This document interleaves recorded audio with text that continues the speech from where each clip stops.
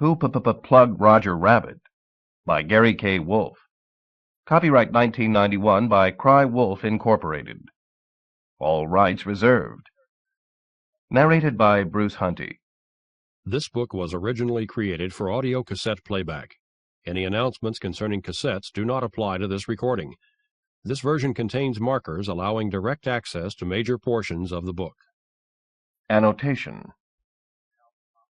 The cartoon and the human characters from Who Censored Roger Rabbit, RC 18093, are back in another zany romp through Toontown. Once again, hard-boiled detective Eddie Valiant must bail cartoon rabbit Roger out of trouble.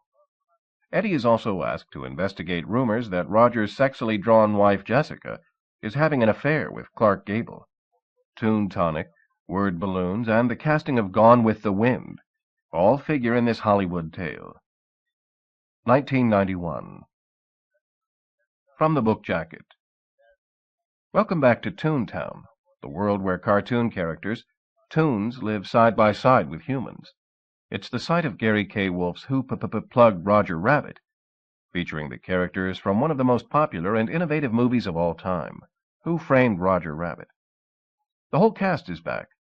Roger Rabbit, Eddie Valiant, Baby Herman, and of course Jessica Rabbit, the sultriest woman ever drawn that way. They're up to their old tricks in a whimsical new mystery by Toontown's original creator, the man who first brought these delightful creatures to life. Who Plugged Roger Rabbit opens with a call from Roger to hard-boiled private eye Eddie Valiant. Roger suspects that Jessica is baking her carrot cakes for movie heartthrob Clark Gable, and the scandal threatens to rob Roger of the Rhett Butler role in the soon-to-be-filmed Toon musical comedy Gone with the Wind. Investigating Jessica's alleged affair, Valiant Eddie finds adultery turning to murder. In no time flat, he's up to his fedora in a nasty web of deceit, intrigue, and Hollywood corruption, including reports from all over of a swindling, cheating, blackmailing Roger? Something is really popping in Toontown. Some of the wildest creatures seen in fiction and real life abound. Police Sergeant Bulldog Bascom, a full-blooded hound with razor-sharp teeth sunk into Eddie's case. Hetty, Eddie's sister and possible prime suspect. Kirk Enigman, a very shadowy guy. And Jo Ellen, Jessica's twin sister, shockingly different in one small way. As if this isn't enough, human luminaries run fast and furious.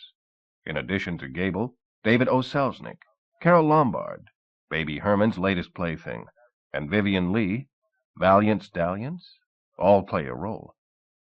Who Plugged Roger Rabbit is a comically brilliant sequel, as unique and original as the first time we saw Roger and Jessica together in Wolfe's Who Censored Roger Rabbit, the book that started the whole Toon craze.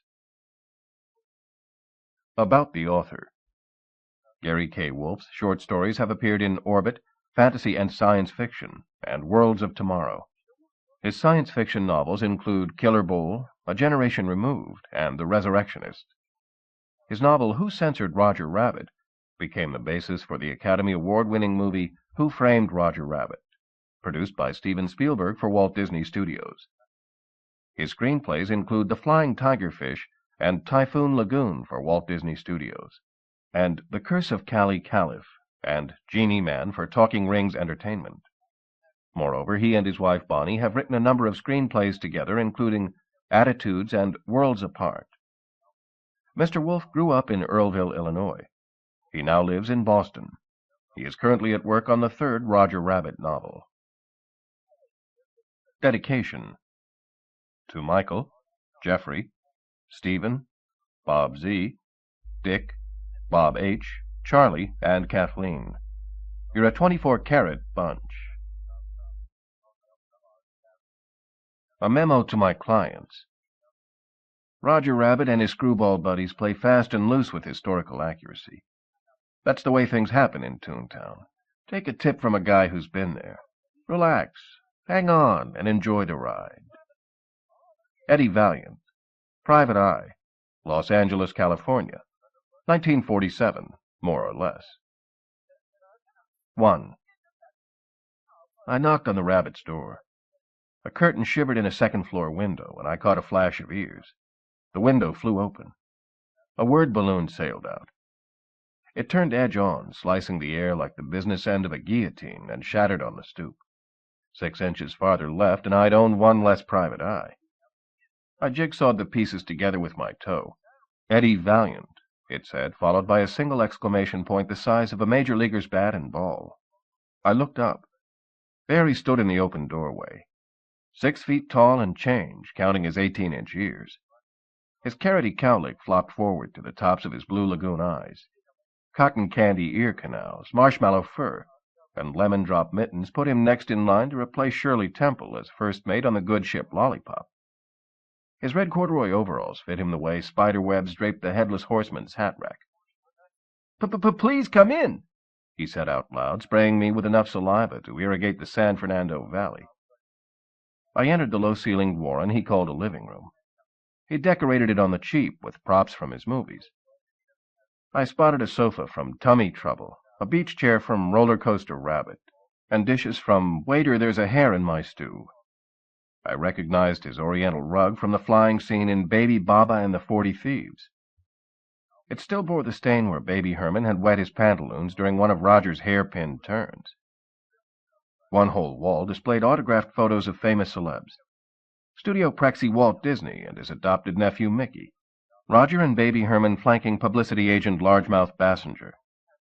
Benny the cab out for an evening of engine revving with Fangio, the Spanish race car driver. Baby Herman making goo-goo eyes at Carol Lombard, and her making them back.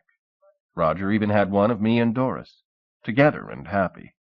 A collector's item if ever there was one. A faded chunk of wall space contained a hook but no likeness. In a nearby wastebasket I spied a silver picture frame. I eyeballed its 8x10. Jessica Rabbit, Roger's hotcha wife. She looked terrific, even scraped and torn by broken glass. Roger opened the breastplate in the suit of armor he'd worn in sleepless nights.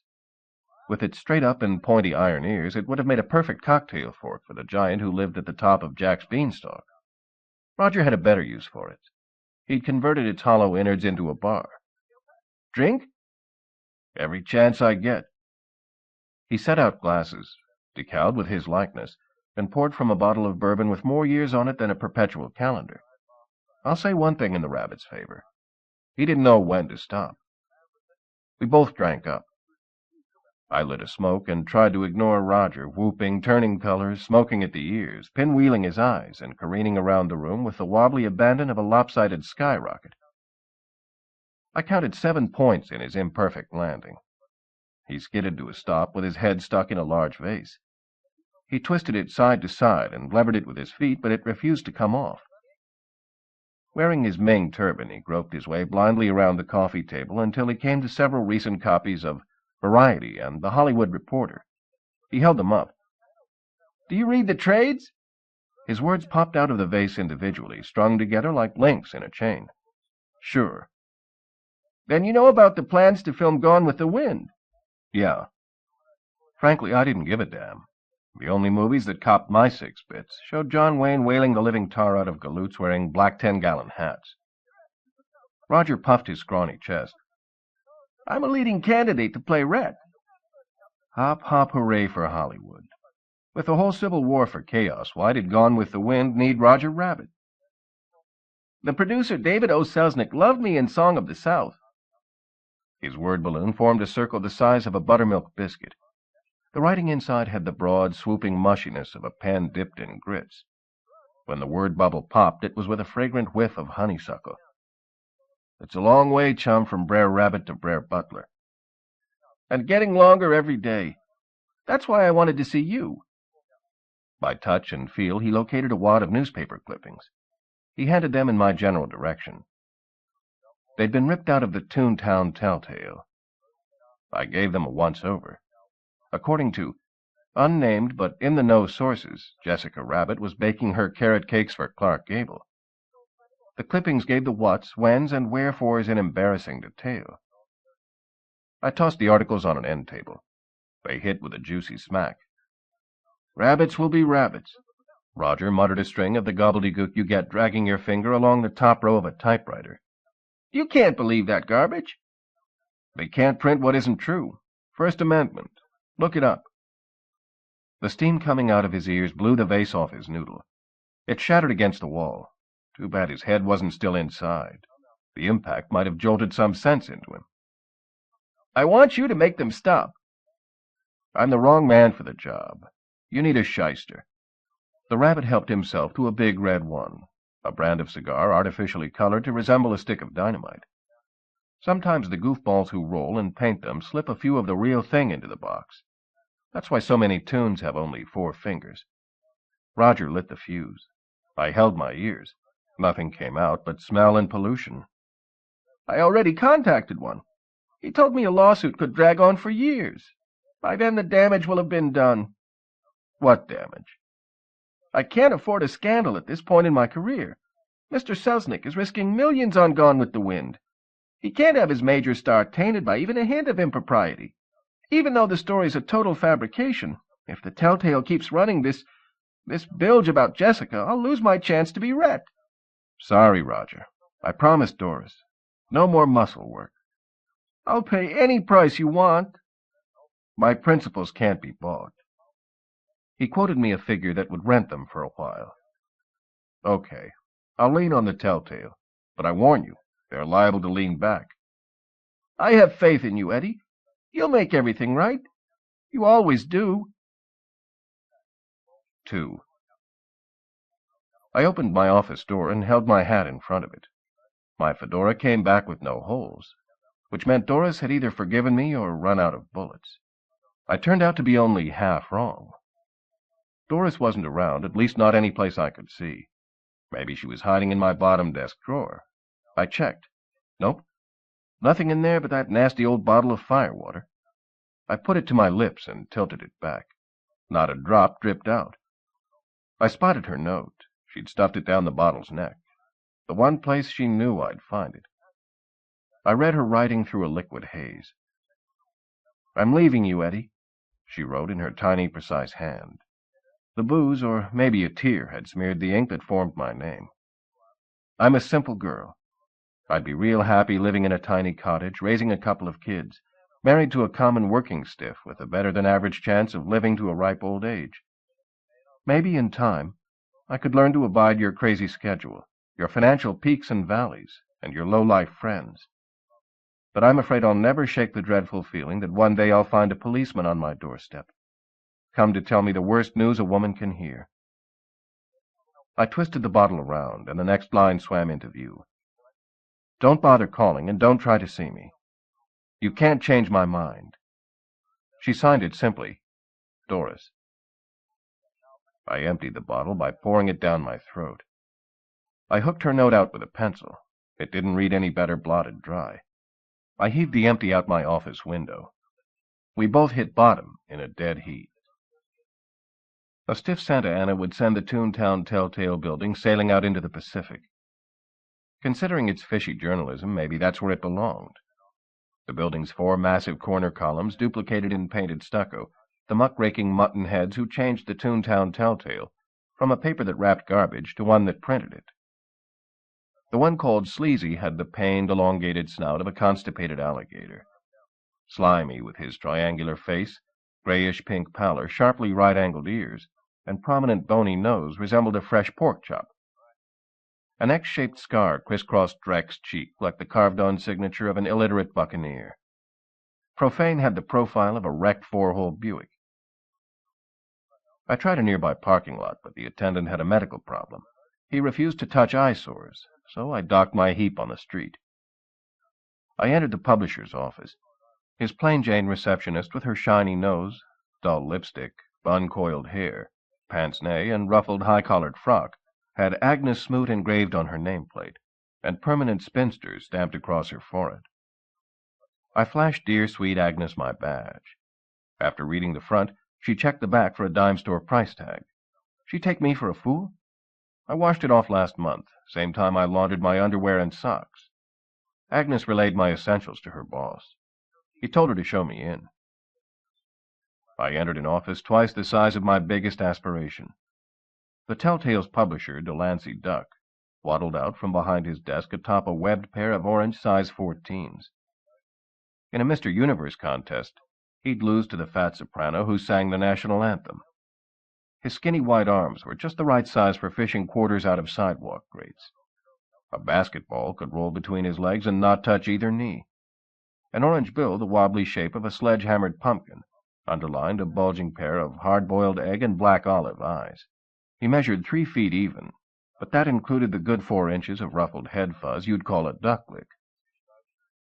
He sported a tan cutaway with expanding shoulders for freer wing movement, a matching vest also tailored loose in the flappers, a button-down duck-cloth shirt in goosey gander white, canvas-back pants with extra give in the drumsticks, and a set of spats borrowed from his tropical cousin, the blue-footed booby. His feathery handshake removed the lint from my shirt cuff. He motioned me to a seat in an antique side chair. The duck shinnied up the leg of a ditto and plunked himself atop a plush eiderdown cushion. He coaxed a great impersonation of the Chattanooga choo-choo out of an expensive Havana Corona. My mouth watered, but the implication rolled right off his back. He tipped the end of his butt into a gold-crested ashtray, a souvenir from the Stork Club. "You're wasting your time, Mr. Valiant. Our reputation for spurious journalistic ethics far belies situational reality." His balloon was as crisp as an English muffin. Printer's devils could sort his letters and use them to set type for his morning edition. "Translate that for me." A string of musical notes floated from a concealed speaker and tinkled into broken circles and stems against the wall. Swan Lake. "We print the truth, the whole truth, and nothing but the truth." I hauled out today's edition and read him the cover headline. "Husband reborn as parrot. Says he never loved her." I flipped it in his face. His smile proved ducks do have teeth, and sharp ones. "We inform. We also entertain." Delancey shinnied down his chair leg, duck-walked to the wall behind me, and fastidiously wiped a bit of grime off a diploma. Magna cum laude from Drake. "What category does your story on Jessica Rabbit fall into?" "To which one do you refer? There have been so many over the years." He opened a cupboard beneath his sheepskin and hauled out a chilled bottle of cold duck. He exhaled a transparent balloon, poked it into goblet shape with his thumb, and filled it full of bubbly. "She's one of our reliables, so to speak." I watched in thirsty silence as he took a sip-sip here and a sip-sip there. "We can always count on Jessica Rabbit whenever circulation or male blood pressures need a boost." "I'm talking about the pieces of smudge romantically linking her with Clark Gable." "Ah, yes. Some of our more recent efforts. If memory serves me correctly, and it usually does, those fall into the category of absolutely true. They were researched and written by Louise Reitleiter, one of our best and most tenacious reporters." Delancey Duck spread his tail feathers open. It turned him into a dead ringer for the centerpiece at the signing of the Declaration of Independence. "I personally taught her everything she knows." "She's following in the footwebs of the master." "So to speak." "Where'd she get her information?" He opened his center desk drawer and hauled out a word balloon. He sailed it across the room. I caught it on the fly. I examined it front and back. Typical size, 18 inches across, the grayish color of cheap newsprint. I fanned it under my nose. It smelled faintly of perfume. It said, "Jessica Rabbit and Clark Gable," in pasted-on letters sliced from other balloons. That came to me in the mail, just as you see it there. No return address. I passed it along to Louise. She checked it out and returned with the goods. I handed it back. Or the no goods. I have every confidence in Louise's integrity. "That why you took her under your wing?" 2 angry golf balls of smoke blew out of his ears. Either he was inhaling his cigar into cross-cranial plumbing, or he didn't take kindly to ethnic jokes. Remind me never to ask him how many tunes it takes to screw in a light bulb. Miss Smoot will escort you to Louise's office. I'll instruct Louise to cooperate fully in your investigation. She will answer all of your questions within the confines of journalistic privilege." He couldn't shoehorn that many polysyllabic words into one balloon. He needed 2. They emerged a translucent milky white, brittle, with narrow gold rims, like the plate stuffy dowagers used to serve crumpets. I walked over them on my way out, crushing them to slivers under my heel. For a lark. 3. Miss Smoot pointed me down a hallway. "Third door on the left." I grabbed her by the elbow. "A friendly word of advice, Toots. Paint something bright and red on that mouth. Invest in a tight sweater. Let your hair down and buy some rhinestone eyeglasses. You'd give Dixie Duggan a run for the money." She slapped my hand loose. "Go flounce a floozy. I want a man with an IQ higher than his hat size." She walked away, twisting her bushel just enough to let me catch a brief glimpse of the light that glowed underneath. Louise Reitbleider had an age-yellowed slip of notepaper thumbtacked to her door. "Out on assignment," it said. A cardboard clock with "Will return at" printed across the bottom hung from her doorknob. Both of the hands were missing. I checked the door. Locked with a pot-metal deadbolt too cheesy for Mortimer Mouse. I popped it open without even scuffing my nails. I needed a machete to hack through her jungle of books. Judging from the titles of those that fell on my toe, they covered every weirdity from eyewitness accounts of outer space invasions to psychic predictions to horoscopes to how-to-do-it manuals for hexing your neighbor. A complete collection of the hokum every good telltale reporter needs to know. Caribbean travel brochures layered her desktop 3 deep. Glancing through them brought back memories of Doris, me, and my brother Freddie in Cuba. Freddie came into the business with me after a Toon killed my brother Teddy. Freddie and I were a pretty good team, real hotshot operatives, freelancing for Pinkertons. Doris answered our phones, opened our mail, balanced our 2 sets of accounting ledgers, and in her spare time accepted my proposal of marriage. Pinkerton sent us to Cuba to check security at one of the big casinos. The job took a week. We caught a pit bull pit boss with his paw in the till, and we stayed a week extra. Call it a trial honeymoon for me and Doris, with Freddie along to referee. With a fat Pinkerton's paycheck burning a hole in our balance sheet, and the promise of plenty more where that came from, our prospects looked rosy indeed. We drank gallons of rum and coke, pumped Wurlitzers full of nickels, learned to dance the karaoke from a parrot named Jose, lazed in the sun, and gambled. Doris and I broke about even at craps. Freddie lost his shirt to roulette and his heart to Lupe Chihuahua, the Latin Spitfire. Between bit roles in the horror movie, studio shot on the cheap down there, Lupe performed at Baba de Rum, the wild Havana nightery. She sang and danced in a costume made entirely of fruit. Unlike Freddie, I'm not that attracted to lady tunes, but I must admit Lupe looked better in a bunch of grapes than most women did in a Paris frock. And that was before she peeled. The plot thickened to the consistency of lumpy gruel after Lupe turned out to be the more or less steady girlfriend of Tom Latwee, chief of the Cuban secret police. The trip left me and Doris with horrible sunburns, worse hangovers, and another broken engagement. Freddie? I don't know. I never saw him again. I went to his room the morning we were scheduled to sail back to Miami, and he was gone. No note, nothing. I combed the room inch by inch. I found 8 cigar butts, a pineapple stem, and a busted castanet. The 3 blind mice who worked as maids in this joint missed any piece of trash smaller than the Rock of Gibraltar. But nothing to help me find Freddie. I reported his disappearance to the police. Tom Latwee surprised me by bounding into action. He assigned 100 men to the case and kept them on it for at least half a minute. No trace of Freddie ever surfaced. Louise Reitbleider's brochures described Cuba as the paradise of the Caribbean. I called it worse. I put the travel brochures back and rifled her drawers. She chewed spearmint gum and number 2 pencils. She never washed her coffee cup or paid her speeding tickets. She smoked my brand and drank it, too, masking her vices with sen-sen. If the automatic I found in the bottom of her Kleenex box had been 2 calibers larger, we could have passed for twins. I rolled her next day's column out of her Remington. She wasn't quite halfway completed, and she'd already managed to tally 4 of the telltale's 5 ends: nefarious, nasty, naughty, and nudity. If she could find a way to work necrophilia into a story about a young blonde girl storming her way into a country cottage occupied by 3 bears, she'd score a full house. I hate that kind of lewd, crude drivel. In my era, you learned about the birds and the bees the good old-fashioned way, from your savvy buddies out on the streets. Today, kids read about it in the scandal sheets. Or worse, they get it as part of a well-balanced formal education. Smut 101. What's the world coming to when kids go to school to watch dirty movies? Put that stuff back in the stag parties and smokers where it belongs. I went through Reitbleider's filing cabinet and located the folders on Jessica Rabbit and Clark Gable. They were color-coded. Jessica's in Valentine red, naturally. Gable's in yellow.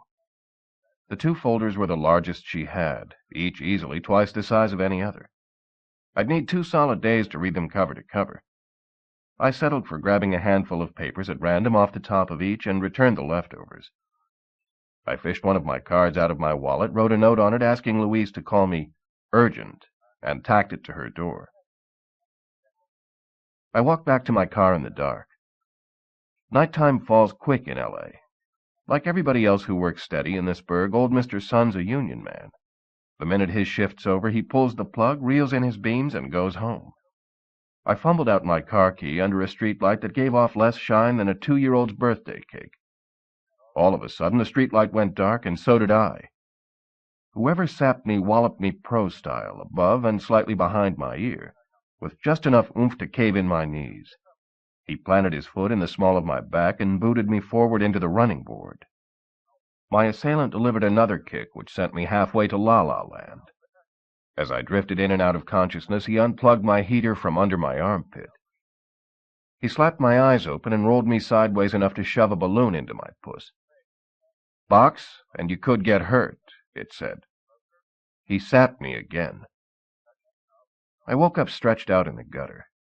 I'd been there before, plenty of times, but this was the first visit I didn't have only myself to blame. I lurched to hands and knees and stumbled to my feet, plenty the worse for wear. My head spun. My breath came in short, painful gasps. Drops of blood wept off my cheek. I'd cracked bones I hadn't thought about since I counted them for my high school biology final. My hands trembled like a pair of palsied moths. I dragged a butt out of my pack and nailed it to my lips, twisted my head sideways to shield my match from the wind, and scraped my nose on the guy's balloon. It hung over my shoulder, dried to the brittle shape of a taco shell. His words were on the inner surface. From my side, I saw them backwards. I carefully lifted it off and held it to the side view mirror, rotating it slowly to bring the whole sentence into view. I blinked a few million times to clear my vision. Yep. Box and you could get hurt. That's what it said. It seemed like an obvious point to me.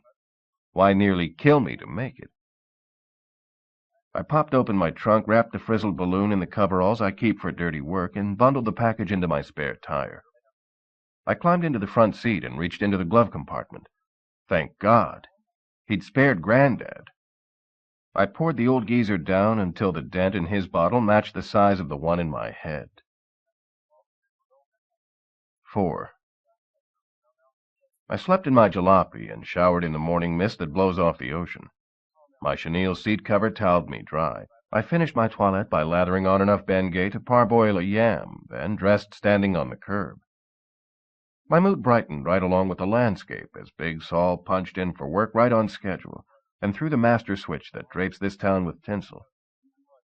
A Toon mockingbird flew by, littering the landscape with a bad impression of a canary. I brushed its ersatz warbles off my car before they cracked open and blistered the paint. I cranked up my engine and headed on down the yellow brick freeway.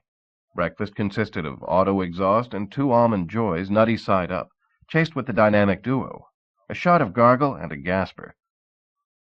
I paid a quick visit and $20 to Arnie Johnson, doctor of veterinary medicine. I didn't have an appointment, but Arnie squeezed me in between a mangy dog and a bloated goldfish. He taped my cracked ribs, stuck 3 stitches in my head, advised me to find a safer line of work, and agreed as usual not to report my assorted bumps, cuts, and bruises to the proper authorities. He updated my chart, informing me that my head now bore only 3 less stitches than a regulation Spalding baseball, and was only 10 shy of a world's record. He told me to hurry up and take a few more lumps so he could secure his place in medical history. I promised to do my best. I found Professor Ring Wordhollow in his office, surrounded by piles and piles of Toon balloons. With his slender, rounded appendages and limber joints, Wordhollow resembled a stick doll manufactured out of lifesavers and rubber bands.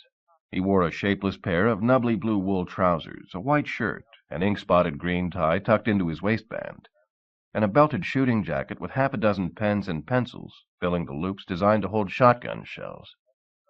As head of UCLA's Visual Linguistics Department, Word Hollow devoted his life to the study of Toon conversation. He pored over balloons the way touts read the racing form. He could point out subtle, and to him thrilling, differences in texture, thickness, circumference, lettering style. As a human, he had a major handicap in the exercise of his chosen academic specialty. A scholar of American history could easily learn to speak English. Word Hollow could hold his nose and blow until his face turned blue. He'd never produce a balloon. I gave him the one my attacker left behind. He promised to take a look.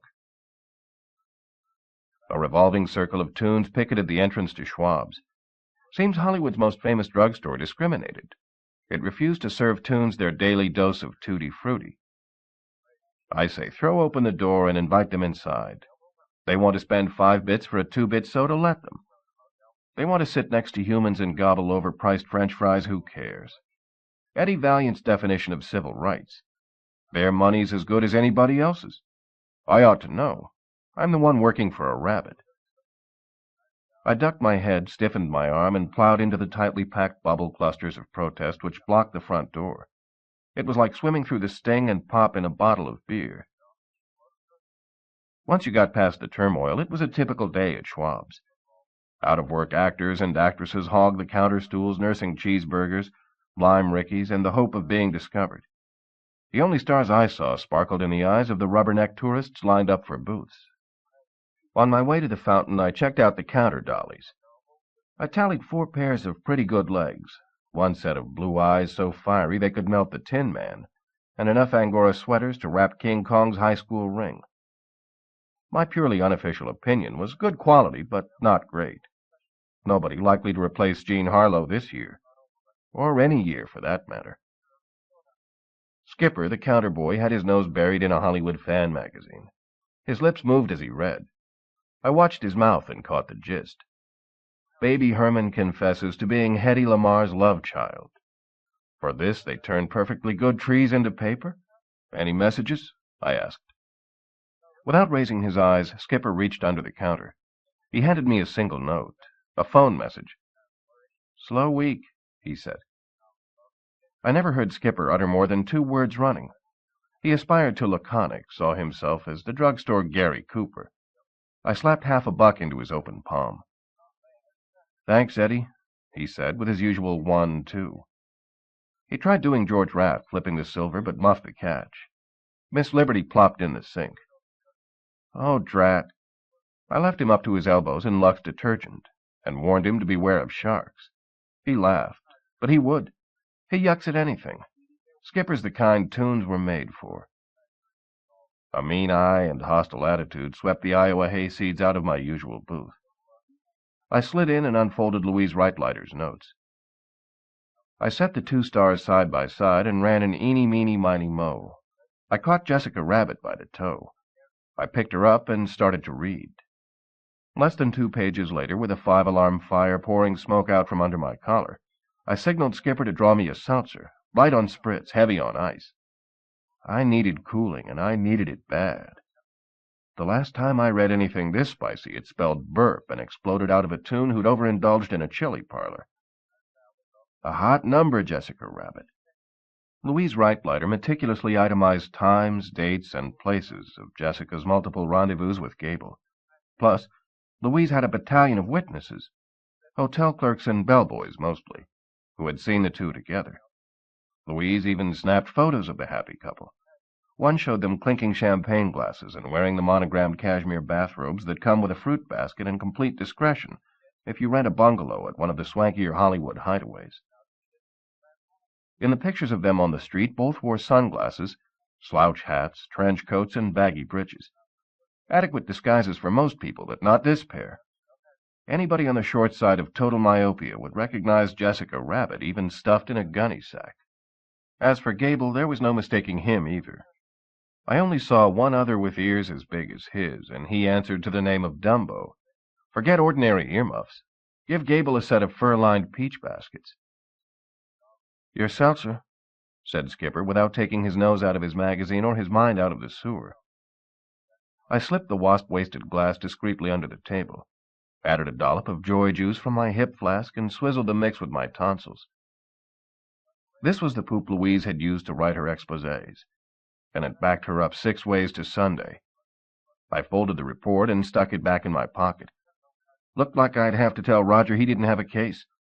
Judging from the swill in Louise Reitleiter's journalistic garbage pail, maybe he didn't have a wife anymore, either. Even though Jessica's material told the tale, I took a gander at Gable's anyway. The mark of the consummate professional. Reitleiter had turned over one of Gable's stones and found an ugly serpent lurking underneath. According to a reliable source, Gable wasn't the man's man he appeared to be. He swung more toward a hint of mint, if you get my drift. Rumors that Hollywood's premier heartthrob was a Nancy. That was a revelation that would rock a neighborhood bijou or two. I wondered why Louise Reitleiter hadn't branded her byline on that juicy tidbit. And what did that do to Gable's supposed romance with Jessica Rabbit? On the bottom of Gable's heap was a medical bill from a Dr. Wallace Ford. $586 for unspecified services rendered. Arnie Johnson came a lot cheaper, but I bet Gable's problems didn't result from fleas, ticks, or a porcupine quill in the snout. Fortunately for my bank account, this case wasn't over yet. I could milk this cow another day or two easy. Thank God for closet queens, jealous rabbits, and philandering wives. Time to smell the rest of the roses cooking on my burner. I hauled out my phone message. Charlie Ferris, the day manager, backed out of the walk-in freezer, cradling a half-gallon carton as tenderly as a mother would her child. He wore Blondie Bumstead's white apron, Mary Worth's sensible shoes, and Steve Canyon's slit cap, except Charlie's came in white paper instead of khaki twill. Charlie eats, breathes, sleeps, and sneezes ice cream. To him, heaven's a frozen cloud of moo juice, and hell's a busted churn. He turned around and saw me sitting in my accustomed spot. "Hey, you, Valiant!" he shouted, so enraged he threatened me with his armload of hand-packed. I shivered at the thought before I calculated the odds. Let him conk me to his heart's content. His bludgeon would melt to slush a good half an hour before I went senseless. "Quit using my establishment for an auxiliary office. I ought to bill you rent for the booth. And your phone calls. One more bookie, one more loan shark, one more Bazoomi rings my number looking for Eddie Valiant, and I start charging you secretarial rates." I toasted him with a sip of seltzer. Sure. Add it on my tab. Charlie slammed his flavor of the month on the table and drew his stainless steel ice cream packing spoon out of his apron string. "Your tab. You mean the one you didn't pay last month, or the one you're not going to pay next month?" The first rule of a private eye. Never let them see you sweat, a procedure which got a lot easier once I started wearing my shoulder pads under my arms instead of over. "Live and let live, Charlie. Hermie Schwab pays you 50 simoleons a week, and you act like you own the place." He stuck his spoon under my beezer. I caught a deliciously nutty whiff of pistachio, my favorite. If I had to die at the end of a scoop, at least I'd expire happy. Yeah, wise guy," taunted Charlie. "How much did you make last week? Come on, tell me. I'm waiting." He waved his spoon around the room. "Tell everybody. We'd all like to hear." Charlie knew how to hurt a guy, but I was born wearing cast-iron underwear. I got potential. I fluttered my phone message at him like it mattered a hill of beans. With surprising speed for a guy with frostbitten fingers, Charlie snatched it out of my mitt. "Oh, yeah? Big, important shamus. Hot-shot private dick. Peeper to the stars. Let's measure the vast amount of potential you got." I tried to grab it back, but he smacked my hand with his spoon. I relieved the sting with a slug of tonic as Charlie read my note out loud. "I must see you immediately," he said. "I have a mystery which only you can solve. Cost is no object. I'll pay anything. Please, help me. You're the only one I trust. Signed—" At this point, Charlie lost his voice. He tried to talk, but only a harsh, froggy croak came out. Every eye in the place was on us. You could have heard an egg cream plop. I slid out of the booth, heisted the note away from him, and read the name he couldn't. David O. Selznick. I folded it up real tiny. Selznick. Where have I heard that name before? I slid the wadded note across his extended spoon to soak up some flavor. "Oh, yeah, I remember. He's only the most powerful producer in Hollywood." I stuffed it into his open mouth. "So, Charlie, you were asking me to take my business elsewhere?" I headed for the door. Charlie gulped hard and swallowed my message. He ran after me and caught me by the arm. He elbowed a paying customer off her stool, wiped it clean with his sleeve, and forced me to sit. He motioned for Skipper to whip me up a Schwab special, the double banana split. "Right, boss," said Skipper, hauling out his steam shovel and building a four-mounted creation to rival the pyramids of Giza. He dropped it in front of me. It registered 6.1 on the Richter scale. If he ever served two of these at once, his customers would have to eat them in the basement, because the combined weight would drive the counter straight through the floor. Skipper used his fan magazine for a placemat, fulfilling my lifetime fantasy, to lick butterscotch syrup off Eddie Grable's face. "Thanks," I said. "No problem," Skipper responded with his usual stupid grin.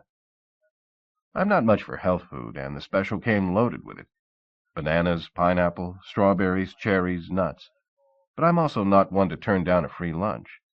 I ate it left to right, saving the chocolate end for dessert. As I spooned down the last bite, Charlie leaned in real close. His breath reeked of peppermint, the schnapps, not the chewing gum. "You like it, Eddie? If it's not made right, I'll do you another myself." "It's fine, Charlie. Perfect."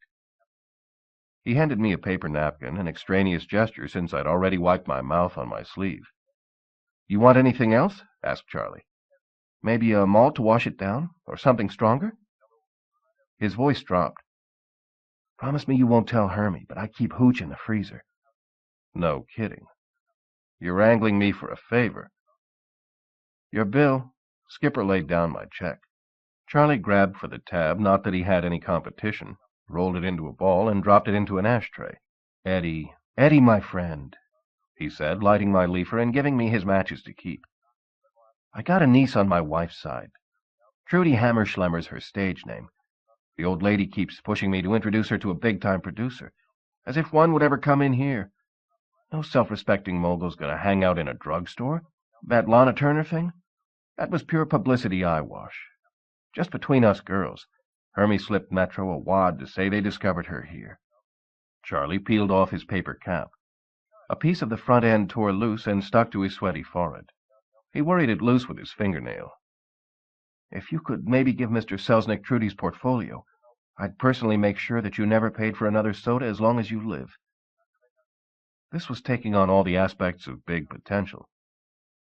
"No more complaints about Skipper fielding my calls?" He crossed where his heart would be if he had one. "As God is my witness." Being the only rider on the merry-go-round, I had my best chance ever at grabbing the brass ring. "I want one of those cardboard reserved signs left permanently on my booth." His face flashed dark. Who pushed him harder, me or his missus? No contest. He nodded.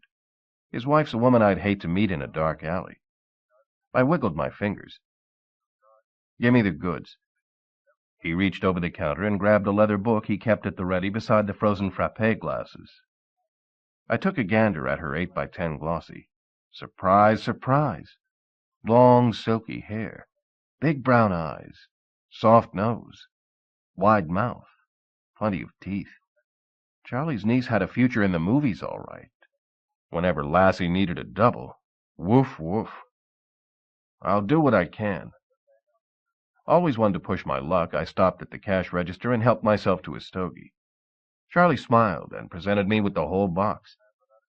In my town, in my business, it's all in who you know. 5. I tugged open the heavy green-painted door at Joe Bazooka's gym. A terrific wind belted me in the face, nearly hard enough to bowl me over. For a minute I thought the janitor had replaced the ceiling fans with airplane propellers. But the breeze came from Joe's lightning jabs as he shadow-boxed the opponent provided him by the 100-watt bulb shining over his shoulder. Wham, bam! He flattened the shadow with a combination too quick for the human eye to see. Joe Bazooka, the one and only retired, undefeated heavyweight champ of the world. I took a seat on an overturned spit bucket and watched a genius at work. Joe spotted me and gave his shadowy opponent a final bang-on target 1-2 flurry. The shadow doubled over. Joe spared him the indignity of total collapse by reaching overhead and turning out the light. The shadow froze in place. Its edges crinkled and lifted, and it peeled slowly off the wall. Joe scooped it up and tossed it into a large wheeled cart half full of wet towels. Hey, Joe scratched his tousled blonde head. After 300 fights, the ink in Joe's well didn't flow easy anymore. Eddie, I reminded him. Yeah, Eddie. His large, solid, punching bag-shaped balloon hung motionless in the air. I rapped it none too gently with my knuckles. It arced away, though in true championship tradition it came right back for more. Joe extended a hand the size and color of a baked ham. I'm Joe Bazooka, as if I didn't know. He turned to the wall and eyeballed the levelness of a photo already aligned with a transit. He rapped the bottom right side with his fingertip, moving it a gnat's eyebrow closer to perfection. This is me and Jersey Joe Walcott. Madison Square Garden, June 16th, 1934. That's the night I won the title. Joe sunk into a crouch, left arm slightly out, right tucked into his chin. I came out hard at the opening bell. If I don't have much of a future, I don't mind reliving the past, but right now I had a paying customer. Great fight. I saw the newsreels on the cavalcade of sports. Joe's arms dropped to his side, his face not far behind them. Right, he said, in a balloon so low it scuffed my shoes. I guess you know, then, about the night I won the crown. He dusted the picture with his sleeve. This your first visit? If you didn't count twice a week for the past 5 years. Yeah. Glad to have you. He pointed proudly around. We got a full range of weights, light and heavy body bags, incline boards, speed bags, weighted jump ropes. You here for a workout, or you planning to take up boxing as a career? Boxing could get me hurt, I'd recently been told. Strictly exercise. He sized me up. Just as well. He peppered his stomach with his fists, duplicating the sound of twin woodpeckers beating against a steel flagpole. Try to remember, you are what you eat. Given my diet, that makes me a beer nut. Joe looped his arm around my shoulders with enough reach left over to do it again. You need help, holler. I'm always around. Joe cocked a cauliflowered ear toward the silent wall phone. I better answer that. He handed me a shadow from out of the cart and picked up the telephone's earpiece, surprised to find nobody on the other end. He jiggled the hang-up hook. I left him telling the operator about 1934, the glorious night he decked Jersey Joe in two. I went into the locker room and stripped to my underwear. I tightened my thigh garters a notch, slipped back into my steel-toed black brogans, strapped on a pair of Everlasts, and went looking for a fight. I found it in the person of Joe's ancient white-haired manager, Knuckles Woburn. He climbed into one of the gym's 2 practice rings. Normally, I sparred without headgear, but out of respect for Arnie Johnson's cranial quilting, I strapped on a leather helmet. Knuckles gave my basted noggin and my battered face the once-over. Don't tell me. I ought to see the other guy. Who was it this time? A client, a cop, a husband, a bouncer? How about one of those evil, no-good lawbreakers I've sworn to eradicate? Got the hooey. This is the old knuckler you're talking to. He exhaled an empty balloon, crushed it into grit, sprinkled the residue on the floor, and shuffled it into the soles of his shoes. Let's have the straight poop. We touched gloves and squared off. I quick-punched him hard in the kisser. You want the truth? Okay. A toon came at me out of the dark and hit me when I wasn't looking. That's what they all say, said Knuckles. He faked a left. I took my eyes off him to read his chatter. I'd done it 1,000,000 times before with never a problem. 2, maybe 300 rounds he'd never laid a glove on me. This time his right cross walloped my chin with the force of a sledgehammer. Looking then? Taunted Knuckles. Nobody, for sure no toon, does that to Eddie Valiant and gets away with it. I waded in swinging. Ever hear the phrase, box and you could get hurt? Regularly, from my dear departed mother. Knuckles foiled my efforts to end it quick by hiding behind his balloon. I should have listened. When I reached forward to brush his balloon away, he ducked out, came in under my arm, and socked me with another powerhouse right. It staggered me. I backed off and jabbed at him, waiting for my head to clear. Gable still coming around? Pretty much. Knuckles popped me with another potent right. He does the circuit.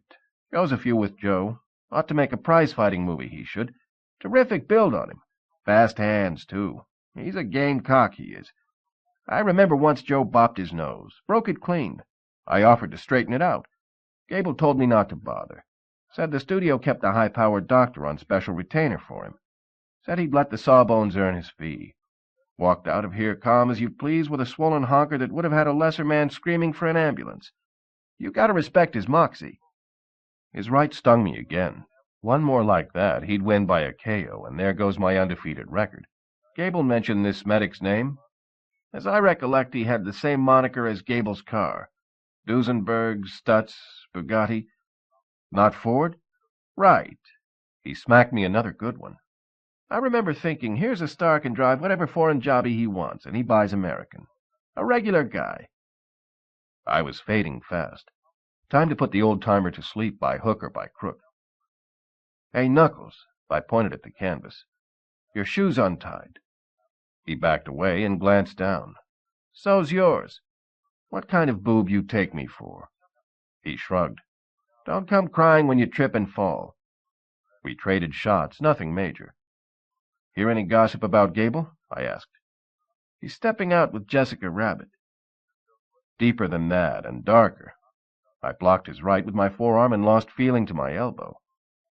Don't tell me Gable's a crossover Toon. Not that bad. What then? How about a poof? Knuckles laughed. We talking about the same Gable? Clark? Tall guy, big side flaps? Eddie, I've seen this guy in the showers. He's got half the women in town tattooed on his chest. He's as straight as the train track through the valley. Knuckles dropped his guard. I stepped in close, cocked my arm, and tripped on my untied shoelace. As I fell backwards, Knuckles rapped me with his last balloon. I woke up with rosin on my back and ammonia in my nostrils.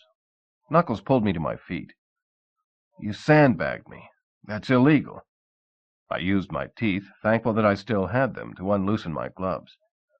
You got a beef, take it to the boxing commission. Knuckles unlaced his left glove and pulled it off. Gable a poofa. Don't that beat all? He removed his right. His clenched fist gripped a roll of quarters. He held them up between his thumb and forefinger and winked. That is illegal. So's beating up on an old man every week. What are you talking about? You're a Toon. You like it. Sure. Same way Joan of Arc enjoyed a good barbecue. I slipped my suit back on and went into the steam room. Since I had it all to myself, I cranked the temperature up to the level that percolates out bad food and worse whiskey. I sat on the lowest bench and watched myself drip down the drain. The door opened and closed. Young Harry the Hedgehog waddled in and tugged at my pants leg. Swab job, Eddie? He rolled his chocolate pudding eyes. I'm a sucker for chocolate pudding eyes. Sure, why not? I told him. I penciled his 2-bit charge into my expense book. But how to itemize it to score it legit? What do you hear, young Harry? Young Harry hopped up on my lap. Not much. Reliable informant. I closed the book and returned it to my inside breast pocket. Young Harry chinned his way to my shoulder, inched around to the back of my head, grabbed my collar in his tiny paws, and draped himself upside down over my noggin. As he tick-tocked side to side, his furry stomach swabbed my forehead. A cold breeze rattled my kneecaps as the steam room door opened and stayed that way. You born in a barn? I complained to the newcomer without thinking that around here the answer could be yes. Come in or get out before the hot stuff leaks away.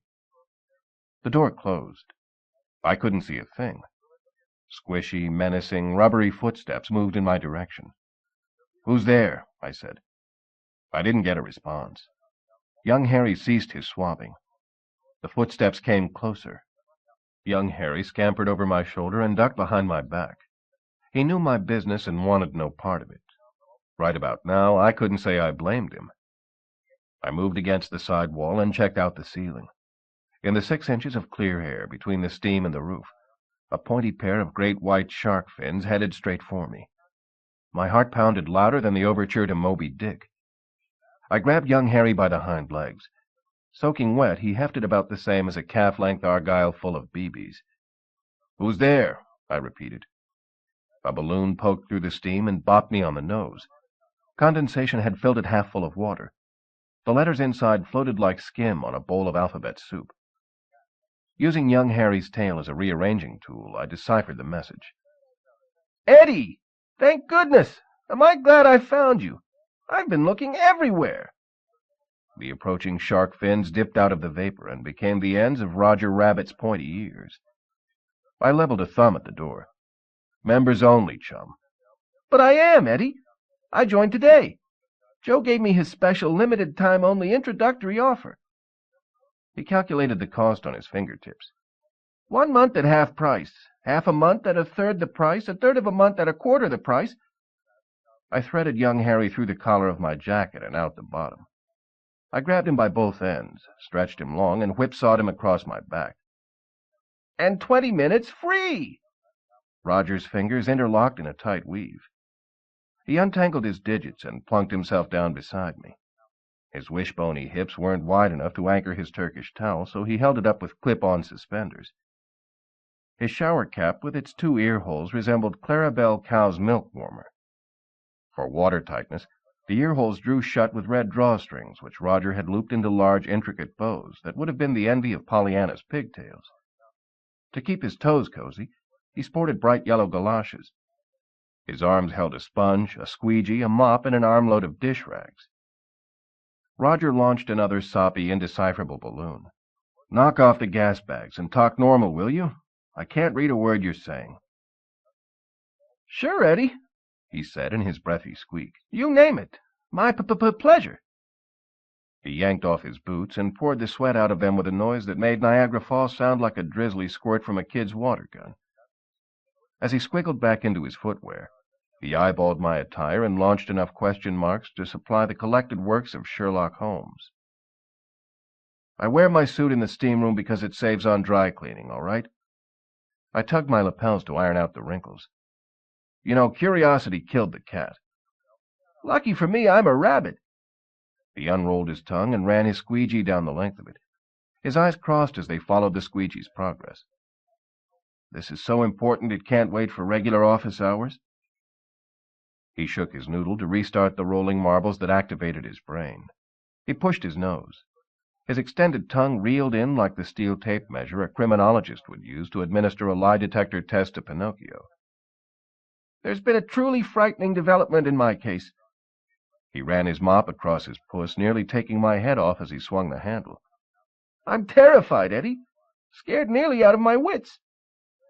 That didn't stop him from draping the mop top over his noggin and pouting his eyes in a pretty fair impression of Tallulah Bankhead.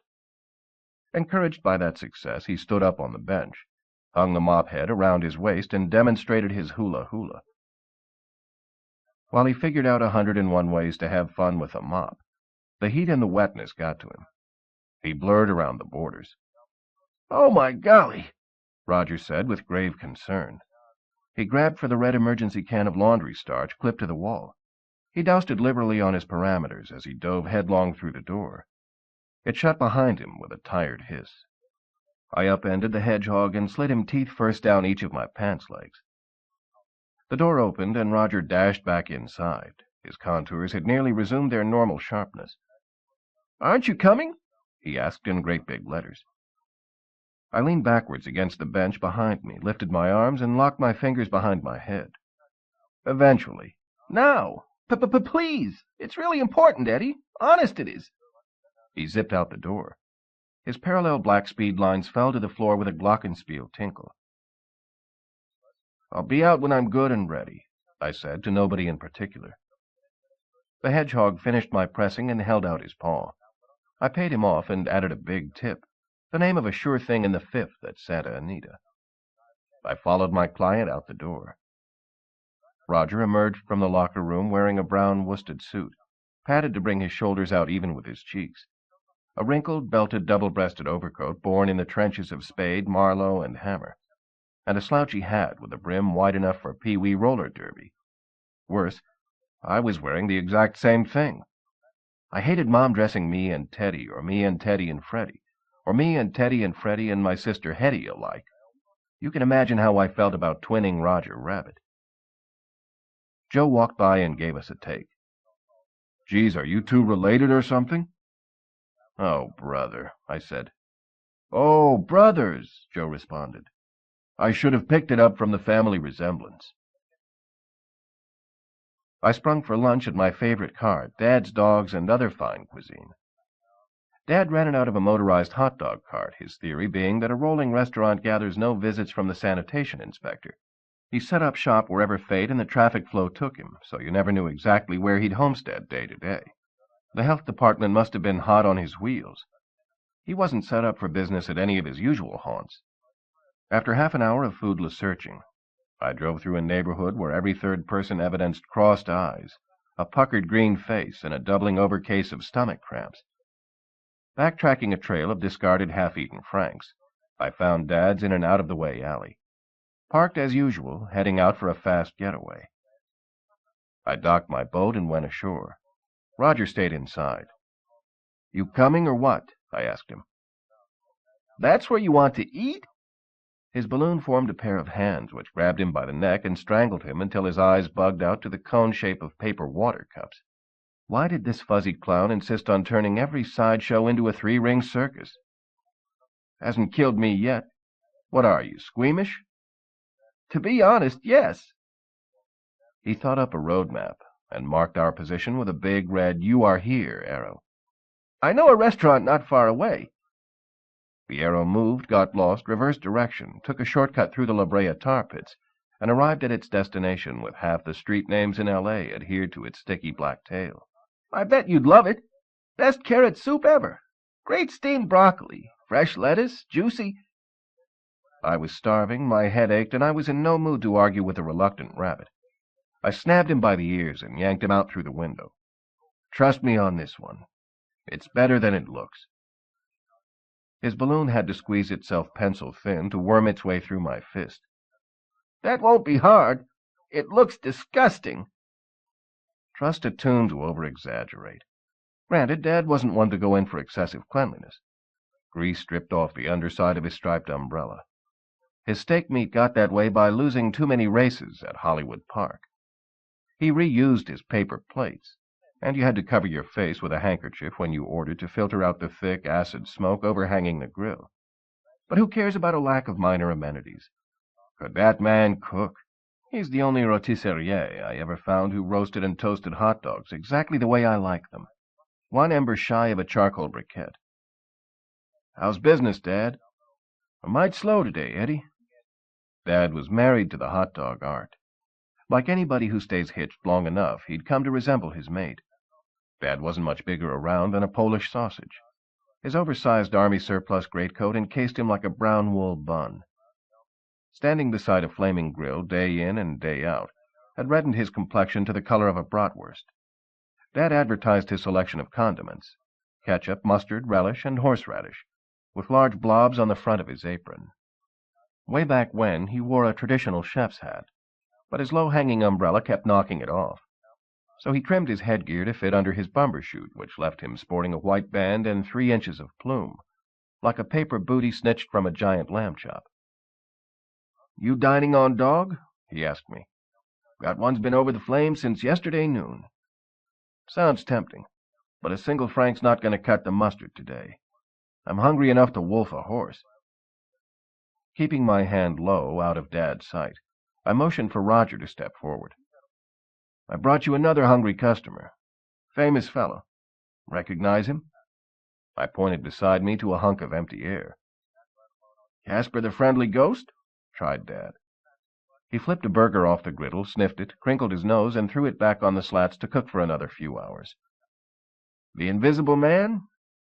He tossed a batter-covered hot dog on a stick into a vat of frying oil suspiciously similar to the Quaker State that lubed my coupe's engine. I checked around for Roger. Dad scratched his head. "Harvey? You're warm, very warm." Despite my assurances, Roger hung back. I motioned him forward. Reluctantly, he joined me at the stand-up counter. "Well, I'll be dipped. Roger Rabbit," said Dad. "You're one famous galoot. You're going to eat here? I don't believe it." He handed me his barbecue fork. Jab me hard in the arm, Eddie, to prove I ain't dreaming. I begged off. Take my word, Dad. He's as real as life and twice as ugly. Do me a favor, would you? Said Dad to Roger. Sign an autograph? It's not for me, mind you. It's for my missus. She's one of your biggest fans. He checked under the counter.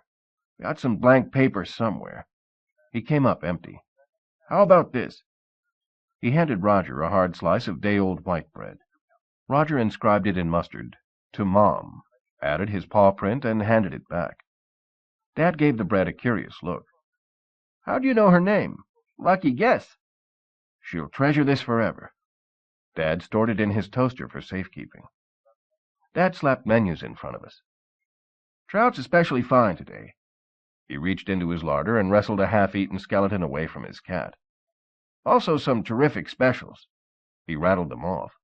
Rabbit stew, Hassenpfeffer, rabbit dip, Welsh rabbit, rabbit McMuffin, and country fried rabbit, all you can eat. Decisions, decisions. I ordered the sampler platter and a cup of black. Roger, pleading a finicky stomach, went with Caesar salad to start, chef salad with a side order of spinach salad as a main course, and Waldorf salad for dessert. Dad served our selections on 2 of the magazines he used for trays. Mine, a recent photoplay, showed Loretta Young looking great even under yesterday's relish stains. Roger's Life pictured a smiling bookseller peeking out from behind a small mountain of Gone with the Winds. We carried lunch to the car, spread it on the hood, and sat on the fender. I took a bite. Dad must have picked up this recipe during his world tour of garlic festivals. What's eating you? I asked around a mouthful of rabbit's foot. Roger reached inside his trench coat and withdrew a stuffed Roger Rabbit doll. This! He held it up. Looked identical to hundreds of others I'd seen since Roger became a star. On sale in any toy store. The hottest item going, so I hear.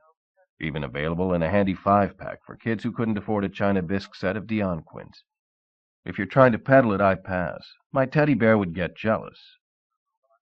You don't understand. Roger's eyelids fluttered like a babbling semaphore. I heard a knock on my door this morning. I answered it, but I found nobody there. Only this doll propped on the welcome mat. Dolls talk, they cry, a few even wet their britches. Maybe this one sells Fuller brushes door to door. Not a chance. Roger flipped the doll over and displayed its rear end. Look at it closer.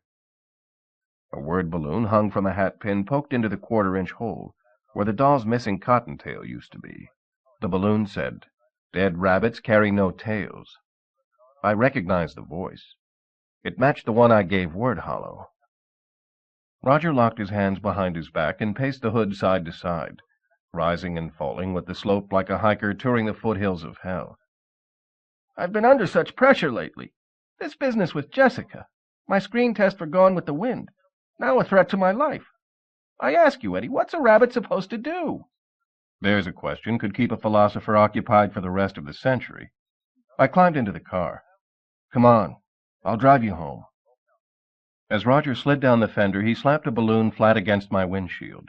Could you maybe, it said, if it's not too much trouble, tell me how it's going with the Toontown Telltale? Were you able to persuade that vile rag to print a retraction? I thumbed the starter button. Not quite. 3 swipes of my wiper sent his question to oblivion. Roger eased open the door and slipped into the seat beside me. At first I thought he'd grown a second Adam's apple, but it was his heart raising the extra lump in his throat. There's a major detail that still needs to be worked out. Roger's Life magazine wrapped itself around my radio antenna and hung there flapping in the wind. Let me hear it, he said. I told it the only way I know how, fast and ugly. The story's probably true. The Telltale has photos, eyewitness reports, hotel receipts, the works. I've seen murderers convicted on less evidence. If I had to judge based on my observations, I'd say Jessica's cooching Gable. She's not! Roger collapsed forward and bopped his noggin on the dashboard. She's not! The impact sailed him backward. He smacked his cranberry on the rear of the seat. She's not! He would have bing-bonged back and forth, denying the obvious for the rest of the trip if I hadn't grabbed his ears and shaken some sense into him.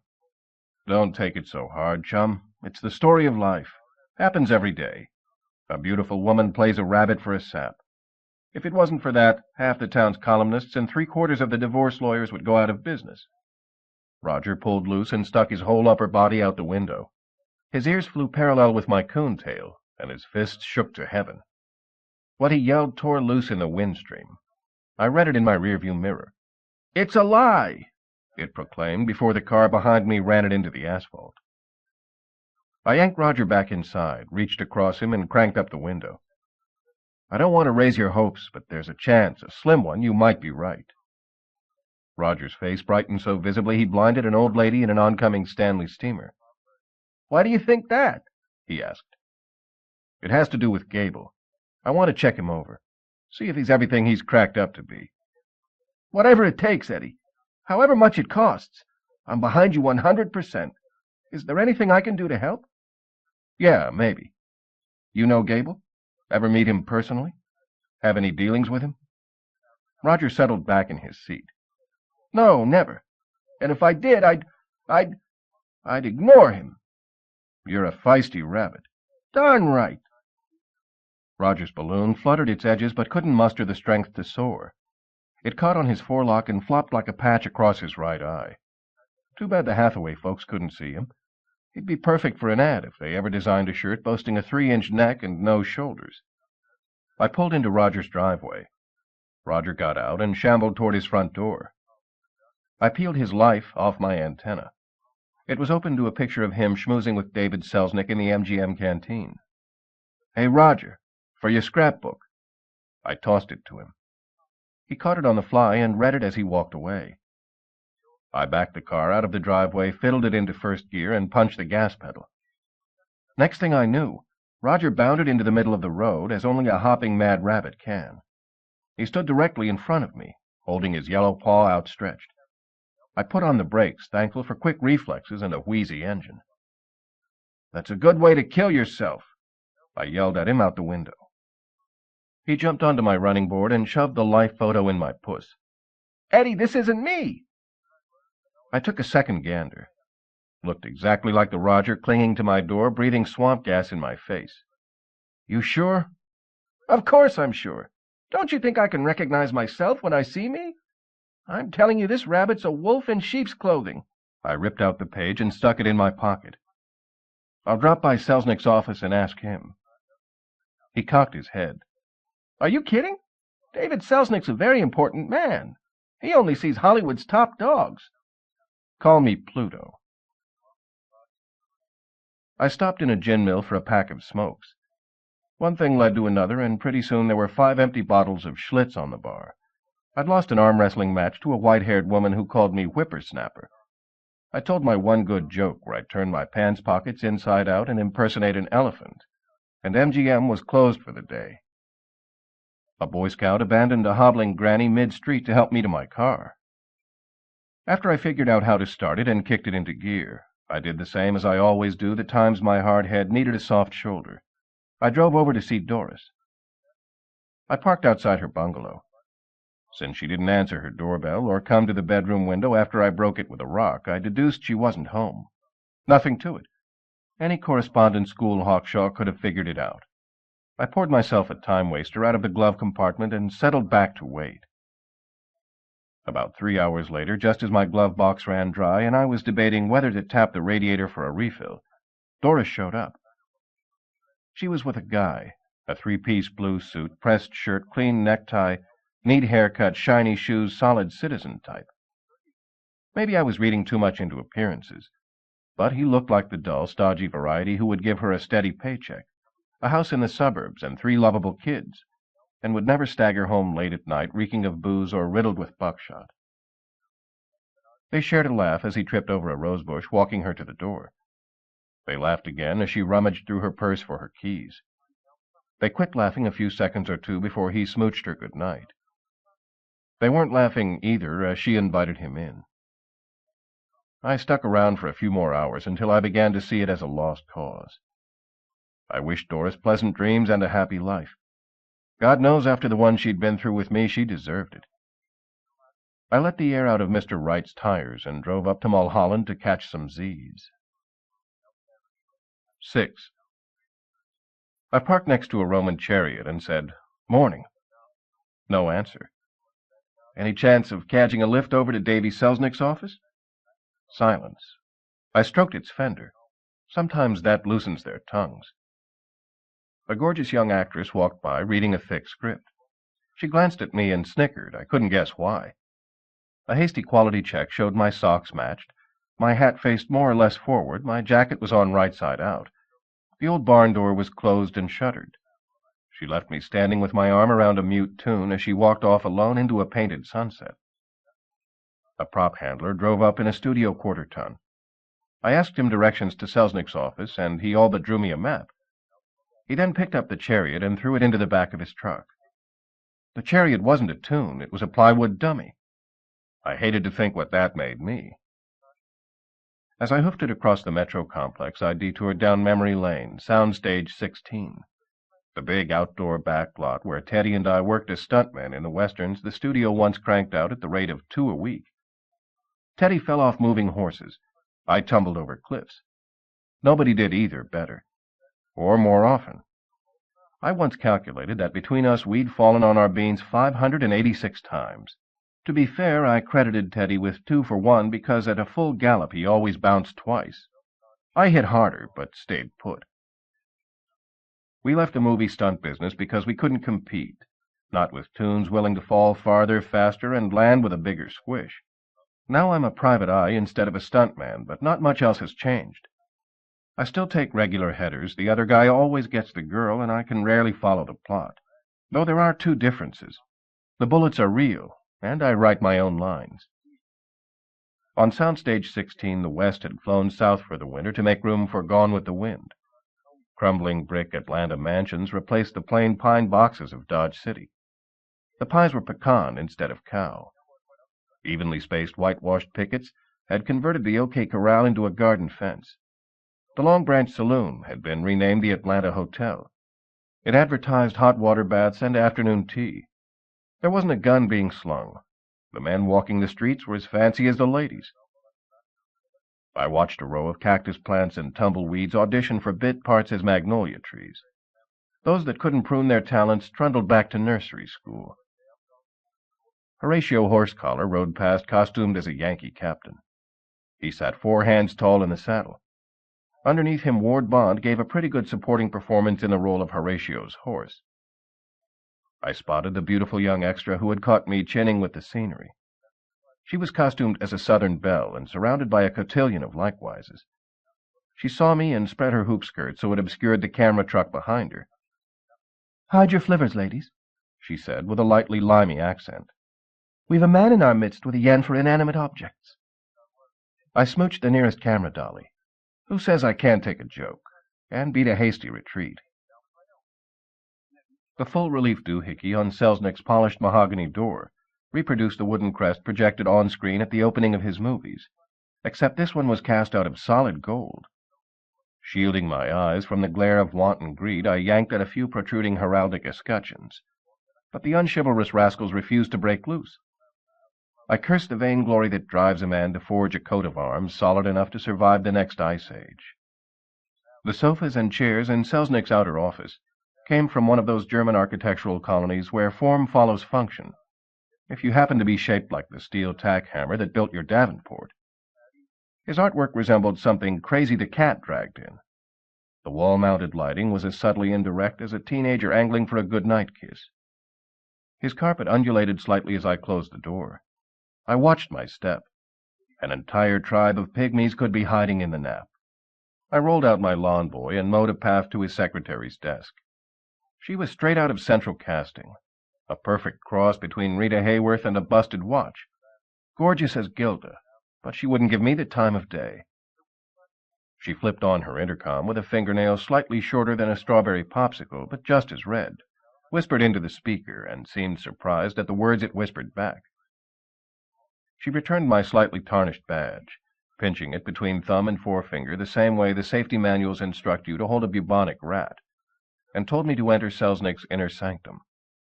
I promised to stop back on my way out and collect the quarter she owed me for cutting her rug.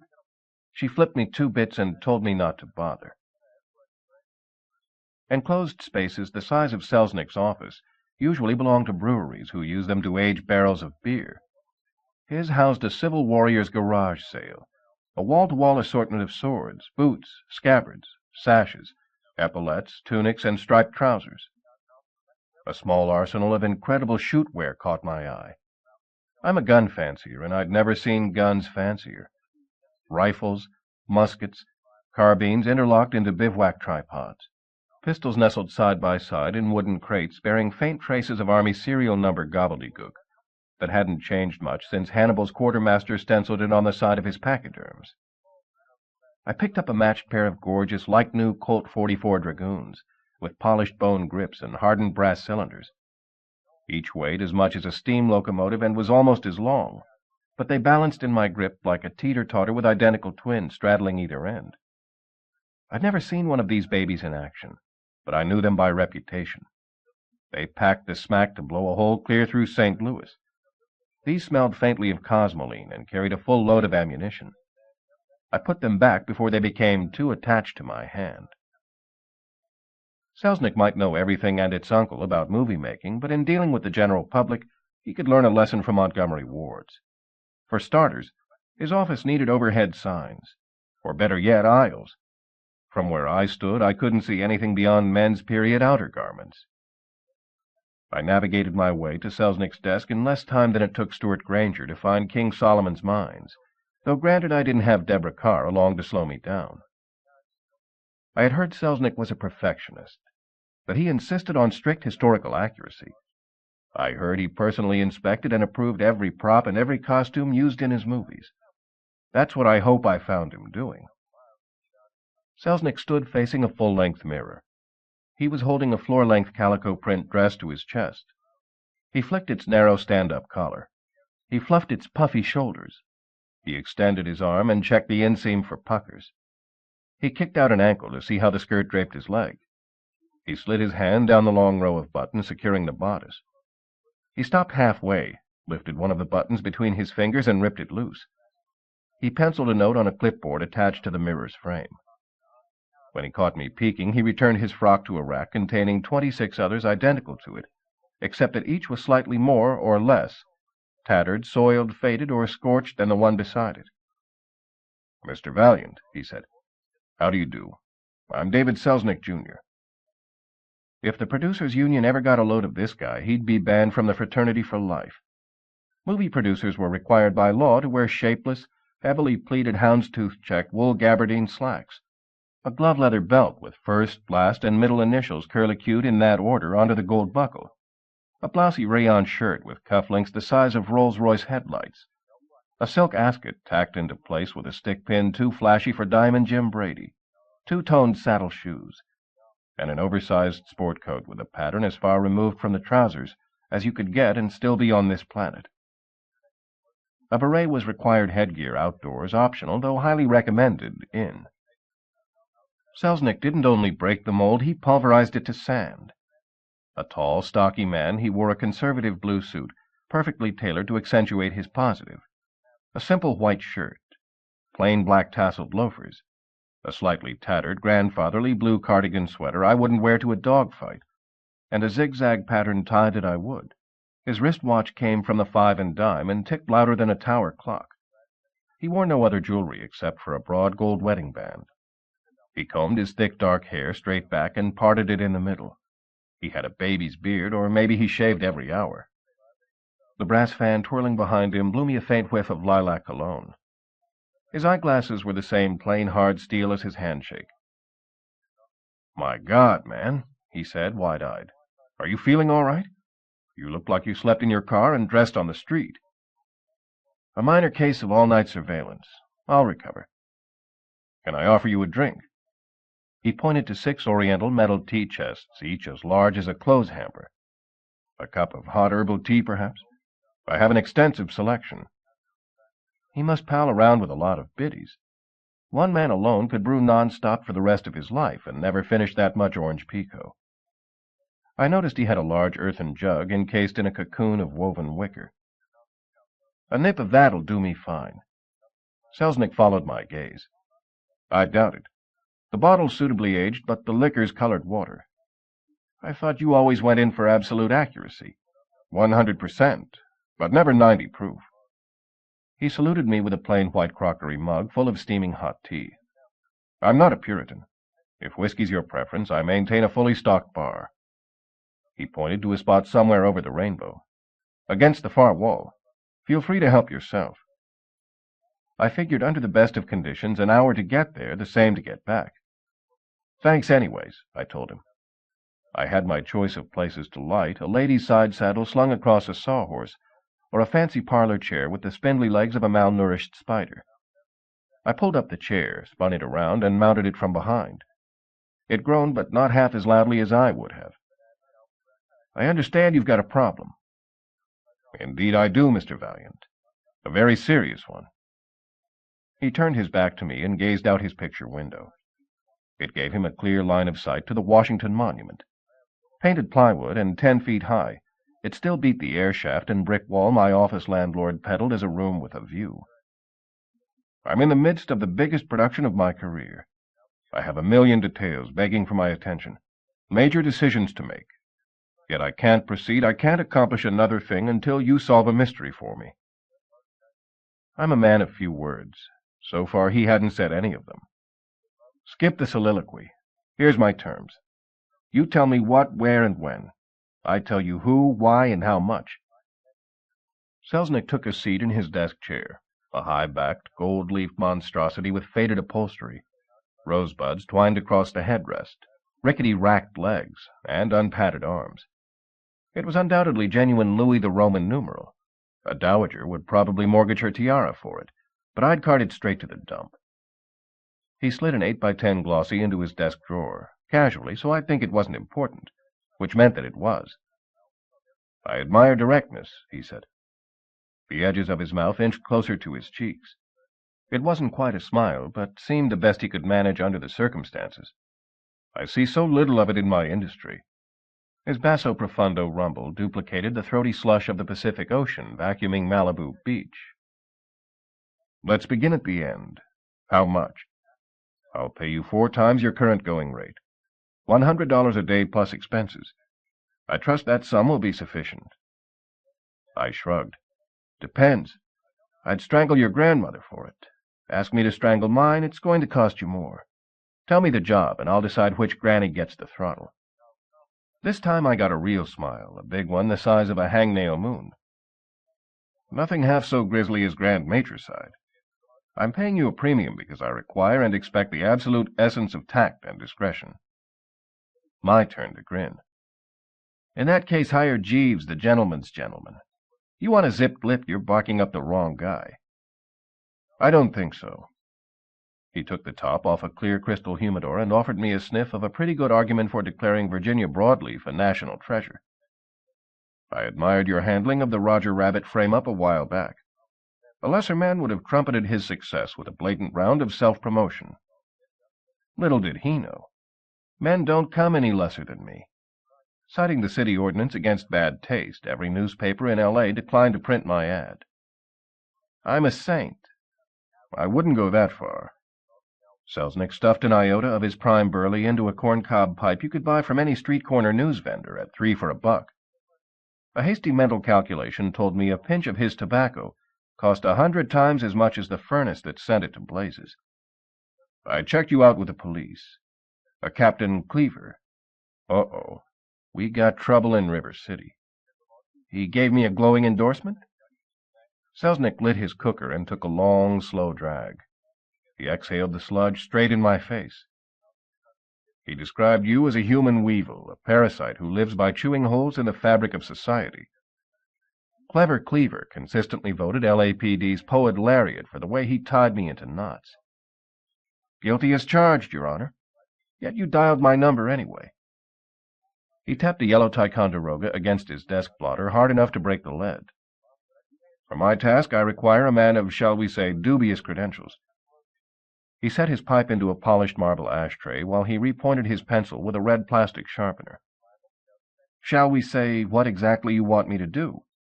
He put a polish on his pencil point by rubbing it across the stilettoed edge of a letter opener that could gut an envelope or the postman who delivered it. As you may know, I'm producing Gone with the Wind. A Confederate campaign hat hung on my chair-back center spindle. I lifted it off and twirled it on my finger. Whoop-de-doo. I couldn't have guessed. I plan to make it a classic, a musical comedy which will live in the memory forever. Songs by Rodgers and Hammerstein, choreography by Busby Berkeley, comedic routines by Buster Keaton. He sucked the life back into his tobacco kiln, sending up a cloud of smoke larger than the one that announced the election of a pope. To be done right, the project requires great quantities of money. Bitsy whiffets of smoky aroma leaked out of his stem, about an inch from the end, where he'd chewed it through with his teeth. Unfortunately, I've reached a temporary impasse with my backers. They refuse to provide any more financing until I cast the main role. They don't understand that this is not a decision to be made arbitrarily or in haste. The lead will make or break this movie.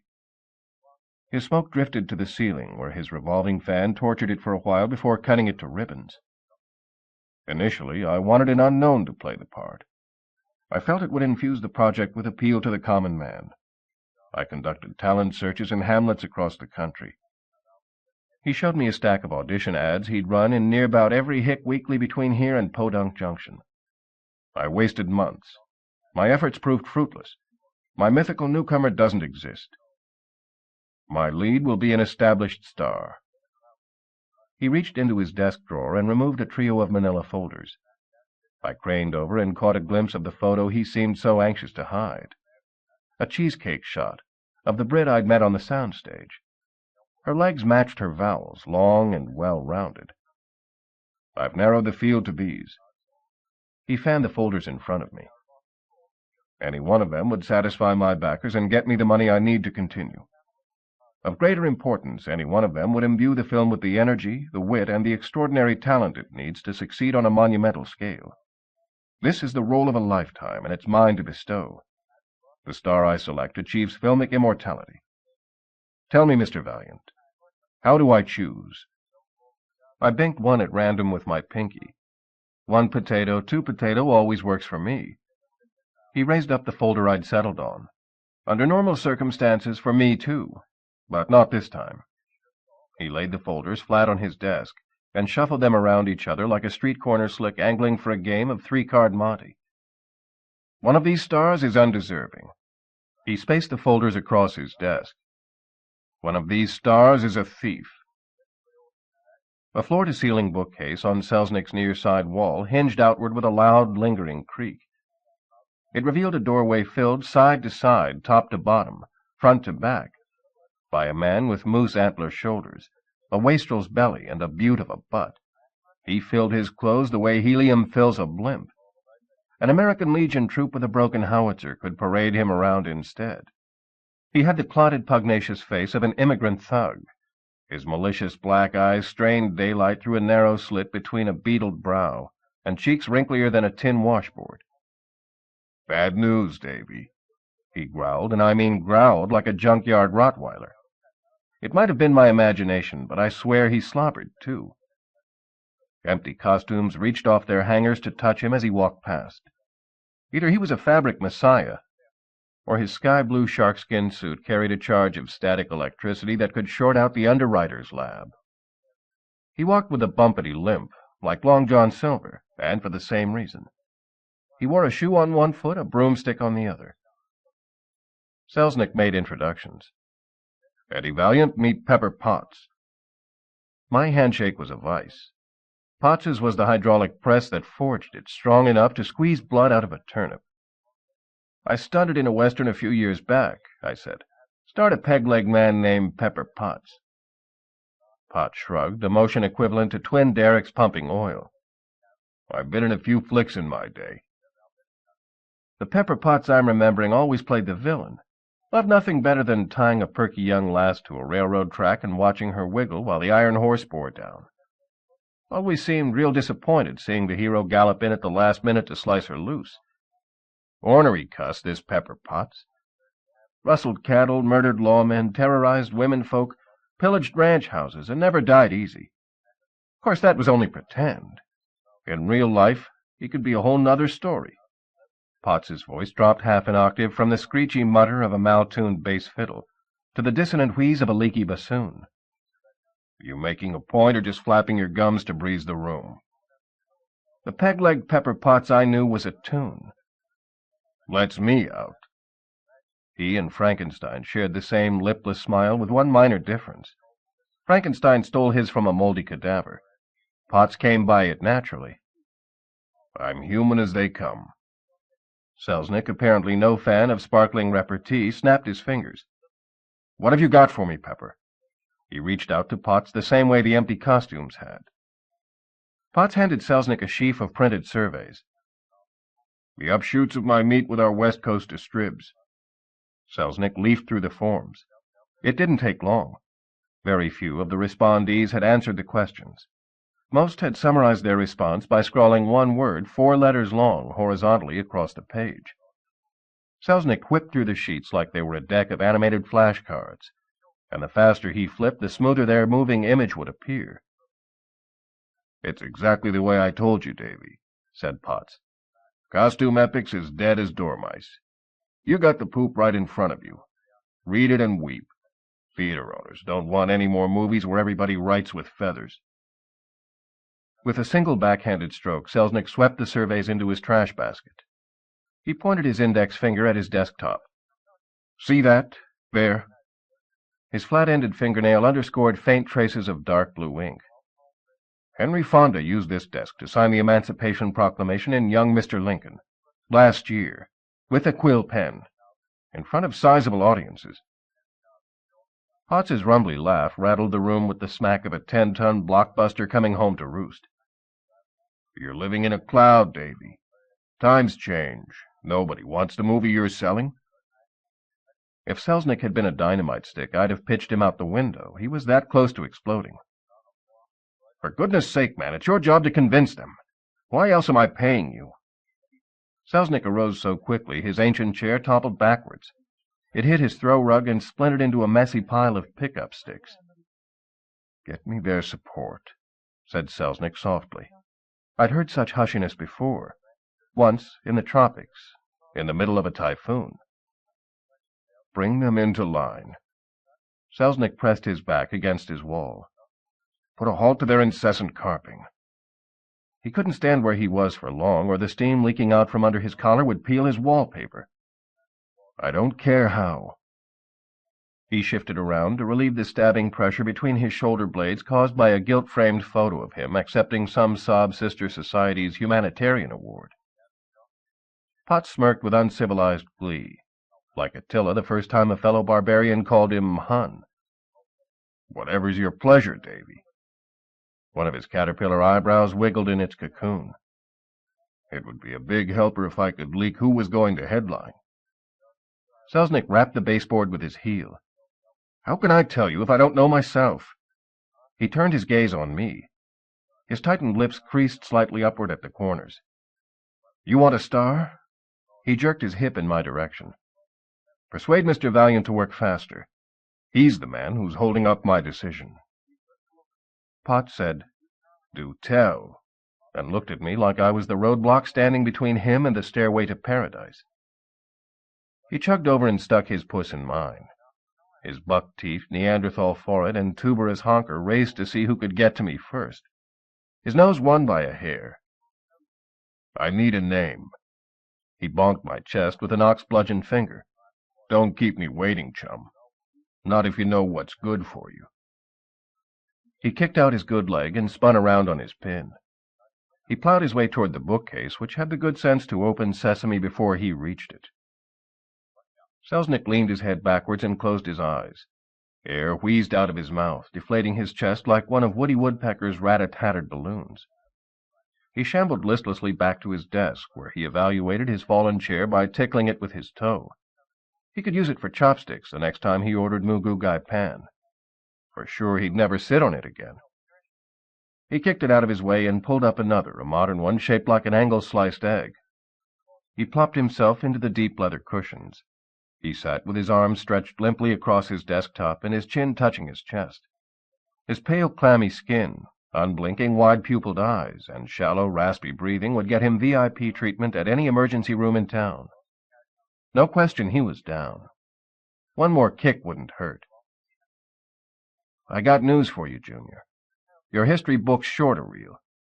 I saw that movie about Honest Abe. It ended with him getting elected prez and leaving for Washington. I reached across and tapped his desktop's dark blue doodling. All he signed in that film was a few autographs before he climbed on the train. Selznick raised his head a whisker and stared at the writing, bracketed on either end by his boneless arms. I wrote it myself. His face went from sour to sweet with the elastic ease of Gumby transforming himself into a rubber tree plant. I altered the story to suit my point. He straightened up, stuck his pipe between his smiling lips, and kissed it to life. Works rather well, don't you agree? Probably would if I was in a better frame of mind, but to tell you the truth, I'm up to my gills with make-believe today. You got a job for me to do swell. Give me the details, a hefty down payment, and a 100-yard head start on your gimpy friend. Done, done, and done. For as quick as he answered, I knew I'd sold myself short. I should have gone for 200 yards. The problem is quite straightforward. He handed me his 3 manila folders. These are the contenders for the role of Rhett Butler. 2 days ago, I invited them to my office for a side-by-side comparison. We chatted together in various groupings for perhaps an hour. After they left, I discovered one of them had stolen a small metal box I keep on my desk. No chance you misplaced it? Maybe somebody copped it before them or later? Absolutely not. It was here when they arrived. It was gone when they departed. He rummaged through his center drawer and pulled out an 8x10 publicity still of him in shirt sleeves, working in this office, at this selfsame desk. In grease pencil he circled a box. It nestled inconspicuously between a sooty ashtray and a round porcelain match holder. As boxes went, it was no great shakes, made of pitted gray pot metal and small, about the size of a mousy eater's bread basket. Its only notable feature was a small heart-shaped iron padlock stuck through its rusty hasp. This box valuable? Hardly. I've never had it appraised, but I can't imagine it's worth more than $10. It serves me as a paperweight. Where'd you get it? Here, there, I can't recall. He removed his goggles and polished them on his tie. I seem to recollect receiving it as a present. I don't remember from whom. I'm sorry, but even the occasion slips my mind. I kept it because I found it appealing in a primitive way. He held his eyeglasses in front of his face and squinted at me. He must not have liked what he saw, since he wrapped his peepers back in his tie and repeated the buffing process. Why do you care where it came from? Its origins make no difference to the matter at hand. Most likely you're right. I asked the question mainly to show I'm a thorough guy, so you know you're getting your money's worth. I folded the photo with the box facing out and slipped it into my pocket. By the way, what's in it? I realized why he soused his hair so liberally with Brill cream. The oily white grease strangled the brush fires he ignited, scratching his scalp with his pipe stem. I have no idea. It was locked when I got it and came without a key. I suspect from the age and the style that it contained some insignificant, sentimental, romantic Victorian gewgaw. A lock of hair, most likely. Possibly a cut paper silhouette. Outside his window, a stagehand accidentally smacked the Washington Monument with a stepladder and tilted it 6 inches off plumb. Let me emphasize that the box per se isn't your primary focus, said Selznick. I'm not that concerned about getting it back. I'm more interested in finding out who took it, because that will indicate a deep character flaw which will eliminate that particular star from my consideration, leaving you with a simple flip of the coin. I opened the folders. Let's see who we got for suspects. I took a gander at the tidbit every gossip columnist in Hollywood would kill to find out. The 3 finalists for the role of Rhett Butler. Roger Rabbit had made the cut. To make matters even more ridiculous, so had his perennial nemesis, Baby Herman. The 3rd candidate was a dark horse, a player named Kirk Enigman. 2 buffoons and a cipher. I wouldn't pay a wooden nickel to watch any of these 3 burn Scarlett O'Hara, and I doubt many others would either. You seem pensive, Mr. Valiant. Is there a problem? Not if you didn't count the conflict of interest if I started investigating my only other client. None whatsoever. Good. Remember, pursue this matter with utmost discretion. If word leaks out that I suspect one of my principal candidates of felonious conduct, the scandal would ruin any chance of my movie's success. He handed me a check. I believe you requested a retainer. It was written in the same dark blue ink as Selznick's forgery of Fonda's impersonation of Lincoln's John Henry. It contained more zeros than a winning game of tic-tac-toe. I slipped it into my wallet, very slowly so as not to wake the moths. One question. In my line of work, there are things you're better off not knowing. There are questions you don't want to ask. That's why I often get the feeling I'm in the wrong line of work. Why me? Why not one of the studio's security boys? He picked up a wax millinery head, a rosy-cheeked lady with full, pouting lips and marble-swirl eyes. He covered her chestnut ringlets with a lady's bonnet and held her at arm's length to check the fit. You're better than they are. Only it's spotting a lie if I hear one. He removed the sunbonnet and replaced it with a widow's veil. It did its job 100%. You'd need a fluoroscope to see the happenings underneath. Very well, then. I chose you because you're totally expendable. If the press gets wind of the fact that you're snooping around, or if one of the 3 stars complains, I'll deny we ever met and feed you to the sharks. He whipped off the mannequin's black silk shroud. He and she flashed me the same inhuman smile. Anything else you want to know? As a matter of fact, I pulled out the Life magazine picture of him and Roger in the MGM canteen. What's going on here between you and the rabbit? Another of your irrelevancies? He took the picture and shot it a glance. Offhand, I'd say lunch. He watered it and played bombs away with his circular file. Do me the favor, Mr. Valiant, of sparing me further demonstrations of due diligence. Find a more positive way to convince me of your worth. Gladly. How's about you give me the slack? I rescued the picture from its stainless steel grave, smoothed it flat, and dangled it between us. I repeat, what did you 2 talk about? Why could that possibly make a difference? This isn't Roger Rabbit. That's absurd. He snatched the photo out of my grasp and looked at it closer this time. Of course it is. Who says it's not?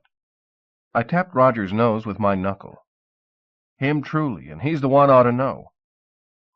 I punched a rivet out of my funeral urn and offered Selznick one of the same. He took it automatically and held it to his mouth. I stoked us both off the same match. Ridiculous, said Selznick, dragging deep and holding it there. The rabbit must be insane. He dangled the ciggy off his lower lip like any common stew bum. Normally I'd say yes sirree Bob, in spades. But here I think otherwise. Roger says no, and I believe him. Selznick stashed his specs on his crown while he examined the photo through a magnifying lens the thickness of the stargazer on Palomar Mountain.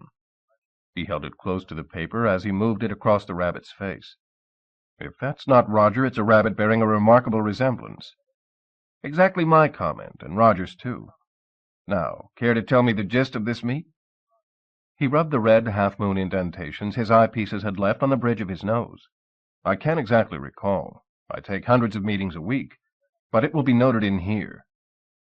He opened a side drawer and hauled out a leather-bound diary. He checked the date on the photo caption and flipped to the diary's corresponding page. According to my notation, we weren't having lunch together that day. Roger accidentally ran into me in the canteen, and I mean that literally. Roger came galumphing around a corner, and we collided.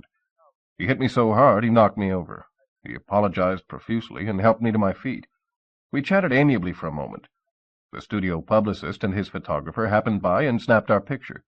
That's all there was to it. He read farther down the page. No, wait, there's more. Later that day I discovered a pickpocket had stolen my wallet. He raised his head. My wallet, my box, my God! That deceitful furball was there both times. By George, man, you've solved the case. He closed the book on Roger Rabbit. The hare's the thief. I returned the photo to my pocket. Don't jump to conclusions. Leave that to me. He proved the feasibility of one-handed applauding by drumming his desk with his palm. With pleasure. I've no complaints thus far. His lucky shortened to the length of his nose, and the smoke drifted straight up into his nostril. He yanked the ciggy out of his mouth and looked at it like he'd never seen one before. Can you believe this? I quit these 8 years ago. Amazing how one regresses under stress. He mashed the offending butt to death in his ashtray. Anything else I can tell you? No holds barred. Nothing off limits. Whatever you want to know. Might as well go for broke. Cut me in on the big secret. Who's playing Scarlett O'Hara? He held his hands up shoulder high and shoulder wide. Who else? He traced a figure in the air. It would order him a bottle of Coke at any bar in the country. I got the picture. Jessica Rabbit. The best-built redhead in town. She got my vote, too, hands down. That shot the Rabbit's theory about sleazy publicity ruining any chance for stardom. One more thing. I showed him Trudy Hammerschlemmer's likeness. Got a part in your picture for her? He held a frilly ball gown below the picture. He exchanged the frock for a bridle and bit. That's better. Have her talk to my head wrangler. He handed me the picture back. If there's nothing further. I took that as my cue to leave. I found my trail of breadcrumbs and was almost out of the woods when Selznick snapped his fingers like Admiral Byrd did after realizing he'd gone off without packing his compass. I almost forgot. After you find the box. Selznick's face harbored more perils than Pauline. Whatever you do, don't open it. I picked up one of the Colt Dragoons and twirled it around on my trigger finger. No peeking? I did a hand-to-hand Durango shift, surprisingly slick considering my lack of practice, and slipped the gun into my empty shoulder holster. No problem. He didn't say a word. 7. The state's vehicular motor code requires a full and complete stop at a flashing red light. I passed one flashing Jake's Saloon. Law-abiding citizen that I am, I immediately pulled over and stopped my motor. I never interrogate a suspect on a dry whistle. Call it tradition, superstition, anything you want. Point is, it got me where I am today, and why rock the bottle? Jake was my style of barkeep. A big, beefy galoot with jackhammer arms, a nose the size of a pickled egg, and the color of jerky, a cross-hatched facial scar that could pass for a railroad siding, butch-cut hair, a vocabulary limited to name your poison, and a repertoire of libations that began and ended with whiskey. Neat. Jake pumped a gallon of high-test into my tank while I breezed Enigman's file. First and foremost, Enigman needed to pop for a new shutterbug. The clicker who snapped his publicity still was doing him more harm than good. It's not that the photo wasn't unflattering. It wasn't anything. The image showed Enigman's head in full silhouette against a light background, strictly black on white. You could squint until your eyelids fused together and not make out a single detail of Enigman's face. That's no way to get work in a profession where you live or die by the depth of your chin dimple.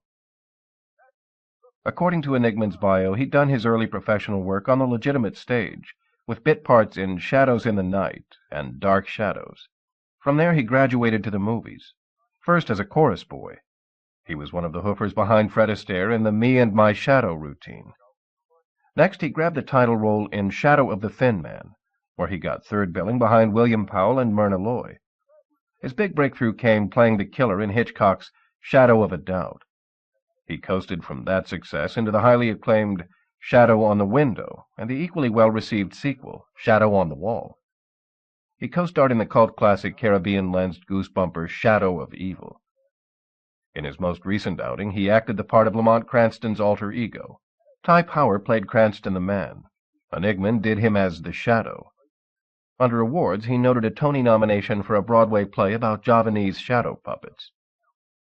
I could sense a pattern emerging out of this tangled yarn, but darned if I could pick the woof apart from the weave.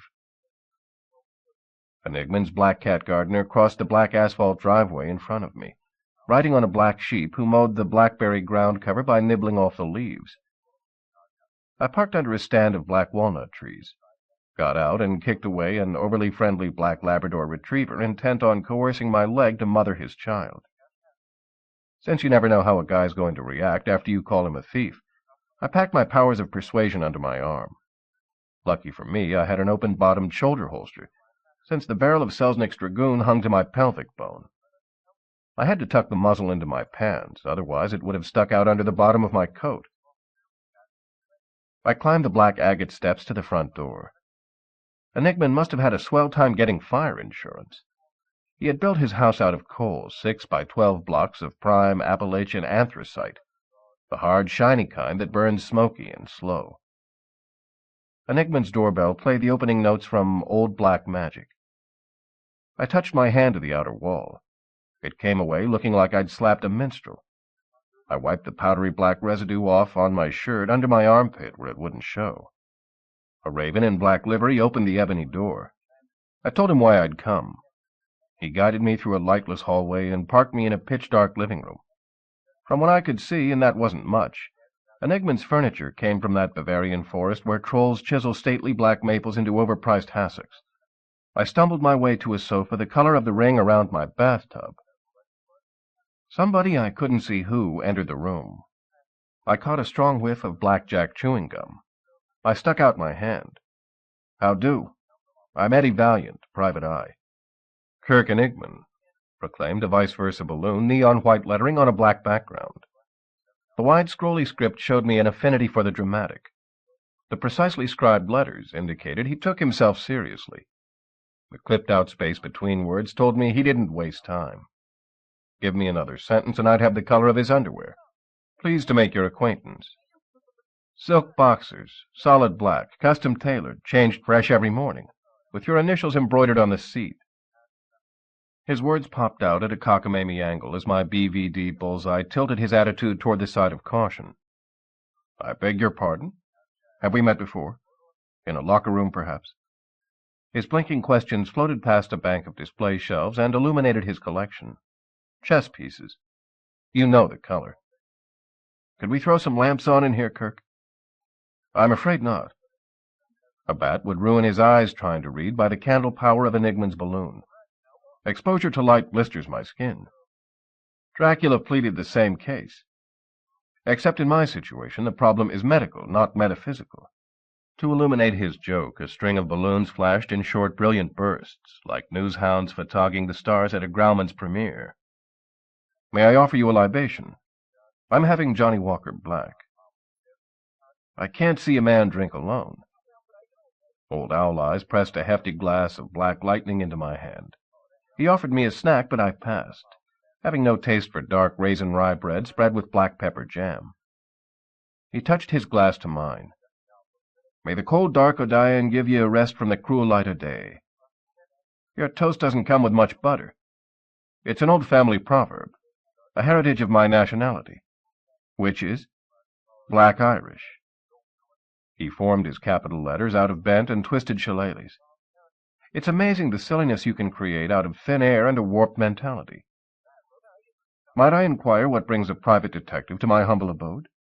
Since it can't be anything I've done, I assume you're here to interview me regarding someone else." His balloon came out pure as the driven snow. Two more like it, and I could build my own Frosty. "No guilty secrets tucked away in a dark closet?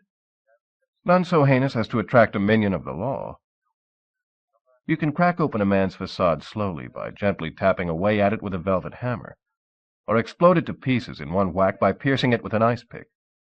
I chose the sharp, pointy method and stuck it to Enigman right in the eye. Cut the gorgonzola, Enigman. You know why I'm here. Selznick wants his box back."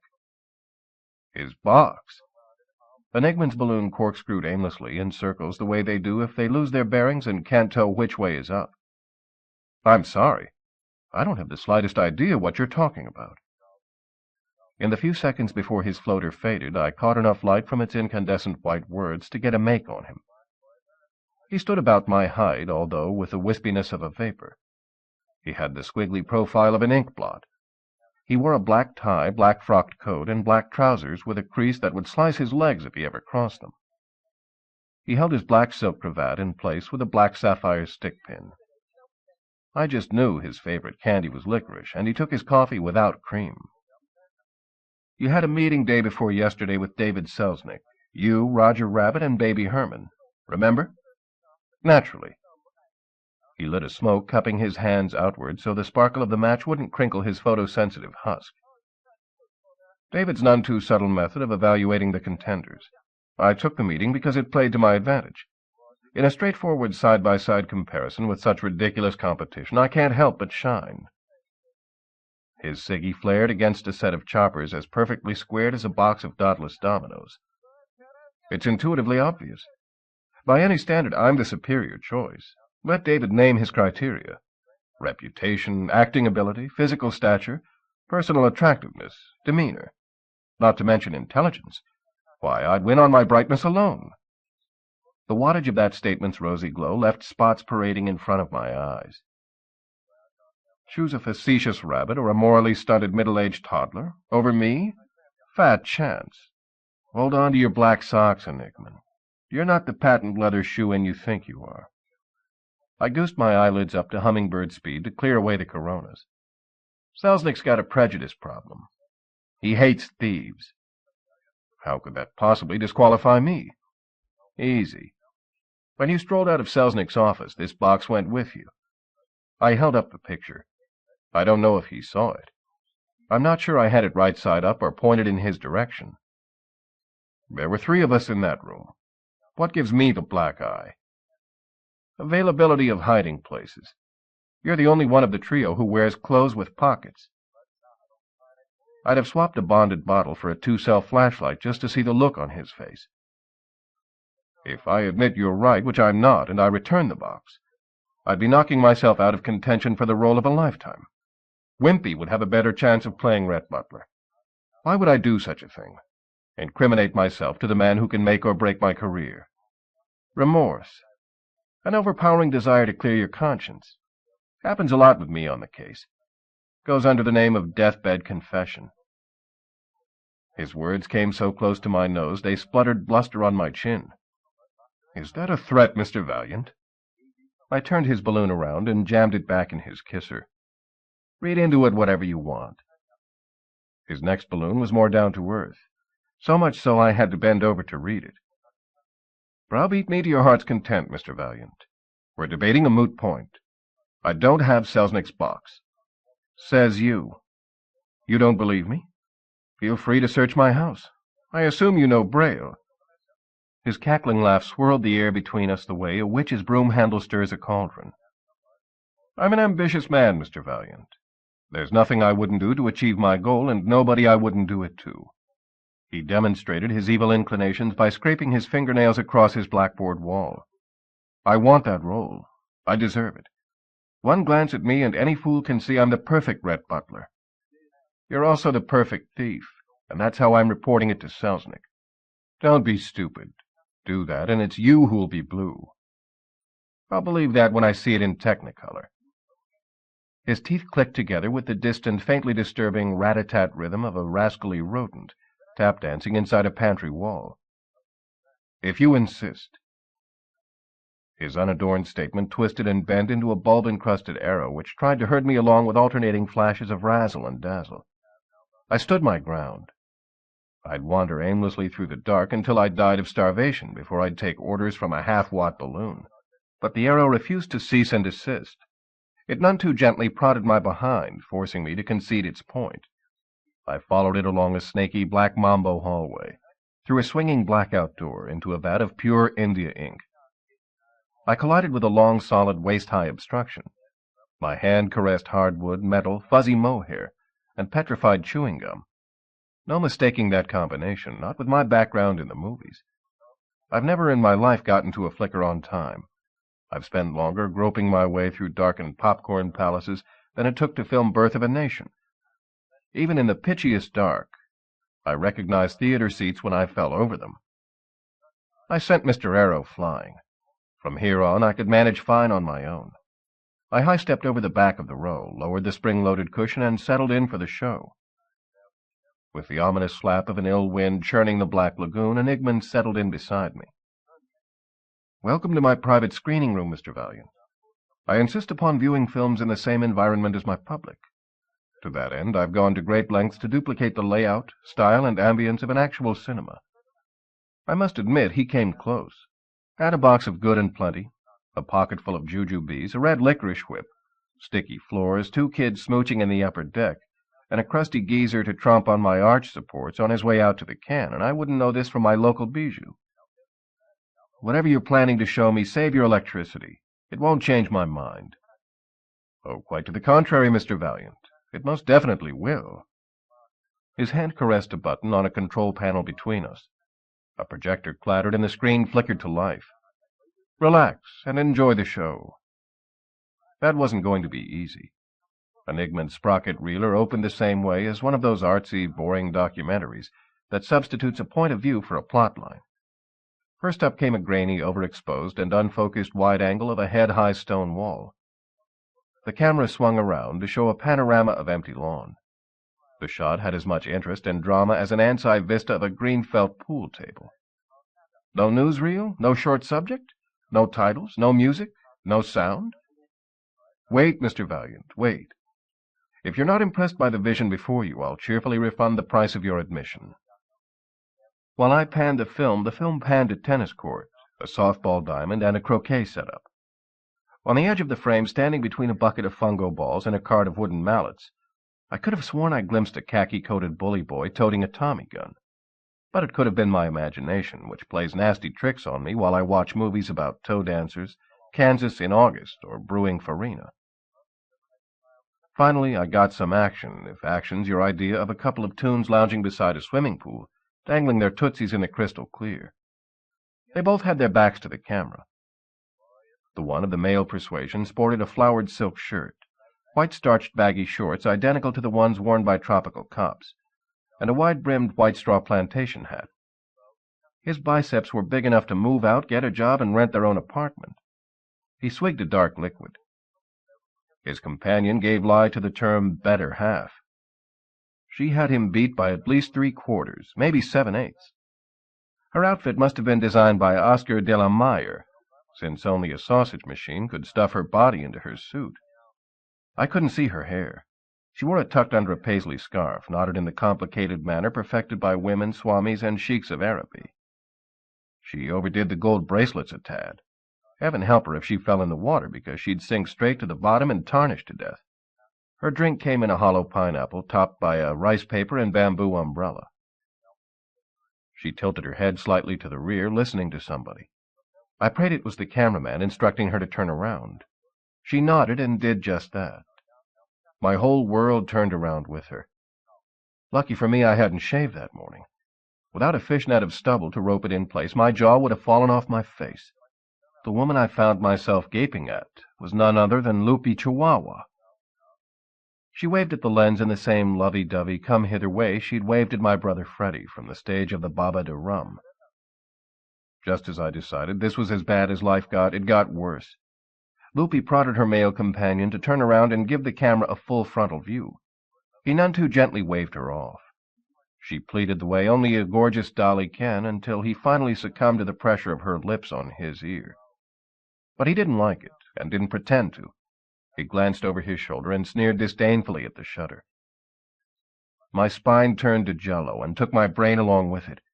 The man on the screen was Tom Latwee. "You want to explain this?" "Be patient, Mr. Valiant, and everything will come clear." Latwee drained his glass and snapped his fingers for another hit. The waiter who delivered his shot moved like the drum major from Zombies on Parade. His legs didn't bend at the knees, nor his arms at the elbows. A grotesque hump topped his backbone, and his head tilted so far left his earlobe touched his shoulder. The camera zoomed in for a close-up on his tortured, contorted, tongue-dangling face. I leaped to my feet. "Freddie!" I screamed. "My God, Freddie!" But even that wasn't the worst. I'm an adaptable sort. Given time, I could learn to live with my beloved baby brother being a zombie.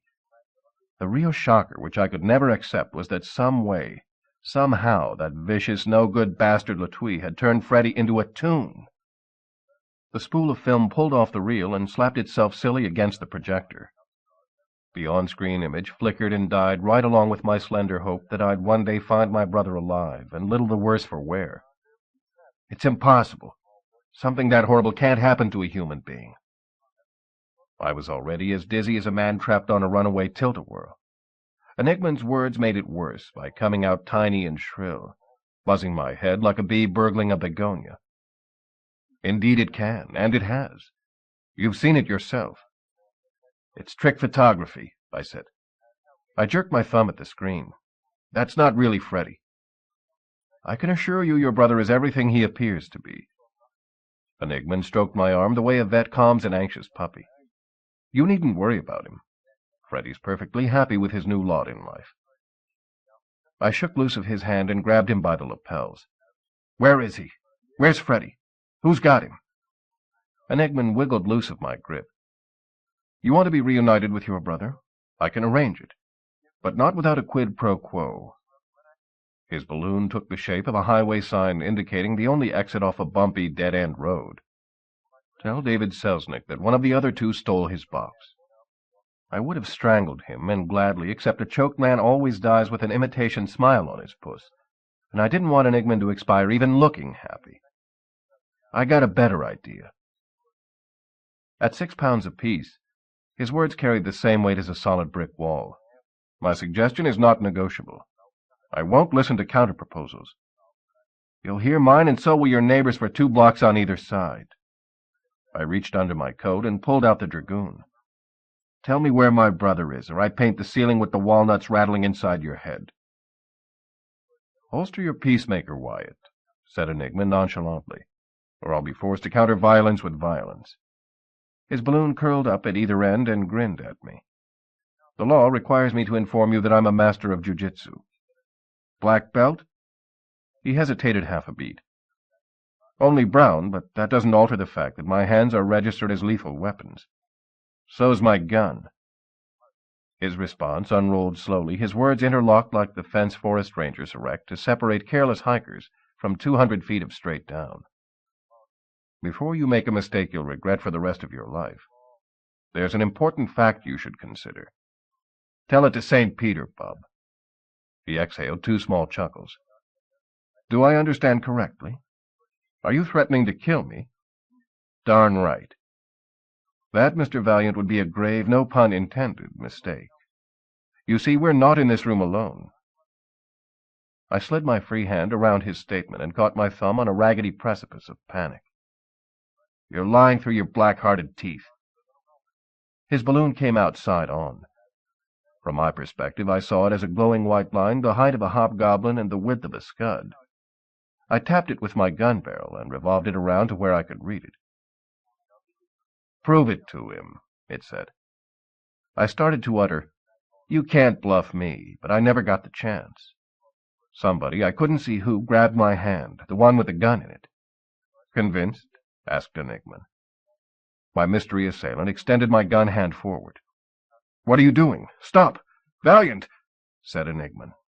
The dragoon's front sight pointed bang on at the tag end of the curved tail connecting his balloon to his mouth.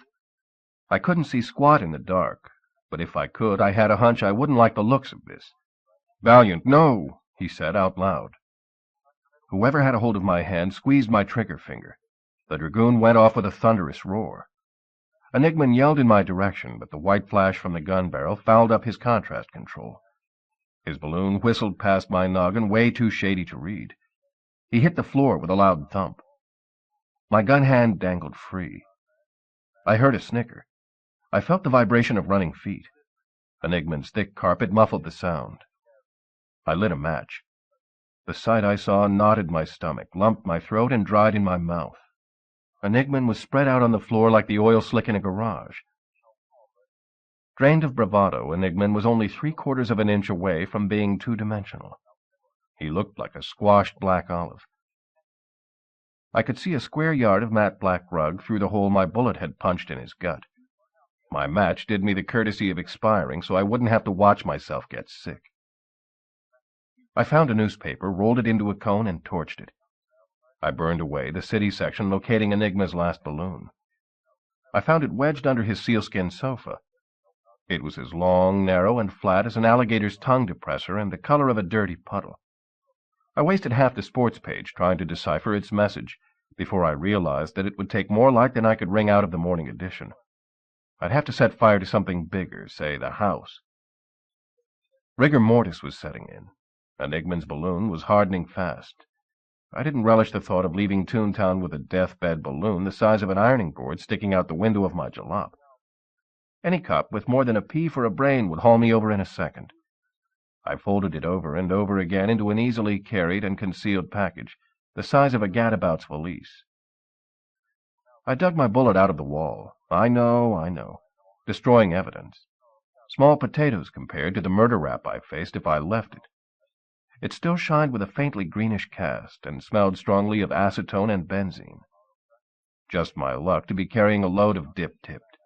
The only bullets that'll kill a Toon. I spent the rest of my light on a general look around. The film of Freddy was gone. I didn't find Selznick's box, either. The newspaper expired between my fingers. I weighed my options. They tallied zilch. If I wanted to stand any chance of hanging on to my license, there was only one thing I could do. And I did it. I beat it the heck out of there before somebody called the cops. 8. I taped the incriminating murder weapon to the folded hunk of Enigman's final balloon, which said, "Valiant, don't shoot me," and skimmed them across the Malibu surf. They skipped into the sunset and sank without a trace. Eddie and Ferd owned a 3-bedroom ranch house in Hobson's Choice, a sprawling, ramshackle development built on poured slab foundations thinner than the credit it took to buy one. Hobson's no-money downers were split about equally between blue-collar humans and dog-collared Toons. The two traditionally antagonistic contingents lived more or less peacefully side by side, the attitude being you don't boot your neighbor if you're living on a shoestring yourself. Eddie's bad dream house was prefabricated by the same cardboard cut-up who built cracker boxes for Saltine. Given light winds, no rain, and a mutant generation of toothless termites, it might last half the 30 years it would take to pay off the mortgage. I pulled up. Eddie was outside, molding hard-scrabble clay into lawn. She'd do better if she swapped her grass seed and fertilizer for a paint sprayer and 10 gallons of forest green. Better yet, 100 gallons. She could coat every yard on the street and earn what she needed to move someplace nice.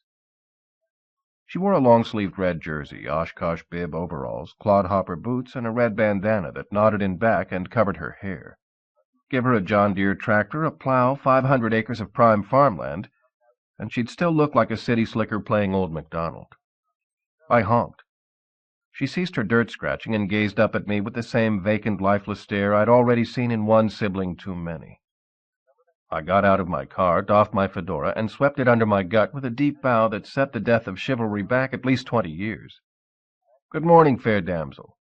"I beg your pardon," she responded in a tone only slightly less grating than the metal knuckle scraper chefs use to pulverize cheese. "Do I know you?" I grabbed her around the waist and nailed her with a big, wet smooch. "Come off it, sis. It hasn't been that long." "Oh, hasn't it?" She rubbed my juicy welcome off her lips, replacing it with a wide streak of garden-variety dirt. "How many kids do I have?" "Huh?" She jabbed my stomach with the business end of a trowel. "Your nephews, jerkwater. How many are there?" "Geez, Hetty, you know I'm not so hot with names." The muddy point of her trowel stained the babe on my hand-painted tie. "I'm not asking for names, just numbers. Count them off." I made a few quick calculations and guessed 2. She cupped her hands to her mouth as soon as she saw my smug smile. "Boys!" she yelled, and 3 wild Indians came galumping around the corner. "Uncle Eddie! Uncle Eddie! Uncle Eddie!" They greeted me the way a steeplejack attacks a slate-tiled roof. Rugrat climbed to my knees. Fiddle in the middle made it to my belt buckle. Chip off the old block planted his toe on my earlobe and claimed my head for Spain. "Remember these little guys, Eddie? Your 3 nephews? Ferd Jr., Ferd the Second, and Ferd the Third." I shook them off and lined them up at attention. They had Hetty's face and their father's stocky cowbell body. They sported matching baseball caps, matching short-sleeved pullover shirts, matching gym shorts, and matching black dot keds. Poor kids. Hetty had obviously inherited Mother's tendency toward sartorial duplication. I debated giving them each a dime to buy clothes of their own, but not wanting to spoil them rotten, I flipped them a single nickel and told them to split it 3 ways. When last seen, they were hunting for their daddy's hacksaw. "So, Eddie," Hetty and I walked up onto the front porch. "Tell me the flavor of stew you've gotten yourself into this time." I held open a punctured screen door that wouldn't bar any creature smaller than a muskrat. "Why do you think I'm in hot water?" "I know you, Eddie. You're all give and no take." She jerked her thumb at a sofa with more dips to it than a roller coaster. "You only come around if you need help." Hetty possessed our mother's classic features and the same aversion to putting them on display. She cropped her hair unfashionably short, never powdered her face, didn't even own a tube of lipstick or a bottle of perfume. This time, sweet cakes, you got it 100% wrong. I wiggled myself into a gully of cushion. I just wrapped up a big case. I'm taking time off, catching up on family obligations. Heidi-ho, ho, ho. That'll be the day. She ducked into the bedroom and came back a minute later wearing a lumberjack shirt, army fatigue pants, and worn leather moccasins. Hetty prided her ability to assemble outfits out of odds and ends, a fact which enhanced her reputation as family eccentric. Pop referred to Hetty as Harpo. Every Christmas he threatened to buy her a bicycle horn. She uncorked a fresh fifth and poured me a snootful, fixing it exactly the way I like it, big. Then she settled into her one good piece of furniture, Grandmother's pressed oak rocking chair, picked up her knitting and draped it over her lap. Good-looking bedspread, I told her.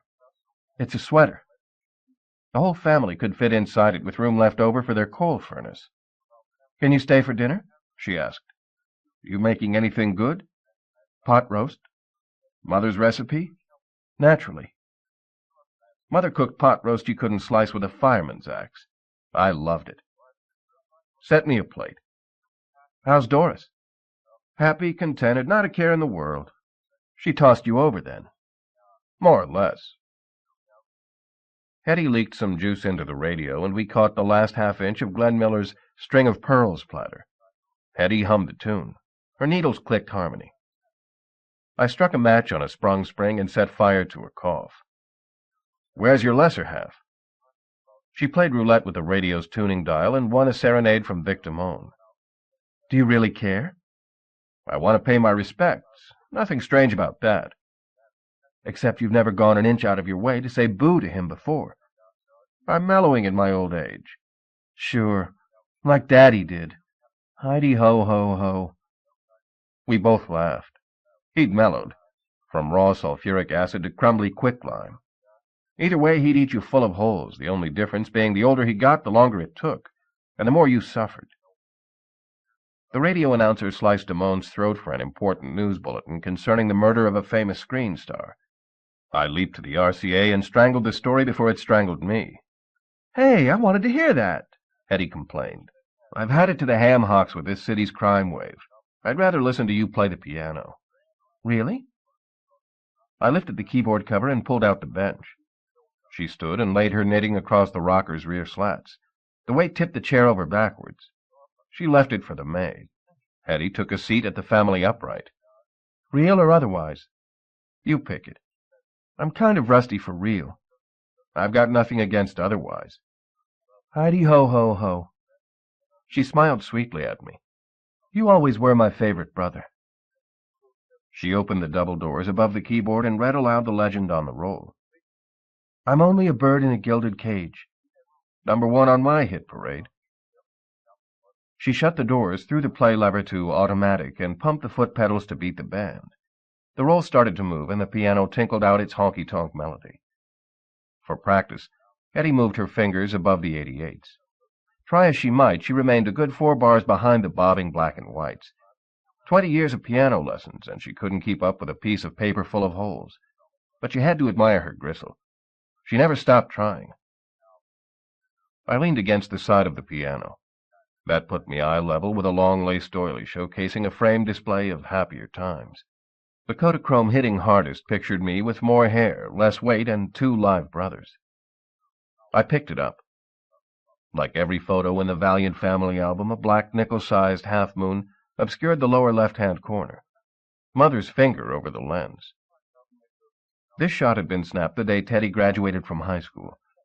He held his diploma proudly at chest level and flashed the devil-may-care grin he'd swiped off an Army Air Corps recruiting poster. I wore my only suit, equal amounts of shoe polish and hair oil, and a suitably serious expression. Freddie, rakishly attired in newsboy cap, cotton twill shirt, sleeveless argyle sweater, arm garters, and pleated gabardine trousers, stood between us. He'd been trying for weeks to grow a beard, but freckles still outnumbered his chin whiskers 5 to 1. He had his arms draped over our shoulders. His extended first and second fingers formed V for victories above our heads. The family cut-up, Freddie. He took after Pop. Pop didn't make it. He had better things to do than sit in a hot gym and applaud the first Valiant to graduate from a school that didn't have the word reform in front of it. One of his old circus pals came by the morning of the ceremony and begged Pop to unretire. They needed a sub for a guy with a hot appendix.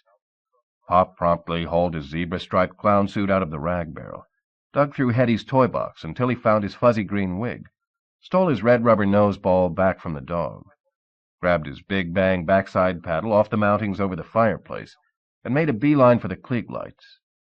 Pop spent Teddy's graduation day cruising the Big Top, crammed inside a teeny car with 20 other bozos. Next morning, Pop gave Teddy a Cupid doll he'd won knocking rag cats off a shelf. That naked Cupid decorated Teddy's mantle right up to the day he died. It's on my bureau now. Hetty caught me wiping my eye. Salt water, I told her. Left over from my last trip to the beach. I go to that same sand dune myself quite a lot. She stopped pumping, and the piano wheezed to silence. Heidi-ho-ho-ho. Hetty held out her hand. I gave her the picture. She looked at it squinty-eyed and close up, the same way she used to study the drawings in her fairy tale book about Oz. We had great times together. You, me, Teddy, bless his heart, and... Her moist, warm breath formed a misty halo on the glass. She wiped it away with her thumb, leaving Freddie's face an island of sparkling purity in a rectangle of dust. She looked up at me with that sweet innocence that had been wrapping me around her finger ever since she realized I bent. Are you having any luck finding Freddie? Will I ever see him again? You know the old saying.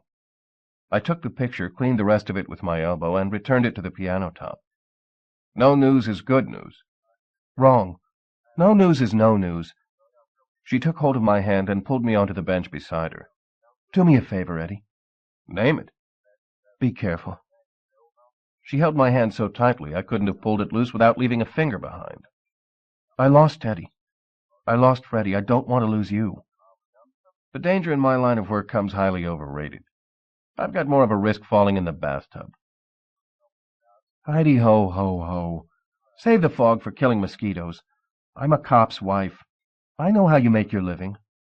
Catch the sudden concern for my health and welfare. I never heard you utter a word of protest when Pop shot me out of a cannon. She flicked open my suit coat, exposing my empty gat holder. Now you pack a cannon of your own and a stubborn inclination to shoot back. A word balloon snaked under the front door, manacled itself to my ankle, and yanked. Move your flocking rattletrap, scum frugger, it said. You're blocking my frigging driveway. How can you not love a guy with that kind of command over the English language? I whacked Ferd's balloon with a brass ashtray. It shattered to pieces except for the blue words, which congealed into lumps. Hetty scooped them up with a piece of sheet music before they stained the carpet. Judging from the indigo patterns blotting the broadloom, she didn't always succeed. I sauntered casually outside and stood on the sidewalk. Ferd sat in his heap, craning his neck to see over the heavy, dark cloud of fuming, angry impatience that rose almost to his chin. I loved to watch Ferd steam. He reversed his defroster. Twin jets of heated vapor whooshed out of his side air vents. The smoke inside his car descended to the level of his shaking fist. I gave him a jaunty wave, eased into my six-banger, punched it to life, and slow-poked out of his way. I goosed the engine once for luck and shut it down. Ferd welcomed me to the neighborhood by yanking my car door off its hinges. Careful, I said. I wouldn't want my favorite brother-in-law busting a gut. He scaled my door into the street, where it skipped once and decapitated a trash can. Cut the farking sludge, Shamus. Ferd sported a snorter the size of a watering can. He aimed it at me and flared the dual wheat fields he used for nostrils. What the frick are you doing here? I got out of my car. We faced off across an open bag of grass seed. I came to pay you my respects. Oh, froggers, you did. Ferd and I matched up in one dimension. He was as wide as I was tall. He put a hand on my shoulder and pressed down, sinking my feet into Hetty's newly tilled clay. You're here because you forking need something. That's where you're wrong. You mark my flocking words. Before you flicking leave, you'll ask me for a fluking favor. Hetty shouted, Heads up! And lobbed out a pair of brews. Ferd popped the caps with his bottom teeth and handed one to me. Ink in your eye, he toasted, and lead in your pencil. We both drank to that. What they got you working on? I asked. A famucking ring of hooch hollers running shine into Toontown, until this afternoon. The big boys pulled everybody off the feeping streets for a big forking murder case. Anybody I know? Not fupping likely. He nodded his dangly ears under his chin to keep them from falling into his mouth when he tilted his head back to swig. This one's way out of your fooping league, sheer luck. And strictly hush-hush. I don't fipping know if I ought to even tell you about it. Why not? I'll read it in the papers. You learned to freeping read? Ferd plunked himself on the porch swing and set it in motion, tugging his waistband out so the moving air would blow through. Promise you'll keep it under your fornicking hat? Absolutely. He stopped the swing and leaned in close. His tiny words elbowed each other for a space inside a balloon the size of a gnat's whisper. Famous for mucking movie star. Kirk and Eggman. Took one in a fleeping pumper. Big bore. The doc thinks a fumping 44, though I can't flicking remember the last time I saw one of those. Any leads? Yeah. We got us a real fudding break for a change. A neighbor eyeballed the farfing killer. Gave us a perfect description. Squat, heavy-set monkey. Porky pig jowls, caterpillar eyebrows. Wearing a rumpled brown suit. Drove away in a pre-war Plymouth coupe, two-tone, tan over rust. Me to a T, right to the rusty bucket. Any suspects? Nobody yet, but it won't be long. With that fligging description to go on, I could draw you his picture. Who's in charge? He took a long, slow, delicious swig. Sergeant Bulldog Bascom. That meant problems. Bulldog Bascom was a sleuth hound so dogged he made Mike Hammer look like a mutt. Bascom treated PIs in general, and me in particular, with the respect he bestowed on the nearest fire hydrant. Do me a favor, would you? Ferd smacked his hands together, exploding his beer can and spraying himself with busted suds. I famooching knew it. Nah, nothing major. Let Hetty know I remembered something I gotta do. Tell her I'll take a rain check on dinner. He cleansed his hands by combing his fingers through his chest fur. Always glad to deliver the frenching news that you're leaving. One other thing. He tossed his split can over the porch railing. It landed in a bush already festooned with more crumpled metal than a Christmas tree. Here it comes. Yeah, Ferd. I'm going to ask you to run a check for me. But it's for Hetty, too. His vacant expression told me he needed a stronger wind to get my drift. I got a line on Freddie. He's alive? That's hard to answer. He sort of is, and he sort of isn't. I don't get it. His finger scratched at the top of his head, but didn't make a dent. Trust me on this one, Ferd. Do it, and don't tell Hetty. Puffs of exhaust fume blew out of his ears as the gears whirled inside his noggin. From the clanking, he needed a rebuilt transmission. Give me the scoop. I need everything you can dig up about a Cuban butcher boy named Tom Latwee.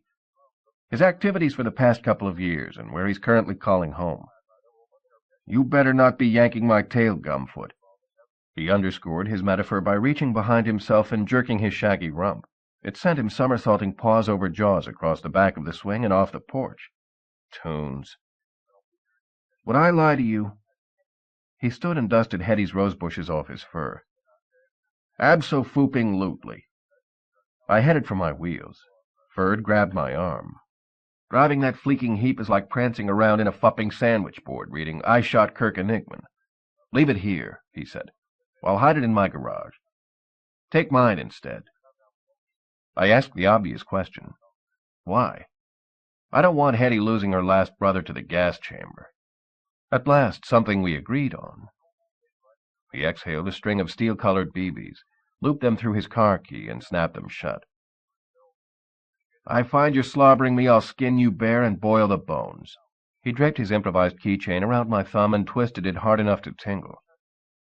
A word to the wise, Eddie. Let it be sufficient. The dashboard of Fern's Toon buggy boasted more screwy levers, meters, switches, gears, knobs, and push-buttons than Doc Frankenstein's erector set. I tickled the starter, eased the slush box into giddy-up, dropped my feet through the floorboard, and gave the engine a running start.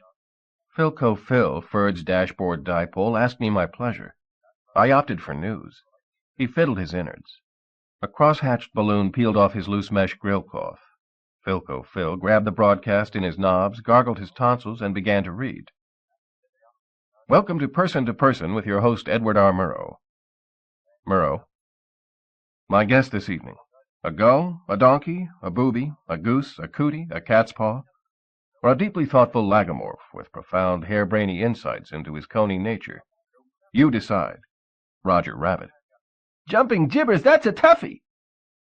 Change the station, I told the airhead. He ignored me. They always do. Murrow. How did you begin your theatrical career? Roger. As a powder puff in a burlesque house. Talk about getting show business under your skin. I'm really brown with orange polka dots, or yellow with green stripes. I forget. Ferd's rearview mirror distorted the cars behind me, making them look skinny on top, fat on the bottom. That's why it took me a minute to peg the buggy behind me for an unmarked patrol car. Murrow. What's hardest about being a toon? Roger. Avoiding erasers. No, fading in sunlight. No, being stuffed into trombones. No, keeping a straight face at operas. The patrol car sniffed my tailpipe. Murrow. How do you feel about sex in the cinema? Roger. Personally, I prefer popcorn. The cruiser spouted a gumball dispenser and flashed it red. Philco Phil coughed out another piece of repartee. Murrow. Disprove the widely held belief that toons can't resist getting a laugh. Tell a joke and leave off the punchline. Roger. That's easy. Name Ignatz Insect's favorite radio show. Murrow. I give up. Roger. Davy Cricket. Murrow. You told the punchline. Roger. No, I didn't. It's Name That Tune. I weighed making a run for it, but when I goosed the gas pedal, the grinder under the hood couldn't shake out another ounce of pepper. I dropped anchor. It caught on a lamp pole and jerked me off the road. Murrow. How has stardom changed your life? Roger. I don't get mistaken for the Easter Bunny as much. A car door slammed. Flat feet crunched pea gravel. The law's paws rapped my rear fender. Murrow. What do you do for fun? Roger. Everything. A 12-gauge load of kennel breath blasted me through the window. I ought to slap you behind bars, Valiant. A zillion cops to choose from, and I get hauled over by Bulldog Bascom. You got a specific charge, Sarge? I'll ask the questions, woofed Bascom. Murrow. Who turned the lights out? Shut up, I whispered to Philco Phil. You got big worries, Bascom snarled. Name one. Kirk Enigman, the famous movie star. He bit the onion a couple of hours ago. Bascom's porcupine eyebrows locked elbows, rolled over, and pointed their poisoned quills at me. I'm hot on the trail of his cold-blooded killer. Let me know the minute you catch him. I always wanted to see one up close. Bascom put a match to the rigor mortis grunion he called a stogie. I got a witness saw a dumpy hard apple in chocolate worsted fleeing the scene. He fingered my nubbly brown lapel. Like it? $8 off the rack. I buy 'em by the dozen. The killer made his getaway in a battered Plymouth rust bucket. Case solved. Find the louse who raided my closet and stole my car. Don't play cute with me, Bascom snorted. You're in this murder up to your bloodshot eye sockets, and I'm the pooch who's going to prove it. Sorry, Sarge. I plead total and complete ignorance. That's the one excuse a jury's likely to believe of you. His gruff, throaty chuckle jingled his Army Canine Corps dog tags and the metallic blue disc proclaiming him rabies-free. The name David O. Selznick ring a bell? Let me guess. He wants you to play a loose cannon in Gone with the Wind. That's good, Valiant. Funny. He tested his jaws to see if they opened wide enough to rip off my head. They did. Easy. Selznick told me that Kirk Enigman, Baby Herman, and Roger Rabbit were up for the same great big juicy role. Rhett Butler, if you can believe it. I couldn't. You landing any time soon? I said. Or are you going to keep circling around in the ozone all night? I'm coming down, you bet. Right on your case. He planked his foot on my running board. Enigman's unfortunate passing leaves Roger Rabbit and Baby Herman minus a major competitor. It also puts them neck and neck in the race for prime suspect. Why aren't you out chasing them? I am, more or less. Check my logic on this and see if it don't make sense. You've been known to work for Roger Rabbit. The rabbit wants Enigman bumped. A scamp greatly resembling you does the deed. Ain't that a funny coincidence? Sounds like murder for hire to me." He scratched his head just behind his ear. His leg gave an involuntary shake. "What did I forget? Of course, the gun. Did I mention the gun? No? How could I skip that juicy tidbit? Selznick tells me you left his office today in possession of a big-bore .44, exactly the size howitzer used to slick Enigman." He inverted his paw, turning it pad up, and made a spidery motion with his fingers. "You want to give me that gun, Eddie?" He stuck one of his fingers under my lapel and raised it up, displaying my empty holster. "Save your breath. You're going to tell me somebody swiped it. You're going to tell me you ain't got it no more, right?" "Along those lines, or words to that effect." He chucked me under the chin with his dew claw. It raised a welt the size of a barnacle. "I'm proud owner of a perfect record, Eddie. I've solved every case I've ever tackled. My method's real simple. I figure out up front who did it, and then I stick to them like ticks to my uncle until I prove it." His next balloon assumed the shape of a hangman's necktie. "Bascom's not one for subtlety. You're going to take the fall for this, Valiant. Count on it. You might as well confess now, save us both a lot of time. Think about it a while. When you're ready, whistle. I'll be right around your corner." He signaled the squad car. It pulled up beside us. Bascom yanked open the door and jumped in on the fly. First, I stoked my gut furnace with a shot of liquid coal. Then I pulled one of Philco Phil's buttons a little harder than I had to. "Oh, my goodness!" the radio yelped. "You won't believe the excitement you missed." Philco Phil gathered up the jumbled program. "Stay tuned for a minute while I put these in order." "Skip the verbatims," I told him. "Spout the gist." Philco Phil's nickel-plated nameplate drooped at either end, disappointed. The studio went dark, and a gunshot rang out. Then a body hit the floor. "That's ridiculous. Who'd want to kill Edward R. Murrow?" "Senator McCarthy, for one, but it wasn't Murrow who took delivery." "You're telling me a trigger man plugged Roger Rabbit? One and the same." 9. Back when the world was a ball of ferns, when a good front lawn was a half-acre of bubbling slime, a giant amoeba split in two. The front half, the end with the brains, called itself Los Angeles. The butt end became Toontown. I live in a bungalow apartment near the border. My landlady swears my place comes with a great view. If so, I never saw it. L.A. air's too fouled with dense, hazy, aimlessly drifting babble. I wouldn't mind if it said anything important. I'm not after philosophy. I'd settle for a weather report or yesterday's ball scores. Instead, I get yikes, zowie, bam, pow, and worse, vinegary swear words that water my eyes. I hear the sky still clear in the mountains. I'm tempted to make the climb, homestead a cave, invent a religion, ponder the nature of truth while I gaze at the stars. Except yaks and incense make me sneeze, and I look awful wearing a bedsheet. An inebriated Toonmobile dozed in my parking slot. I didn't wake him. On nights I exceeded my recommended octane level, and my hands and knees gave out short of my doorstep. I'd slept between those old white lines myself. I know how cozy, warm, wavy asphalt can be. I stored Ferd's heap on the street and left Louise Reitbleider's folders in the glove compartment. They'd be as safe there as any place. I walked into my courtyard.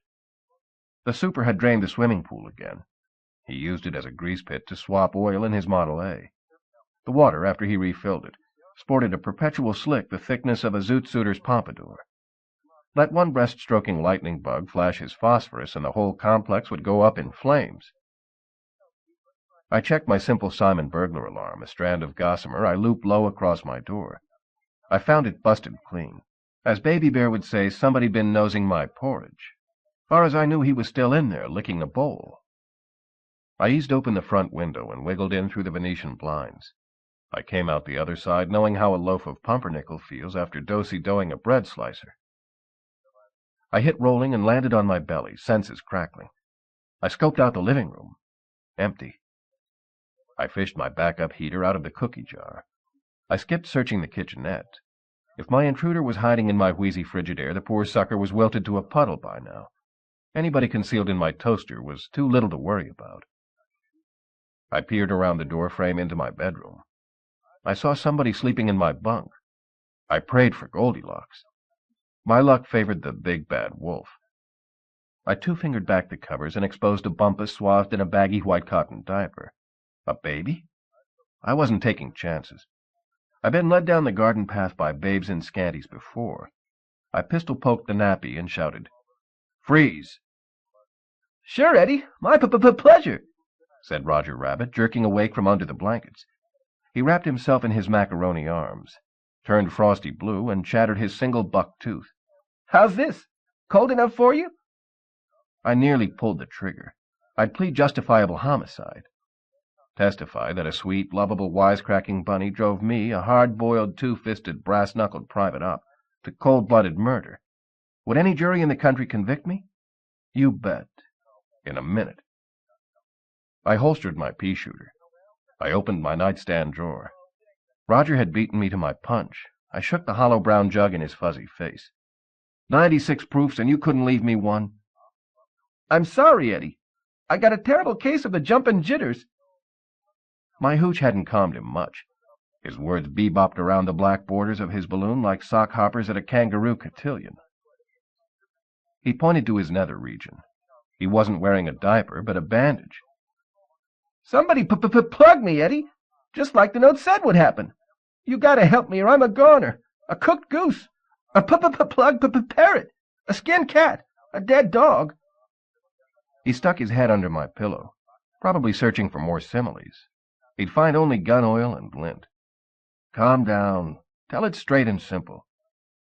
He stood up and strolled the knolls of my Posturepedic.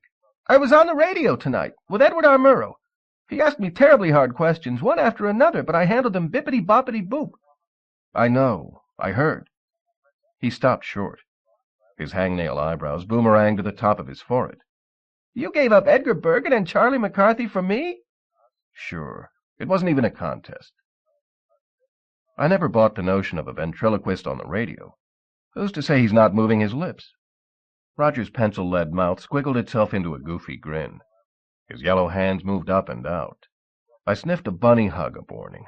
I reached for my gat. I would have used it too, I swear. Except the rabbit, in a rare display of good judgment, cocked his noggin, rotated his mitts around to palms out, and backed off. Though his inky-dinky grin still split open his face like the snaky residue of a shaky-handed shave. He resumed his pacing. "Halfway through the program, the studio lights went dark." My bed springs groaned. I would, too, if I got tromped by tootsies the shape and circumference of snowshoes. "I heard a shot. Kapow!" His onomatopoetic exclamation drifted out the open window. Another senseless expression of violence polluting the landscape.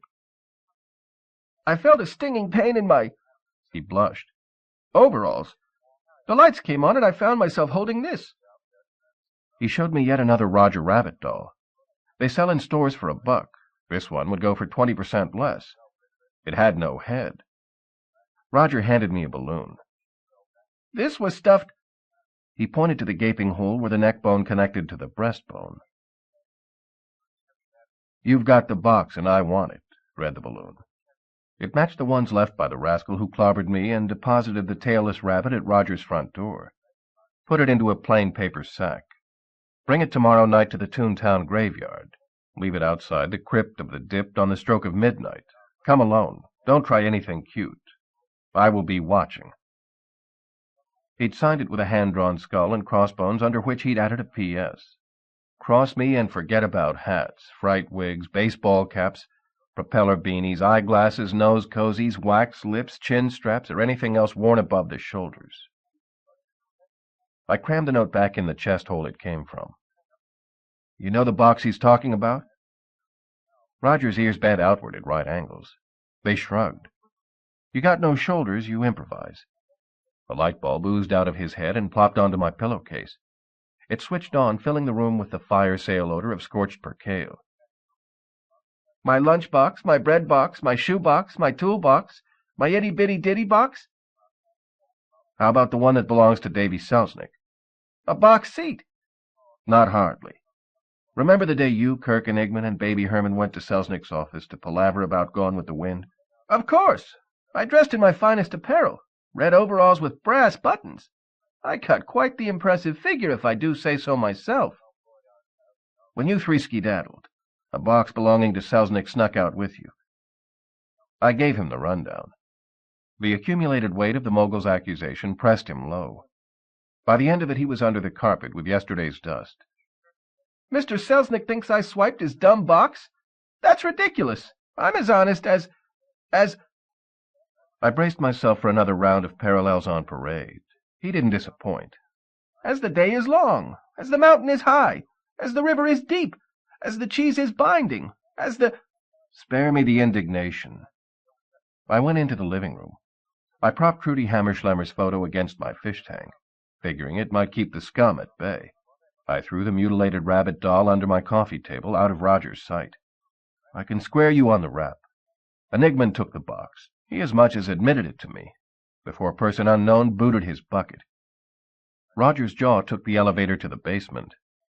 Kirk Enigman's dead? Done in, unless I miss my guess, by the sharpshooter who slung lead at you. The box holds the key. I find it, unlock it, and I throw this case wide open.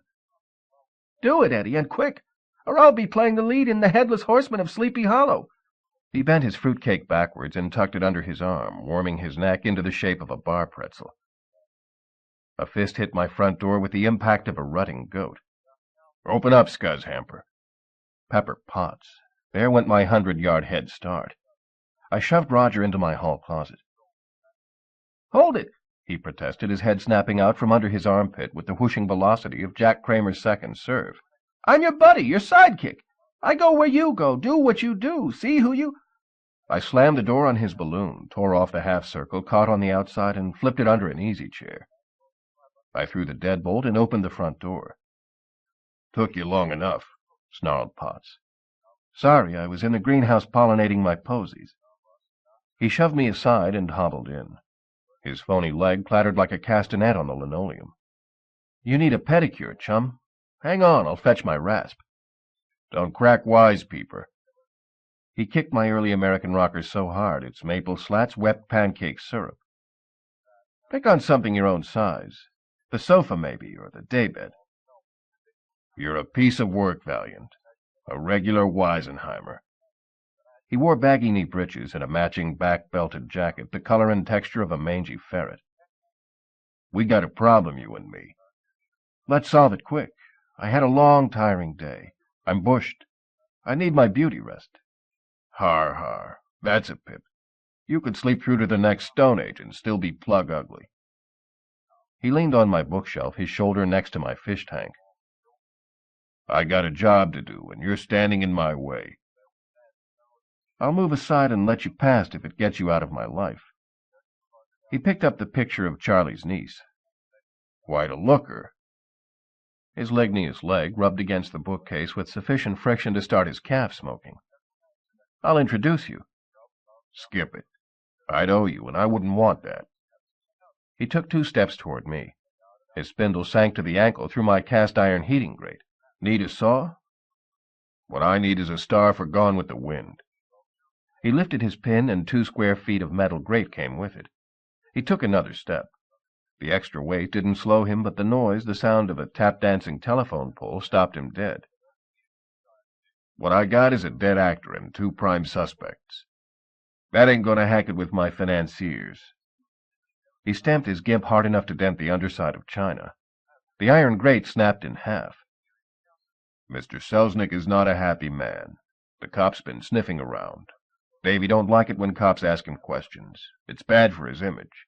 Not to mention it upsets him. He can't work. And when Davy's testy, I'm an absolute screaming banshee. I uncorked my volcano and flowed molten lava into a matched set of jelly glasses. I handed one to him. Never touch this stuff. The smell of rum on his clothes said otherwise, but I wasn't about to argue. More booze for me. Mr. Selznick wants this matter wrapped up pronto, before any further damage gets done. Potts laced his digits together, turned them inside out, and crunched them, producing the pop a firebug makes when he snaps his kindling. To that end, Davy authorized me to persuade you to hurry it up. I got a flash of what literates call déjà vu. meaning I don't have to get hit in the head to know I'm about to get hit in the head. I made what flyboys call a preemptive strike, meaning I cheap-kicked Potts low with sufficient force to pulverize any stone short of a diamond. Men hit that way will double over, fall down, choke, turn blue, puke, pass out, die, or worse. Potts reacted like I'd tickled him with a feather. He stepped forward and planted his wooden-sized one on my instep, while the force of his broom handle pinned me upright. He played xylophone on my ribs and glockenspiel on my kisser. When he'd finished his recital, he lifted his pinion and let me sink to the floor. By the light of the constellation of stars whirling around me, I made a quick calculation. According to my unofficial tally, I'd taken more beatings than an old maid's living room carpet. Potts sunk his spindle into my gut. Davy says you've gotten too notorious for him to deal with direct. He don't want you calling him or coming around his office. From now on, you deal with yours truly and nobody else. This box Davy's got you hunting for. You tell me who stole it. You give it to me and only me when you get it back. He peeled open my eyelid. Clear? He let loose of my head. It hit the floor. Potts mashed my puss for luck. You get a break in this case, you call me on the horn. French or Flugel? Keep talking like that, and it'll be a bugle blowing taps over your casket. As he walked out, he tromped on Roger's beheaded doll. His leg went through its stomach. Remember, Valiant, Davy don't want to see you, hear you, smell you, or taste you. From here on, you deal with me. The doll, impaled on his pine wood, muffled the sound of his leaving. I sterilized my wounds with Potts's untouched drink, then opened my hall closet. Roger had fallen asleep draped over the hanger supporting my green-checked slacks. I lifted his head, laid it on the shoulder of my raincoat, and let him snooze. I drove to Arnie Johnson's. He complained when I woke him until he realized he'd just secured Guinness Book of Records immortality for most stitches laced into a single head. I returned home, went to bed, and tried logging Z's, but didn't have much success. I've slept through earthquakes, but none rattled me as much as Pepper Potts. 10. A suicide squadron of chirps and trills kamikazed my upwind ear canal. I tilted my head and palm smacked the opposite temple. The tiny eighth and quarter notes popped loose, but the bigger halves and fulls burrowed in deeper, warbling to beat the band. I named that tune in 9 notes. Wake up, wake up, wake up, you sleepyhead. Get up, get up, get up, get out of bed. I burrowed out from under my top sheet. Roger stood facing my open bedroom window. The morning sunlight reflecting off his polar white fur ice-picked my pupils, inflicting the worst case of snow blindness south of Nanook of the North. A boisterous choir of bluebirds perched on the edge of the sill. Clothespins shielded their beaks from the aroma of the stinkweed overgrowing my window box. Roger led them in rosy song. For a baton, he had rolled up the rent-overdue, pay-up or get-out notice, which the super shoved daily under my door. Cheer up, cheer up, cheer up, the sun is red. Live, love, laugh, and be... I threw my pillow at the merry songsters. In a scene out of Mr. Disney's Sticky Sweetest Fairy Tale, they encircled it in the air and caught it on the fly. Holding it in their tiny beaks, they flew it back to me and tucked it under my head. There's never a scattergun handy when you need one. Shoo those squawk boxes out of here, I yelled at my morning maestro, before they give me diabetes. Roger sent his tweeters flying. I thought you'd like a wake-up song. For 6 months in boot camp, I roused it to bugle music. I'd toss Peggy Lee out of my sack if she tickled her tonsils before noon. You thought wrong. I did my morning exercises. 20 push-ups, 10 squats, 5 leg lifters, 2 shots.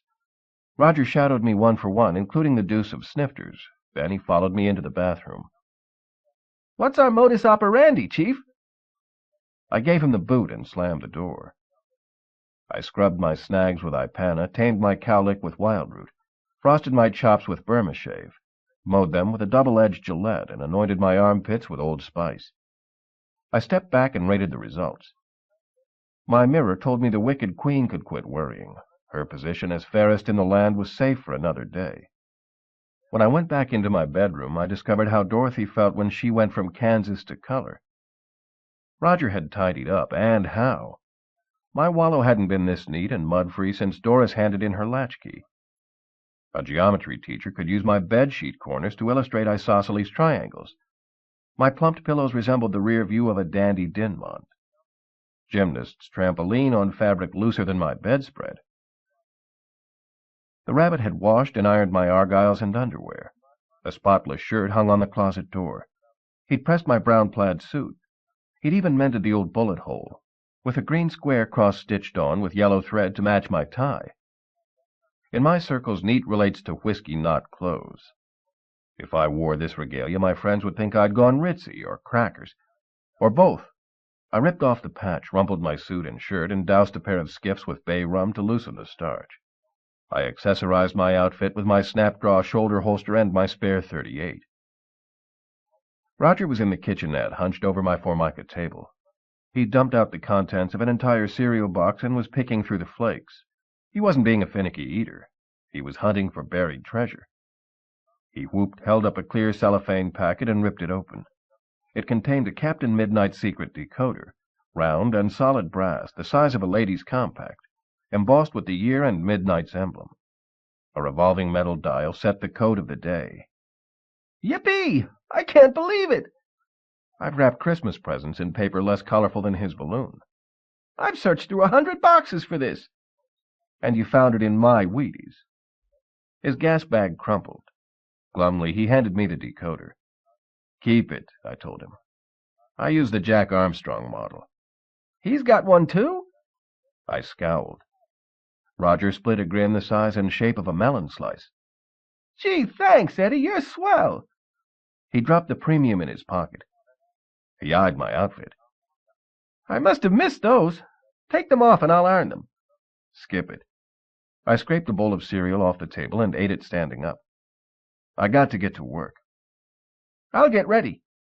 Roger ducked into my closet. He came out wearing my belted trencher, collar up, and a wide-brimmed hat. How do I look? Like Humphrey Bogart on Halloween. If he wanted stroking, let him move to a petting zoo. I dialed the phone. Oh, boy, here we go, said Roger. Official detective business. He pulled out a leather notebook. He wetted his pencil point on his tongue. Who you calling?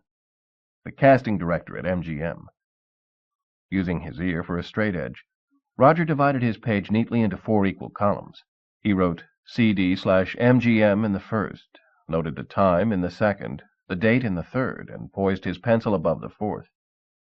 What's he got to do with the price of peanuts in Paraguay? None of your beeswax. Roger winked. That's a test, right? To see if I've got the moxie to overcome resistance when interrogating a suspect. Fine. I accept the challenge. He bent over and aerialed his ears around my head. I'll switch to oral surveillance. I smacked his bean with the telephone, raising a lump the size of my kitchen table. He didn't need Captain Midnight to decode that message. The casting director came on the wire. In exchange for the promise of a double sawbuck, he gave me a daytime phone number, a car wash on the Strip. No surprise. If not that, it would have been a hash house, a juke joint, a bookshop, a department store, or a soda fountain. The traditional meal tickets of daydreamers. The maitre d' at the auto laundry ordered me and Roger to vacate while our buggy took a bath. I flashed him a peek at my heater. He wished us bon voyage and hooked us to the treadmill.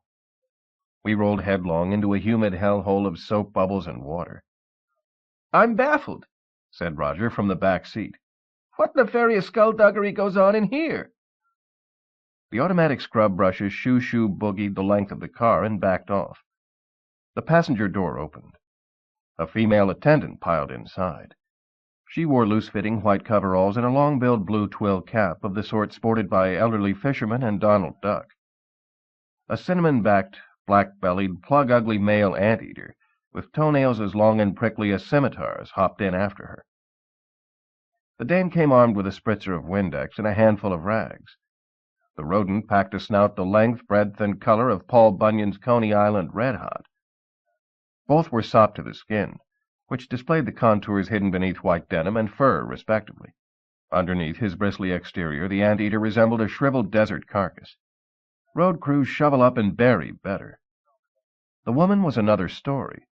Unless she wore a Mae West and a tool belt stuffed with extra sponges, She curved front to back, side to side, in exactly the right places. The rodent and I bookended the frail. She moved me over with an elbow shot to the ribs.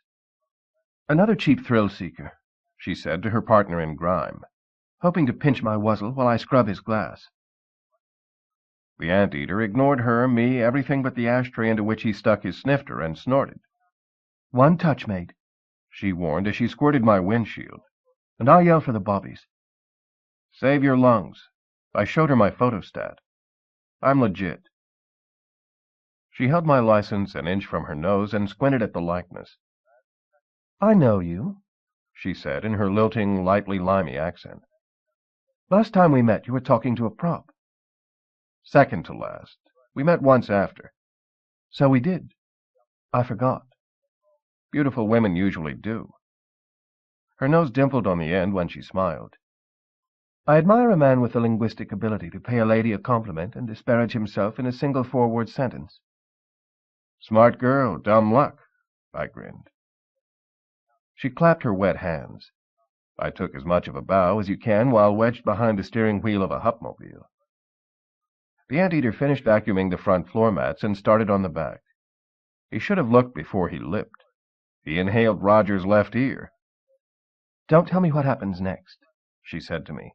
"I know." She sprayed the seats with the same solution she'd used on the windows. "You beat me with a rubber hose until I squeal. Isn't that the way detectives operate?" Roger braced his feet on the anteater's forehead and yanked to no avail. "What gave you that idea?" The anteater sneezed louder than the chief inspector in a pepper mill, but couldn't clear the ear out of his throat. She extended her index fingers, raised her thumbs, and lined them into an imaginary machine gun. She sprayed a burst into my craw. "My daddy was a great fan of your American gangster films.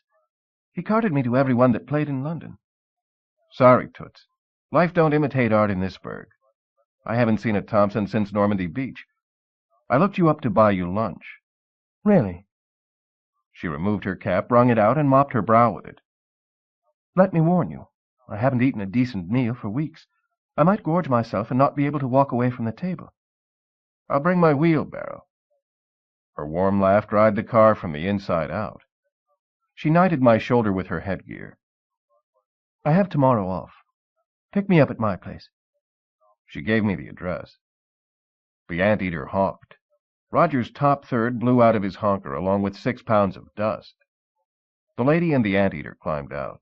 They ran down the line to catch the next boat through the canal, a bright yellow Rolls. "Hey," I called after her. "What's your name?" She yelled it over a snake hiss of steam. "Vivian Lee." Roger tumbled into the front seat, his left ear bent to the shape of the anteater's innards. "We wasted half the morning, and I nearly lost a lobe just to get you a date?" He formed his thumb and first digit into a circle and ran it stem to stern along his kinked appendage. It straightened with the sound of pigs popping their knuckles. "How can you possibly justify that?" "Love makes the world go round, chum." He blinked like I'd speared him through the heart. "You're right." He unleashed a torrent of tears, having the high arc of a one-handed jump shot. They splattered me with brine. "What's life without romance? Without wooing and cooing? How I miss the bliss of her kiss." I folded his bright red, lacy-edged balloon lengthwise and tucked it away. It would save me a dime, assuming I clicked with a skirt by Valentine's Day. "Forget about the assassin," he said. "Forget about Mr. Selznick's dumb box. Forget about Rhett Butler, Baby Herman, Kirk Enigman, Gone with the Wind. None of it matters a hill of beans. Not compared to what's really important. Eddie, I have to know." He stood on the seat and faced me, pleating himself across the middle so he wouldn't have to stoop. "Is Jessica cheating on me or not?" I kicked the gas. The acceleration sprung open the accordion folds across his stomach, leaving him wedged firmly between seat cushion and roof. "Let's find out." 11. We pulled into an office park built entirely out of the Jolly Green Giant's old toy blocks. The developer had simply hollowed them out, added doors and windows, and stacked them in piles. Architectural critics took one gander at his hodgepodged square wooden buildings, embossed on the sides with brightly colored silhouettes of circus clowns, choo-choo trains, and barnyard livestock, and proclaimed the brilliant dawn of steel naivete. Space here, leased for an arm and a leg per foot. Wow, said Roger.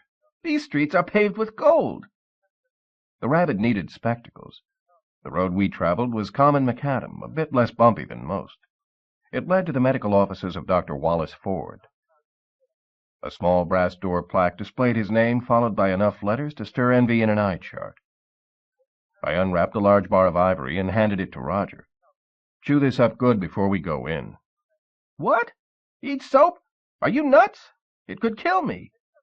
Not a chance. It's 99 and 44/100% pure. I shoved it into his craw. He munched it up and swallowed. Ford's starchy, lemon-pussed receptionist informed me nobody sees the doctor without an appointment. His first open slot? 2 weeks into the next decade. I pleaded emergency. Told her I had a rabid rabbit on my hands. Roger stood beside me, obligingly foaming at the mouth. She ushered us into an examination room post-haste. Dr. Ford entered a few minutes later. He was as thin and sterile as a scalpel. I hoped he wasn't as sharp. He added a final notation to his last patient's file and dropped it into a wall-hung metal basket. He slipped a fresh form into his clipboard. His brisk, efficient manner epitomized the medical profession's motto: Impellite eos, expellite eos. Move 'em in, move 'em out. Another reason I saw a vet. What seems to be the problem? Roger belched a quantity of soap suds sufficient to swab the decks of a battleship. Ford grabbed a handful, rubbed them between his fingers, and sniffed the residue. Definitely not rabies. Any family history of saponaciousness? Only the sap part. Let's have a look. Ford shined a flashlight into Roger's ear. A shadow picture of squirrels storing nuts for the winter appeared on the wall beyond. You come highly recommended by a friend of mine, I said. Clark Gable. Ah, yes, Clark, the dear boy. I haven't seen him for ages. Ford tapped the back of Roger's head with a silver hammer. It rang like a lumberjack axing a hollow oak. When he heard I was coming here, he asked me to do him a favor. You sent him a bill. I showed him the copy I'd cadged from Louise Reitleiter's Gable file. He can't remember what it's for. Maybe you could refresh his memory. Ford glanced at it and nodded. That was incurred by a friend of his, a lady friend. He flat-handed Roger between the shoulder blades. Roger coughed out a balloon filled with froth. Clark requested I send the bill to him personally rather than to her or the studio. Ford snapped Roger's balloon onto a backlighted viewing box. He studied it through a magnifying glass. I obliged. Clark figured it for that. I'm surprised the matter slipped his memory. Ford wrapped a blood pressure cuff around Roger's neck, stuck a bicycle pump in his mouth, and inflated him to 3 times normal size. Considering the circumstances. He put his stethoscope on Roger's nose and pulled out the air tube. It's not every day a man requests me to examine Jessica Rabbit, especially for what he gave her. Roger deflated to the thickness of an ironing board. Ford slipped Roger under a fluoroscope and turned on the juice. The screen showed a cranium full of bubbles. Ford noted it on Roger's chart. Remarkably clean-minded chap. Hardly. I saw murder in Roger's pancaked eyes, and that's as dirty as thinking gets. I prescribe a vacuum purge, said Ford. He stuffed Roger into his stainless steel sterilizer, slammed the door, spun the spoked metal lock, and set the timer for 30 minutes. With Roger out of earshot, I asked Ford the $64 doozy. What exactly did Jessica Rabbit catch from Gable? He chuckled. A case of morning sickness. The lady is pregnant.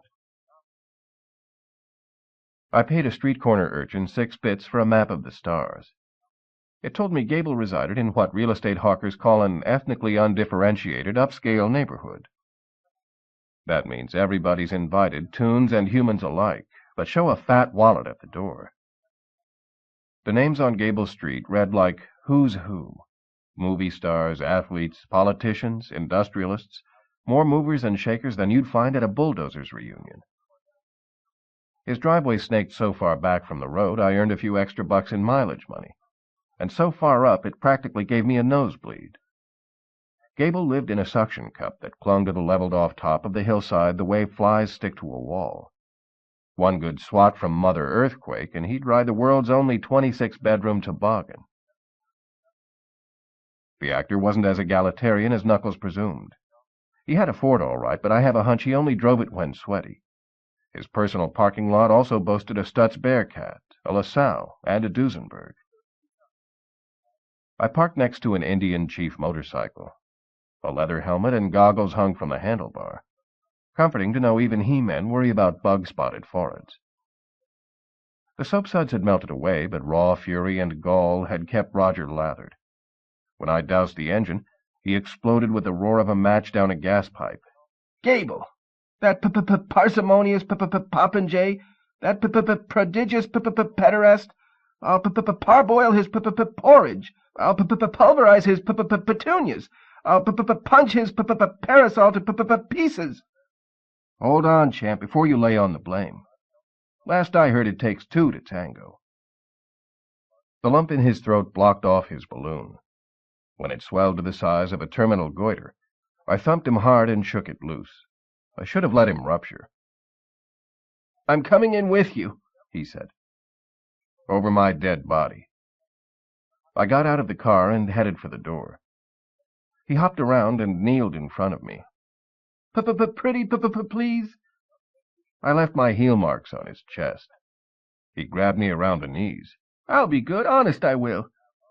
I'll say this, he was tenacious. I like that in a rabbit. You'll keep your yap shut? He zipped his lip.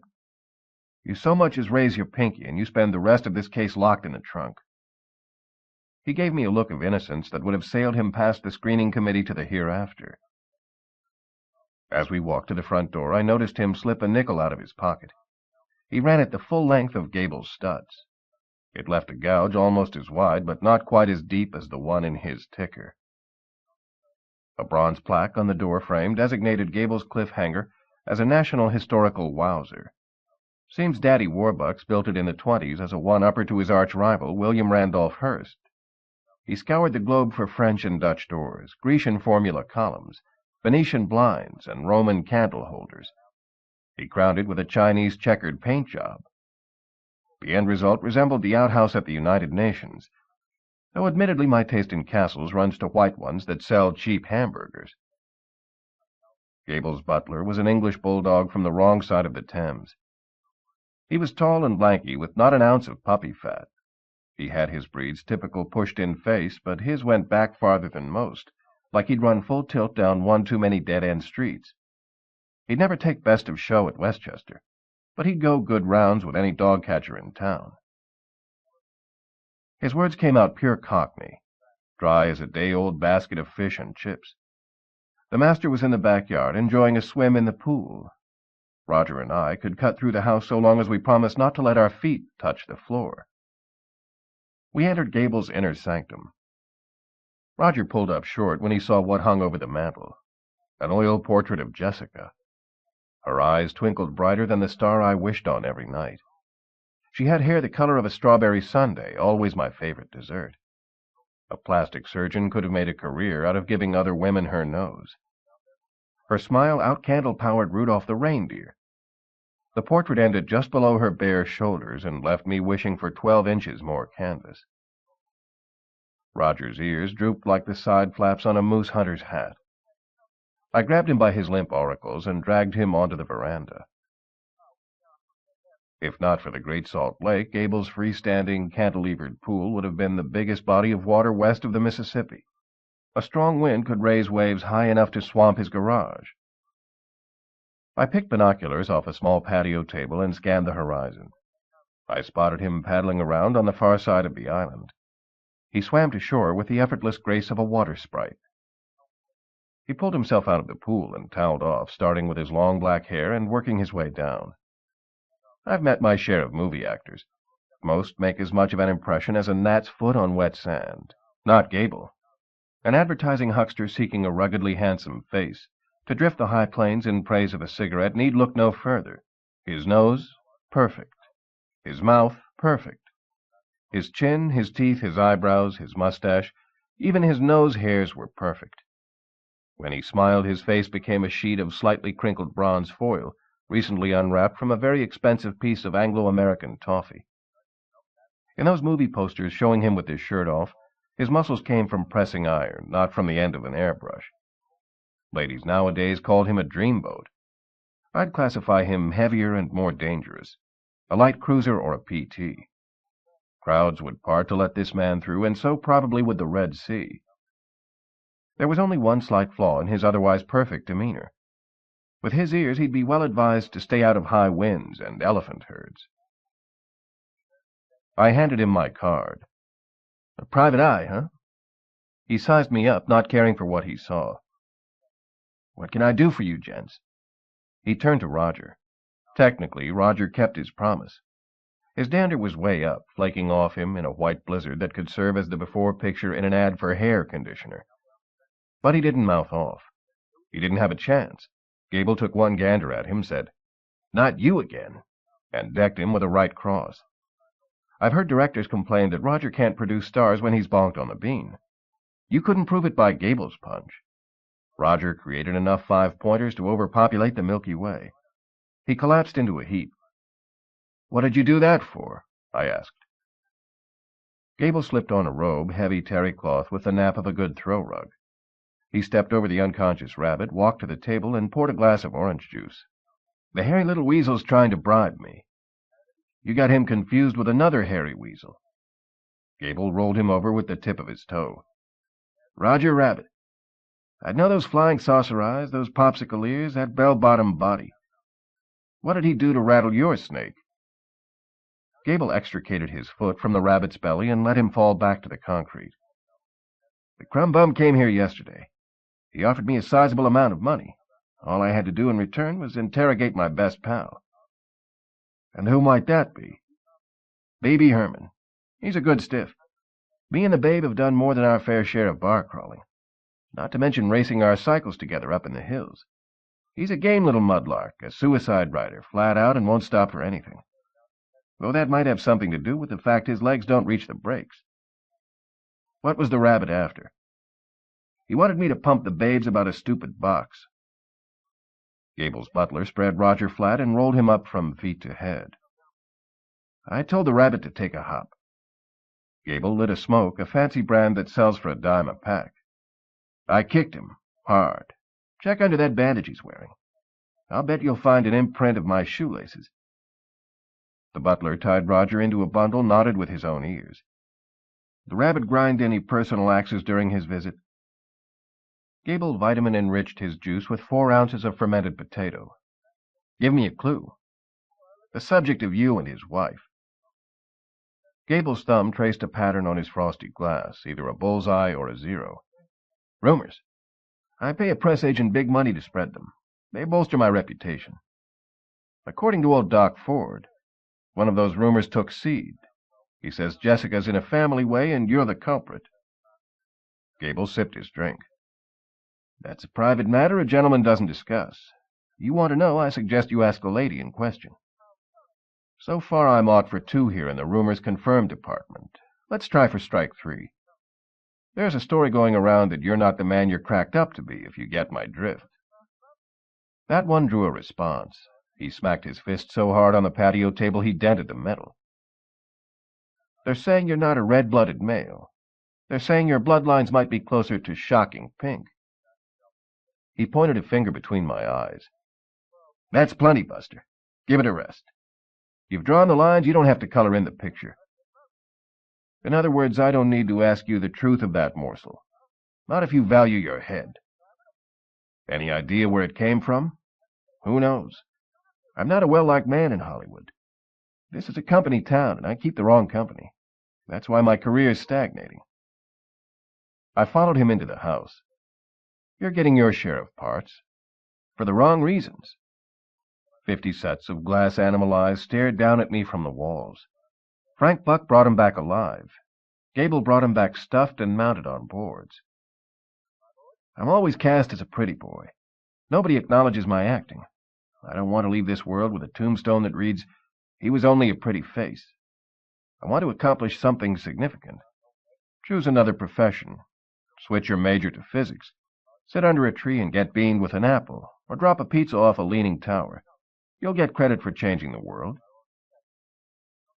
He wasn't about to take my advice, but rewarded the sentiment by going to the bar and pouring us both a short message from my favorite sponsor. "Excuse the vodka," he said. "I much prefer rum at this time of day, but I'm having trouble getting it lately. I ought to put Gable in touch with Pepper Potts. They could break the law of supply and demand. One has no rum, the other bathes in it." I tracked him up the stairs to his bedroom. While he dressed, I stood outside the door and fiddled with the loose threads dangling off my buttonholes. "When I told the rabbit I wouldn't play ball," Gable said to me through 6 inches of polished Philippine mahogany, "he let fly with a word balloon so profane it blistered the paint." Gable wasn't exaggerating. I noticed a bare spot 3 by 3 on the ceiling slightly right of the porcelain chandelier. Gable came out. When I suit up every morning, I pick my apparel by pulling stuff out of my closet and drawers until I've got the proper number of items, which by trial and error I learned to be 11.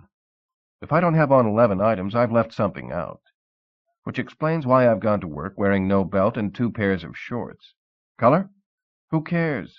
It all goes pink in the wash. Style? I wear my undershirts inside out to give my Fruit of the Loom label equal time in a world of alligators and polo ponies. Gable, on the other hand, with his monogrammed gold buttons, double-breasted blue blazer, gray slacks, white shirt, and V-necked white sweater, stepped right off the cover of Esquire. A straw boater added just the right touch of savoir-faire, which for you who don't speak the sartorial means proper breeding. "What happened after you booted the rabbit?" "He threatened me. Said he had contacts in high places. He promised me I'd never work in this town again. He took a poke at me. He missed. I didn't." "Leave any marks?" "I blacked his eye." The butler had left Roger rolled up by the front door. I hoisted him up by his ear knot and checked his face. His nose was pushed clear to his tonsils, but there wasn't any sucker's halo around his lamps. "I think you got your rabbits confused."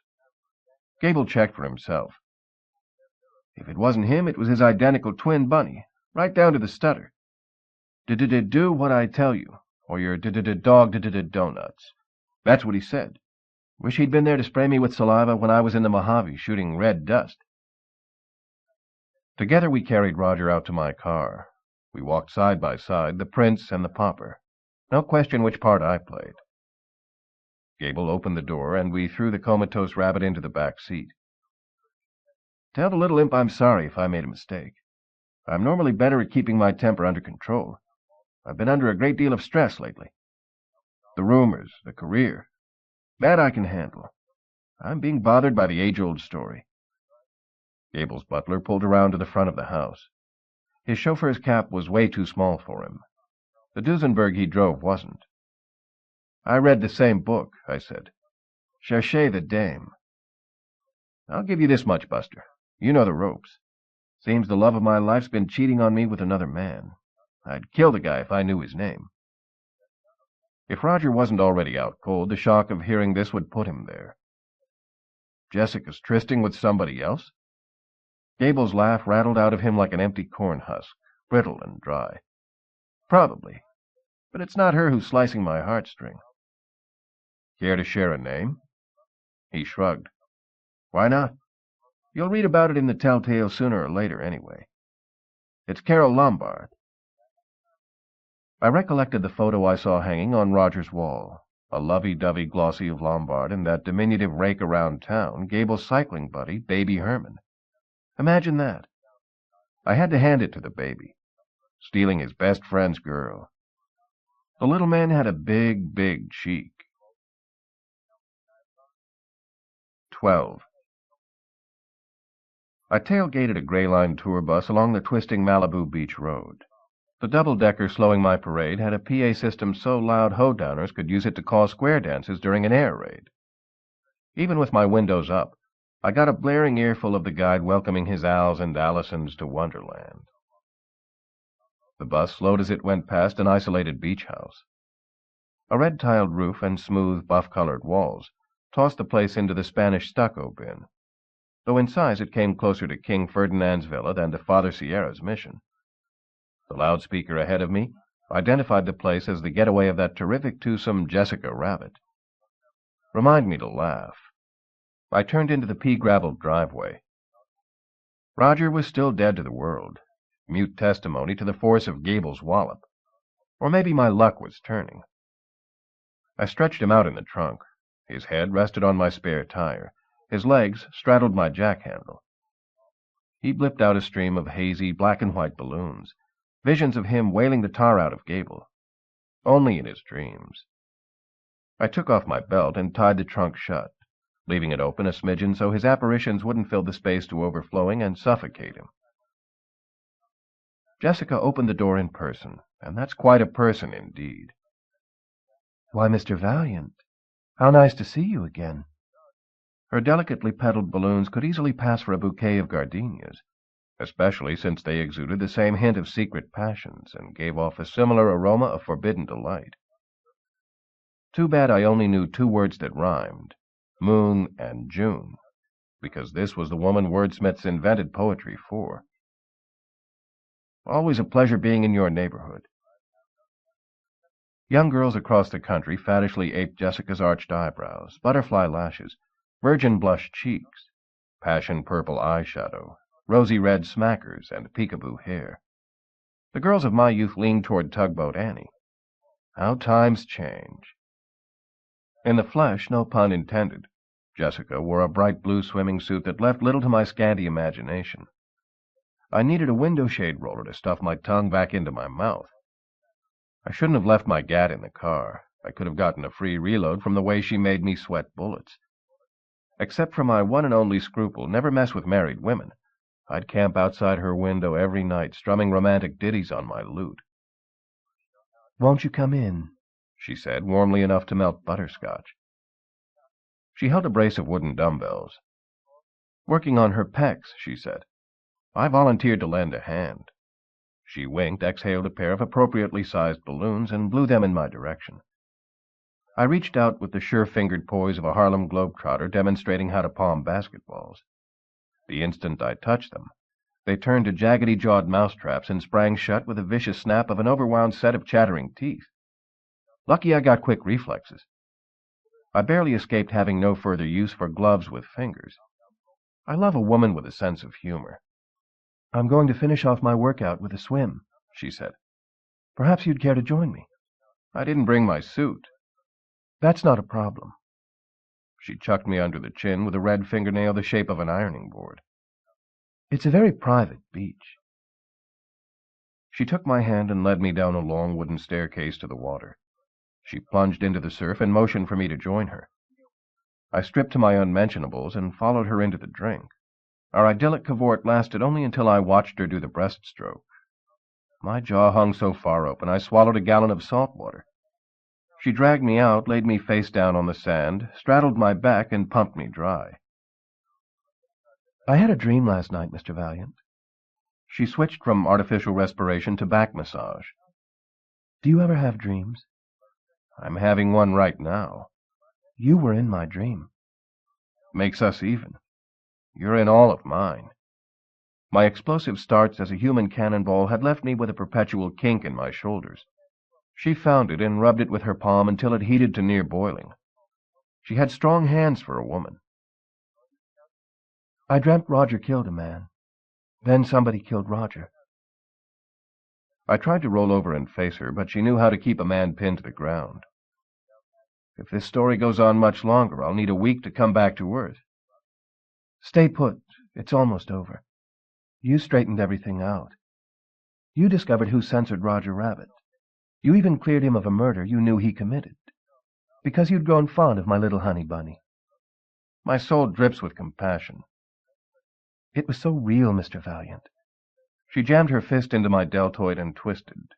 My knot dissolved. I awoke in a cold shiver, convinced my beloved was gone forever. Imagine my surprise when I went into the bathroom, opened the shower door, and there he was, cute as ever, lathered tip to toe.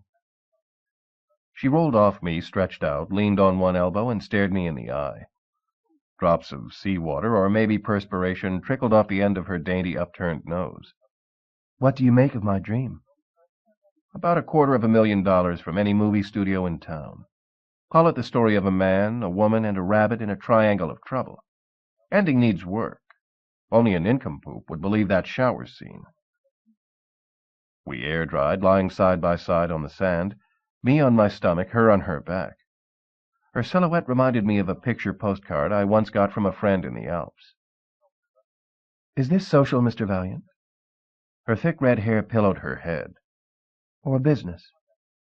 I guess you'd say a bit of both. You've been too social. That makes it my business. I'm sorry. I don't follow. Let me spell it out for you as genteel as I can. I'm looking to find out what's going on between you and Clark Gable. She gripped a handful of sand and squeezed it tightly enough to fuse it into glass. By whom? Who hired you? Roger? That's confidential info. I can't divulge the name of my client. She moistened a fingertip with her tongue and ran it into my hair, at the sensitive spot where temple meets ear. Not even to Jessie Wessie. It would take stronger than me, Samson or Goliath maybe, to resist.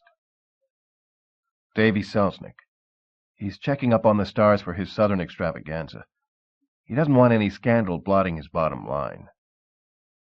She rolled over, front down. I never thought I would envy sand. You can tell Mr. Selznick I resent his intrusion into my personal life. That doesn't answer my question. Then how about this? Clark and I are good friends. Period. You know Hollywood. You keep bumping into the same people. The way I hear it, you've been bumping into Gable in some of our better hotels. If looks could kill, I'd have spent the rest of eternity 6 feet under that patch of beach. We have fun together, Clark and I. Gay parties, wading in fountains, racing the streets of Hollywood in his Stutz, mountains of caviar, oceans of imported champagne. You know the feeling. Sorry, sweetheart. In my version, folks sit around Coldwater Flats with a bucket of beer. Where's your hubby while you're out hobnobbing with the fast life? She opened her fist. Sand ran out in a fast stream, like the last residue of time tumbling from an hourglass. Roger is a stay-at-home rabbit. I'm not. I enjoy a good frolic out on the town, and so does Clark, but that's as far as it goes. A car door slammed on the road above, a Packard or Cadillac from the solid clunk. I invited a few girlfriends over for a swim, Jessica said. I hope you don't mind. Mind? Her 3 friends came laughing and sashaying down the wooden stairs. A voice from out of my wildest fantasies said, Eddie Valiant, meet Rita Hayworth, Betty Grable, and Mae West. The 3 women who kept my heart throbbing while I slogged through Europe, making the world safe and free for democracy, in swimming suits that didn't contain enough material among them to upholster a footstool. Betty requested that I lather her with suntan oil. Rita told me I reminded her of a bullfighter she'd once seduced. Mae asked me to hold her beach balls while she slipped out of her sandals. Purely my pleasure, believe me. The trio of lovelies invited me to join them for a splash. Jessica held me back. They went without me. Paradise lost. The sacrifices I make to earn $1. Don't be fooled by appearances, Mr. Valiant. Jessica pulled her knees to her chin and wrapped her arms around her stems. I love my husband very much. Her sentiment came forth in the puppy love lettering a high school girl uses to see how her name looks sandwiched between Mrs. and her biology teacher. Is that what you tell the desk clerk at the Beverly Hills Hotel when you and Gable register as Mr. and Mrs. Jones? I've said everything I'm going to say concerning my relationship with Clark. Maybe I'll have to browbeat the juicies out of your friends. I indicated the 3 lovelies frolicking in the foam. Save your breath. Even if they knew, which they don't, they wouldn't tattle. It's the age-old law of womanhood. Girls stick together. I pitched her the change-up. I know why you went to see Dr. Wallace Ford. What a great actress. When she told me, I never heard of the man, and stuck to the story, I almost believed her. It was an hour later when I pulled in deferred slot in the police department parking lot. Roger, sprawled on the seat behind me, woke up swinging. He KO'd a cubic yard of air. He sucker-punched me. The big palooka hit me when I wasn't looking. You always stutter when you talk?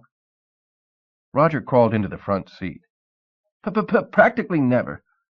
Only when I'm nervous or excited or especially adorable. And then just on words beginning with p. Never stutter on words starting with D?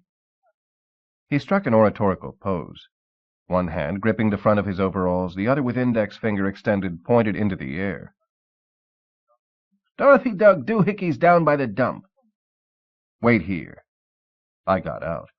Well, I see a man about a dog. I walked into the station. The rabbit's balloon caught me as I opened the door. My no-good half-cousin Dodger. He stutters on D's.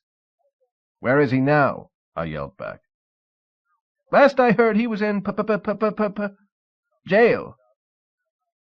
So much grousing overhung Ferd's desk, it resembled a balloon concession at the park. Seems the powers that be had yanked him off the Enigma case and put him back chasing the Toontown hooch haulers. What's one dead actor, more or less? Rum runners, on the other hand, cheat the state out of tax revenue.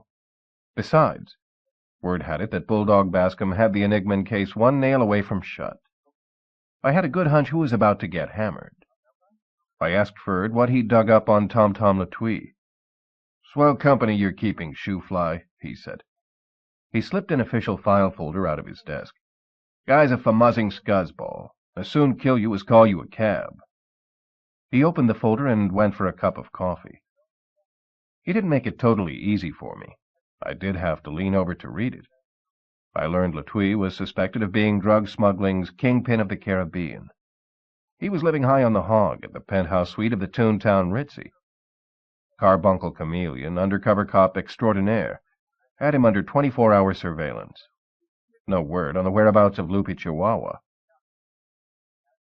When Ferd returned, I asked him to run a check on Roger Rabbit, find out if he was still vacationing at a government resort. I used Ferd's city line to call my answering service. Skipper told me I had a number of messages from Louise Reitleiter. Charlie Ferris commandeered the horn and asked if I'd gotten his niece a starring role. I told him it was only a matter of time. So was the end of the world. We drove past Grauman's Chinese. The Marquis announced a special memorial tribute to the late great Kirk Enigman. Around-the-clock non-stop showing of all his movies. Ain't Hollywood grand? Your wake consists of insomniacs sitting in the dark eating popcorn. A poster for Shadow of Evil caught my eye. I braked to a halt. Could it be? I headed for the curb. Let's take in a movie, I told Roger. Right now? Said Roger. In the middle of our case? I strongly protest. We should be hopping and bopping, shaking and quaking, moving and grooving. I handed him his ticket. We sat in the balcony. The lights went down. Shadow of Evil came on the screen. The opening credits rolled. I got up and left. Eddie, said Roger, hopping after me. Where you going? You haven't seen anything yet. The movie's just starting. The rabbit had it dead wrong. I'd seen plenty. 13. Baby Herman shot his daily newspaper strip in a swanky photography studio in Pasadena. We found him sitting in his personalized canvas director's chair, surrounded by the dialogue he'd been rehearsing, a milky, slightly rancid heap of gee-gee and gaga balloons. He was taking a break while his prop man restocked a day's supply of seltzer bottles. A line of tourists snaked through the studio. One at a time, they stepped up and stood next to the baby. In return for $5, a photographer snapped a quickie of them with the star. For an extra fin, the baby tweaked their noses. For a double saw, he goosed them in the knickers. Plush-bottomed women got the $10 extra free. A make-up lady powdered Herman's face and realigned the red ribbon tying his spit curl. As she worked over him, his head lolled sideways. An infantile inability to hold it upright? No, a better angle for peeking down the front of her dress.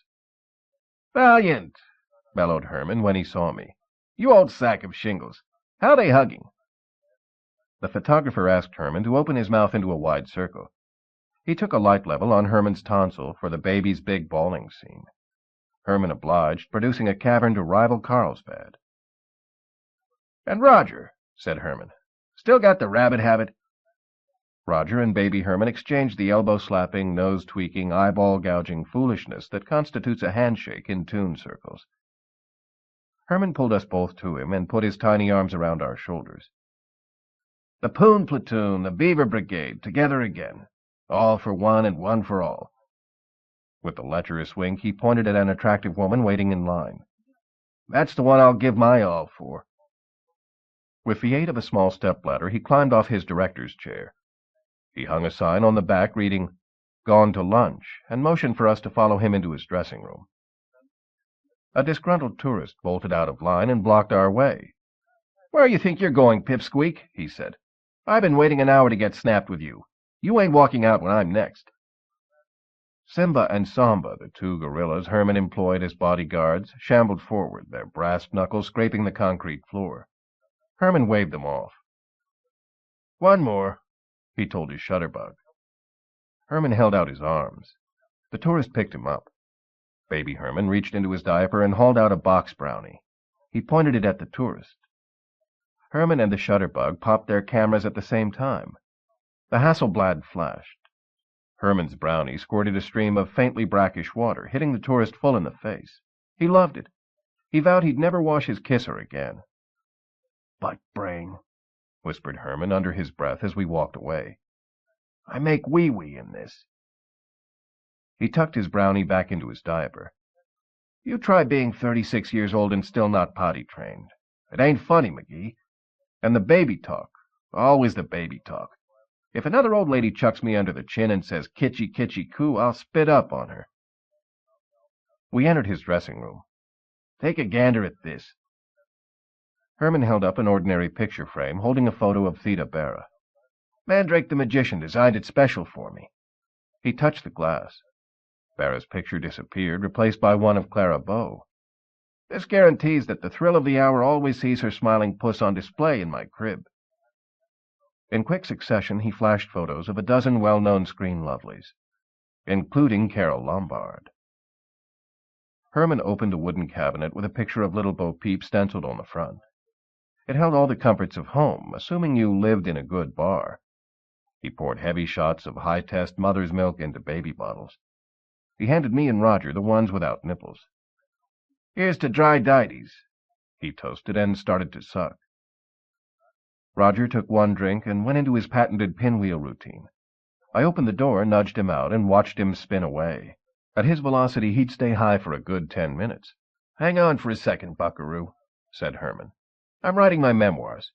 Seeing Raj reminded me of a poignant tidbit. Let me get it down before I forget." Herman picked up a recorder molded in the shape of Mickey Mouse. "People think I'm an overnight success," said the baby. "To that I say cocky doo-doo." Mickey's automated arm grabbed Herman's balloon and slipped it into a canvas bag slung over his mousy shoulder. "I spent years learning the trade. I started out blowing up word balloons for a newspaper comic strip. I enrolled nights at Stooge U, where I studied the classics. The eye poke, the foot squash, the fur singe, the ear twist, the body crumple. I met Roger Rabbit about then, at a gas station, when one of my girlfriends brought me in for a lube job and diaper change." He turned off the recorder. "I got to get it down before I forget." He tapped his tiny skull. "The memory's the second thing to go, you know." He gave his crotch a tussle. "Lucky for me I still got the memory of an elephant, if you know what I mean." He sat in a blonde oak chair, specially manufactured to his diminutive scale. "What no-good Poopadoop brings you sniffing around?" I couldn't fit into his furniture, so I perched on his toy box. "For starters, I'm checking to see if your best friend knows you've been stepping out with his girl." Herman gave me the obscene smirk you see at strip shows and bachelor parties. "Be more specific. I got a lot of best friends. I've introduced my dinky to most of their darlings." "Try Gable and Lombard." "Oh, them." He scratched the single tuft of hair, desecrating his scalp. "Nothing to it. Me and Carol are just kissing cousins." I swear he leered when he said kissing, but it could have been trapped gas. You know babies. "We'd never put the horns on our good buddy Clark." "We?" He pointed at the front fold of his diaper. "Me and Dinky do right." You and Dinky know anything about Davy Selznick's missing box? Probably. What's her name? He hiccuped with such force his chair scooted back. It's not a she, it's a what. What's a what? The box. Selznick's box. Selznick? That reminds me. He picked up a telephone made in his own image. I got to call my agent. He indicated his phone. You want one of these? I can get you a good deal. They're going out of production. Low sales. I can't imagine why. I could. Who wants to put their ear to a baby's rear end? What do you hear from Selznick? He said when his agent came on the line. Herman nodded a few times and smiled. He stuck a big cork into the mouthpiece to keep his balloon out of the handset. With Enigman out of the way, I'm a shoe-in for Rhett Butler. Warm up the casting couch, Mother. We're testing O'Hara's tonight. He pulled out the cork. How about the Andy Hardy series? He didn't like what he heard. What do you mean I'm too old? I know I'm 36, but I can play younger. Apparently his agent didn't agree, since Herman yanked his self-likeness out of the wall and smashed it on the floor. He pulled on his bottle with a fuming vengeance. A man of his word, that Enigman. We had a meeting, him, Roger, and me, with Selznick. I heard Enigman tell Selznick he'd die for that role. He did, and I got it. He picked up Mickey. Memo. Send a thank-you bouquet to Kirk Enigman's funeral. Where were you about 4 o'clock yesterday afternoon? That's when Enigman fell off his stroller? I nodded. I was home taking a nap. So you've got no alibi. Up your wazoo, Valiant. He winked. I never go Betty by alone. This nap-time companion got a name? Yeah, and so does her husband. You ain't getting either one. Roger Rabbit walked in with his arm around Bulldog Bascom. I love to garden, said Roger to Bascom. Mostly carrots. A hybrid variety exactly the width of my front tooth. Give me a dozen to get my rhythm, and I can mince those babies faster than a Vegematic. I also grow tomatoes because they're homebodies and stay put, not like peas and corn, which are always sneaking off to vegetable beds to make succotash. Bascom's dewlaps went a twitter. I love this goofy rabbit, he said to me. I'm his biggest fan. Somewhere down on the lower rung of Bascom's pedigree, a hunting hound rolled over in his grave. Who are you? asked Herman. Bascom flashed the tin. Well, it's about time. I report a burglary. I want action. I am a star. Different division, said Bascom. I'm homicide. His stainless steel balloon softened to the consistency of mush. I got a few littermates would love your autograph, he said to Roger. If you would oblige. My pleasure, said Roger. Bascom pulled out his police notebook. He handed it to the rabbit. 1 to Buster, 1 to Bowser, 1 to Biter, 1 to Barney. You had a break-in? I asked Herman. Last night. He freshened his makeup with a dash of baby powder, 1 puff on each end. While I was napping, they robbed my house. You didn't hear them? My naps tend to be loud and raucous. What did they take? That's the odd part. Nothing that I could tell. I checked. I still got my little black book, my 8-pagers, my marital aids, my spurs, my electric... Maybe they were looking for the secret of eternal youth. I keep that with me. He wiggled his diaper pin. And finally Big Bad Bob, said Bascom. Roger signed his name with a flourish. I waited for Bascom to make his move. It turned out to be a hitchhiking motion aimed at the door. Beat it, Valiant, he growled. I got questions for the baby. I was glad to oblige. Roger followed me out. Roger, said Bascom. The rabbit turned. Bascom waved his 2-inch stack of autographs. Thanks a heap. Gee, Bulldog Bascom's a swell dog, said Roger as we walked. A regular pussycat. I stopped in front of a scenery panel, a front view of the Phantom Skull Cave, to light a cigarette. No smoking allowed in here, Valiant, said Pepper Potts, clippity-thumping out through the cave's painted lips. 200 yards. I should have asked for 200 yards. It's the law. He extended a hand holding a burning match. Not that I ever let Johnny Law stand between me and the object of my desires. I took my time taking his light. He held the match steady, even when it burned so low it singed his fingertips. "You look real natural holding a flaming torch," I said. "If the movie business slows, I hear they got an opening in New York Harbor as a stand-in for the Statue of Liberty." "The problem with that is the clientele. I can tolerate the tired, even the huddled masses, but I could never stomach the poor. Associating with them or being one yourself? Take your choice." In a movement worthy of a flamingo, he balanced on his broomstick while his good leg scratched his backside. "How goes the hunt?" "A lot better if you'd quit cramping my action. Detecting requires a certain amount of incognito. I can't get that with you shagging me." "Don't give yourself that much credit, Peeper. You're not the reason I'm here. Mr. Selznick's got a major interest in Baby Herman's comic strip. He adapts them for theatrical shorts." "Theatrical shorts? Sounds like rhinestone underwear." "You're quite the funny man." "Au contraire," said Roger in a long, thin balloon shaped like a loaf of fractured French bread. "He's not funny at all." "Take a hike, Roger," I whispered. "I wonder how hard you're going to laugh when Bulldog Bascom gets a surprise package in the mail. A certain—" Potts's hand slipped into his jacket pocket. "Aren't you going to introduce me to your friend?" asked Roger. "No." "Then I'll do it myself. Roger Rabbit," he said cheerily. "Pleased to make your acquaintance." Potts ignored the rabbit's extended paw. "I know who you are. I ain't impressed. Me and the Peep, we got business between us. How's about you take a flying hop?" Roger belligerently puffed out his chest. It added maybe a quarter-inch to his girth. "You can't talk to me that way. I'm almost about to become a very big star." Potts picked him up by the ears, spun him around, and flung him the length of the studio. "Where was I?"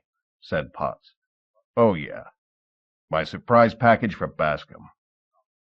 His voice was as hard and cold as the anvils blacksmiths used to forge shoes for jackasses. He took a gun out of his coat pocket. He had it taped up inside a clear cellophane bag. He held it up where I could look but not touch. It was the mate to the dragoon I threw in the drink. I didn't need bifocals to see my prints on the handle. "Mr. Selznick will swear on a stack of Bibles that this is the gun you took from his office, and I'll swear the same." Potts exchanged the bagged Colt for a jackknife as long and thin as a honed garter snake. He ran it beneath his fingernails to the depth a torturer would insert a bamboo strip. "Bascom's going to come after you with a warrant in one hand and a warden in the other." He tapped the tip of his blade on the bridge of my nose. "You're in bad trouble, Shoefly." He folded his jackknife shut and returned it to his pocket. "Don't cross me." He caught a passing balloon by the tail and whammed it on a filler light suspended over my head. The impact produced a spider web of fractured glass with me framed in the middle. He slipped back into the studio darkness the way a submarine submerges into the ocean deep, after slamming a torpedo into a battle wagon. "What was that about?" asked Roger. "Don't ask." "Does it have anything to do with our case?" "Don't ask." "What's in his surprise package for Sergeant Bascom?" "Don't ask." "Why are you so testy all of a sudden?" He took the hint without me giving it. I know. Don't ask." I checked my rear view. I saw what I'd seen for the last couple of miles, a big mustard-colored Toon sedan. Blackout paint covered its chrome grillwork, all but a narrow slit on its headlamps and all but a foot-square section of its front window. Wide, slick tires, built for speed more than comfort, stuck out from under its hoop fender skirts. It rode stiffly raked, like it had pogo sticks for shock absorbers, higher in back than in front. Cars like that run fast and loose. They race each other for gas money on straight stretches of 101, or for $100 purses on dirt tracks at county fairs. The ones that win graduate to faster action, providing getaway services for liquor store bandits, or outrunning border patrols on smuggling junkets into Mexico. Driving Ferd's bucket of bolts, I could lose a tail only if somebody sliced it off with a rocking chair. Besides, I like to know who's on my bumpus and why. I quit feeding peanuts to the engine. The car rolled to a slow halt. The sedan angled in ahead of me, blocking my exit. The sole occupant, a woman, got out and walked toward me. Her swing and sway rivaled Sammy Kaye. Her short, tightly permed brown hair had the shape of a doughboy's helmet. The belt on her trench coat didn't hold enough holes to cinch her waist. She tied it into a knot. Her legs were heavier than most men liked, but I wasn't most men. She stuck her head in my window. The front of her trench coat pulled open, as did the expensive burgundy silk blouse she wore underneath. Roger averted his eyes. I didn't. "You're Eddie Valiant," she said, her voice more gravel than sand. "So my mother told me. I'm Louise Reitleiter. You have something I want." She knew I had stolen her info. Fine by me. I'll trade for a few tidbits of information. "That's all?" "I come cheap." "You sure do." She went around to the passenger side and opened the door. I told Roger to go up and chew the rag with the sedan. He climbed out, Louise climbed in. It's true what travel agents say. The change of scenery did wonders for my outlook. "Ask your questions," she said. From out of her purse, she pulled a glass pocket flask covered with filigreed Victorian silver. "Pinch me, Mama. I think I'm falling in love." "Who's spreading the rumor that Gable has a limp wrist?" She filled the 2 shot glasses nesting under the cap of her portable bar, and handed one to me. I took a lick. It was top-quality rum. "I got it right from the baby's mouth," she said. "A baby named Herman?" She poured me a refill. "One and the same." "Gable's bosomest buddy strikes again. An item that juicy, how come the tall tale never ran it?" "Let me give you a lesson in the economics of yellow journalism." She leaned back against the seat. "I never had a teacher look so good. Label Gable a Mabel. It buys you one big issue and ends his career. Link him with a married rabbit's wife, and you cook up a scandal that feeds your circulation for months. Next question." "You heard any stories linking Carol Lombard to Baby Herman?" "No, I haven't." She capped her flask and put it away a lot sooner than I would have, though it wouldn't surprise me. Herman's undiapered more babes than most maternity wards. Anything else? Nope. That's about it. Here's my end of the bargain." I pulled her file papers out of the glove box and handed them over. She flipped once quickly through the pages. "What's with these?" "Your files. The ones I stole." She flung them over her shoulder. They landed in a jumbled heap on the back seat. "Who cares about these? Everything in them is either a bald-faced lie or stored on microfilm. I can recreate the contents any time I want." "Then what is it you're after?" "A certain objet d'art." "Give me a better clue. Business has been slow lately. My powers of deduction have atrophied." She pulled off her kid-skin gloves a finger at a time, revealing tattered nails that spent more time on a typewriter than on a manicurist's table. "David Selznick's box." "Sorry, Toots. No deal. I can get a lot more than worthless gossip for that goodie. Why, I know people talking high 2 figures, at least." She laughed. "That puts the bidding way out of my range. Maybe I can persuade you with something besides money." "Tempting, but no thanks." "I meant a story. A particularly good one." She drew her gloves between her thumb and first finger with the same motion a farmer uses to decapitate a chicken. "Seems I was tracking a tip that Kirk Enigman was involved in a highly illegal enterprise. To get proof, I broke into his house." "They teach you that at the Columbia School of Journalism?" "Try the School of Hard Knocks. It's chiseled in stone over the door. Whatever works." She lit a cigarette, the strong, stubby variety, much in fashion with burly stevedores who muscled crates around the docks. "I was poking through his belongings, seeing what I could see, and that wasn't much. Dark as an aardvark's arc hole in there. I don't know exactly where I ended up, but wherever it was, Enigman himself came in. And guess what? You were with him. I realized I was in his screening room. I ducked under the front row of seats and waited for the show to start." "You saw the movie?" She nodded.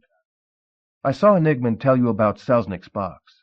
Needless to say, the Telltale would pay a major bonus for a peek at anything that important, There's so many high-powered bigwigs. And you also saw whoever else was in the room. Sorry. All I saw or didn't see was you. She pulled her coat more tightly around her, though I was the one catching the chill. I heard you threaten Enigman. I heard the gun go off, your gun. What's more, I got Enigman's last 3 balloons on film. I'd show them to you, except the film's hidden away. I will tell you one thing. His dying words make you look guilty as sin. Of that I had no doubt. How do I know you didn't kill him? Maybe I did. Why don't you try and prove it? She flipped the remnant of her glowing cigarette out the window into the scrub grass lining the road. Obviously, a woman unconcerned about starting fires. Either I get the box or the film goes to Bulldog Bascom. After the Telltale runs a series of stills on page 1. She opened her purse. That's a better deal than you'll get from David Selznick. She replaced the lipstick her ciggy had kissed away. Here's an exclusive scoop for you. Selznick's backers are 1 step away from pulling their money out of his Civil War musical, Lock, Stock, and Cannon Barrel. Selznick's near bankruptcy.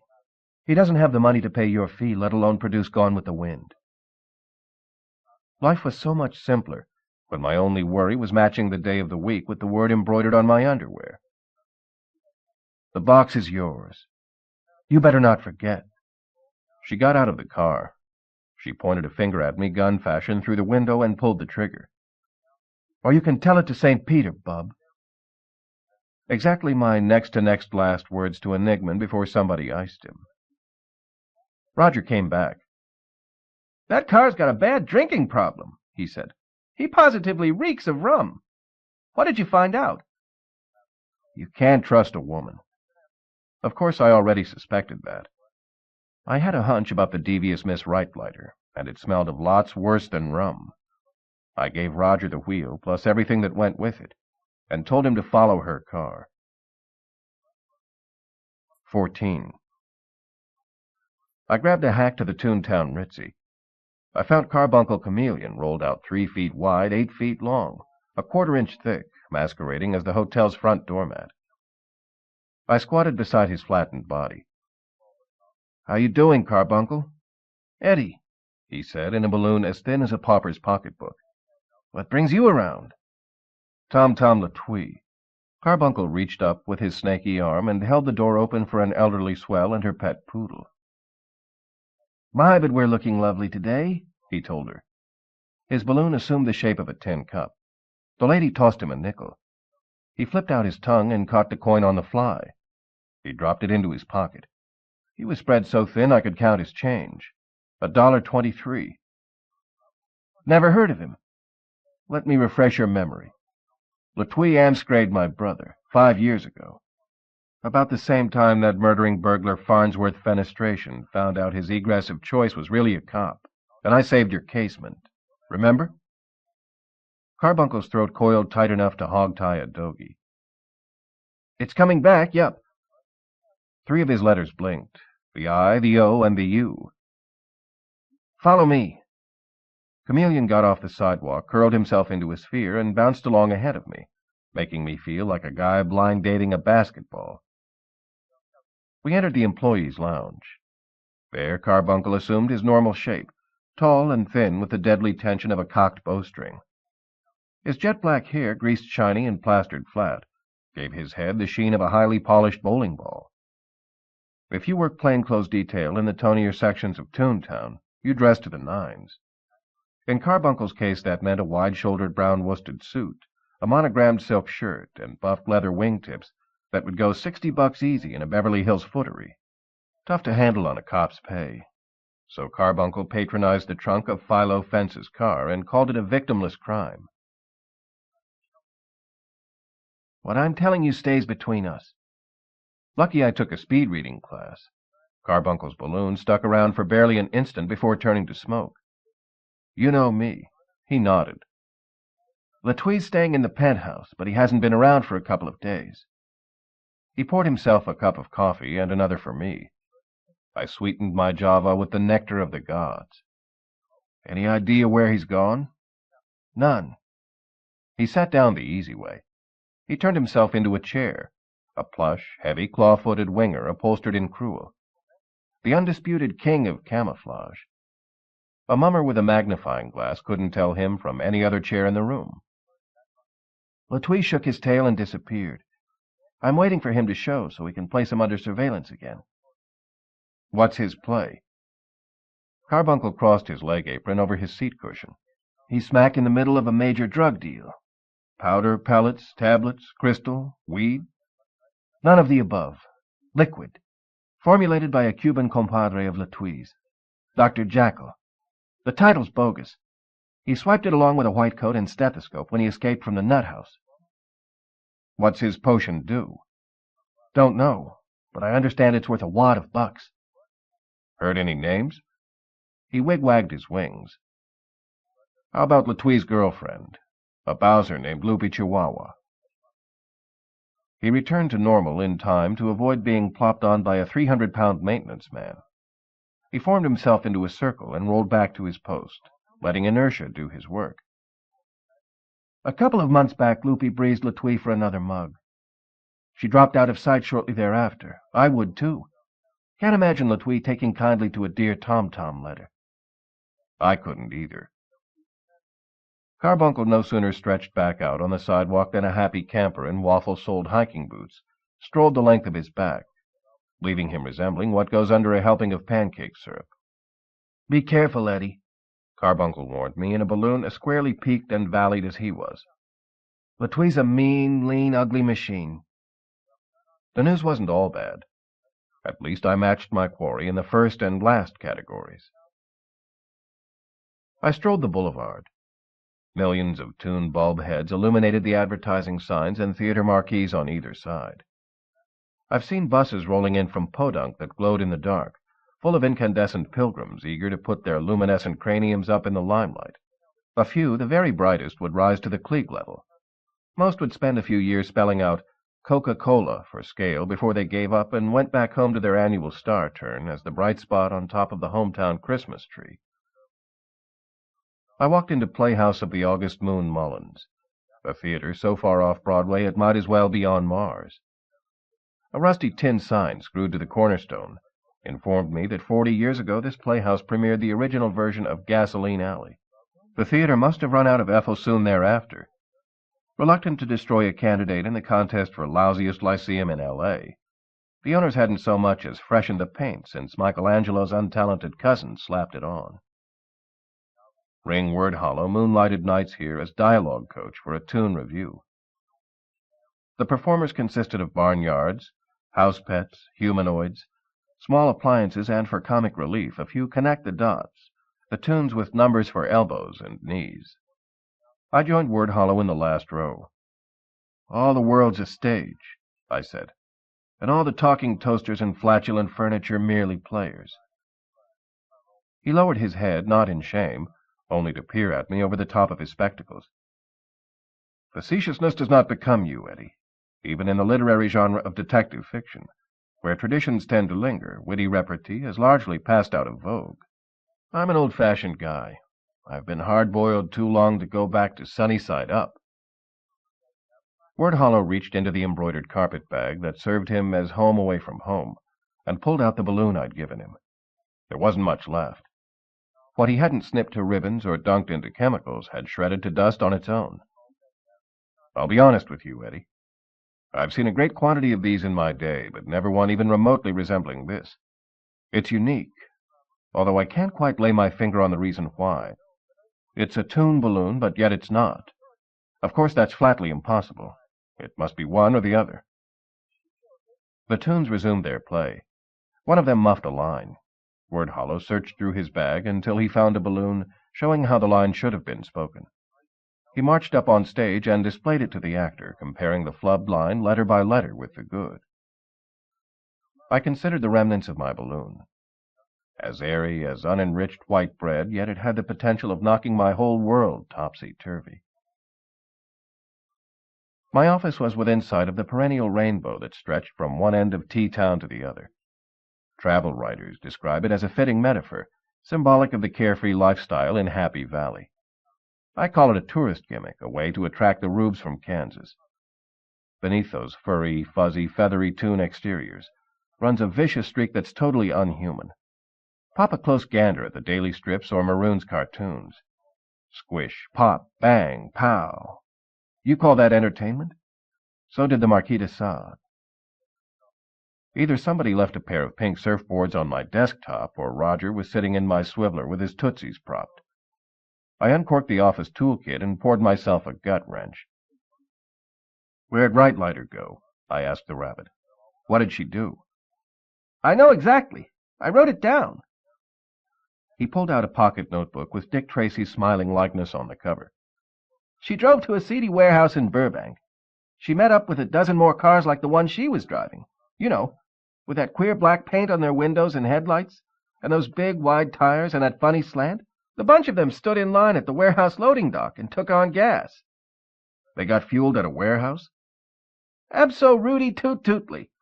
An attendant pumped them from a long rubber hose. He closed his notebook. Made me hungry to watch. How so?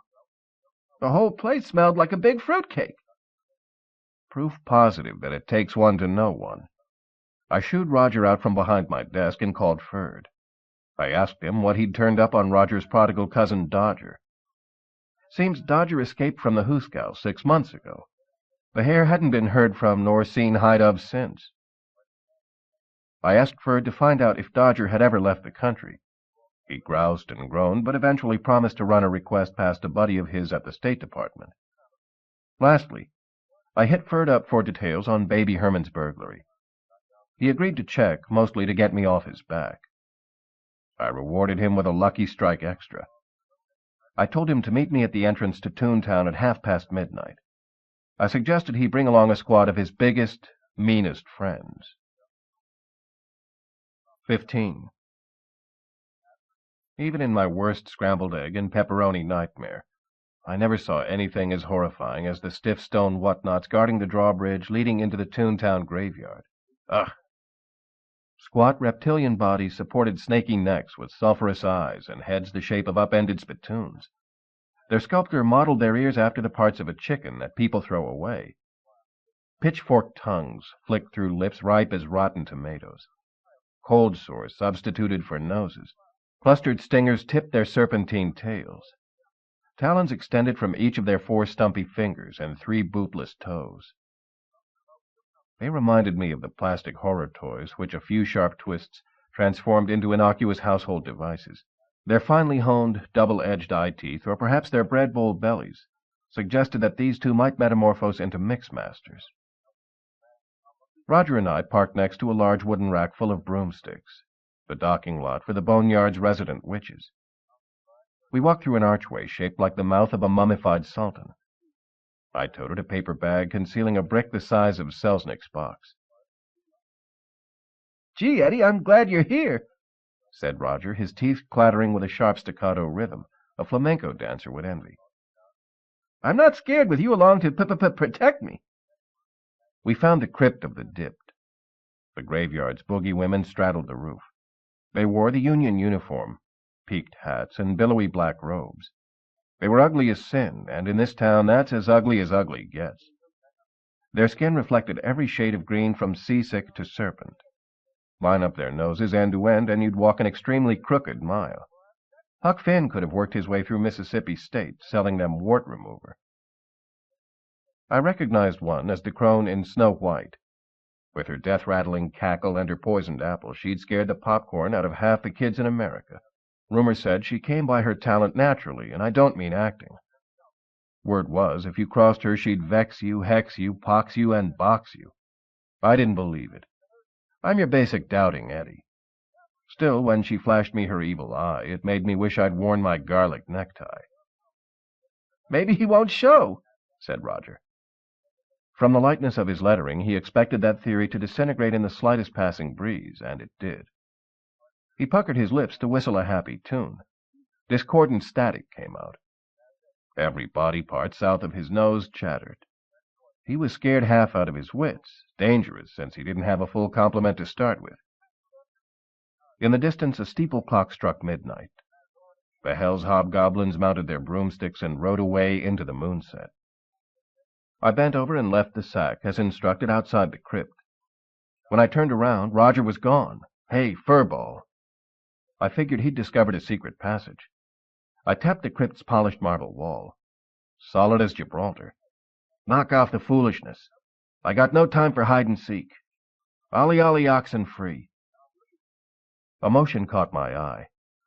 I saw Roger 2 rows over, standing in front of the crypt of the Slipped, a repository for toons who broke their necks on banana peels. He had his arms upraised. His torso shook with the uncontrolled abandon of a bee-bitten belly dancer. Then I saw why. Somebody standing in the shadows had him covered with a gun. My gun. I'd found the spit bucket who clipped me and stole my rod.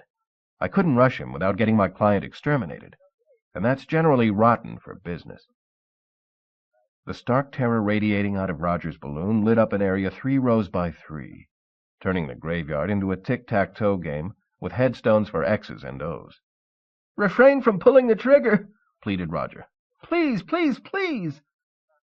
Roger's supplication bought him a single blast at point-blank range. I would have been hard-pressed to miss at that distance, and I'm the world's worst pistol shot. It runs in the family. Me, Teddy, Freddie. We inherited it from Dad, who couldn't hit the broadside of a barn with his cannon. Yet that's exactly what happened. Red flag. Betty's bloomers. Goose egg. Zilch. Out of the onion. The bullet went wild, cracking the almond joys off a marble cherub. The little angel wouldn't miss them. Roger examined his hands, surprised they weren't holding a harp. He checked himself for extraneous holes. When he found none, he hitched his britches like the Lone Ranger confronting a bloodthirsty renegade. Miss me, now you have to kiss me. Ah, the New West. Roger's assailant wasn't about to smooch a rabbit or make the same mistake twice. He pressed his pistol barrel directly against the rabbit's chest and emptied his load. 5 dip-tipped slugs ripped through the rabbit like hot pokers through lard. The impact carried him 10 yards backwards. He landed like a swatted bug on his back with his legs and arms poking straight up in the air. By the time I drew my hog leg and reached the action, the shooter had taken a powder along with my gun. I checked the rabbit. His pulse, normally a sprightly marimba beat, thudded at the rate of a funeral dirge. Empty balloons gurgled out of him the way muddy water burbles from a dried-up well pump. I dismissed artificial respiration. I'd need a pneumatic tire pump to respirate him in his leaky condition. I'd need corks the circumference of poker chips to plug the holes in his chest. Who did it? I asked him. Who shot you? Tell me a name. Roger motioned me closer. I leaned forward and put my head next to his mouth. He stuck his wet, sticky tongue in my ear and went blat. He died laughing. Apparently Roger hadn't been the goody-goody he pretended. A transparent blackness emerged out of his chest. It sported horns, carried a pitchfork, and took the escalator express to the basement. Hard to predict how fast a dead toon will decompose. Enigman hung around. The one at my feet melted faster than an ice-cube omelet. In seconds, Roger went from star of stage, screen, and comic strip to puddle on the ground. I gave him the best funeral possible under the circumstances. I kicked a clod of dirt over him. I skipped the eulogy. What can you say about a dead rabbit? I went back to the crypt of the Dipped. My sack was gone. Roger's killer had plugged him for nothing more than a common brick. I put the Toontown graveyard a couple of miles behind me. I wished I could do the same for this case. I uncorked my liquid hammer and beat a few brain cells to death, but they must have been in the wrong quadrant. The memories lingered on. What's worse, they intensified. I swear I could smell that dumb bunny's cologne. Eau de Feu. As I returned the bottle to the glove compartment, a hand reached out from behind my seat and pincered my shoulder. I rammed the car into a light pole. The jarring impact slipped me out of his grip. I whipped out my cannon, thumbed the hammer, whirled in my seat, and stuck the barrel halfway up the dastard's snout. Please don't be mad at me, Eddie, for getting scared and running away. Roger? He sneezed my gat out of his honker. I'm so sorry. I'll do anything you say to make it up. I'll be your personal slave. Say the word. I'll wash your board. I'll scrub your bucket. I'll whisk your broom. I'll clean your clock. He climbed into the front seat. Don't hate me just because I'm not as brave as you are. You miserable, good-for-nothing twerp, I yelled at him. Why aren't you dead? I watched you die. Which movie? Real life. His balloon took the shape of a ghost. You must have been hallucinating. Graveyards have that effect. Not on a hard-bitten dick like me. There was only one explanation that made sense. This cousin of yours, Dodger Rabbit, he look like you? Roger shook his head so forcefully the ends of his ears cracked like bullwhips. Don't be silly.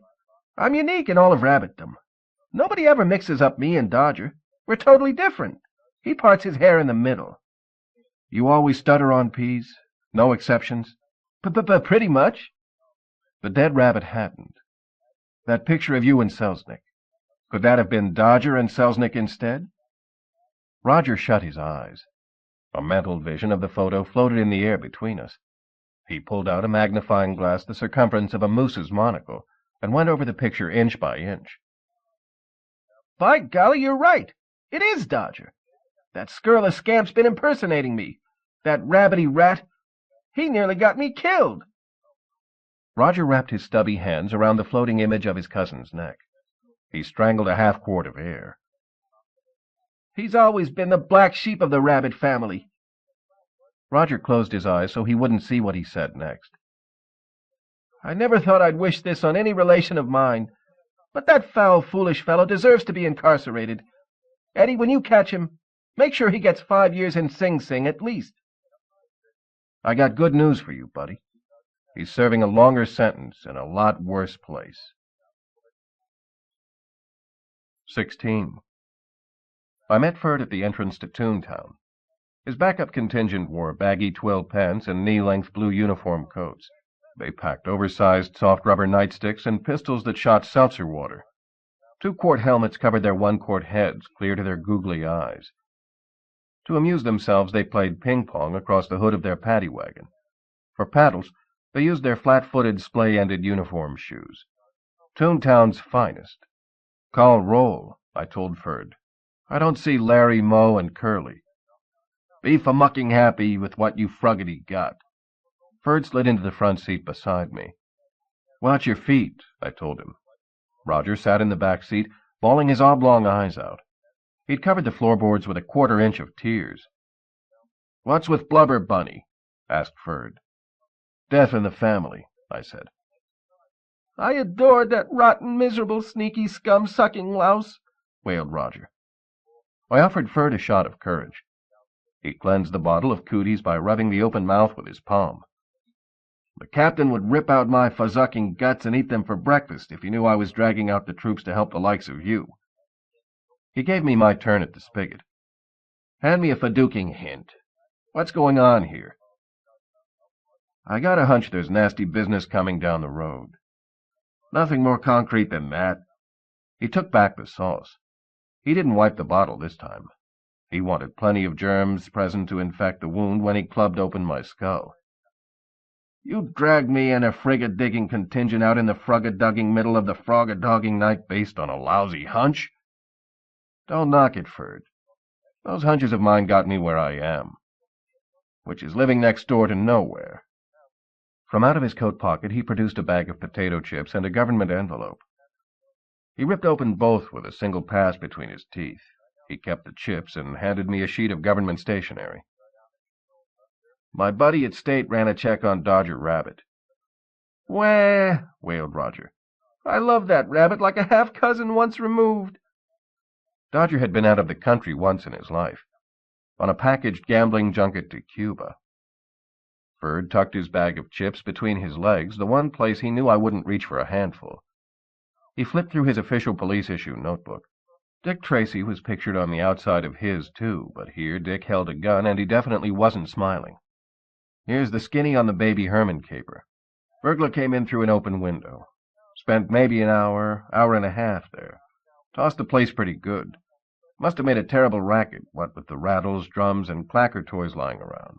Herman insists he didn't hear squat. He was entertaining a very vocal lady friend in that den of iniquity he calls a playpen. I checked with her, and she confirms the basics. We got one suspect. A suspicious Claude Wallander a next-door neighbor saw prowling around. Toon or human? That's the odd part. The neighbor couldn't tell. The jaboni acted like a toon, walked like a man. You figure it out. We settled back to wait, parked at the base of the miniature mountain range Angelinos erected to keep toons in their place. For size, it put San Francisco's Great Wall of Chinatown to shame. Visionaries who dream up what you can see from places you've never been claim it's one of the few man-made objects visible from the moon. The Bungle Brigade had polished off its 100th game of clip-clop. Ferd and I had done the same to my quart of amber inspiration, when a convoy of Toon sedans came hightailing past, speeding into Toontown lickety-split. They rode low in back, filled to the gills with heavy cargo. A familiar black four-door sedan led the way. "Chalk up another win for Valiant's famous hunches," I announced. "You're rum runners, Ferd." "You're kidding," said Ferd. "If I'm lying, I'm dying. And I'm the one who'll kill you." Ferd drew his pistol, filled it from his canteen, and joined his men at the barricade they'd erected across the road. "Is there going to be shooting?" asked Roger. "Count on it, chum." "If you don't mind," said Roger. "I'll stay on the floor until it's over. I've already lost one dearly beloved family member today. I don't want to lose another."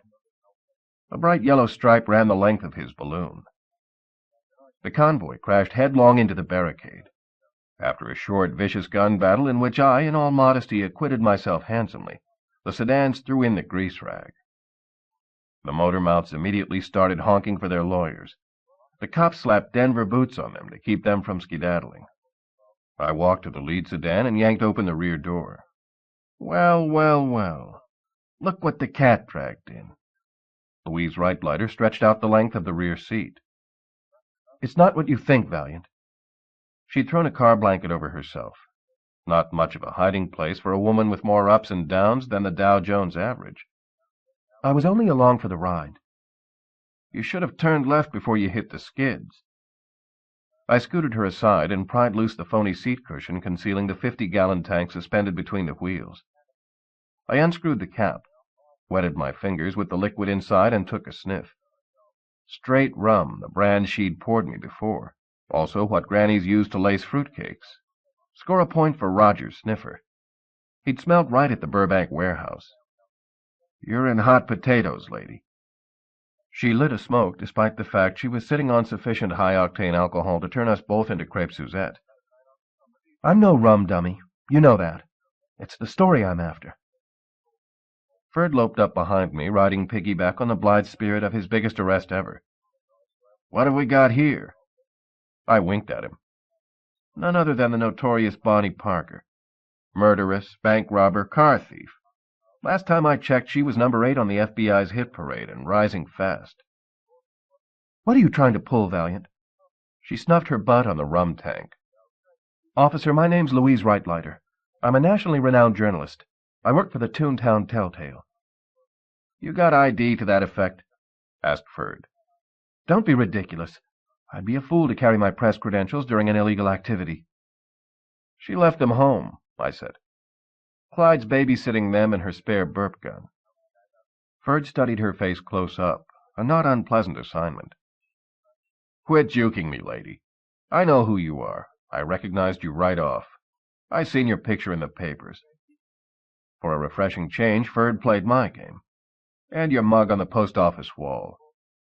You're Bonnie Parker, no question about it. I'll win a medal for hauling you in."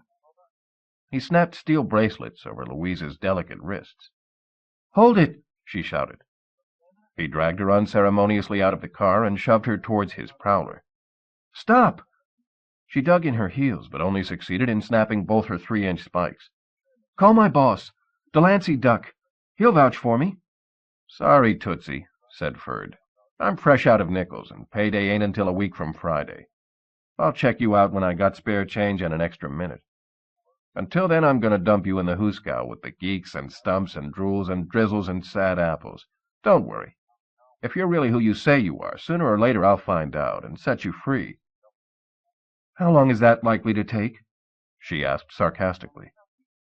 "By the time I do the paperwork, put it through channels, get an answer from the powers upstairs, I don't know. The rate the gears turn in Toontown, you might be out come next Armistice Day. Plus or minus a month either way." I hope you brought a change of underwear, I said. I want a lawyer. You bet. Of course, there's only one in Toontown, said Ferd. Owen Cantrell. Just left on a month's vacation. I'll tack a note on his screen door. Tell him you want to see him first thing when he comes back. You can't do that to me. You can't hold me incommunicado without charge. I've got my rights. Not in Toontown you don't, said Ferd. She fooled me. I figured she'd last at least a few days in the squalid Toontown slammer before she offered a deal. Let's negotiate, shall we, officer? Perhaps we can strike a bargain. What do you think, Eddie? Is this a transaction I care to negotiate? I don't know. She's a vicious, amoral, homicidal gun moll. Yet I sense that deep down she's a good person. I vote you hear her out. Ferd bobbed his coconut. What you got? She directed her words to Ferd. Her smoldering eyes locked on me. Release me and I'll hand you Kirk Enigman's killer. Not at all the deal I wanted. Whoa, I said. You're swimming in the wrong kettle of fish. The officer's after the name and current location of the Toontown jackboot who's running rum. Is that what you're after, officer? She cooed. Really? Too bad, since I can give you so much more. Ferd weighed me against her. I felt 2 tons short. Can it, Valiant? I'll decide what I'm looking for and what I'm not. Thus encouraged, Reitleiter reached into her brassiere and pulled out a small spool of film. Some secret hiding spot. Though I must admit it was the first place I thought to look. Take a peek at this. She handed the spool to Ferd. Decide for yourself whether or not it buys me my freedom. She indicated me with her thumb. And loses him his. What the fama-fuming frigadoozies is she talking about, Eddie? I pulled Ferd aside and spilled my guts into his droopy earlobe. Buddy boy, brother-in-law of mine, there's a few words on that film which I wouldn't want Bulldog Bascom to see. He held the spool out at arm's length, upside down between his first and second fingers, the same way you'd carry a dead skunk. You're telling me I'm going to play the score of Enigman's murder and watch you singing lead? I didn't croak Enigman. Like I'm a monkey's uncle. He wasn't and never would be. Ferd was an only chimp. Give me a chance to prove it. Lose the skirt in the system. Grill her about the rum runners. You drag out of her where I can find their head cheese, and I'll deliver Enigman's killer split on a spit. He buried the spool in his pocket along with his oath to place law above family. 24 hours, Eddie. After that, me, the broad, the film, the whole sorry, four-fumpa-lumping story goes to Bascom. I discovered how rabbits mourn their dearly departed by pumping nickels into a roadhouse jukebox and dancing sprightly jigs atop the linoleum lunch counter. I spent the wake in a back booth wailing over a cup of Java and a long stack of buckwheats. A newsboy came in and peddled me a paper, the Telltale's early bird edition. The banner headline sent a shiver down my spine that rattled Mr. Richter's scales. Roger wouldn't be the only one grieving today. Half the town's women would be wearing black. Baby Herman had been killed. Details were sketchy. Herman had finished shooting a magazine ad for Sweet Herman's Pabulum, the brand he endorsed. He had been relaxing his usual way, making the rounds of late-night jazz joints. He was last seen in a dive called Dingle's. His diaper was drooping, and so were his standards. He was hustling anything with a skirt, including the tablecloth barrel surrounding the dance floor. He left about midnight, cocked to the gills, his baby buggy pushed by a tunette the other patrons described as a cross between a battle-axe and a burro. Early this morning, a downtown construction crew spotted Herman's carriage ditched in their excavation hole. The homicide cops, under the command of Bulldog Bascom, searched the vehicle. Inside, they found an ice bucket and a magnum of nose tickler, a box of Cuban stogies, a trick lighter in the shape of a brass monkey, 4 quarts of beer, a cast-iron bottle opener with a randy lady for a popper, a 12-inch bundle of monogrammed deities, a wind-up Victrola and a dozen pressings of Bolero, an emergency road repair kit consisting of talcum powder, safety pins, burping cloths, and spare bibs, a family-sized jar of Vaseline, a gallon of milk, a gross of slicks in assorted colors, an assortment of fireworks to celebrate occasions when the earth moved, a solid gold diamond-studded rattle, a pacifier autographed by Hedy Lamarr, a steamy love letter signed C.L., and a whalebone shoehorn, which I suppose the baby needed for squeezing himself in with all that junk. Bascom's prime suspect was currently doing a soft shoe routine on a clear glass donut cover. Right. According to the telltale, Bascom believed Roger Rabbit had cacked Herman, and Kirk Enigman, too. The motive was ambition, a common cause of felonies in Hollywood. Bascom reasoned Roger did it to eliminate competition for the Rhett Butler role in Gone with the Wind. Roger's self-proclaimed biggest fan had issued a warrant for the Rabbit's arrest. Ah, the fleeting nature of fame. I grabbed Roger's ears in the middle of a passable buck and wing. Eddie, please, have some respect for the dead. I stuck the tabloid under his fuzzy pink nose. His eyes crossed as he read. That nice bulldog Bascom's after me? For murdering baby Herman? That's absurd. It's worse than absurd. It's doubly absurd. A Midwestern plowboy could plant an acre of corn in the furrows creased into Roger's forehead. He wouldn't railroad an innocent rabbit, would he? Bascom would swap his kidney for a conviction. I can't go to jail, said Roger in a balloon the texture of sackcloth and ashes. Horrible things happen to rabbits in jail. I've heard of rabbits being used for earmuffs. He sucked in his mouth until his nose was halfway down his throat. I'll go underground. You ever done it before? No, but I'm sure it's in my genes. Trust me on this one. I've tucked away a fugitive or two in my day. I know the perfect place. Safe and sound as Fort Knox. Lead me to it. A locker at the bus station? I'm not hiding out in a locker at the bus station. Roger stiffened his arms and legs against the opening. I huffed and I puffed, but I couldn't jam him in. You got a better suggestion, let's hear it. His answer bubbled out in one of the clear, beaker-shaped balloons that usually proclaim Eureka. I could hole up with Jessica's twin sister. We get along swell. She'd hide me. I know she would. Jessica's got a twin sister? Yep. How come I never heard of her? She keeps a low profile. She's a writer. What's she write? Short stories. She married? Of course not. Who'd marry a woman built like her? I could name a dozen, starting with yours truly. Let's pay her a call. Eddie Valiant, said Roger. Meet my beloved sister-in-law, Jo Ellen. I never learn. When dealing with a Toon, always watch for the ringer. She was a dead duplex for her red-headed sister, except for one thing. She was only 6.5 inches tall. I didn't say she was an identical twin, Roger whispered. Jo Ellen lounged on the windowsill, oblivious to the pigeons eyeing her hungrily from outside. Her tropical-patterned halter top could moonlight as a bow tie on a Tahitian waiter. Her matching wraparound sarong possessed less substance than the chintz drapes cheap eateries hang over their windows to slow down the sun. She tied her hair back with a piece of green thread even a dandy wouldn't bother to pluck off his lapel. The tiny shoes on her tiny feet didn't have the heft to leave footprints in a bowl of mashed potatoes. I'm pleased to make your acquaintance. Her lettering had the exact same curvaceous rise and fall as her sister's, except her entire balloon couldn't fill the bottom of a thimble. I squinted to read it. Everybody except Roger calls me Jo. Figures. Short woman, short name. She extended a petite hand. It sported a Bakelite bracelet the size of a pet collar, if your pet was an inchworm. I touched her palm with the tip of my finger, carefully. Hit her with a jolt of static electricity, and she'd fricassee like a broiled sardine. Roger summarized his troubles in 10 or 12,000 unchosen words. He had read her right. She consented to hide him out as long as necessary. That settled, I made for the door.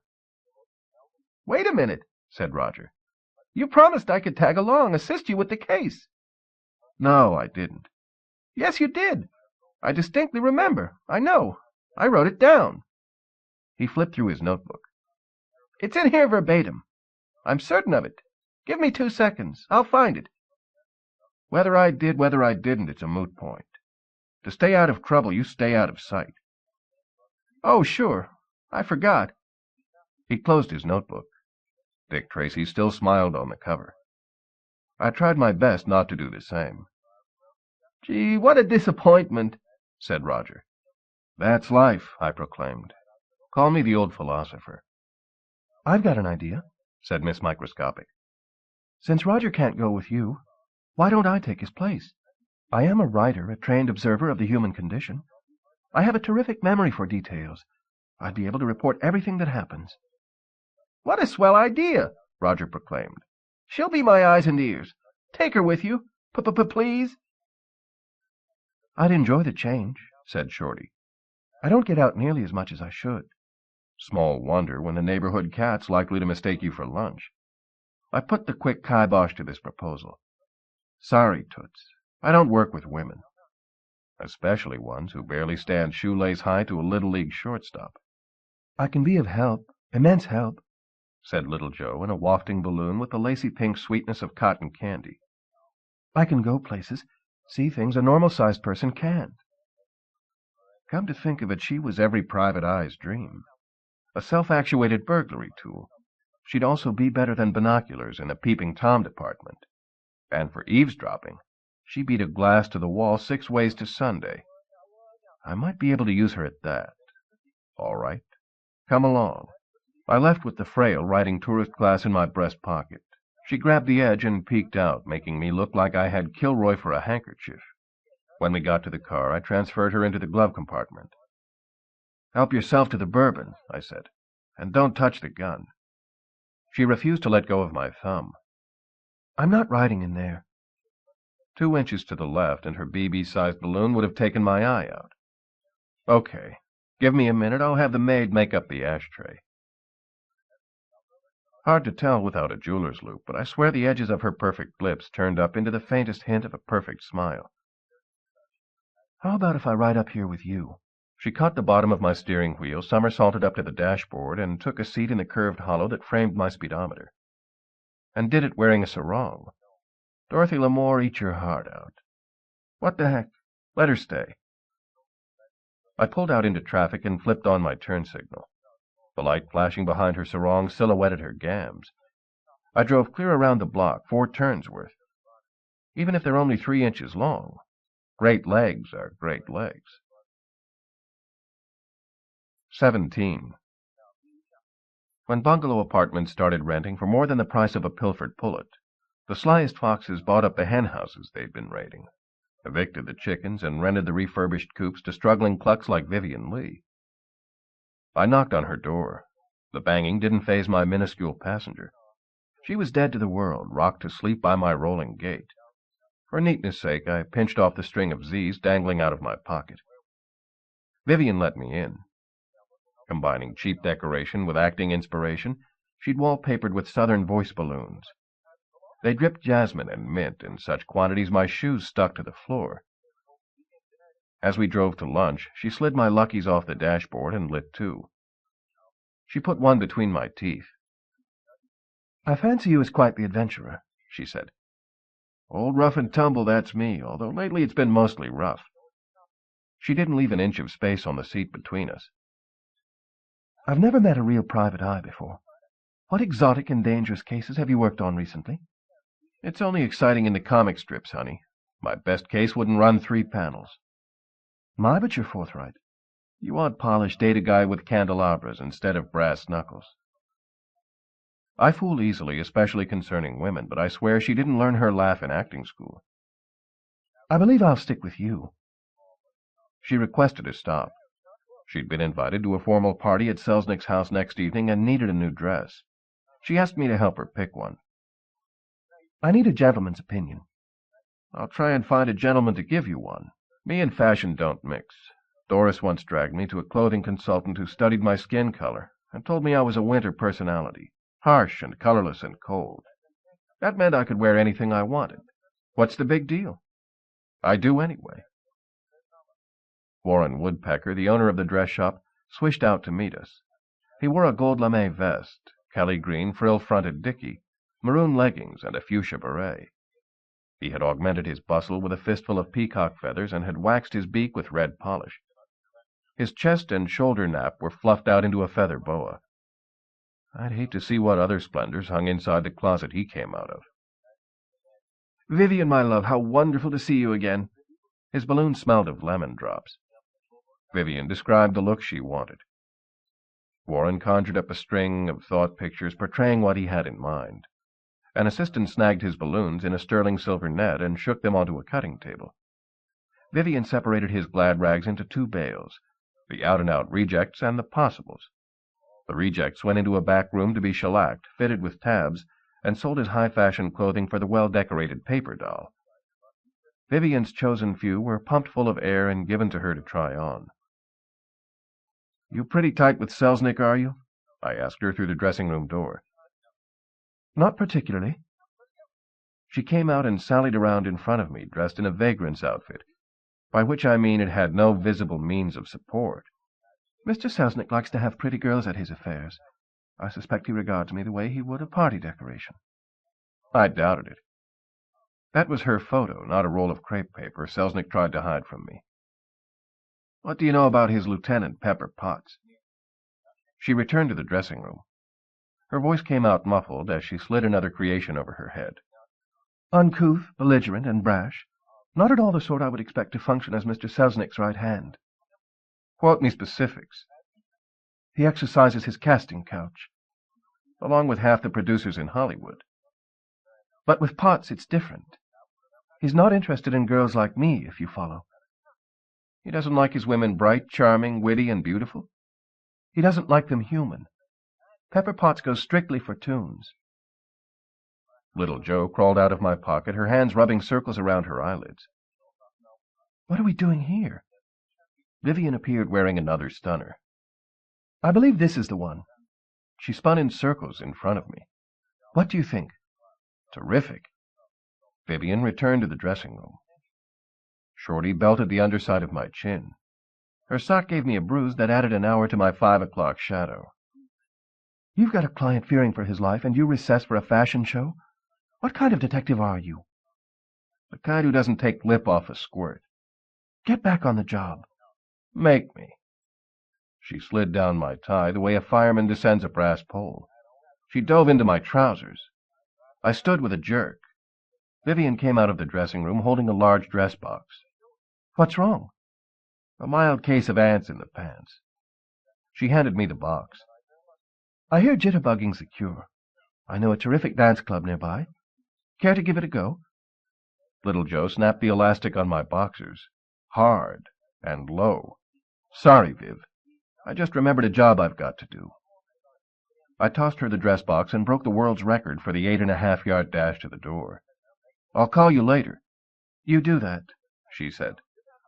She didn't give me much reason to suppose she'd answer.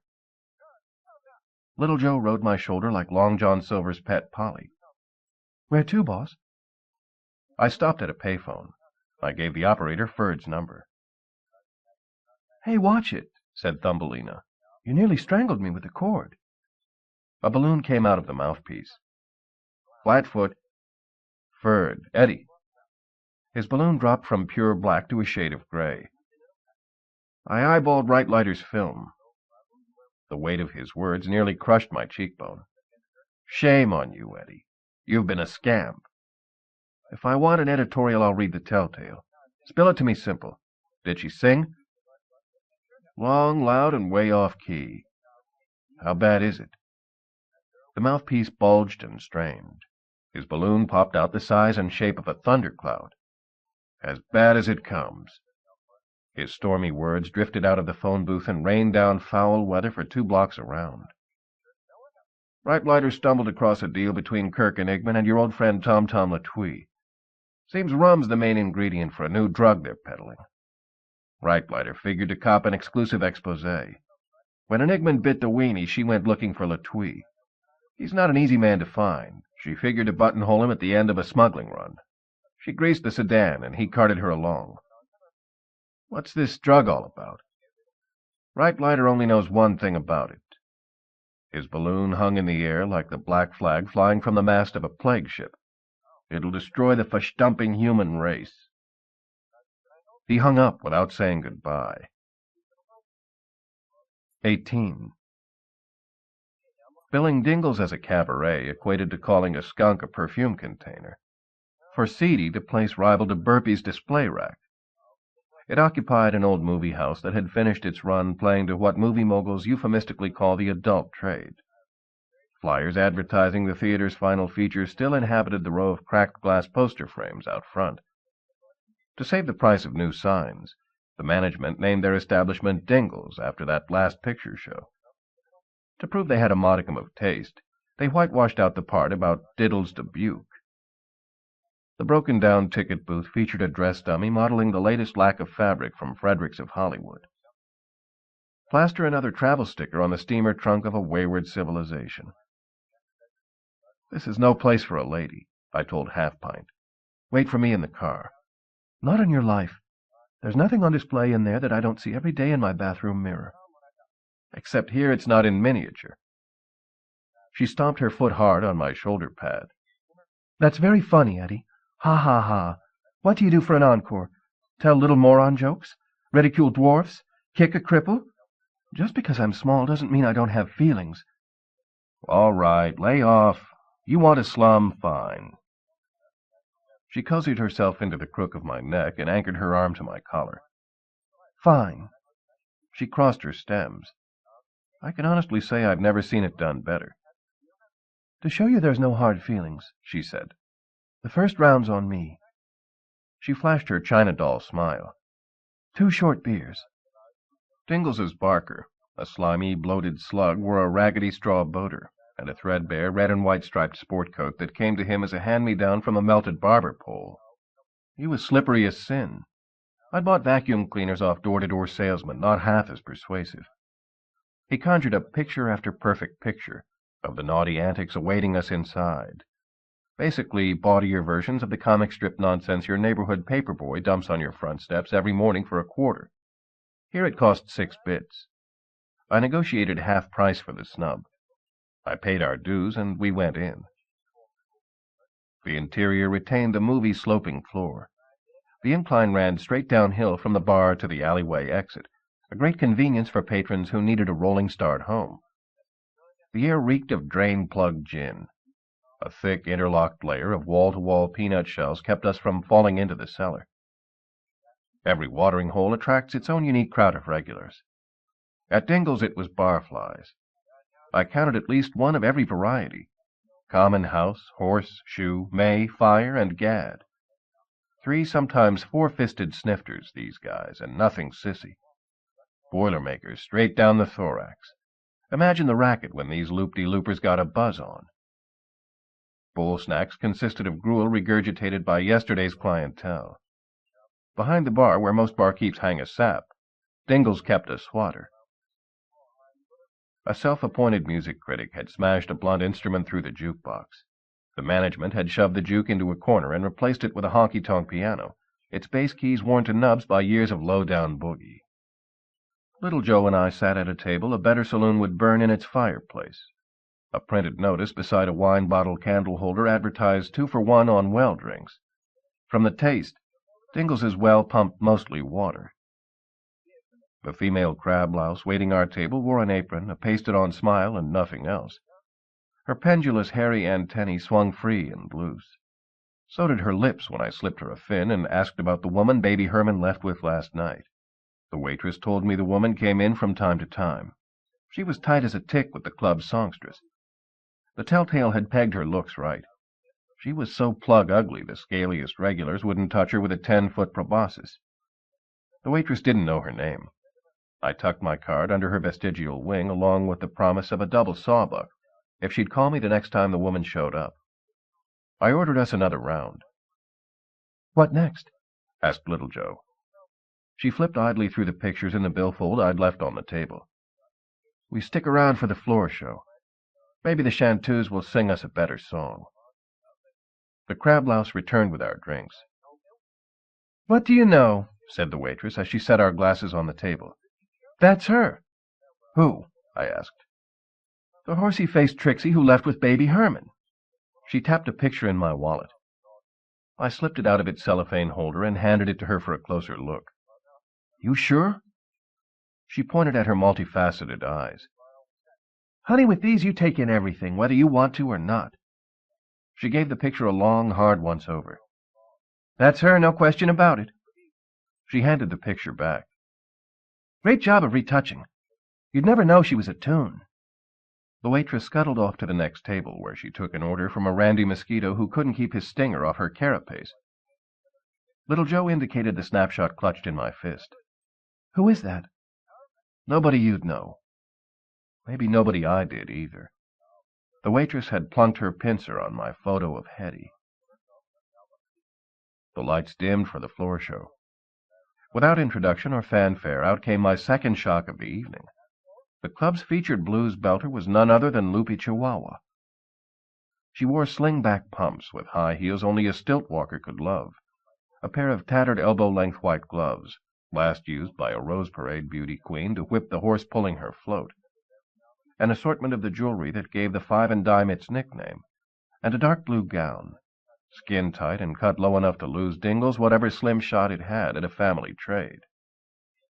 Loopy drew a healthy round of applause, not surprising considering every patron had 6 arms to work with. She sat at the piano, took a few sallies up and down the keyboard, and started to sing. I've gotten more melodious music out of a comb and tissue paper. I took a hefty swallow of bourbon, but short of pouring it in my ears, there was no way for it to improve the quality of her voice. Thank goodness she suppressed her balloons. If they'd looked like she sounded, they would have sawed holes in the ceiling. I hailed the waitress and took another dive into Dingles as well. None too soon for my tortured eardrums, Loopy finished her set. Insects must be tuned to a different wavelength, because they gave Loopy a hearty ovation. She acknowledged the clapping and ducked out through a curtain in the rear. I drained my hooch and went after her. What's going on? Said Little Joe, hanging on to my lapel for dear life. You act like you know that woman. Who is she? I opened the glass door you're supposed to pop only when a fire erupts. Well, my world was blazing. Sorry, Runt. I might have to get harsh with the thrush, and I don't want interference. Or witnesses, either. Call it one I owe you. I locked her inside with Dingles's leaky hose. Loopy's dressing room doubled as the ladies' John. I figured any lady patronizing Dingles had run out of modesty long ago, so I opened the door and walked in. I found Loopy sitting at a rickety make-up table that took its illumination from a 10-watt glowworm, hung from the ceiling by a cord looped around its middle. She had her face covered with more cream than most hash houses serve on a piece of pecan pie. She had swapped her gown for a green chenille bathrobe that hung on her like seaweed on a beach dolphin. Wrong door, Asno, she said. El party es uno down the hall. Hi, Loopy. Remember me? She gave me a once-over that would have done credit to the beefcake judge at a 4-H fair. Madre mia, let me give the guess. You got an inquisitive manner about you. I know. Newspaper reporter. Critic of music for El Telltale, see? Well, Amante, I hope you got muy sharp pencil, 'cause I got plenty to tell. First, I never take voice lesson in my life. No kidding. Es verdad. I know. Hard to believe. She put her hands on her ample bosom. Especially for one with my vibrato. You want to know, I bet, why is classy singer like me stay and dive like Dingles? My aficionados, my fans. I am loyal to my fans. Did you not hear the buzz, buzz, buzz from the crowd? To me, that means more than a concert at Carnegie Corredor. As long as flyboys keep to cheer me on, I will sing out my lungs for them. Is that the, how do you say it, punto de vista you seeking? Not quite. I leaned against the edge of the sink. I'm Eddie Valiant. Remember me? Freddie Valiant's brother? From out of a ring on the wall she took a towel that had last wiped dipsticks in a gas station and used it to scoop away her cleansing cream. You have confused me with another hombre. She peeled off a pair of eyelashes the size of small butterflies. When I took a closer look, I saw they were small butterflies. I pointed to her musical instruments looped over the coin slot on the toilet stall door. The old maracas tell me otherwise. Si, Eddie. She redid her makeup for the second show, applying her foundation with a mortar and trowel. You can no blame a senorita for telling lie. Singing for buggy boys is big, how do you say it, down come from what I do in Cuba. You saw me at Baba de Rum, no? I do the chicky boom pretty good. And not to forget the movies. I was what they call a rising starlet. Matter of fact, I just saw one of your flicks at Grauman's. a thriller called Shadow of Evil. She blew into her hand and caught her breath in her palm. It turned a gaudy shade of translucent red. She broke it in half, stuck a piece on each cheek, and smoothed the edges flat with her finger. One of my best. Starred Kirk Enigman. Also featured a peg-legged toon named Pepper Potts. Remember him? She squinted into her mirror, trying to bring her face, or maybe the past, into clearer focus. Muy gigantico. Ugly. And mean. That's him. I don't know the peg-legged one so good. He is palling out more with Kirk. And they both hung around with your boyfriend Latwii, right? Tom, he is very struck with the stars. When they come to Cuba, he is eager to meet them.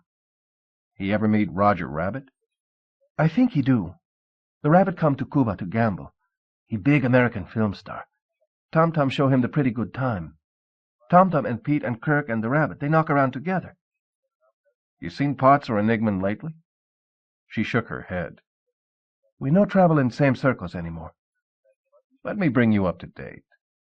Early yesterday, somebody turned Enigman into a slick spot on the floor of his screening room.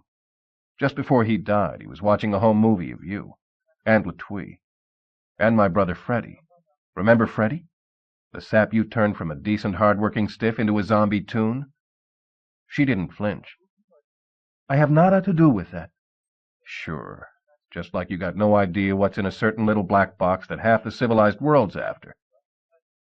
Her composure slipped and took half her makeup with it, leaving her with a quadruple chin. She needed a backhoe and a year's supply of Kleenex to clear away the landslide. If you know what is good for you, she said, switching to balloons so she could keep her mouth still while she repainted her face. You will forget about Tom. You will forget about Señor Enigman. And you will especialmente forget about that caja, that box. Comprende? You fool here with sinister powers you no understand. You mean hocus pocus dominocus? Sorry, sister, I only shiver once a year, and that came last Halloween. You do not want to know about this. It is too horroroso. Sweetheart, I've seen a rabbit with his clothes off. What could be worse? You have no idea, Mr. Valiant. I will tell you. That box, it contained only copy of formula for tonico de turra. What you would call Toon Tonic. People are committing murder over a cola? No, fizzy cola. Diabolico concoctione. Dr. Jackal. She crossed herself with her makeup brush. He discovered Toon Tonic. Tom promised to bottle, sell, and split proceeds. But instead he murdered Jackal to keep all for himself. What's this stuff do? You saw. Toon Tonic what Tom slipped to your brother. That's what turned him into a zombie. No. Zombie turned him into a zombie. Don't double-talk me. Zombie, you know. She formed a hitchhiker's fist and poured her thumb toward her throat. The bebida, the bar drink, it often have that effect, especially on turistas. The Toon Tonic, it worked different. Give me a hint. It turned a human into a toon. It sounded impossible, but so did the concept of Pop-Tarts the first time I heard it. This Toon Tonic, does it wear off? Nunca. Never. You're telling me a human who drinks this stuff is doomed to spend the rest of his life as one of you? Unless he drink it again. It also turned the vicio into the versio. The toon into the human. I've seen men hanged, shot, poisoned, and gutted.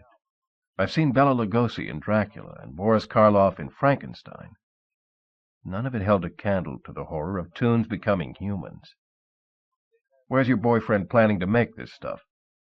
Ex-boyfriend. We threw for good. Ex-boyfriend, then. Tom, he rent an almacén, a warehouse in Toontown. She wrote down the address and handed it to me. I grabbed her mid and squeezed it hard. My torture technique didn't work. Her hand had the substance of foolscap. I might as well massage a wad of tissue paper. I switched persuasions, flipping out the file built into my nail clippers. In this light, she'd never know the difference between that and a shiv. I held it against her throat. Where's my brother? When she shrugged, her bathrobe fell open, uncovering one of her shoulders and half her chest. She'd slipped a lot since the old days. I no see him since Cuba. If I guess, I say he with Dr. Jackal. They swim together in ocean with the mortos and fish. She buffed her thumbnail on my intimidator and pushed it to one side. She finished off her makeup with a spray coating of varnish. You got nothing else you want to know? You ask it quick, 'cause my publico awaits. Those the tricks he left last night with Baby Herman. I hear you and her are bosom buddies. Again she humped her shoulders, exposing another square yard of sagging flesh. I know not her name. She come to hear me often. She relish my vocal talents. She big Lupe fan, of which I tell you I got muy mucho. There's a few of your admirers at my place, hanging off my flypaper. I'll drop them in an envelope and mail them over. Just as I reached for the knob, the door opened. 2 ladybugs staggered in. They didn't seem surprised to find me there. I tipped my hat and bid one and all a good day. 19. You needn't have locked me away, groused Little Joe. I wouldn't have interfered. She was back riding tourist class in my breast pocket. Squirt, I don't trust anybody except myself, 'cause I'm the only Gus who's never sold me out. In other words, strike 3 on me. Besides being small and a woman, I'm also not and never will be Eddie Valiant. She smoked a dandelion fuzzy extracted from a pack that would fit in my nose with a carton to spare. This case wobbles in oddball direction, short stuff. Roger's only a minor part of it. There's aspects you can't comprehend. I ferried her up the stairs to my office. Try me, she said. She dropped her weed on the floor. I snuffed it with my toe to prevent it setting a dust kitten on fire. I might surprise you. I opened my door. Clark Gable had settled into the overstuffed armchair I vacuum for loose change after every client. A trick of the trade you learn at Gumshoe U. Where have you been? Gable bounded to his feet. I've been waiting for hours. I slipped out of my suit coat and dropped it on my rack. I angled Pipsqueak toward the wall. What brings you to my side of the tracks? I asked Gable. I intended to hire you to find Roger Rabbit, said Gable. Little Joe leaned out of my coat and tried to straighten my college diploma. At $10 a copy from Fast Frankie's print shop, it was too crooked. She turned her attention to forming my pocket hanky into a parachute. I'm determined to see that he pays the maximum price for killing my buddy the Babe. You're barking up the wrong rabbit. Roger didn't rub out Herman. Clark, catch. Little Joe hit the silk. Gable hadn't lost his Air Corps fighter pilot's reflexes. He snagged her in midair. Joe, what are you doing here? Research for a new story. She gave me a scornful glance. Called The Man Who Wouldn't Bend. Catchy title. There a part in the movie for me? The lead, if you can portray a die-hard chauvinist. I'll pass. It's too much of a stretch. Gable nestled her into the crook of his arm, pushing his coat sleeve to the elbow to pillow her head. He loaded the cap from his hip flask and handed it to her on a silver dollar. For a napkin, he offered his shirt cuff. While she drank, he fanned her with the end of his paisley ascot. Add a bath in goat's milk, and she'd be the Queen of Sheba. How do you know the rabbit's innocent? Gable asked me. Always skeptical, movie stars. Never take your word for anything. An occupational hazard. Results from overexposure to the phrase, trust me. I'm his alibi. He was with me when it happened. Except for the 8 hours I racked out when he could have flown to Rio and back without me knowing. Be realistic, Clark. Roger Rabbit's goofy as a sodded seersucker saphead, but he's no murderer.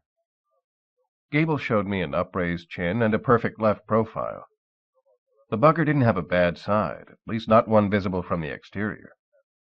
If not him, who? I lit a gaffer. For starters, maybe you. Me. He smacked his hand to his chest, upending Little Joe from his forearm. She clung to his leather elbow patch for dear life. Why would I kill my best buddy? His pearly white sparkled with the luster of a brand-new porcelain sink. I got a flash for you, chump. He was beating your time with your girl. Gable tumbled backwards into my armchair. He landed heavy with a jingle of falling coin. Hallelujah. There's gold in them there cushions tonight. The Babe? And Carol? Little Joe lost her tenuous grip on his arm and tumbled into freefall. That's ridiculous, Gable proclaimed. Little Joe caught Gable's pants cuff with the agility of a trapeze artist, slid down his argyles to rest on the toe of his shiny cordovans. It's true what nuns say. Black patent leather does reflect up, though in Little Joe's case you'd need a microscope to see what. The babe wouldn't do that to me. He would, he could, and he did. I tiptoed Gable through the wilted tulips, past the Huggy Bear photo of Herman and Lombard hanging on Roger's wall, Lombard's love letter in Herman's baby buggy, and the picture of Lombard in Herman's trick frame. "The insufferable jerk," Gable said when I'd finished. He smacked his palm repeatedly against his chair. His crossed leg bobbed in tight circles. Little Joe rode his size 9 like a bucking bronco. "If he wasn't dead, I'd kill him." Bulldog Bascom might make the case that you already did. The high-low motion of Gable's foot turned Little Joe slightly puce. Eddie Valiant, knight in tarnished armor, to the rescue. I sucked my lucky deep and blew a smoke ring at her. She grabbed a hold, swung inside the billowy circle, and rode the air currents up to desktop level. She dismounted with a half-gainer worthy of Johnny Weissmuller. She took a seat on my ink bottle. A whiffet of smoke encircled her bright red hair like the halo on a chain puffer's dashboard Madonna. "Clark," I told him, "you're in chowder up to your eyeballs." He dropped his head to a level that showed me the top of his scalp. "It does appear that way. The man had every hair he was born with, and half of mine, too. Let me ask you a hypothetical question." He reached to his inside coat pocket. "Is this likely to clean my name?" He dropped a huge wad of green on my blotter. It landed beside my photo of Plain Jane and her 2 kids. A ready-made family I bought framed in a Santa Monica hock shop. It gives clients confidence. The stable family man. Depends how dirty it turns out to be. How much borax can I buy for that? I tapped his wad with my finger. It weighed the same as a small pineapple. Enough to rinse your underwear. I don't wear it. Then for sure it's plenty. I scooted his mound of moolah toward my top desk drawer. "Don't open that," shouted Gable. I raised an eyebrow. So did he. On him it looked better, but he is a professional. "Roger Rabbit's inside." I inched the drawer out anyway. I never believe wet paint signs or dangerous curve warnings either. I ought to learn. True to Gable's word, the drawer contained a compressed brick of white fur and red corduroy. Roger the rectangular rabbit. Little Joe walked to the edge of my desktop and took a peek. "How did Roger get in there?" she asked me. I snared her dime-sized balloon and flipped it at Gable. "You tell her, Clark." He pulled out and on his hip flask.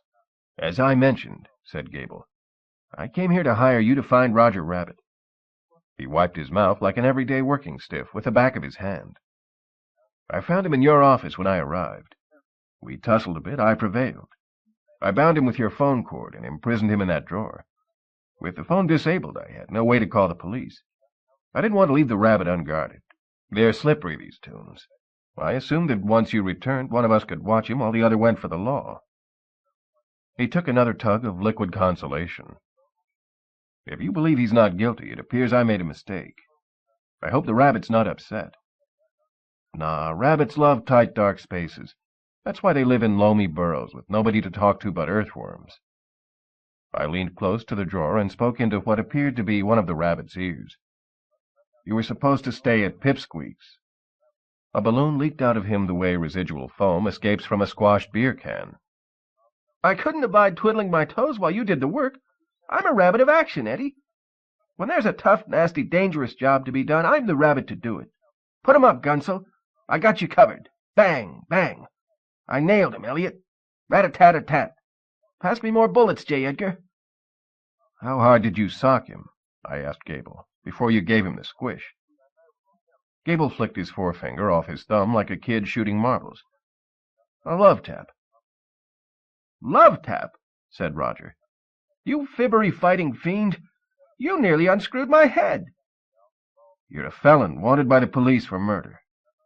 Gable joined me in the tadpole around the outer edge of the drawer. What was I supposed to do? "For starters, stay away from my wife." Roger's balloon sprayed a stream of hot venom across the front of Gable's pressed linen pants. Gable slammed his flask on my desk, yanked the drawer out of its slot, and upended it.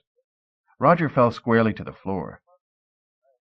Maybe if you weren't always off on location, shooting those stupid, worthless cartoons, maybe if you spent more time at home with her, you wouldn't have to worry. Gable was right. Toons are slippery little cusses. Roger freed himself of his bindings in seconds. Shows how much you know about women, said Roger. Absence makes the heart grow fonder. Gable caressed his mouth into that sly, knowing grin that makes movie theaters keep smelling salts on hand to revive fainting women. The version I heard has it that when the cat's away, the mouse will play. Oh, yeah, smarty britches? Roger pulled himself up where his nose reached Gable's boutonniere. For as little as you know about the fair sex, you know even less about adages. What about absence reopens the springs of love? Out of sight, out of mind. Love does not rust, Roger said belligerently. So there. Old love, cold love. Gable lit a smoke with a lighter fashion from a gold molar yanked out of the Colossus of Rhodes. True love never ages, shot back Roger. New love drives out old. Roger folded his arms across his chest. Love conquers all. Never rely on love or the weather. Roger assumed a soapbox posture, hand raised, finger extended, even with his orange topknot. Love blossoms at marriage. Marriage is the tomb of love. Never trade maxims with an actor. They eat axioms for breakfast and spit them out at the afternoon matinee. Roger gave it one last desperate shot. Marry in haste, repent at leisure. Marry in haste. Gable took a long, leisurely drag off his Chesterfield. Repent at Reno.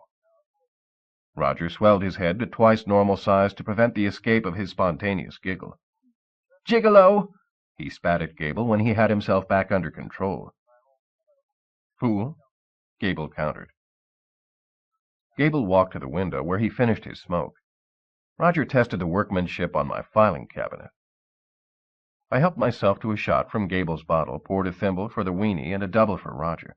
I handed Gable the slim remains. Go home, I told him. I'll call when I turn up a lead. He shook his head. You take my money, you take me along with it. Wait a minute, Eddie, said Roger. You can't take him. You promised you'd take me.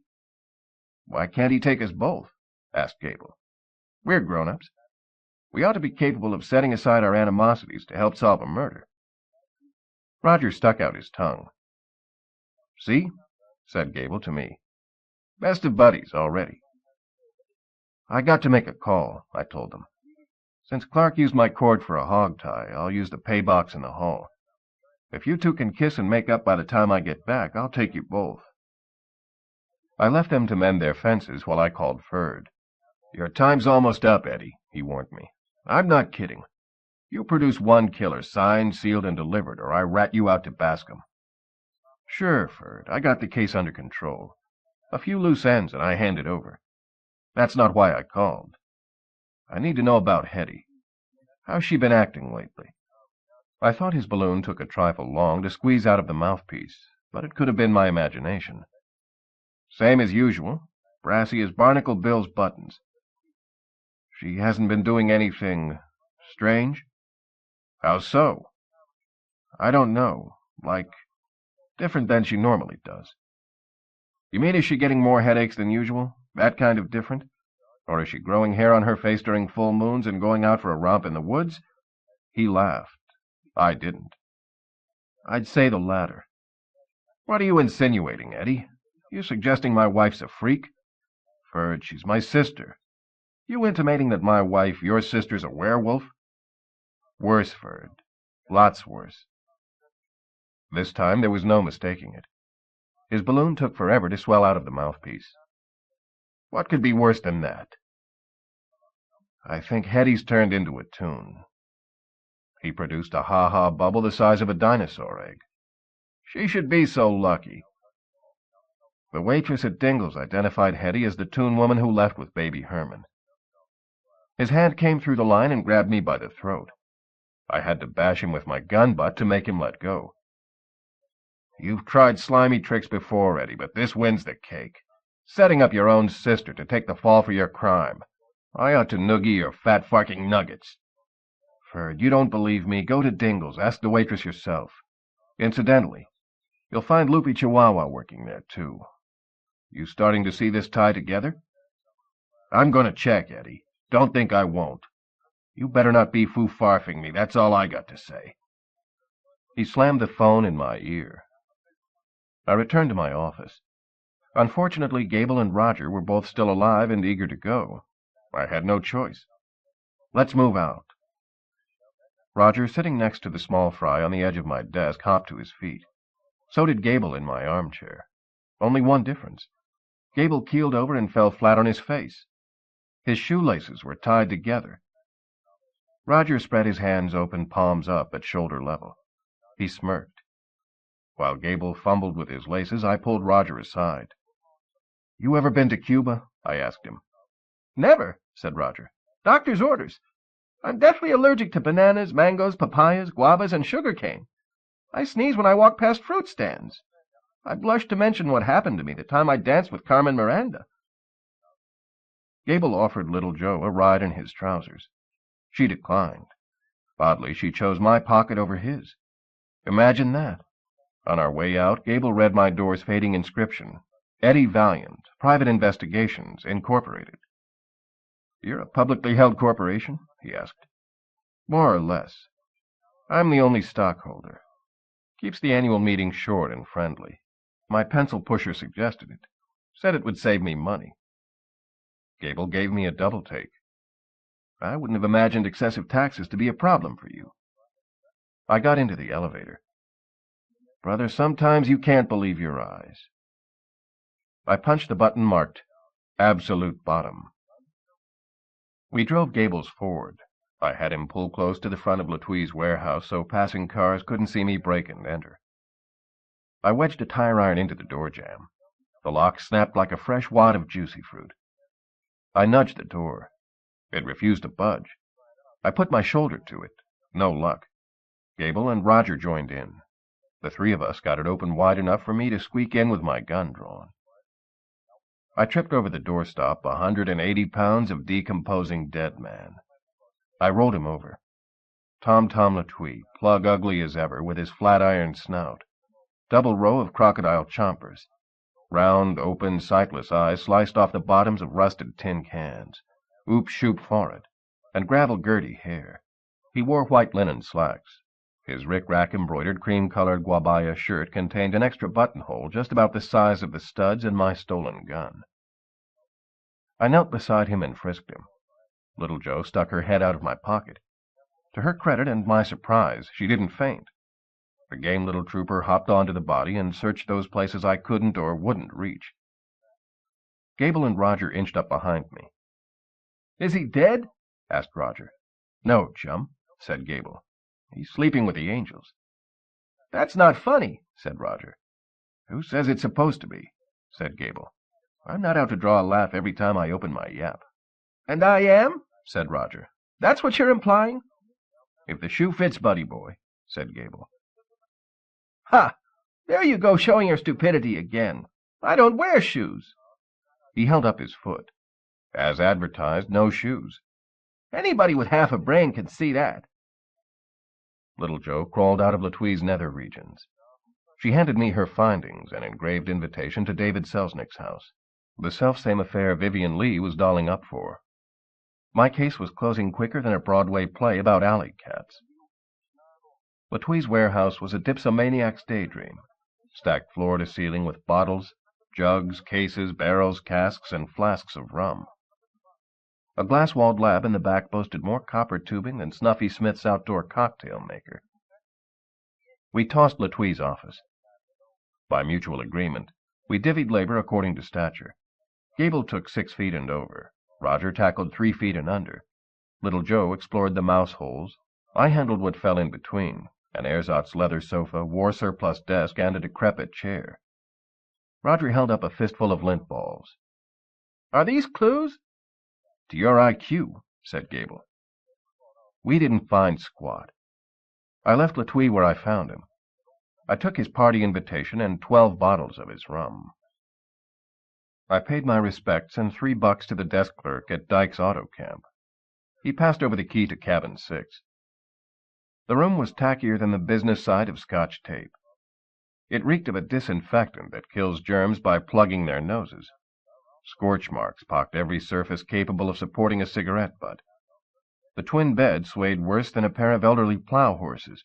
The drinking glasses exhibited a thick, waxy buildup, a malady they caught from the linoleum floors. Gable carried in the overnighter he kept in his trunk. I expected a cock robin like him to crow bloody murder once he took a gander at our hideout's rustic accommodations, but years of living on location had prepared him for dykes and worse. In 2 shakes of a lamb's tail he changed into lounging apparel, stretched out on one of the beds, and made himself comfy. Roger, who I expected to treat the place as a joke, turned out to be the priss. Keeping his fingers close-pinned over his beezer, he pointed out the room's major shortcomings. The clothes hangers had more kinks than a Saturday night party at Fatty Arbuckle's. The dresser drawers were lined with newspapers Gutenberg printed to carpet his canary cage. Roger vowed he'd let his kidneys explode before using the bathroom. He flopped onto the unoccupied bed. The mattress sunk through the frame, sandwiching him between twin walls of plunging bed springs. He emitted a string of tiny blue gurgles filled with despair. Little Joe was dead to the world. Dykes lacked a pee-wee-sized bed. Gable volunteered his padded Italian leather house slippers. I put one on the dresser top, laid her inside, and covered her with 6 plies of toilet paper. I removed my coat and tie, opened a jug of Latui's rum, and splashed out a round for me and my 2 colleagues. "Mud in your eye," I toasted. "Chin, chin," said Gable. "Wrinkle my nose, cross my eyes, make my next one twice this size," said Guess Who. I stood back and waited for Roger's explosion, but none came. Seems rum affects rabbits the same way it does normal people. I poured again, and again, and again. My cohort's mutual antagonism dropped away as quickly as the bottle's level. "Bugs Bunny performs nude," said Gable with a noticeable slur. "Why do you wear pants?" "Simple," said Roger, his lettering as fuzzy as a tippler's logic. "To hold my suspenders down." He indicated Gable's velvet smoking jacket and silk pajamas. "Who's your tailor? Dr. Denton?" I cracked open bottle 2. "Roger, I can't figure you out," said Gable. "Sometimes you act like a mature, responsible adult, sometimes like an infant. How old are you, anyway?" Roger tilted his head and made a woozy shame motion with his ears. "That's one of the 2 questions you never ask a Toon." "What's the other one?" asked Gable. "What's the other one?" answered Roger. "Right. What's the other one?" "What's the other one? That's the other one." Gable laughed so hard he fell off the bed. Roger hopped over to give him a hand up. Gable grabbed his outstretched paw, pulled him to the floor, and tickled him senseless. I uncorked bottle 3. As happens when you heat men with rum, they eventually stewed over women. "In the evening," said Gable to Roger as they sat side by side on the floor, their backs braced against the wall, "when you're alone with Jessica in the bedroom, what do you have that a human doesn't?" A 5-watt bulb appeared over the rabbit's head. "My own nightlight." "Seriously," said Gable, "what's it like being married to the world's most beautiful woman?" "It's awful." To support his sagging noggin, Roger undid his bow tie, looped it under his chin, tied the ends together, and hooked them over a nail in the wall. "I spend every waking minute worried that she'll leave me for somebody taller, handsomer, wittier, less rabbity." The nail pulled loose. Roger's head flopped sideways onto Gable's shoulder. Gable patted the rabbit's ears. "You should have stayed single like me," he said. "I like being married. Marriage is wonderful," said Roger. "It's a swell institution." "If you like living in an institution," said Gable. Bottle 4. "Let's take a poll," said Roger. He and Gable stood between the beds, bent over at the waist, breathing hard. Roger had just taught Gable the bunny hop. "What's the best present to get a woman? I vote for candy in a heart-shaped box." "Flowers," said Gable. "Expensive, exotic hothouse varieties, accompanied by a car dripping with mush. Women go nuts over that." Roger and Gable turned to me. Except for the drinking part of it, I hadn't participated much in the evening's revelries. I owed them this. Best present I ever gave a woman was a gift box of grooming aids. Pearl white tooth drops, ear squeegee, hair trimmer with special nose attachment, mustache plucker, and a compound for removing corns. I've got the same selection myself. Had them for years. I use one or the other every day. Know what? She tossed the lot out her window and me after. Accused me of being an unromantic boob. She'd rather have yellow teeth, corns, or a mustache? Go figure, women, said Gable. Who can? I can't, agreed Roger. By the end of bottle 5, the two were decently loaded and ready for bed. To preserve Roger's modesty, I strung a clothesline across the room and hung it with a bedspread. Before long, both of them were soundly sawing timber. I went into the bathroom. I sobered up by splashing my face with water and my tonsils with a stiff shot of rum. I put on my coat and tie. Dyke's only nod to decor consisted of a carnival glass vase filled with plastic flowers. I plucked one and stuck it in my lapel. From farther than 5 feet away, I defied anybody to tell it from a real chrysanthemum. Glue, tape, a crayon for touch-up. It would last forever. The Garden of Eden should have had it so good. I took Little Jo out of her leather slipper and stuck her back in my pocket. She didn't wake up. I left my 2 sleeping beauties to their dreams and drove Gable's Ford to Selznick's house. 20. Selznick's place sat in the center of a 2-acre banyan grove surrounded by 10-foot privet. As I neared the front door, Selznick's night watchman, Horrible Hawk, a Hollywood legend, buzzed me by. A plug-ugly flying canker, he packed steel-tipped talons, the speed of a supercharged P-51, and a taste for criminal canapes. Unfortunately, his radar set lacked a tube. His first night on the job, he mistook an elderly bovine for a cat burglar. He dive-bombed that old bossy smack in the middle of her nightly jump. She kicked him over the moon. I flashed the bird Latui's invitation and entered Selznick's inner sanctum. Selznick's home furnishings came second-hand from Napoleon Bonaparte's going-out-of-business sale. His matching sofas stretched the length of a prone giraffe. A senior citizen with good health and a modest standard of living could retire to Miami Beach with the gold leaf melted off one of his chairs. His Persian rugs had more knots to the inch than a string salesman's sample case. Resewn into trousers, his gray-striped silk draperies would outfit Foggy Bottom. His wallpaper had more flocking than an autumn's worth of migrating geese. A French maid with plenty of ooh-la-la treated me to a glass of champagne. I spilled it into a potted plant, used my awesome powers of detection to uncover Selznick's private stock, and refilled my tulip glass with 4 roses. The crowd contained roughly the number of stars I spotted on my high school field trip to the Griffith Park Planetarium. The Dorsey brothers, Benny Goodman, and Harry James sat in with the band. Jimmy Cagney cut an impressive rug with Myrna Loy. When Ricardo Cortez cut in, the Yankee Doodle dandy grabbed Helen Twelvetrees and continued his 2-step without missing a beat. Dolores Del Rio sat on John Barrymore's lap. Charlie Chaplin sat on hers. Barrymore had no problem supporting the weight. In a dark corner, Zezu Pitts and Ramon Navarro created headlines for Luella Parsons. Sheldon Leonard and Edward G. Robinson cleared an end of the dining room table for arm wrestling. Their only match-up ended in a draw. Jessica Rabbit sat on a chaise lounge, huddled in whispered conversation with Carol Lombard. Gable would love to eavesdrop on those two comparing notes, and so would the population of every burg larger than Tinytown.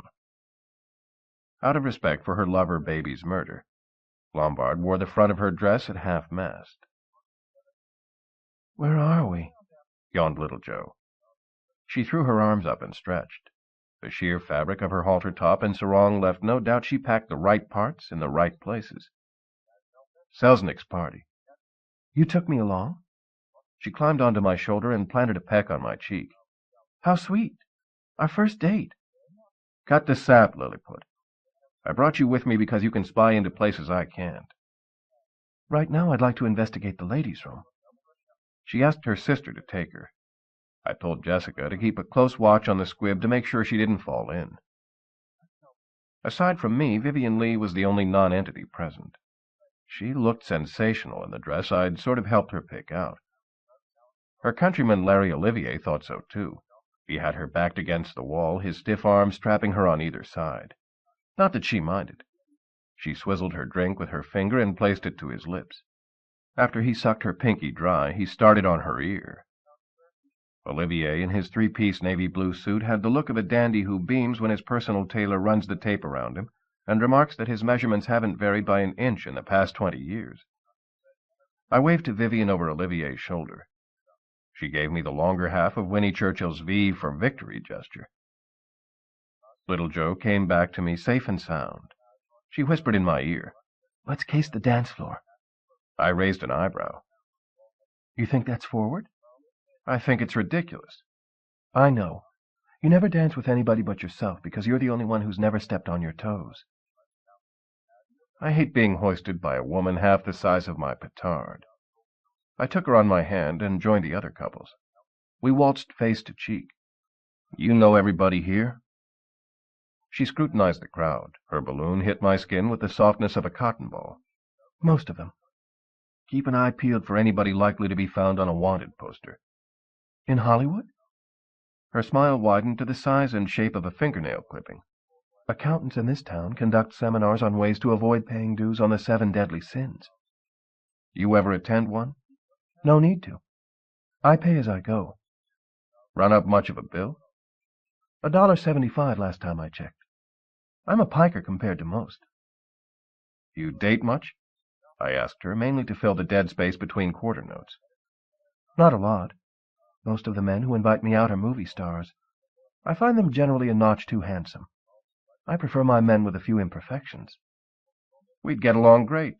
I'm loaded with them." "How come you're not married?" she asked. "Never found the right woman. Anybody who'll go out with me twice." Her eyes spoke volumes, none of it printable in a family newspaper. "You have now."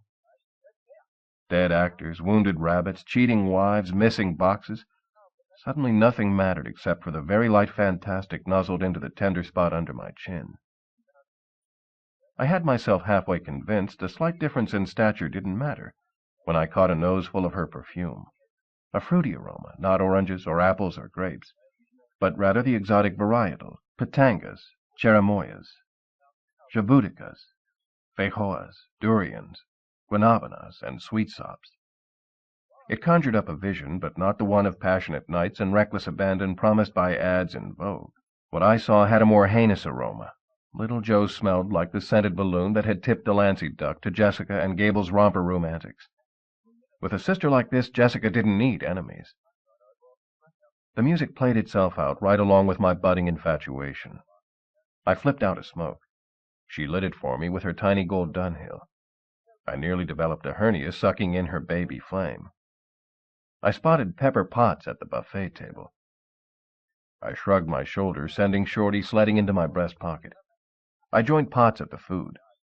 "Pepper," I said, employing the proven premise that everybody likes to hear the sound of his name.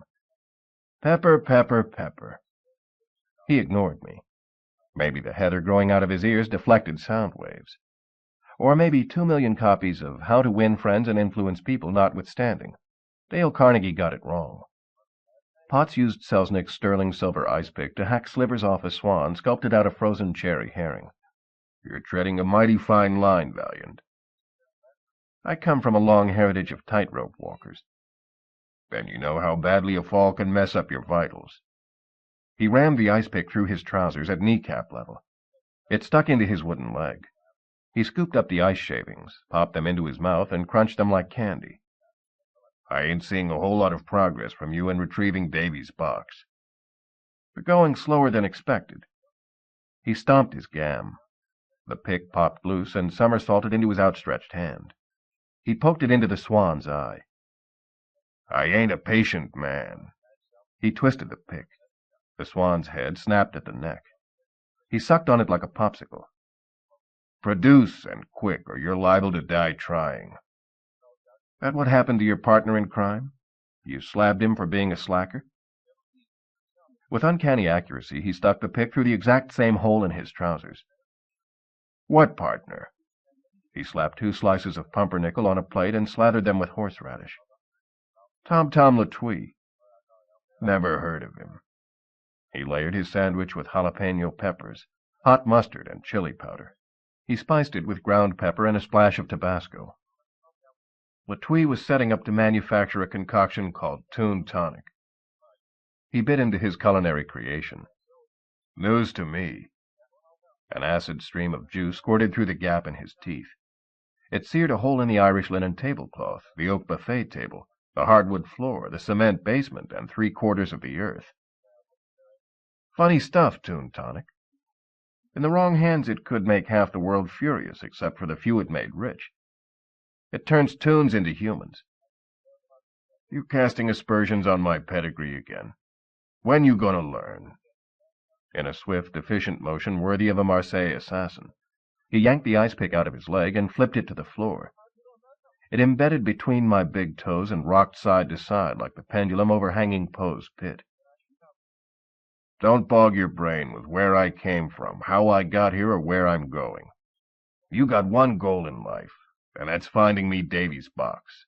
Don't muff it. Rodin shambled by and challenged Potts to an ugly contest. Potts won in a walk. Little Joe stuck her head out of my pocket. Is that true about Toon Tonic? Every word. What frightening ramifications. Toon Tonic would turn civilization topsy-turvy. To put it mildly. We wouldn't know who was whom. Or what was where, when, or why for. Her ruby-red lips puckered to the ripe fullness of a dwarf cherry tomato. Are you making fun of me? More or less. She crossed her arms the way nannies do when chastising wayward shavers. You're not supposed to pick on people smaller than you are. Who does that leave to keep you honest? Jiminy Cricket? I thumbed her back into my pocket.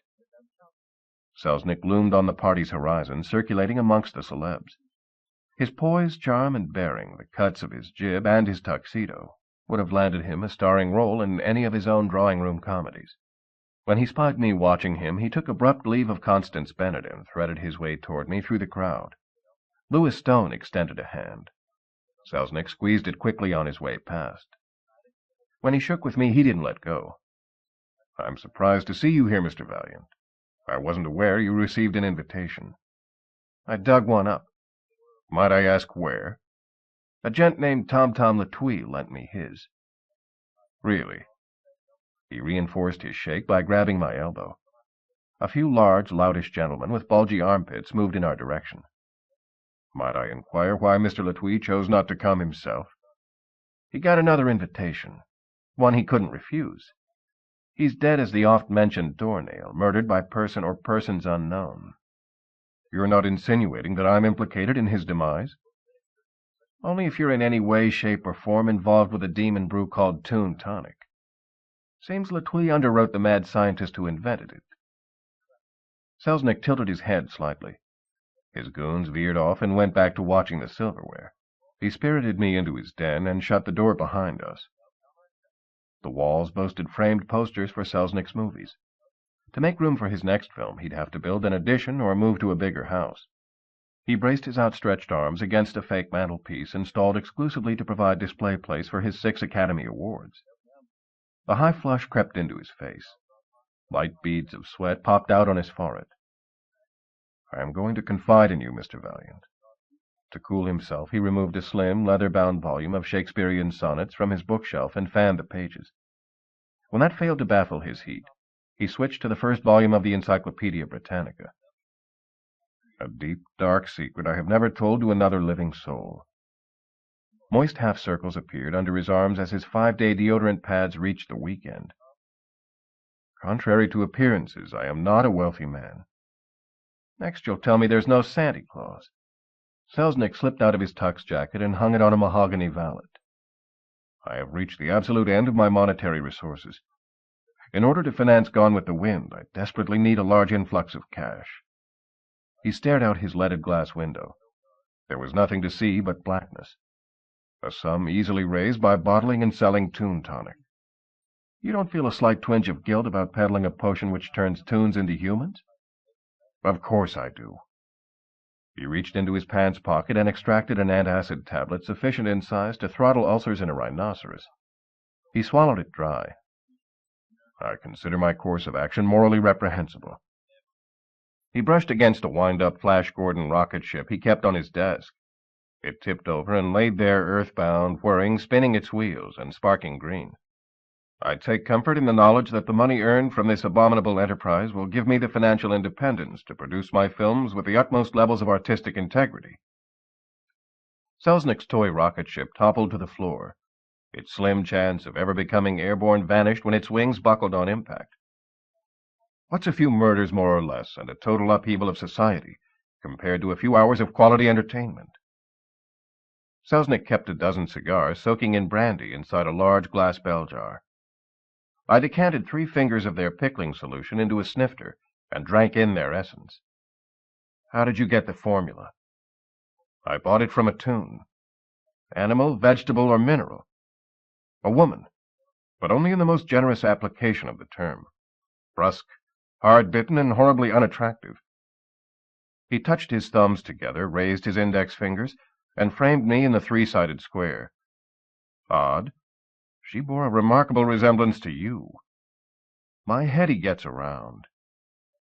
What's the nature of your business with Latwee? I have none.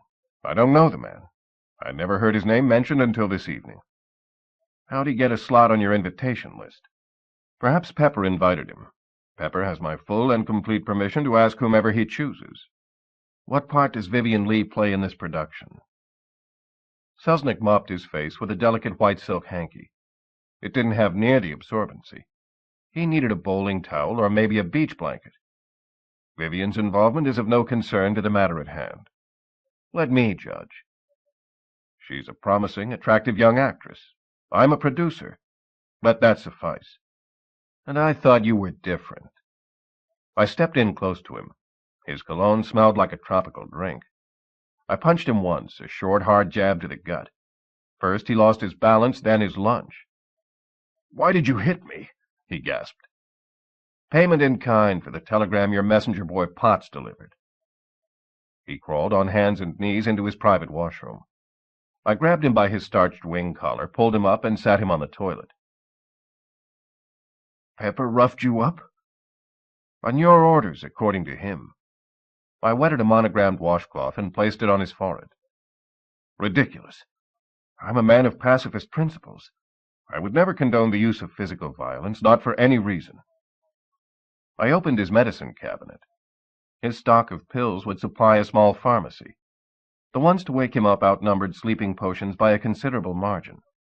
I handed him my standard cure for his condition, 3 aspirin tablets and a slug of Listerine. For myself, I prescribed an unopened bottle of his best bourbon and a hasty exit. 21. Me and the smidge pulled into Dykes. I found a note thumbtacked to our cabin door. The Gold Dust twins had moved their headquarters to a nearby all-night laundromat. We found Gable alone, sitting on a slatted wooden bench, piled high with ladies' magazines. The one he was reading featured an article about detailing 101 new ways to make meatloaf. The washer next to him alternately gurgled, wheezed, and thunked. "Where have you been?" Gable asked. "We thought you'd deserted us." The washer spun to a halt. Gable opened it and hauled out Roger, fully clothed, dizzy as a dodo and soaking wet. Gable shook him free of residual bubbles and wrung him dry. "Thanks, Clark, old bean," said Roger in a balloon sloshed with rinse water and civility. "My pleasure, sport," Gable answered cordially. They stood so close you couldn't slip a cold shoulder between them. "You two have mended fences," said Little Joe. "You betcha," Roger proclaimed. "Turns out we go together like Laurel and Hardy, Abbott and Costello, Mudd and Jeff." He scratched his pate. "Who else?" Gable suggested. "Caesar and Mark Antony." "I'm for 'em," said Roger. "They've got gall." Gable nearly choked, laughing. "You send me to the moon." "Remember to remove your space helmet before you spit," quipped the rabbit. "What a stitch!" Gable slapped his knee. "I laugh any harder, I'll bust an adenoid," I said. Roger extracted a harmonica from his pants, crammed it lengthways into his mouth, and blew a fanfare. Soap bubbles and notes emerged in a 50-50 ratio. "Lady and gentlemen," he announced, "a ditty appropriate to the occasion." He pointed his pinky at Gable. Pick it up where we left off. Roger pecked on the harp like a rooster eating an ear of sweet corn. Gable sang along. 24 boxes of soap on the wall, 24 boxes of soap. If one of those boxes should happen to fall, 23 boxes of soap on the wall. Little Joe slipped back into my pocket. I wanted to join her, except that would leave nobody to wear the coat. We returned to Cabin 6.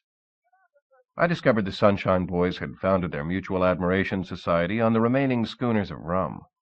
I cracked into Selznick's bourbon and poured around. "Tell me what you know about Pepper Potts," I said to Gable. "David Selznick's right-hand goon?" Gable stretched out on the bed and balanced his glass on his slab-muscled chest. "I'd hate to be on the receiving end of his bad intentions." "How is Potts involved in our caper?" asked Roger. He flopped onto his bed. He tried to imitate Gable, but his glass kept skiing off his prow-shaped sternum. "He wants the box bad." "What makes you think that?"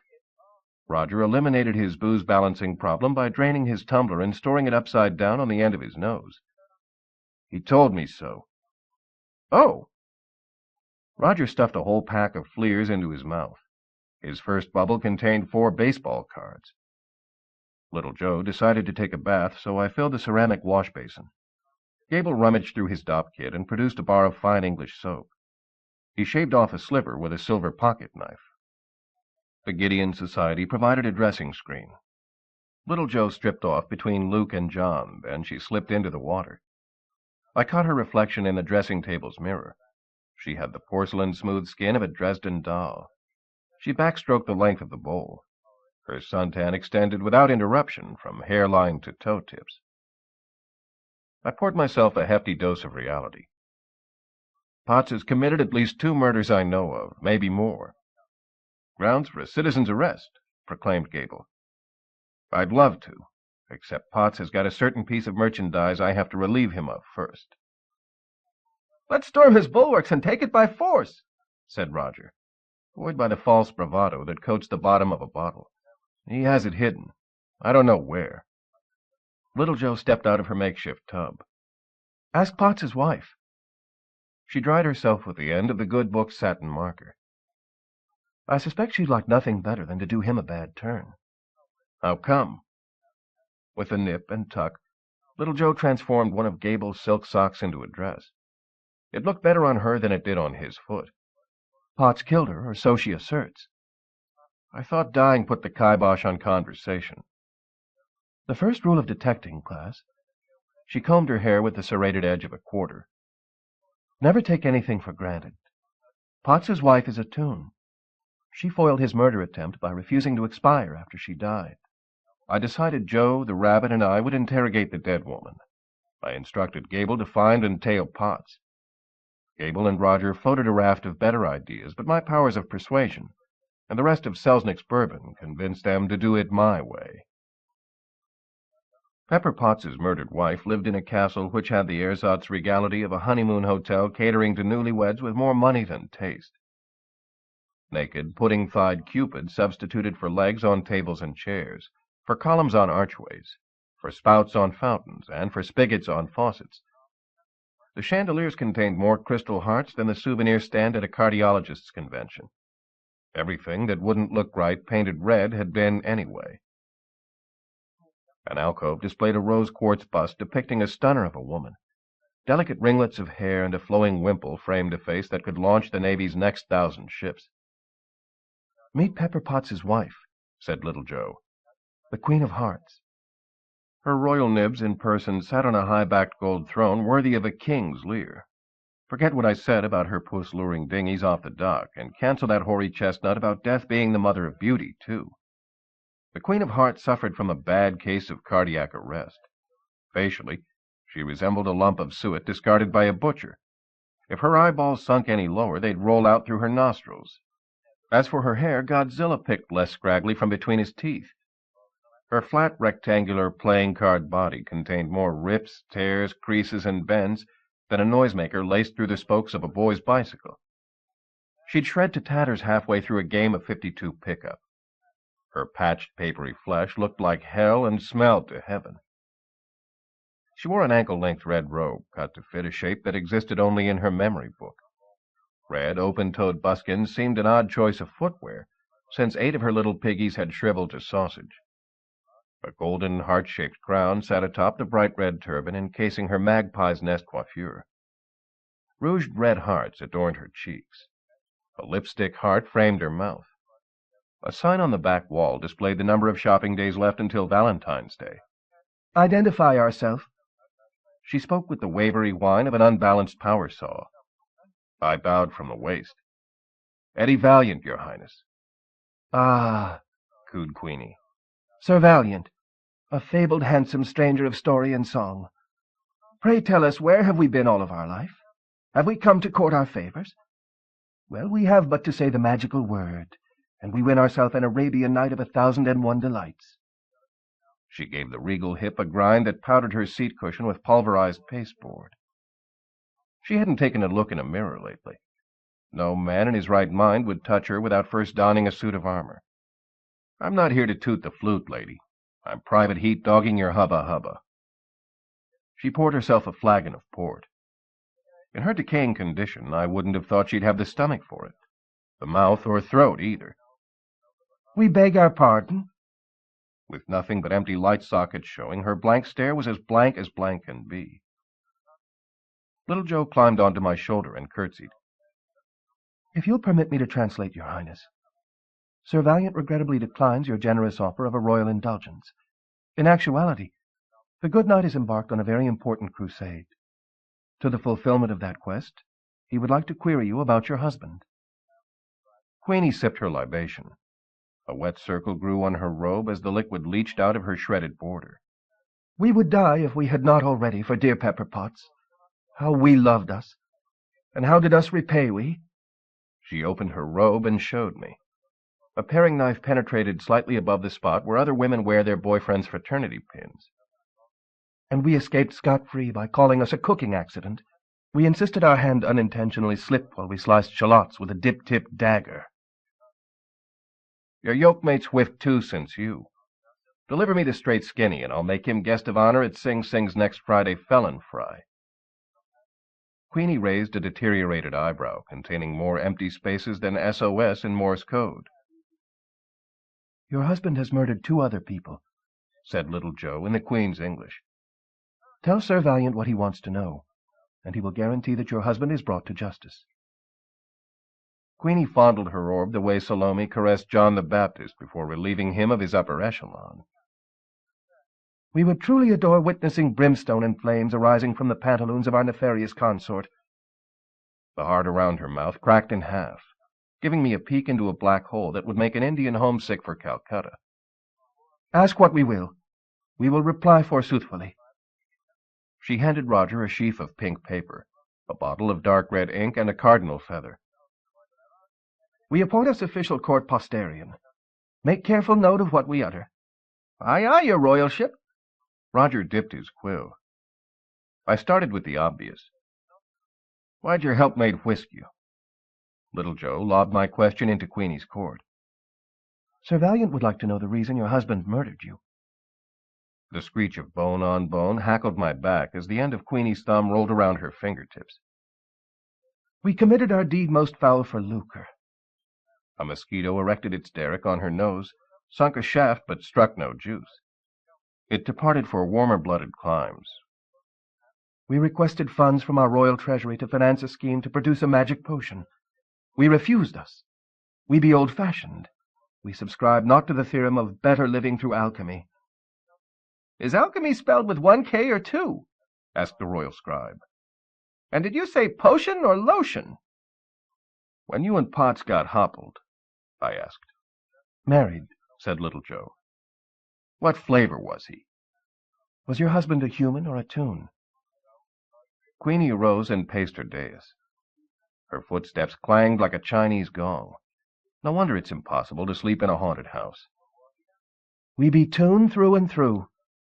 Queenie ran her hand up and down the strand of pearls encircling her neck. It produced the sound of rattling chains. Another ghostly legend debunked. 'Twas only quite recently we began to exhibit distressing symptoms of humanity. The flickering candlelight gave her face the waviness of a badly patched two-lane blacktop.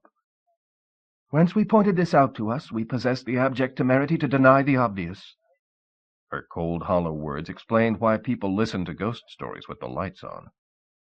Mark this well. Roger scribbled to beat the band. We do not argue with the Queen.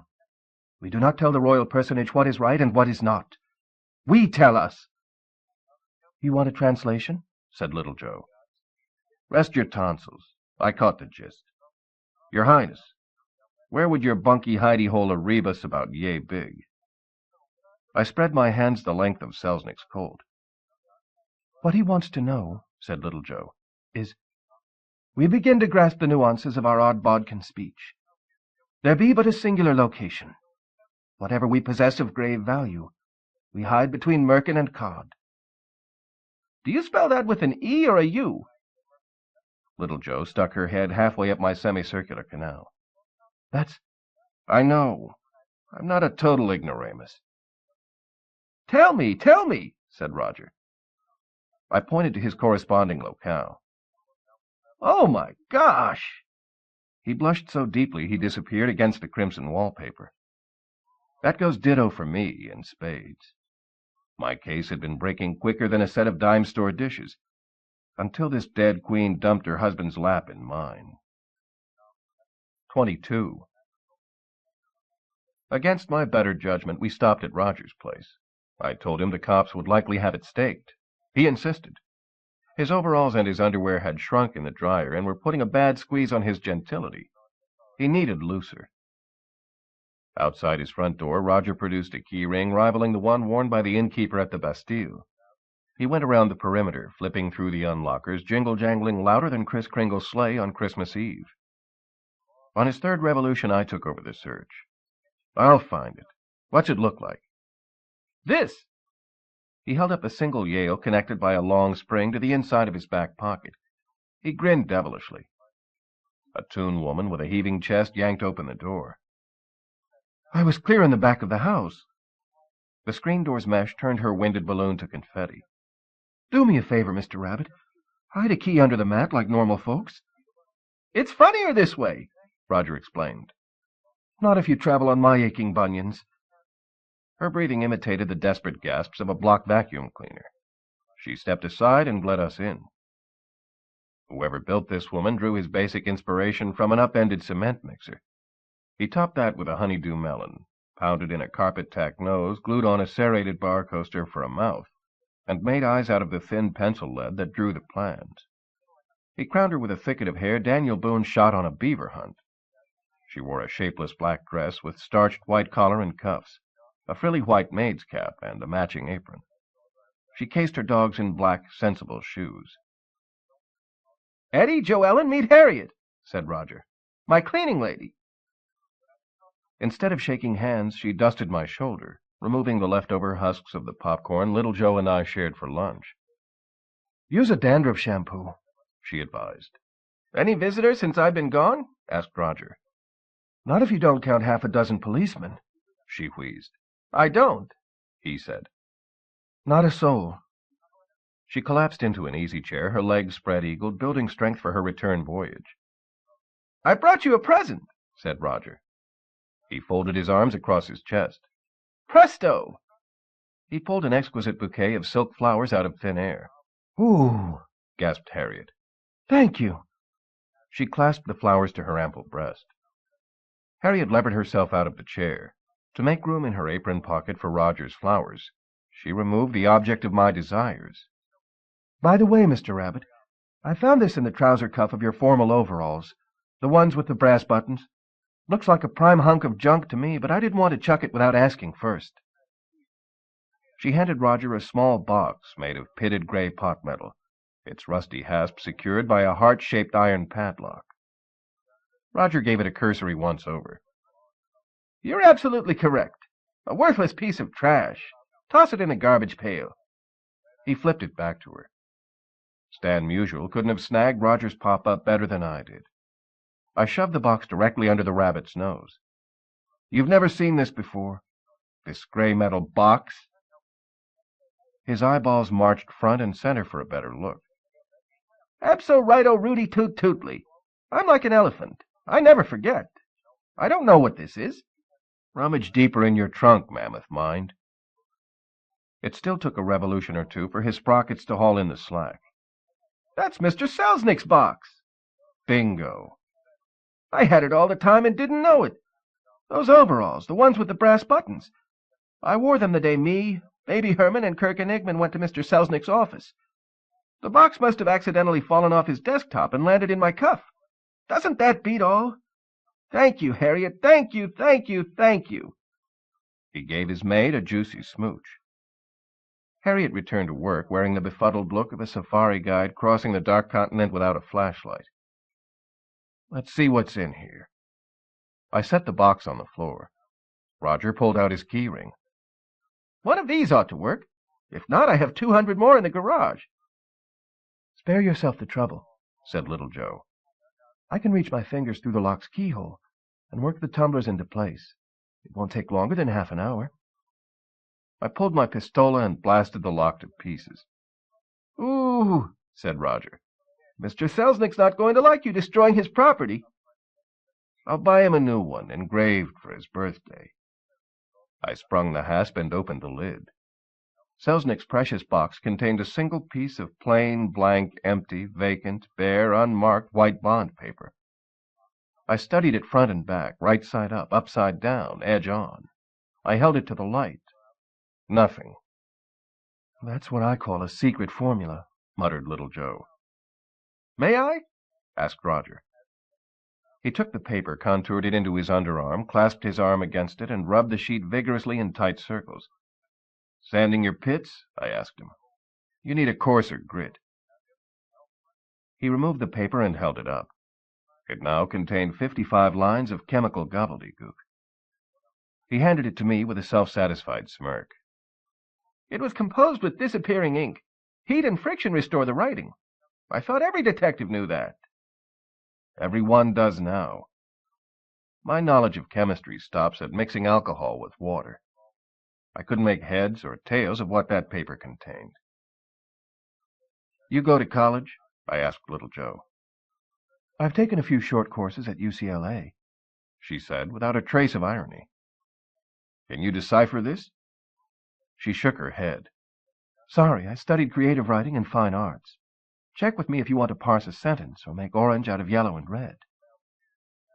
May I see it again? Asked Roger. What the heck? The rabbit was on a roll. I handed it over.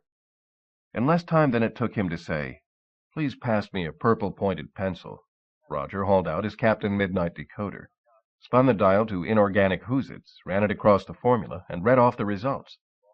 Add 2 parts of ethyl-methyl-u-bethyl to 1 part of oxy-moxy-biloxy. Toss in a splash of chloro-fluoro-boro-boro, and before you know it, you've got... He studied the dial. The decoder's baffled. It's only seen one concoction remotely resembling this. Is that one dangerous? Asked Little Joe. For adolescents with complexion problems, it's the formula for Coca-Cola. He gave the paper back. There I stood, holding in my hand the most horrendous scientific discovery since the A-bomb. If I had the slightest trace of social consciousness, I'd rip it to shreds and flush it down the commode. Instead, I tucked it into my wallet. The doorbell chimed.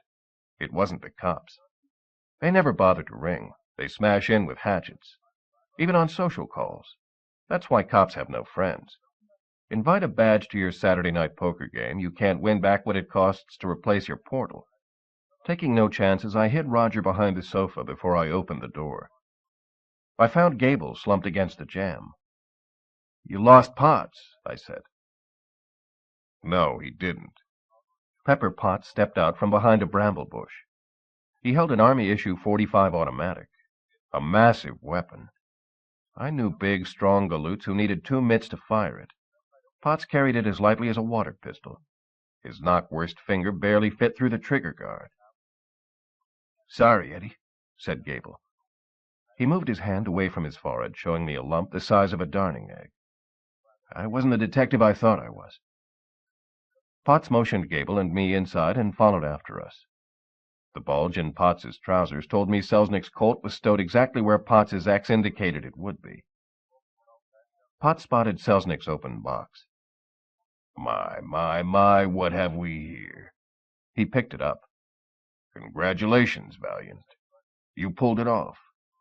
To tell you the truth, I didn't give you a snowball's chance in the Sahara.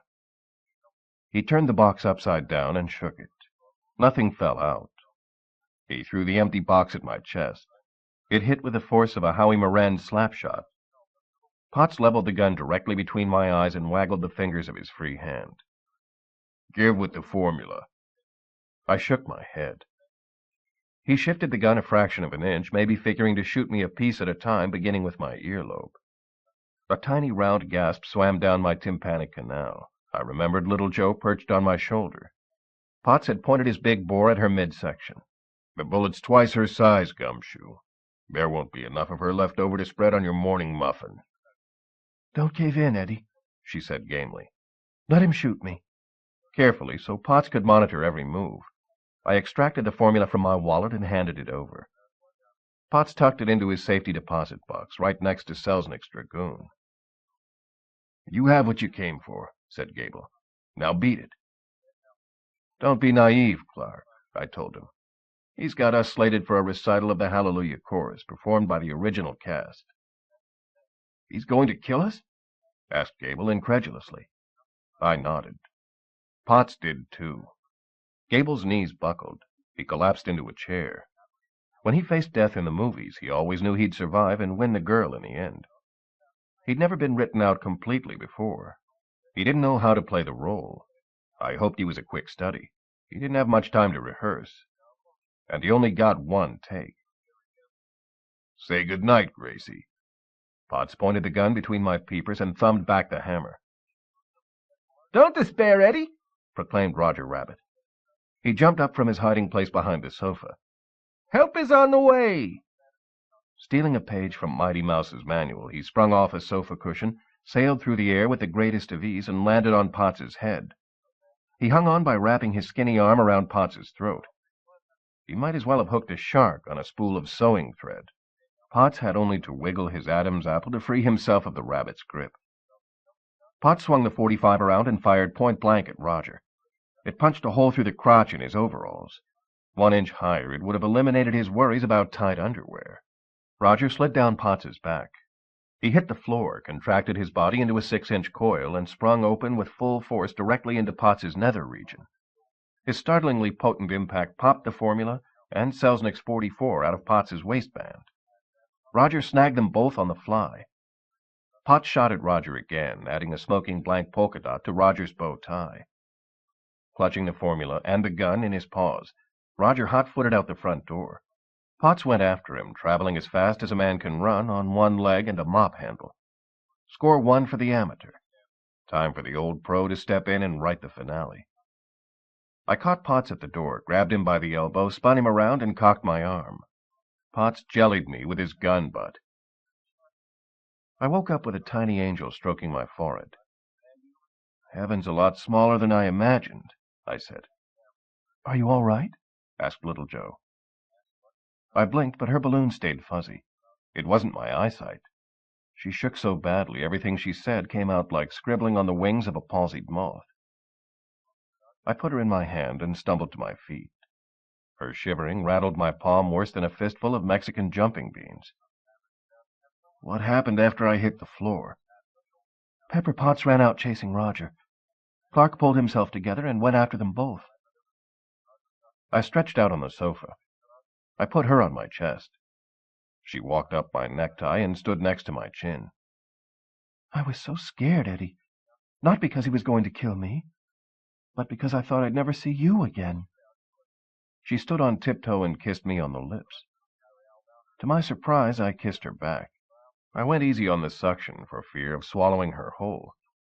Ridiculous as it sounded, I seemed to have fallen head over heels for a woman who could sleep in my mitten. Go figure, love. What do we do next? She asked. I knew what I had in mind, but I figured she meant the case. Not much, except hope Roger can stay away from Potts. She ran her delicate hand along my cheek. Since we're momentarily stalled, how about we break for dinner and whatever? Beauty, brains, and a mind reader, too. My place or yours? We settled for hers, it being closer. While she changed into something more comfortable, I went for a bottle of wine. This being a special occasion, I splurged on one without a screw cap. I stopped at a florist and bought a bouquet. Miniature roses, naturally. When I returned, she had changed into a black satin dressing gown that clung to her the way gum sticks to a sidewalk. She cooked a great dinner, though the portions were a little skimpier than I prefer. I threw a platter on her turntable. I sat on the sofa. She lounged on my shoulder. Sinatra crooned hello to young lovers. I turned my head. We took Frankie's advice and kissed in the shadows. Her perfume made me want to club a mastodon, invent fire, or scribble stick figures on a cave wall just to impress her. I sniffed her again. That's a different scent from the one you had on at Selznick's. She ran the underside of her wrist beneath her nose. No, this is my usual. I'm positive you wore another. Oh, I remember. She snuggled into my neck, pressing her contours against my racing pulse. That was Jessica's. I borrowed a drop in the ladies' room. She use a common brand? Hardly. It's called Jessica's One and Only. She has it specially blended by a perfumery on Rodeo Drive. Why? Only curious. About why Jessica ratted herself to Delancey Duck. I like yours better. I'm glad. She stuck her tongue and other portions of her anatomy into my mouth. I licked off her clothes. She preserved her modesty by ducking into my waistband. Things were starting to get complicated when somebody knocked on her door. I took a deep breath, a cold shower, and went to answer. The stranger at her door was a squat, red-headed, albino-skinned human. His ice-blue eyes would look natural floating in the Arctic Ocean. The size of his ears put Gables to shame. His trench coat reached to his feet, which oddly were bare. "Hello, Eddie," he said in a mildly grating voice. Inside my pants leg, Little Joe unhooked my elastic sock garter and rode my Argyle from calf level to the floor. She crawled out from under the ribbing. "What's going on?" she asked. "Joellen," said the stranger, "slip some clothes on before you catch a chill." "Friend of yours?" I asked her. She wrapped my pants cuff around her. It went all the way with plenty to spare. Dame Fashion dictated wearing cuffs wide this year, and I'm a slave to convention. "I've never seen him before in my life," she responded. "Are we supposed to know you?" I asked him. He flashed me a goofy gleamer. "You bet. I'll give you 10 guesses. Grumpy, Sneezy, Heckle, Jekyll, Tom, Jerry, Dasher, Dancer. Here's a hint. You're not even warm. Keep trying. You've still got 2 guesses left." I unfurled my gun and hoisted it up his large nose. "I give up." "Oh, Eddie, you're such a killjoy. If that's the way you want to be, I'll come clean." He opened his coat, exposing a pair of red corduroy overalls. "Surprise!" I would have staggered backwards into the next county, except an end table got in the way. My pants cuff snapped out, spinning Little Joe across the floor like a top.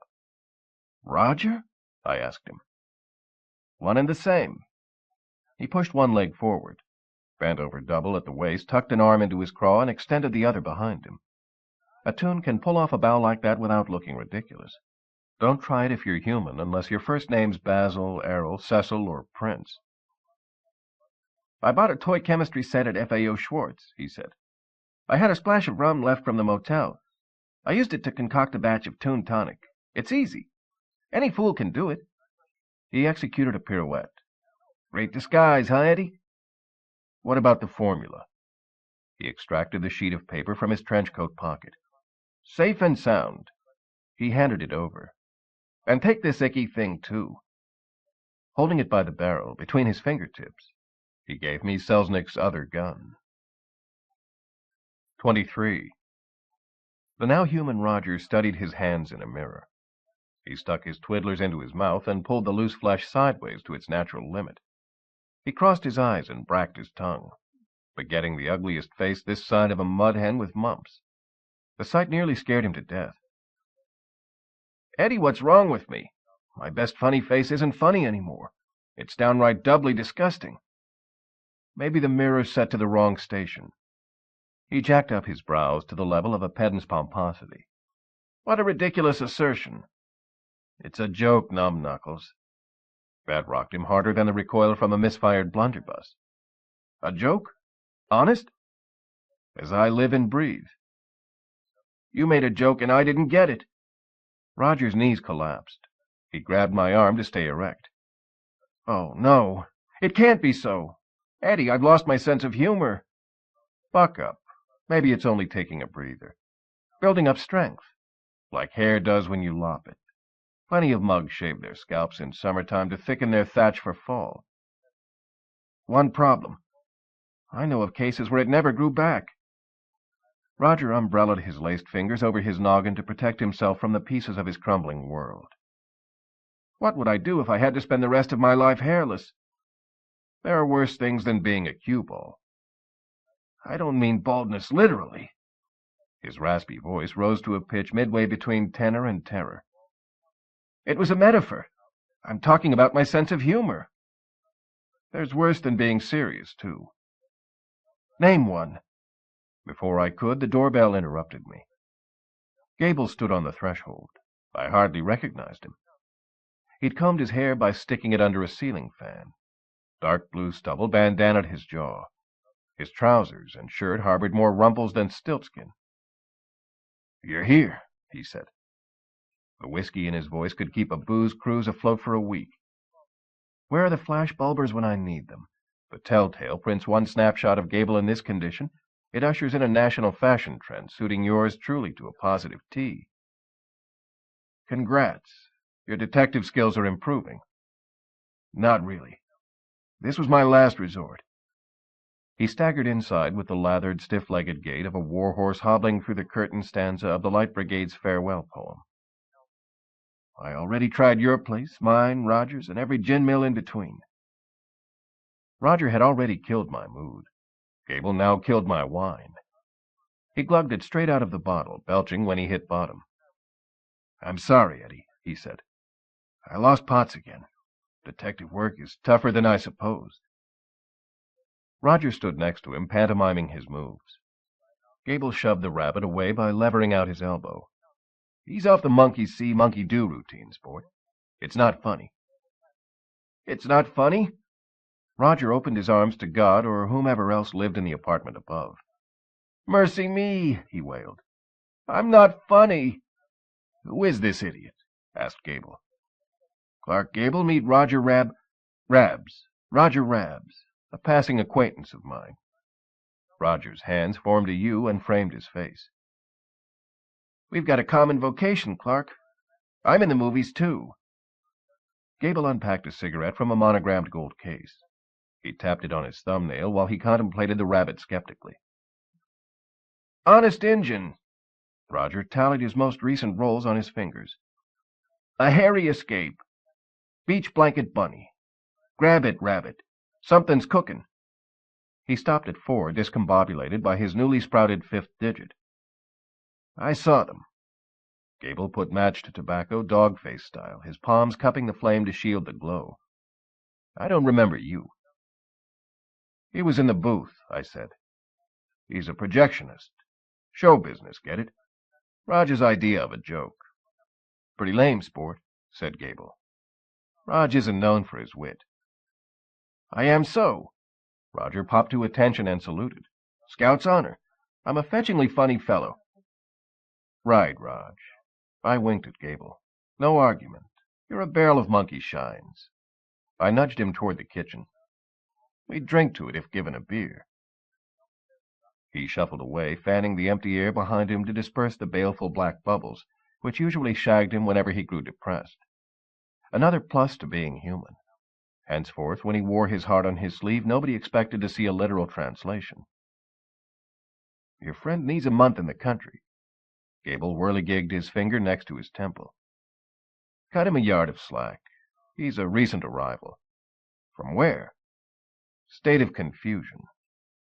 Little Jo came out of her bedroom wearing a headscarf, sneakers, baggy slacks, and a plaid work shirt.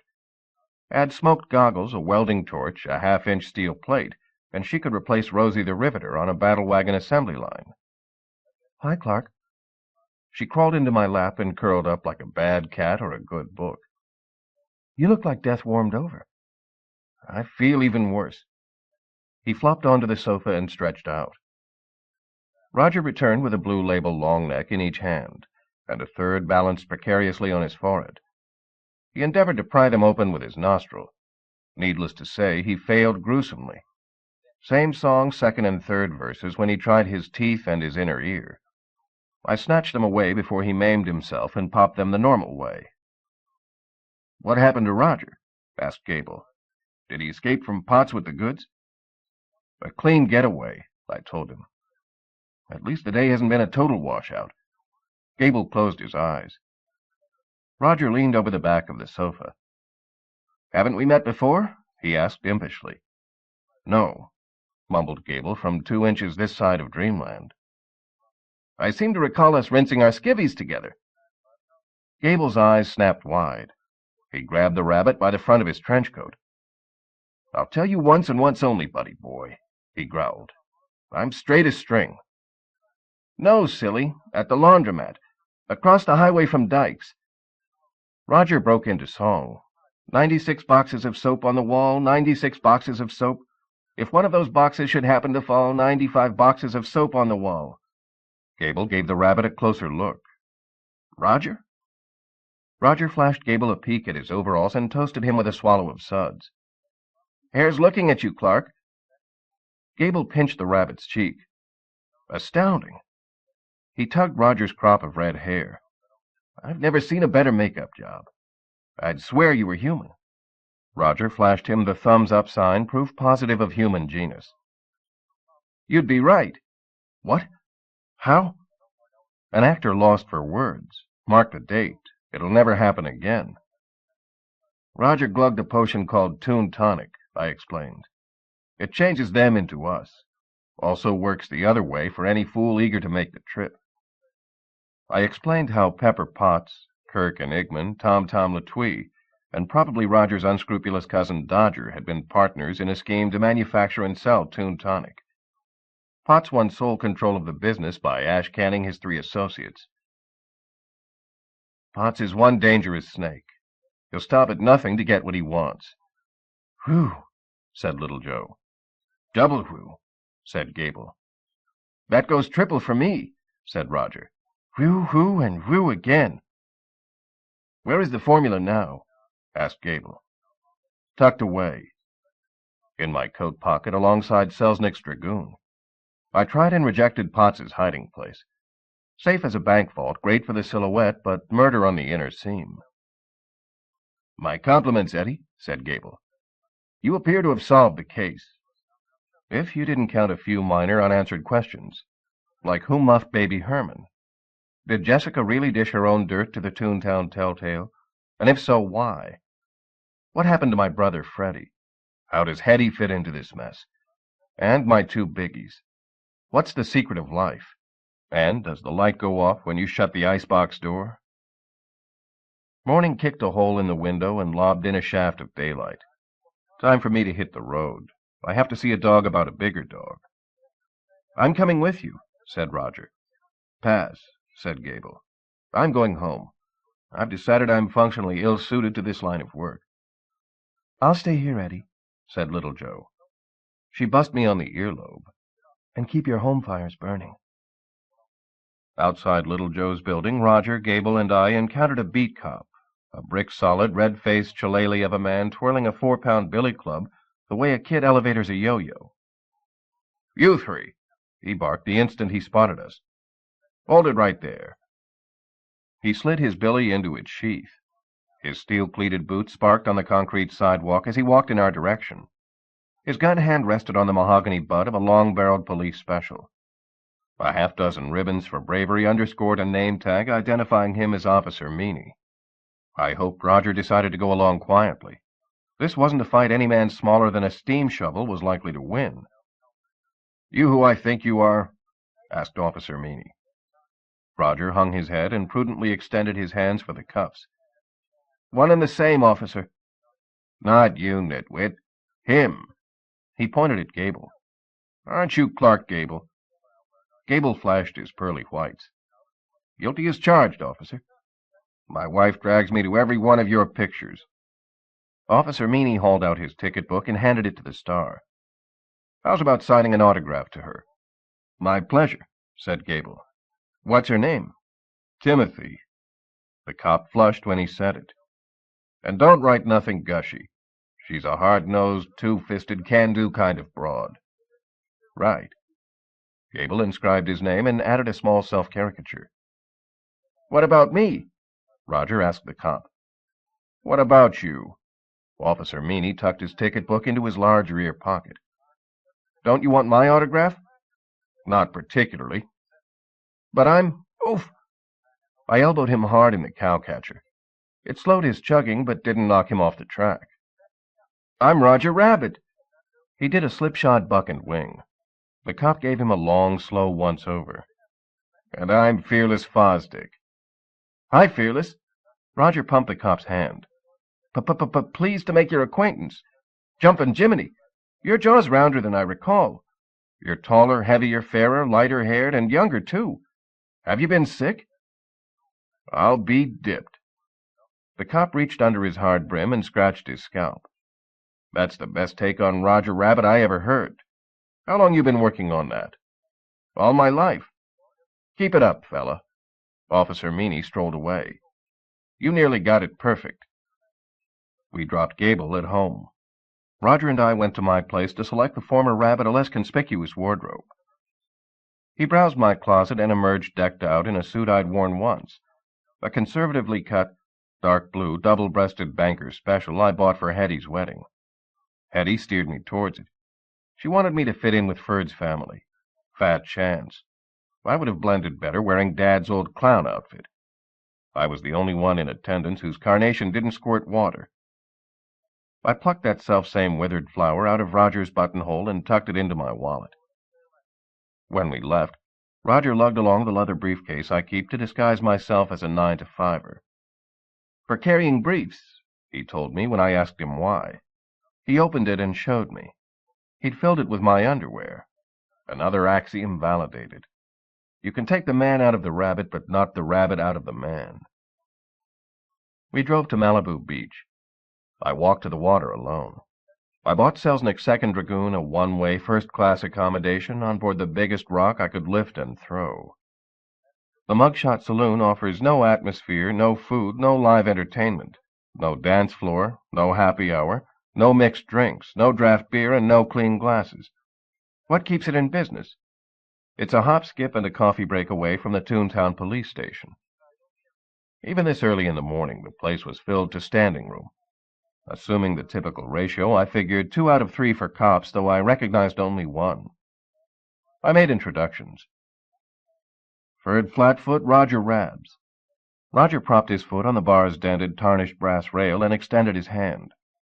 Eddie tells me you're a minion of the law. Here's a riddle you might find amusing. What are old pennies made of? Ferd turned his back on the rabbit and signaled the barkeep. Dirty copper. I'd guessed wrong when I estimated 2/3 of the patrons enforced the law. A quick show of hands, those reaching for guns to blast Roger to kingdom come, indicated nearer 95%. What a rib tickler, said Roger. His proffered shake hung empty. Rather than waste a reach, he scooped his mitt full of peanuts and tossed them toward his mouth. He scored a perfect 0. The goobers ricocheted off his nose, his chin, and every piece of face in between. Undaunted by failure, he grabbed for more. Ferd slid the bowl down the unvarnished, splintery pine bar. I can't shuffle that fumpa-dumping woman from pillar to post much longer, Eddie. She's screaming bloody murder. Sooner or later, Bascom's going to hear her. Then my fat hits my friggity-tooting fan. A group of long-term residents canceled their lease on a booth, and we moved in. You got till the end of my shift tonight. After that, all hell and Louise Wright-Leiter both break loose. Our plain-featured, stoop-shouldered, mossy-haired, flat-footed waitress worked as hard as Tilly the toiler. You have to in a bar serving liquor to cops. We ordered 2 slugs apiece to spare Tilly a second trip. I need another extension. No dice, Eddie. You've collected what you're owed. Read my balloon. It displayed a parcel of words the Brits never envisioned when they invented English. "You're forgetting about Hetty." "Who's Hetty, Eddie?" asked Roger. "You're steady?" "I thought we agreed," said Ferd. "You bring her into it, you sink in a wink. You whiff in a jiff, spin in a minute, sour in an hour, crash in a flash. You're lice in a trice." I smacked Roger hard in the ribs. "Hush." "In a rush." I gave him a dime and a shove toward the jukebox. I motioned Ferd closer. I didn't want my sorry story noised around a crowd with a sworn duty to eradicate crime. "Hetty's in a bona fide Dutch involving a dastardly brew called Toon Tonic. It changes humans into toons and vice versa. I know for certain Freddie swigged a dose. I got reason to believe Hetty did the same. To snare the formula and the big money that comes with it, she bagged and dusted baby Herman." Ferd's response ascended out of him slowly, like once-burned bread rising from a twice-shied toaster.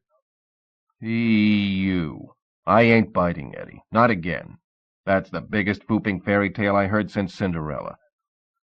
I admit I'm lacking proof, but the facts line up like a row of dominoes with Hetty the first to topple. I want to keep her clean, but that's going to be easier said than done. She's messed in a big, ugly way." Roger and my 10-cent piece returned together. "What kind of establishment stocks 25 different versions of the Marine Corps hymn?" He slid into the booth. "Hetty never leaves home." Ferd tossed back his first and second shooters and mine for good measure. Tilly would earn her tips today. "The woman cooks, cleans, tends to the kids. When'd she have time for mischief?" Lois Lane thought the same about Clark Kent. Ferd's cogitations resembled a basic arithmetic primer. No matter how he rearranged the numbers, 2 plus 2 kept adding up to 4. "I'll stall Bascom," said Ferd, "provided you reciprocate." "How so?" He pulled out a wanted poster advertising Roger Rabbit's particulars. "Turn in the rabbit. For as much as Bulldog wants you, he wants Roger Rabbit more." "Let me make sure I understand you right. If I hand the bunny to Bascom, I save my beloved sister and get myself off the hook in one fell swoop?" I looked at Roger. "What do you think, compadre? Would you snap at a deal like that?" Roger clutched his shot glass so hard I feared for exploding shards. "I'd have to give the matter a great deal of thought. Speculate, cogitate, meditate, ruminate, contemplate. Weigh the respective pros, the disrespective cons, the whys, the wherefores. I'd do it in a whisker." I addressed Ferd. "You want Roger Rabbit, he's yours." I slid out of the booth. "As soon as I find the slippery cuspidor." I grabbed Roger by the arm and hustled him out. Roger slouched in the front seat, twiddling the car radio. He bypassed the chuckleheads, Baby Snooks, Groucho Marx, Lum and Abner, the Great Gildersleeve, in favor of hillbilly music about busted wranglers, jilted lovers, out-of-gas truck drivers, and similar washouts knotted together by a common thread of off-key misery. "Relax, Bunky. I won't roll you out of the frying pan to save my own bacon." "I know, Eddie. You're my friend, my chum, my pal, my crony, my sidekick." Roger hung the upper half of his body out of the moving car and pressed his face against the window of the bus chugging along parallel to us in the next lane. The strap hanger on the receiving end of Roger's attention responded by smacking the glass with a rolled-up newspaper. Roger hauled himself back inside. "See there? That's my problem. You're a world-renowned movie star, but everybody takes you for an ordinary Joe. Merciful Murgatroyd, no, that's not it. Next to rhubarb, humble's my favorite pie. I can live with obscurity." We stopped at an intersection. He made a face at a kid entering the crosswalk. The kid started to bawl. The kid's mother shook her fist at us. "I've lost the ability to make people laugh." I punched the accelerator and sped away before the angry mother took down our license number. "You're fighting a losing battle, amigo. Humans regard buffoonery as a social disease. If it shows up in your blood, you're not funny. You're sick." 24. The Oriental ruddy who functioned as Delancey Duck's butler cum bodyguard was big as the pressed sumo entrees you wrestle with during the main event in a Chinese restaurant. Except when you melted down this quacker, You wouldn't wind up with much fat on your skillet. He was as solid as the cement goose anchoring a middle-class front lawn. He admitted us into a living room containing enough potted foliage to reforest the Bikini Islands. I unhinged the machete and my Swiss Army knife and hacked through to the backyard. I found the duck in his pool. It wasn't as big as Gable's, but then neither was the Indian Ocean. Delancey floated on a plastic inflatable created in the likeness of Esther Williams. When he saw me and Roger, he slid off her stomach and paddled towards us. I'd rank his swimming ability at the underside of a stone. He waddled out of the water and onto the Mexican tiled apron. He wrapped himself in a Turkish towel the thickness of lawn sod. "You need help with your backstroke," I said. "Ever see a duck sheepish?" "I'm ashamed to admit," he said, "I can barely tread water." I thought it came natural. To Donald and Daffy, perhaps. Not to me. Delancey slipped into a form-fitting bathrobe that doubled as the cover for his outdoor gas grill. He stuck his tootsies into boat shoes that could flagship a flotilla. "Introduce me to your companion." "Delancey Duck, Roger Rabs." They shook. Achoo," said Roger. Achoo. "Excuse me. I seem to be catching cold." "Perhaps you're allergic to tunes," suggested Delancey. The Telltale recently chronicled a score of humans suffering from the malady. Have you ever sneezed in the presence of a tune before? "Always," said Roger. "Whenever I sneeze, there's a tune in the room." "Mystery solved," said Delancey. "Stay away from tunes." Delancey offered us breakfast. Bowls of seed corn, packed with the 6 essential vitamins and minerals required for strong webs and shiny feathers. I didn't need either. On the other hand, what was Kellogg's cornflakes but this once removed? I dug in. "I'm pleased you stopped by, Mr. Valiant." Delancey's morning exercises entailed filling his cereal bowl with seconds. "My ace reporter has disappeared. I wondered if you might know her whereabouts." "If you're referring to the lovely Miss Rightblighter, we might be talking turkey, Duck." Achoo! Roger resorted to a tuned standard cure for the sneezies. He submerged his head in the pool. "An extreme remedy for a human to undertake," marveled Delancey.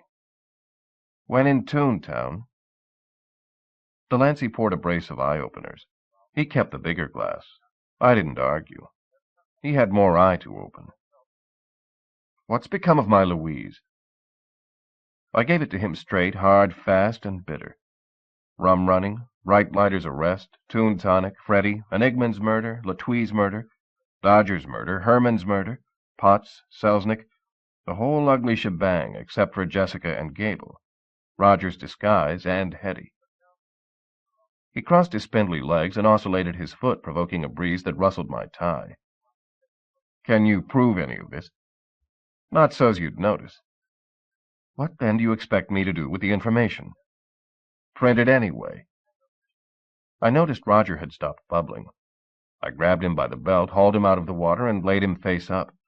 His skin had a bluish cast, and his breath wheezed out in fits and starts. At least he wasn't sneezing. I slapped his eyes open and bequeathed him what remained of my drink. "You can't be serious, Mr. Valiant." Delancey patted his long expanse of bill dry with his linen napkin. By the time he went up the left side, across the front, and down the right, I was ready for lunch. "You actually want me to run an unverified story implicating several of Hollywood's most powerful men in a quadruple murder? You're asking me to bring a rainstorm down on my head. I heard that was lovely weather for ducks." Roger and Delancey both got a cackle out of that, or rather the buck got a yuck and the duck got a cluck. Me, I wish the ASPCA had a branch to protect us from them. "I'll consider it." Delancey leaned over in his chair and brought his head to mine, giving me the sensation of putting on an Indian headdress backwards. "I find you extremely interesting, Mr. Valiant. We must meet socially sometime." "You bet. How about Christmas? I always have a duck for dinner." "I'll come hungry," he said with a smile. "You'll leave stuffed." Judging from the moon-sized craters of dirt, a neighborhood mongrel had paid a visit to Hetty's front lawn. If a fraction of his buried bones took root, Hetty would raise sufficient beef to throw her own stampede. Heidi-ho-ho-ho. Twice in 1 week, she said in answer to my knock. You must be miles up the proverbial creek. Without the mythical paddle. She swung the door open wide. Come in and tell Sis all about it. If your nighttime reveries involved grocery store delivery vans, Hetty stepped out of your dream. She'd fabricated her house dress from a 100-pound flour sack. She wore a duplicate of the red headscarf that adorned Aunt Jemima. Her white cotton apron came to her for 10 cents and the box top from a package of Betty Crocker cake mix. You're just in time for mid-morning tea. She'd invited my 2 oldest and dearest friends, Jack Daniels and Jim Beam. Let's go for a walk instead. I'd love to, Eddie. My 3 nephews galloped through the room in a 2-against-1 game of cowboys and Indians. To improve his odds, Cochise had pried the rubber suction cups off his arrows. He let fly a badly aimed darter that penetrated 6 inches into the ceiling. I can't leave the boys alone. Meet my buddy Roger Rabbit. I pushed Roger front and center. He'll babysit the little darlings. I don't know. Does he have experience? 4 years of combat infantry. The boys ran through in the other direction. The game had switched to aerial dogfight. The Lafayette Escadrille chased the Red Baron with a whirling electric fan. He's hired, said Hetty. She corralled her sprouts. Boys, this is your new babysitter, Roger. You behave for him, or it's off to the science lab with the lot of you. We left the 3-member Sioux Nation attempting to scalp General George Armstrong Custer with the Red Baron's propeller. Hetty set our pace a quick step at mazurka tempo. Since we weren't hurrying to reach any place, I assumed she was anxious to leave where she'd been. Once we lost sight of her house, she slowed to waltz speed, laced her arm through mine, and patted my wrist. Tell me what's wrong, big brother. I brought you a present. I went into my wallet and sprung my dried carnation. It's from your wedding. I'm touched. She pressed it to her breast, right over the red Pillsbury trademark. Thoughtfulness is so unlike you. Why this sudden attack of solicitude? I heaved a rock at a rectilinear Toon crossing sign. I missed by a mile. The sign showed its contempt for my pitching by crossing its O's and sticking out its double S. I've got to ask you a few questions, Hetty. I don't want to, but it's required. You think I won't answer unless you're extra specially nice to me? She removed her scarf and wrapped the carnation inside for safekeeping. Heidi-ho-ho-ho. She tucked the flower into her apron pocket. No, I think you'll tell me the truth. I'm afraid of what might happen between us when I hear what you're likely to say. In that case, fire away. I can't wait to hear my answers myself. We sidestepped a Toon beer wagon, woozy from sampling its own wares. How are you and Ferd doing in the financial department? First cousins to a baker. We have all the dough we need. I'm dead serious, Hetty. She opened her tattered straw handbag, held it upside down, and shook it. A used Kleenex fell out. My husband earns 1/3 less than a human doing the same job. At best, we scrape by. Clarence Centipede, a tune of my passing acquaintance, undulated down the opposite sidewalk. To avoid him, I skidded down an embankment into a dry creek. He's a one-man receiving line. Say hello and spend the rest of the day shaking hands. Hetty kicked off her shoes and joined me. She shut her eyes and wiggled her toes. Isn't this pleasant? She said. Shut your eyes. You can almost feel the cool, clear water that ran through here in prehistoric times. Mine caressed the rusty edges of a skeleton left over from the days when Model A's roamed the earth. Hetty, I know about you and baby Herman. She picked up a discarded coffee pot, sniffed the inside, turned the pot over, and checked the bottom for holes. From what I read in the tattletale, he's danced a baby buggy boogie with every woman in town. She threw the pot on the bank. My bad luck. I was out shopping the day he worked his way through our neighborhood. I found his "Sorry I missed you" note in the mail slot. She took a practice swing with a broken baseball bat. I don't have the slightest idea what you're talking about. I know you hustled baby Herman in a bar. I know you kidnapped him. What's worse, I know you've been moonlighting as a Toon. Heidi-ho-ho-ho. Pull my other leg, Eddie. It plays jingle bells. Deny it until you're green in the gills, sis. I know what I know. which isn't much. She slipped on her shoes, retrieved her coffee pot, and ran towards home. I galloped after her. A Toon and a human ambled toward us. The Toon was a big mouse, 5'7", 130 pounds, ping-pong paddle ears, and furry face.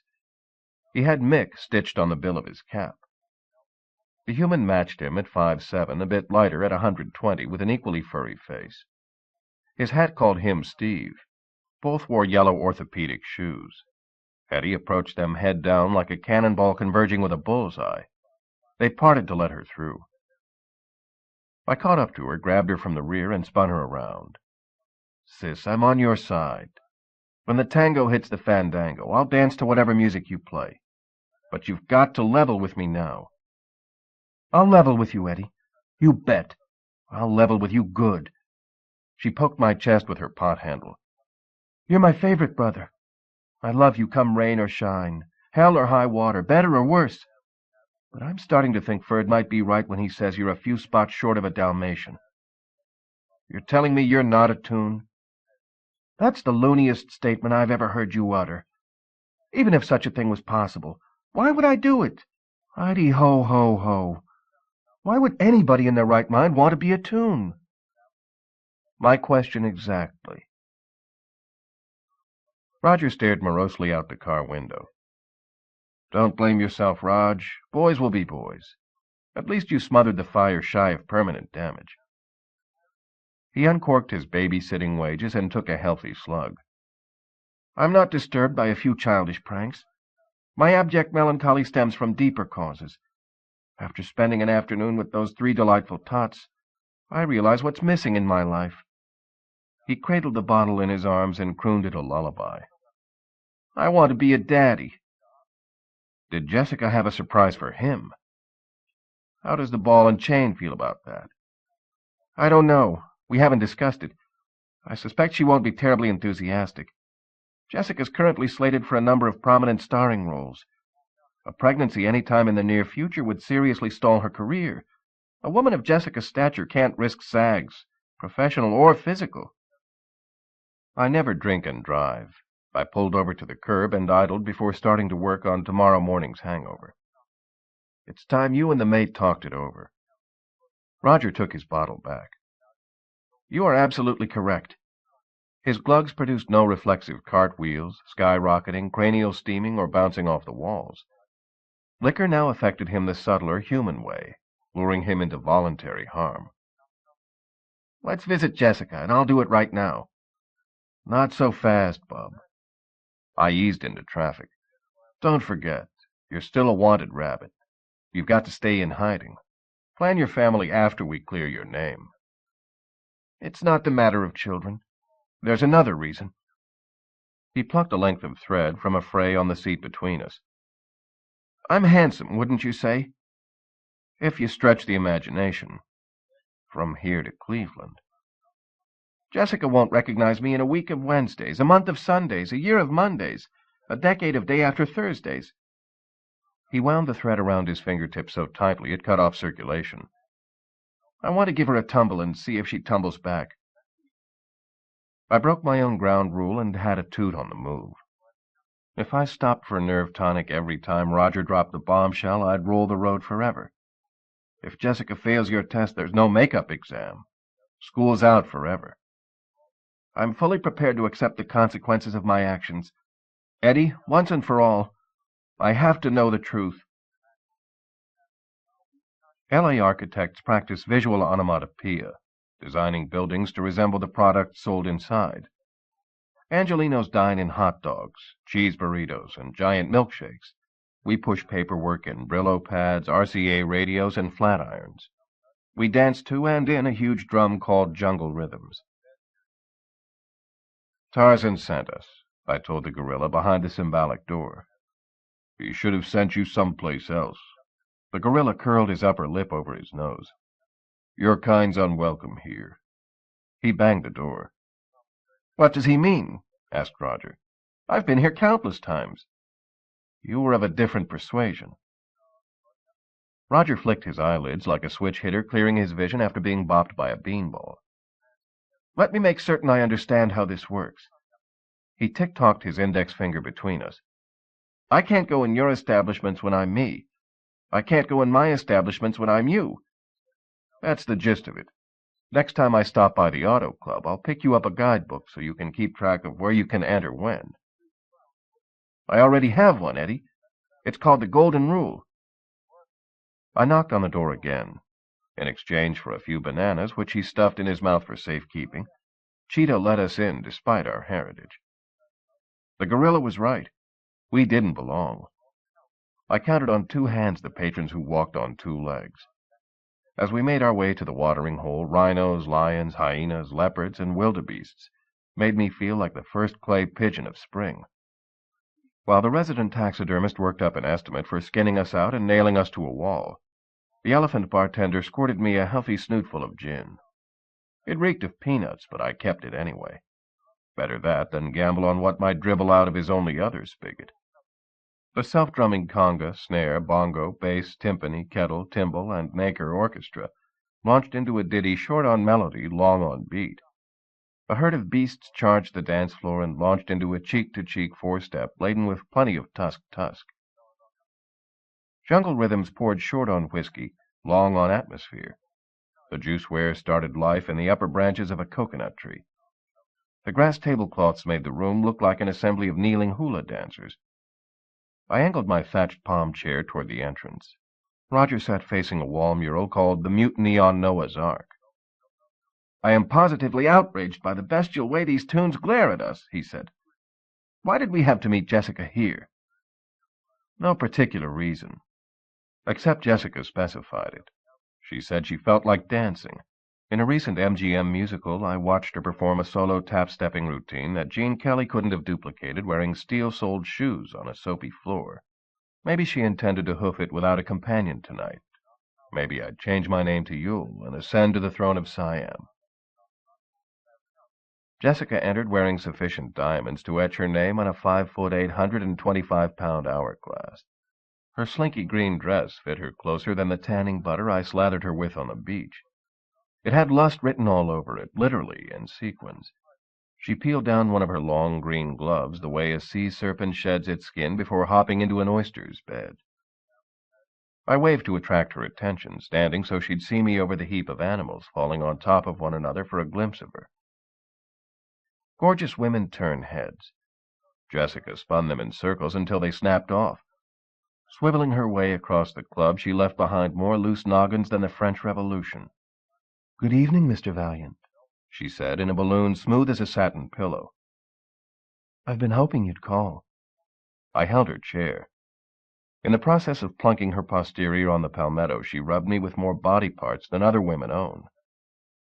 "I've been in great need of male companionship lately." Her balloon wrapped its dangling stalk around my middle and refused to let go. A snake waiter slithered to our table. "Bonjour," he hissed. Jessica nodded. "Plus a late supper. You know what I like." She toted her vitals inside the front of her dress. She reached down and pulled one out, a slender ruby-red cigarette. She inserted it between her lips, making that straight, hard cylinder the envy of every male in the joint. Roger materialized a wooden match. He ignited it with his thumbnail and extended it to his wife. "You come here often?" His hand trembled like a wedding night virgin. "Only for evening rendezvous with handsome strangers." She steadied Roger's shaking member while she sucked in his heat. "Lets me out," I said.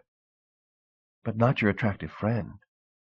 Jessica pursed her Cupid's bow lips and blew on Roger's torch.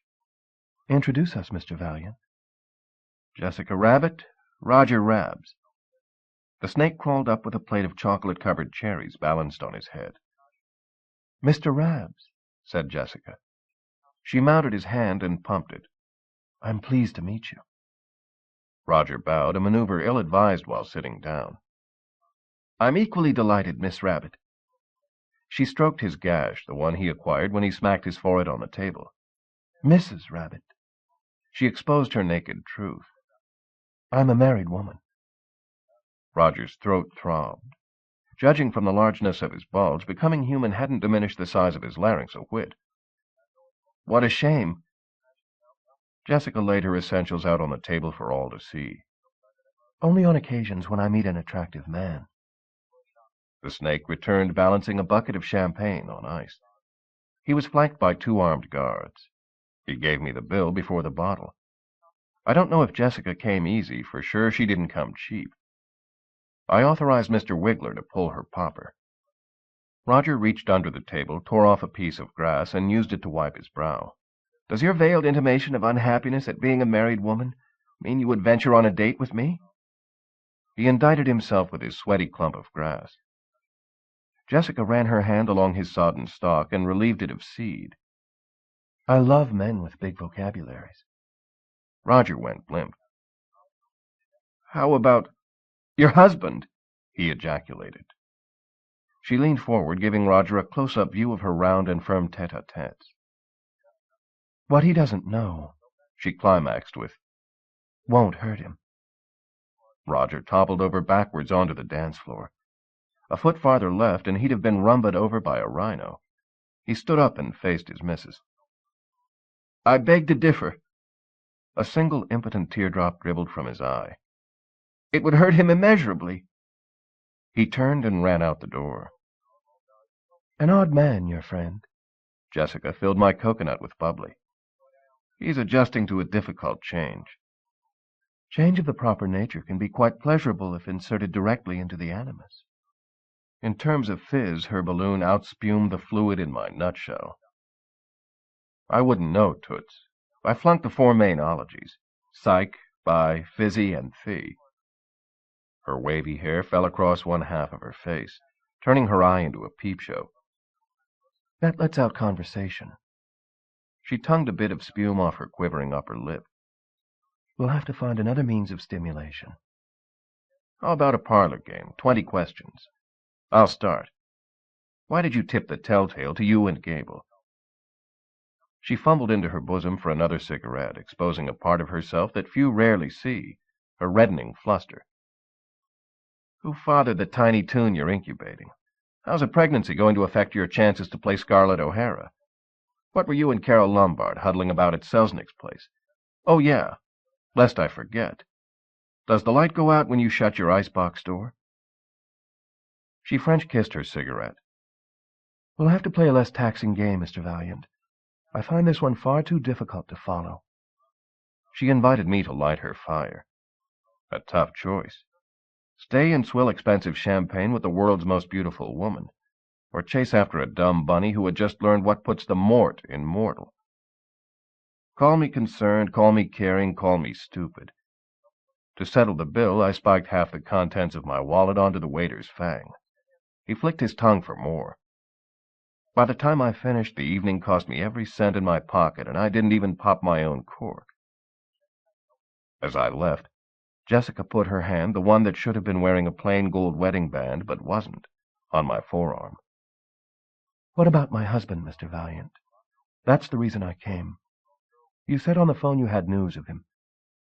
"Indeed I do." I shook her loose. "The news is that he's too darn good for you, lady." I tracked Roger to the Crying Towel, a cut-rate gin joint catering to weeping willies. The Yellow Pages includes a separate listing for places like this. Dark, dank dives where men drown their troubles with women. They're found under the heading of Grief Relief, and run on for more pages than I ever cared to count. I've patronized plenty in the company of others inflicted, and on occasions when I've caught the malady myself. I've yet to set foot in one that wasn't jammed, winter or summer, day or night. Sob sisters say a good man is hard to find in this town. Bull. There's an overabundance if they know where to look. Roger sat alone at a back booth, drinking out of a snifter so large chipmunks could use it to bob for olives. "I'm surprised to see you here," he said. He hoisted his empty at the waitress, as if he needed a refill. He already had more sheets in the wind than a 3-masted schooner. "I assumed you would stay with Jessica." The waitress dragged over a garden hose and topped him off with the house specialty, a Southern suffering sympathy, a potent mixture of embalming fluid and essence of Everglades. He tossed it back like swamp water over the dam. "I thought you two would be drinking and dancing the night away." "Why waste time with her when I could hang out in a swell place like this with my best buddy?" Roger signaled the waitress again. That's most likely an unmitigated lie, but I appreciate the sentiment. The waitress poured him another hit. Roger had turned into such a steady customer she left the hose with instructions to yank it when he wanted her to turn the spigot. Roger held his glass to the light. A baby alligator paddled around inside. Eddie, I think we ought to swear off. Booze? He swallowed his medicine, reptile and all. Women. I second that motion. All in favor, bottoms up. I ordered the Crying Towel's unique bottomless bottle of bourbon. Roger scooted his empty glass aside and stuck the tarnished brass nozzle directly in his mouth. He yanked the hose, but the waitress refused to play. He stuck the nozzle into his glass and yanked again. This time it worked as advertised. Did Jessica talk about me after I left? You mean you the way you are now, or you the way you were before? Either one. Nope. Oh. He uncased his harmonica and climbed onto the table. That spelled trouble. Unlucky in-lovers came here to cry in their beer, not laugh up their sleeves. They weren't going to take kindly to a guy blowing comedy harp. I needn't have worried. Roger wailed it straight, soulful, low down, and mean. When he finished his lick, the only rummies who weren't in tears were the ones in comas. I didn't know you played that well, I told him when he came down off the formica. I never could before tonight. Roger signaled the waitress to resume his flow of rotgut. What made the difference? A substantial infusion of cyaneus, cerulean, amethystin, and Prussian. I don't follow. Those, Eddie, if you'll pardon the pun, are the major blues. 25. I rousted Roger off my couch. Rise and shine, Tiger. He rose fine, but his shine fell a pallid pale short of luster. I feel positively putrid. He had opted for my typical bedtime attire, whatever I happened to be wearing when I passed out. My head's exploding. He yanked his earlobes. Ooh, that only makes it worse. Naturally, rum-dum. What did you expect? He gave his danglers another tug with equally painful results. Pulling my ears normally activates a factory steam whistle that releases the pressure caused by over-imbibing. You're in a different union, chum. I handed him an ice bag. Here's how humans signal a hangover that it's quitting time. He squished the bag and heard water sloshing inside. He unscrewed the metal cap and tilted the bag to his mouth. I felt like a foster father to a man from Mars. I relieved him of the bag, resealed it, and laid it across his cheekbones. Leave it there until the pain goes away, or your brain freezes solid, whichever comes first. Since the bag covered his eyes, I guide-dogged him to my kitchen table. Sit down. I cooked us breakfast. Roger peeked out from under the red rubber cooler and stared at the T-bone I forked onto his plate. He crinkled his nose. I can't eat that. Try it first. I might not be a gourmet chef, but I know how to fry a steak. He scooted the plate away with his fingertip. I'm a strict vegetarian. No stomach for meat? No teeth? With my untucked shirt tail, I polished the shiny bottom of a steel pot and held it to his face. Check what's protruding from your gums, horse. Courtesy of Toon Tonic, you now come equipped with a full set of grade-A choppers. Put them to the use for which they were intended. Roger ran his tongue across his newly sprouted incisors. I don't know. I sliced a tiny hunk of well done, stuck it on a fork, and airplaned it toward his mouth. One bite, I said. He opened wide. We climbed the stairs to my office. Mere words cannot describe the experience. That didn't stop Roger from trying. Savory, delicious, scrumptious, tasty, mouth-watering. He rubbed his hands together like Ebenezer Scrooge gleefully contemplating a visit to the vault.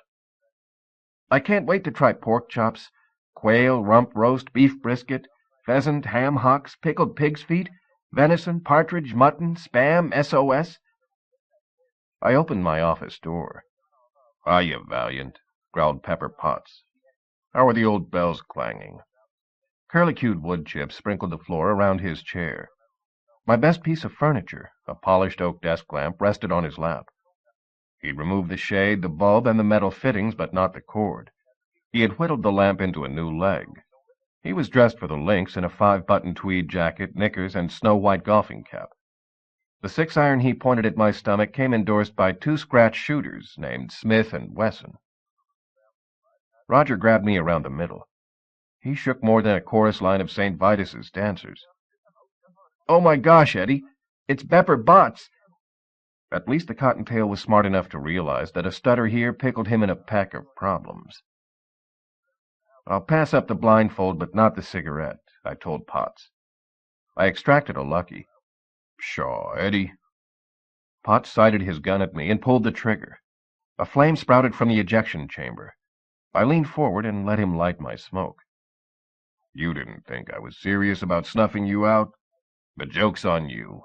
I was merely spoofing." "You got quite the bizarre sense of humor, Potsy. Remind me to avoid you like poison ivy on April Fool's Day. I might die laughing." "You're a hot ticket, Valiant. Be careful you don't burn out early." Potts waved his flaming lighter across the arm of my easy chair. My nostrils filled with the noxious odor of scorched nylon frisee. "My interior decorator's going to be miffed with you, Pepper. She spent months searching for a chair with the proper degree of tawdry elegance, and you ruined it. Let's cut the crepe." Potts flicked my desk lamp's light bulb at my head. It zipped past with velocity sufficient to draw applause from a V-2 rocket and popped against the wall. "Where's the rabbit?" I moved to Potts's right, hoping to split his attention by putting me on one side of him, Roger on the other. The rabbit missed my message. He stuck to me like graft to a politician. "I haven't seen Roger since he disappeared into the sunset with you hot on his trail." Potts tied his new hardwood leg in place by knotting the electrical cord around his stump. "When the rabbit turns up, give him a message for me." He stood, shifting his entire weight to his dowel. A floor-shaking test hop won him a loud gypsy curse from the fortune-teller renting the office below. "Tell Roger I want to work out a trade for the formula." Roger stuck his head over my shoulder. "You don't possess a single article Roger Rabbit could possibly want." Potts surplused his old pivot into my wastebasket. The cup end, shaped like a giant golf tee, protruded 8 inches over the trash can's lip. "Who's your loud-mouthed friend, Shamus?" "My apprentice. I'm teaching him the business." "Giving him the business, more likely." Potts reached behind the easy chair. "I got plenty the rabbit wants. An item he'd die for. An item that might wind up dying for him if he don't play my game." He produced a plain brown paper grocery bag. "Here's my trade bait, Valiant." He reached into the bag. "Pass it along to the rabbit when you run into him." He tossed me the dress Jessica wore last night. Roger nipped it out of my hands. "You've kidnapped Jessica." He buried his face in the bodice. "You vile, heartless, degenerate, debased, ignoble, depraved fiend." "We've met before." Potts lifted Jessica's hem with the blade of his whittling knife. "Nothing more fun than peeling a tomato, except maybe slicing one for salad." Roger removed his puss from the fabric. Jessica's sequins had left their imprint, lust in reverse, on his forehead. "You would actually murder her?" "What murder? Nobody said nothing about murder. I'm talking about making a vegetable salad, period. What you read into it's your problem." He stuck his mitt back into the bag. "I figured the rabbit's one and only might get lonely, so I snatched a chatterbox to keep her company." He showed me Little Joe's work shirt. Every button had been ripped off. The garment barely covered his palm. "Regular dolls, those sisters. Trouble with dolls is they break easy. Their arms crack, their legs twist off. A risky life being a doll, especially one with an uncooperative owner." He arranged Little Joe's sleeves so they folded corpse-style across the breast. Roger grabbed for him, his arms extending outward on either side of my body. Potts drew another gun.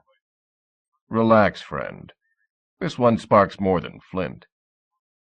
He edged around us. "The dames are safe and sound. They'll stay that way if the rabbit hands over the formula.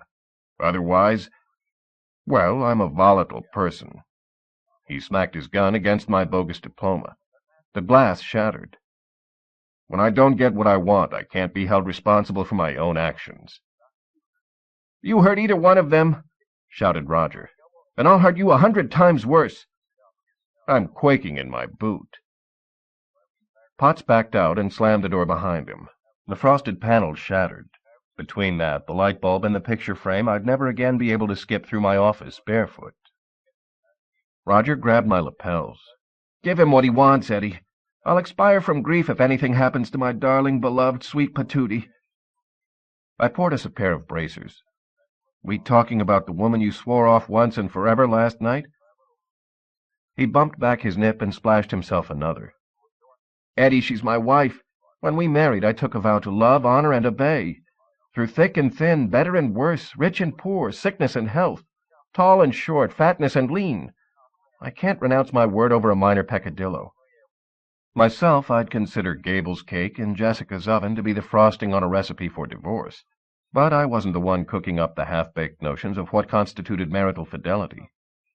Officer Bunk Thunker stuck his broad-beam shoulders through my shattered office door. "You want to improve your ventilation, Valiant, try a fan. It's a lot less messy." Thunker came in, purposely choosing a path that let him crunch maximum glass into my parquet. For a plainclothes cop, Thunker was far from plainly clothed.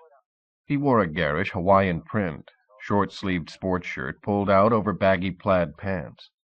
His tie was wide enough to use for a tablecloth if you didn't mind eating off a hand-painted water spaniel.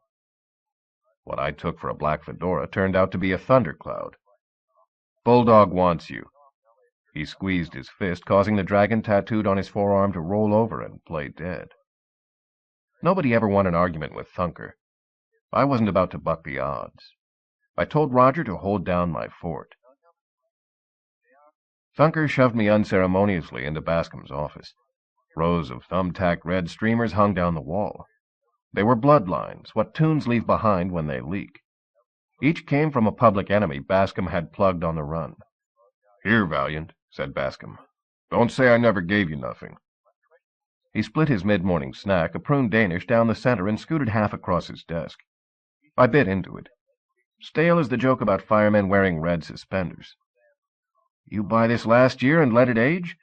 That's for wine, not crullers. If you got complaints, take them up with the donut shop. You ought to know first that Big Mo, the pug who owns it, moonlights twisting arms for lone loan shark." A morsel of prune fell onto Bascom's desk. He licked it off without bending over. The darting motion cracked his tongue like a bullwhip. "So much for friendly chit-chat, Sarge. Let's pound brass tacks. To what do I owe the displeasure of my visit?" Bascom employed a miniature guillotine to lop the chaff off a rolled bundle of stinkweed pretending to be a cigar. "I'm hearing scuttlebutt, Valiant, in these self-same hallowed halls." His lighter produced sufficient heat to fry an innocent man. "Rumors are circulating that there's pictures of Kirk and Igman's parting words." He rested his stogie in an ashtray formed from the hammered end of a spent howitzer shell. "You know what I'm thinking I'll see when I finally corral that film and give it a view?" He pointed a claw at the precise spot where my breath was caught in my chest. "I'll see a balloon implicating your rabbit pal." I exhaled a quantity of air equal to the cubic volume of the Hindenburg. "What makes you sure?" "Previous history." Bascom unzippered a scarred leather vanity case and extracted a steel fingernail file. "As I recollect, Roger's the rabbit who was chief suspect in the murder of that studio exec a while back." He stuck his file into his mouth and whipsawed it back and forth across the sides of his teeth. "I cleared him of that. You can't hold it against him." "Oh, but I can and I do. I'm the law in Toontown, Valiant. I'm not constrained by the normal legal niceties." He tested the sharpness of his snappers by biting into a tablet of lined paper. He left a double semicircle of holes the size of carpet tacks. "In my book, a rabbit's guilty until proven innocent." That the official police motto these days? I always thought it was, "We're here to serve you." Or do I have you cops confused with the busboys union again? "Clever banter don't become you, Valiant." He picked a piece of gristle out of his mouth. I'm assuming it came from a butcher shop and not his upper jaw. "If you're hiding the rabbit, you're an accessory to murder." Bascom blew a smoke ring in the shape of a noose. It settled around my shoulders. That's the way the DA will lay it out. And you know what a terror he can be. Indeed I did. In his office, the DA kept a box containing the skeletons in my family closet. He had enough bones in it to build his own dinosaur, and would the instant a cage opened up at the zoo. If I was you, Valiant, I'd stop off at Schwab's and buy a tube of chapstick. After I find the rabbit, you'll need it to keep your lips from cracking when you kiss your sweet license goodbye. You're barking down the wrong warrant, Bascom. The rabbit's pure as snow. Toss me one other name had a reason to bump Enigman and Herman both. I did more than that. I tossed him the morning edition of the Toontown Telltale. You win, Potsy, I told him over the phone. The rabbit capitulates. The formula swapped Even Steven for the women. His voice dripped with smugness. That's real smart of him. You instruct the rabbit to bring the goods to the end of Lonesome Canyon Road in an hour. If the formula checks out, I'll contact him tomorrow and tell him where to find the broads. I clanged the mouthpiece on the edge of the phone booth. Hey, you want to give me an earache? I'm only making sure I've got your undivided attention. Listen close, Potsy. I'm rewriting your scenario. Here's how it plays out. I make the delivery, not the rabbit. It happens in a public place. When you get the formula, I get the girls. On the spot, immediately, no waiting. Those are my terms, and they're not negotiable. You want the formula or not? He wanted it, and bad. 26. The Museum of Visible Locution was a tiddlywink of a building as flat and white as the art it displayed.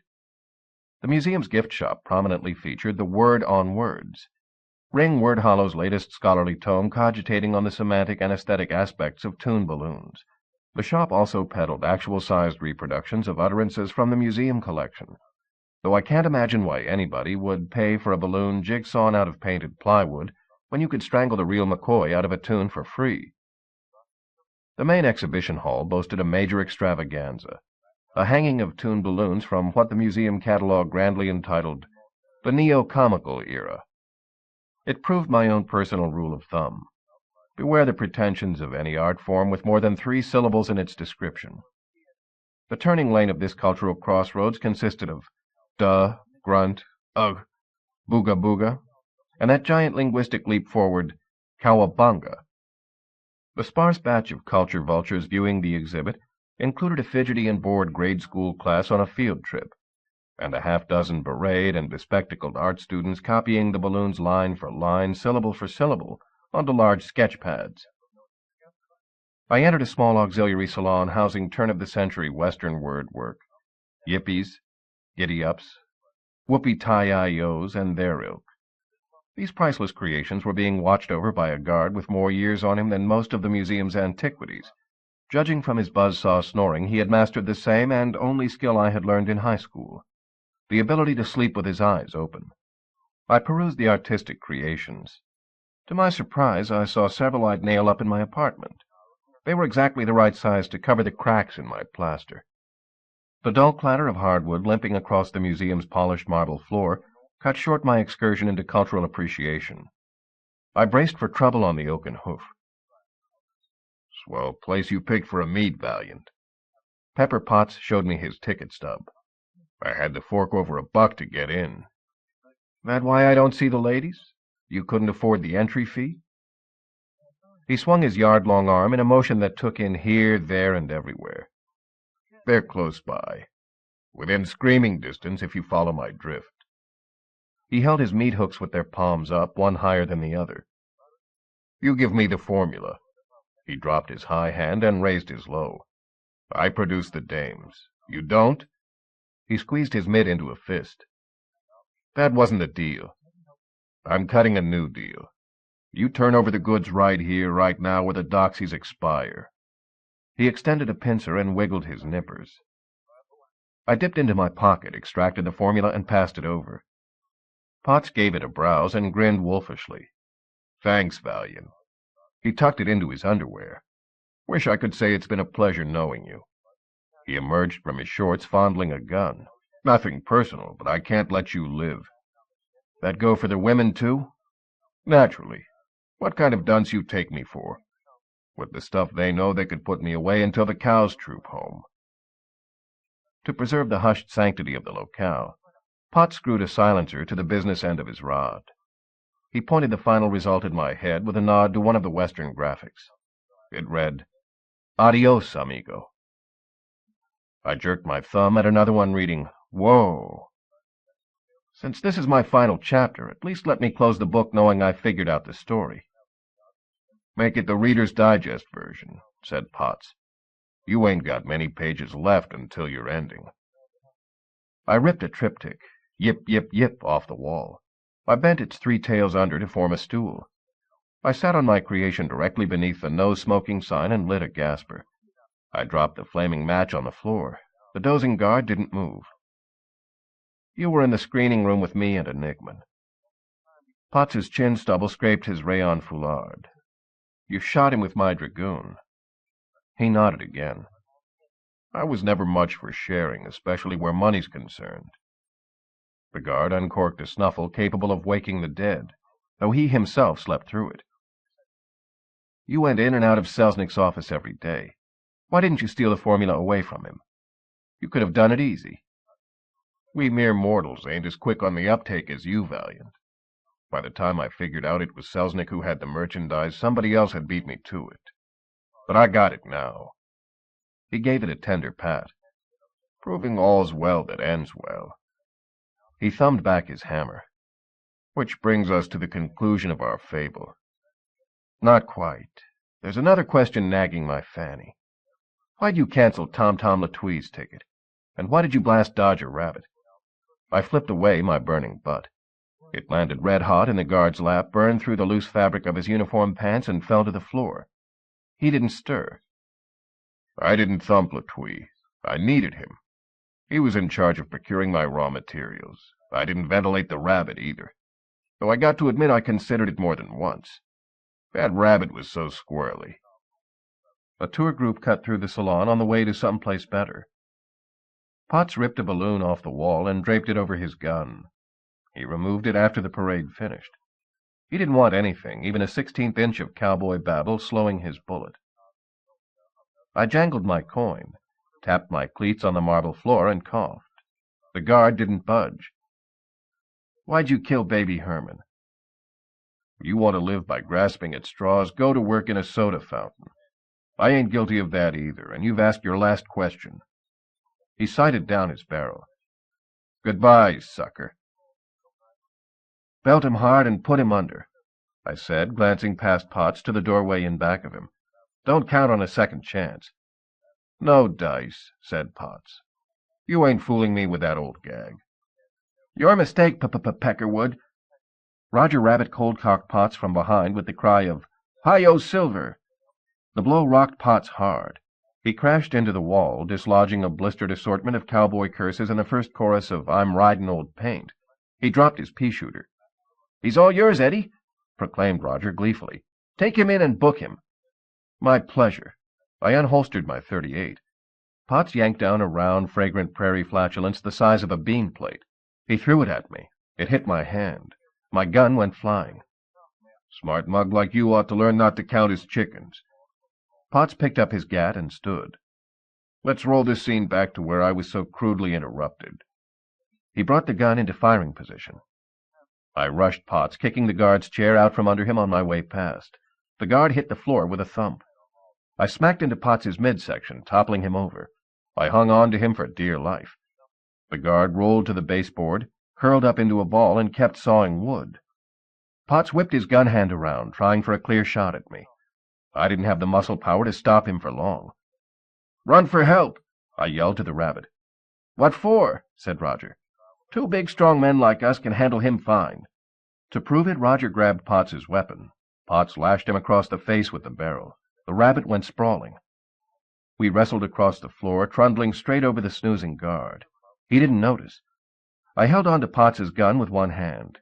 With the other, I pawed at the electrical cord connecting him to his phony shank. I loosened the end, but he had it knotted too tightly for me to pry his leg off. Roger crawled toward us on hands and knees.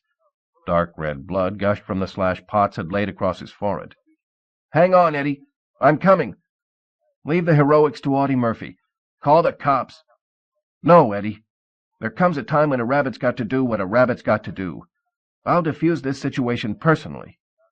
He grabbed Potts's foot. Potts kicked backwards.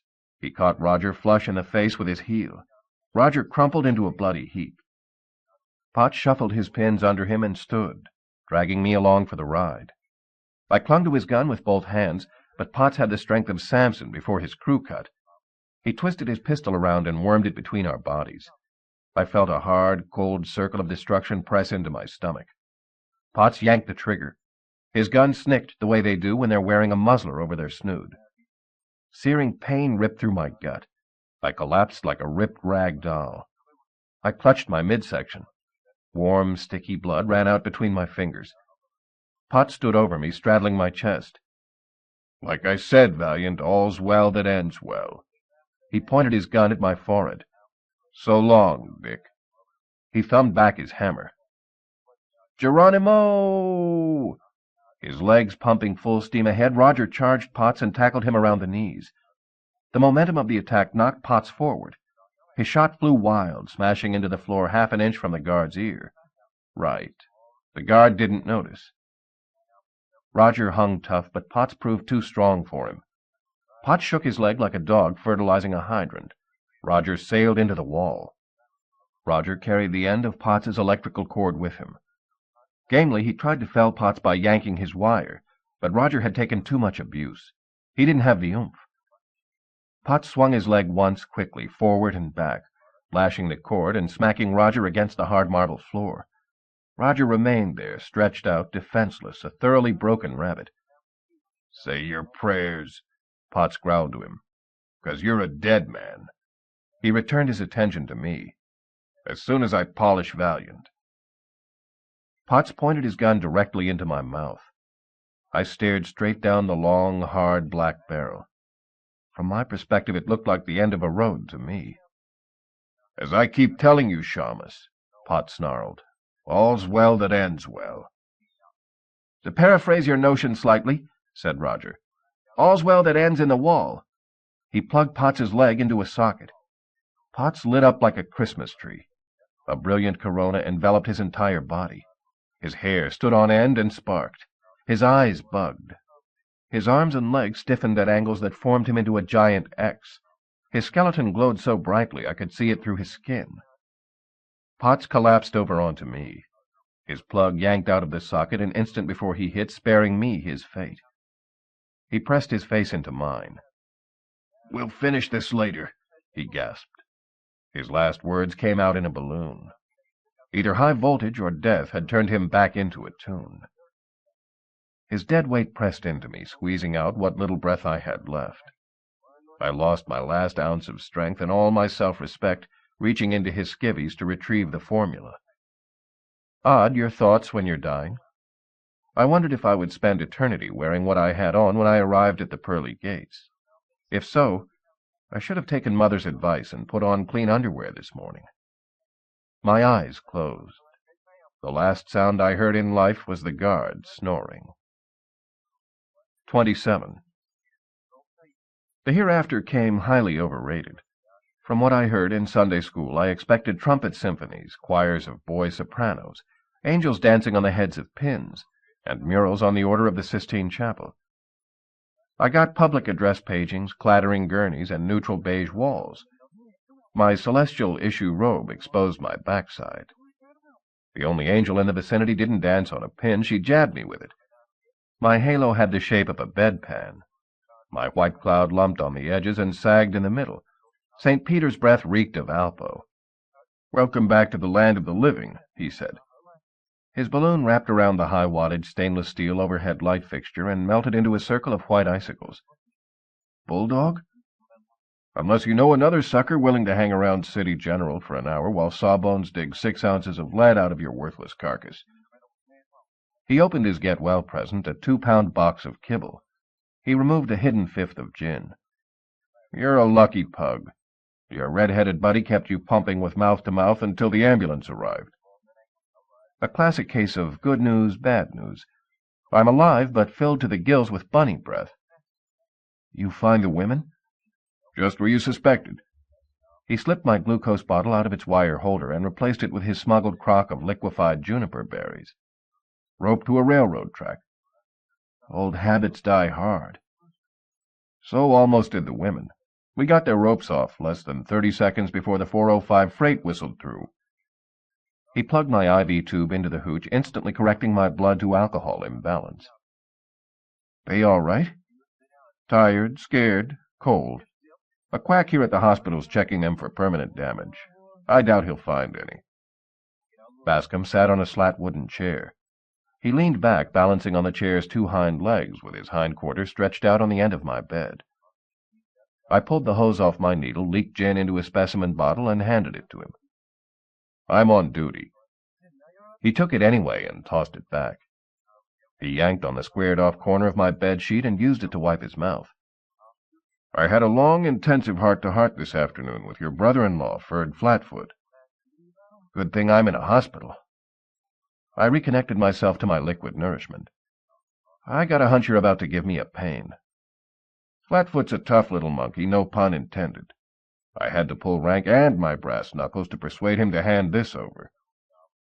Bascom held up a clear cellophane evidence envelope containing a circular spool wound with a thin strip of film.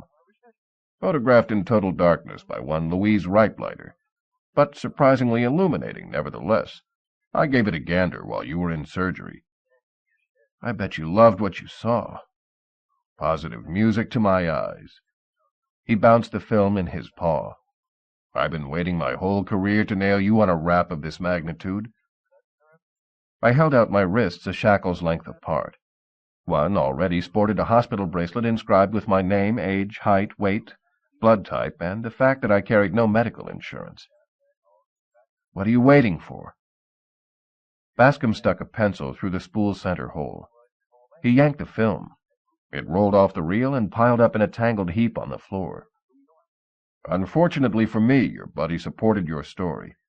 He swore he heard Potts confess to committing a quadruple dip. Enigman, Latwee, Dodger Rabbit, and Baby Herman.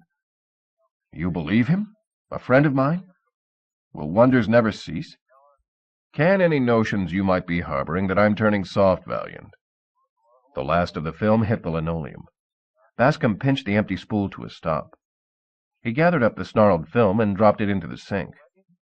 For 2 cents I'd charge your sidekick with perjury and toss him in the cell next to yours. Lucky for you both, the museum guard corroborates. He heard Potts's confession, too. We talking about the same gent? Ancient sucker? Deaf, dumb, and blind? Suffers from chronic narcolepsy? That's where he fooled you, Valiant. That old bucket's sharp as a tack. Doesn't miss a trick.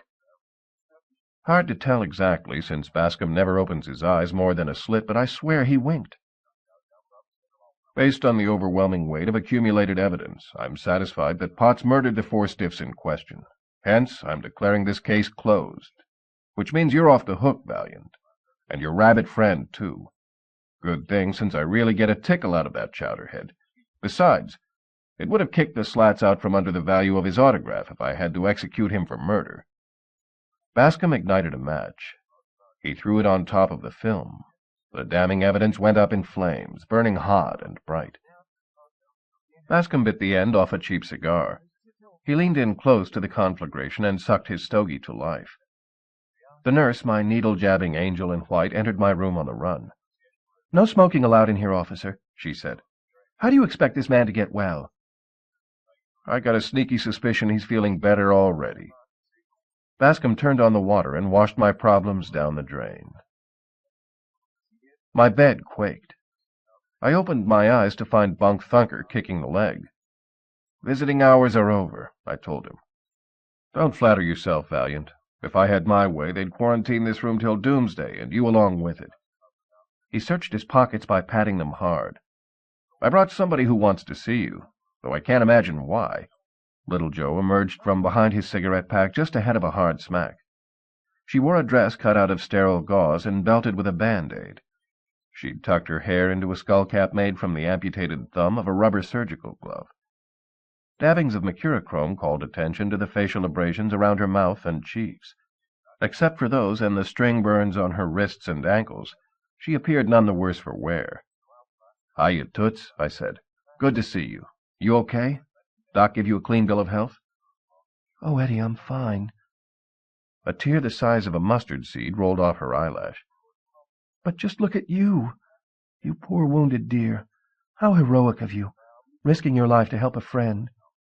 She slid down the center gully of my mattress, crawled up to my head, kneeled on my pillow, and smooched me on the cheek. "I was worried beyond belief when Sergeant Bascom told me you'd been shot. I was afraid I'd never see you again." Her words came out in the fine, delicate line used by Victorian ladies to pen love letters. "Aw," gagged Thunker, jamming a wooden tongue depressor down his throat. "Ain't that sweet?" He placed his hand over his heart, but only to pull out his shirt pocket. "Come on, Tootsie. Hop back in. I ain't got time or the stomach for any more coochie-coo." She combed her fingers through my eyebrows. "If it's all the same to you, officer, I'll stay here with Eddie." Thunker shrugged. No accounting for taste. He left us to our own devices. Little Joe graced my mouth with a passionate smacker. The astringent taste of her antiseptic tingled my lips. "I'm sorry, Eddie. I should have asked you first." She crawled under my blanket. "Do you care if I stay and nurse you back to health?"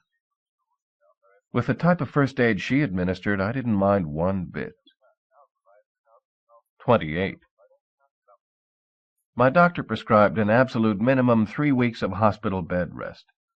I cut him short by 20 days. I'd rather bleed to death on the street than be bled to death by the room rate. I rummaged through the paper bag containing my personal effects. I hauled out a cigarette and the formula for Toon Tonic. I used the same match to torch both. I stopped at a phone booth and checked my answering service. Skipper read me my lone message from publicity agent and flicker-flack largemouth Basinger. Largemouth's client roster boasted many of Hollywood's most notable stars. His well-deserved reputation as the slickest fish in the pond derived from his oft-proven ability to turn horse manure into the Lipizzaner stallions. He wanted to see me pronto. Largemouth's secretary, a trim young perch with undulating fins and a pouty smile, sat behind her desk scissoring her boss's utterances to 8.5 by 11 and embossing them with his letterhead. An efficient way to handle correspondence. Saves a bundle on whiteout. Not to mention the hours normally wasted practicing the quick brown fox jumped over the lazy dogs. She migrated me into Largemouth's office. All it needed to become a fish tank was caulk, 100 gallons of water, and a giant cat staring in through the floor-to-ceiling windows. The gritty layer of sand carpeting the floor nurtured large clumps of snaky, pastel-colored ferns. A copper-helmeted diver's suit stood in a corner. Slightly below the cornice, a plaster fisherman sat on the end of a mock dock. He was reeling in a scuba diver. Largemouth's desk replicated a sunken ship. Telephone and intercom resided on the bridge. Work in progress occupied the poop deck. Largemouth shook my hand with the vigor of a thirsty man priming a pump. "I'm pleased to make your acquaintance, Eddie." "It's mutual, Mr. Basinger." "LM, please. All my intimate, close, sincere, good friends call me LM." His gills labored to suck in air, shrouding his lippy face. Largemouth's glassy peepers bulged outward with the curve of cat's-eye marbles. His dorsal fin undulated as daintily as a Japanese fan. A liberal coating of fish oil gave his scales the shimmer of interlocked rainbows. He stood on his tail, flattening the ends to solidify his base of operations. "Simply because we've only just met doesn't preclude you from joining the immense worldwide fraternity comprised of my oldest and dearest acquaintances." "Fine by me, old buddy, old pal. What's on your mind?" He opened a gold foil-lined tin box of expensive English blends, the brand advertised as decorator items in better fashion magazines. He slid one out and inserted it into an ivory holder the size of an elephant's toothache. He flipped open his lighter and removed an eel. The eel grabbed a deep breath, flicked its flinty tongue across its ratchety incisors, and belched an impressive electrical arc which Largemouth used to light his smoke. He extinguished the eel by dipping it headfirst into a bowl of lemon-scented water with a gardenia floating on top. Nero burned Rome with less showmanship. "I invited you here to hire you on behalf of a client of mine, Baby Herman." "He's got no friends? His publicity agent has to pay 6 men to carry him to the grave?"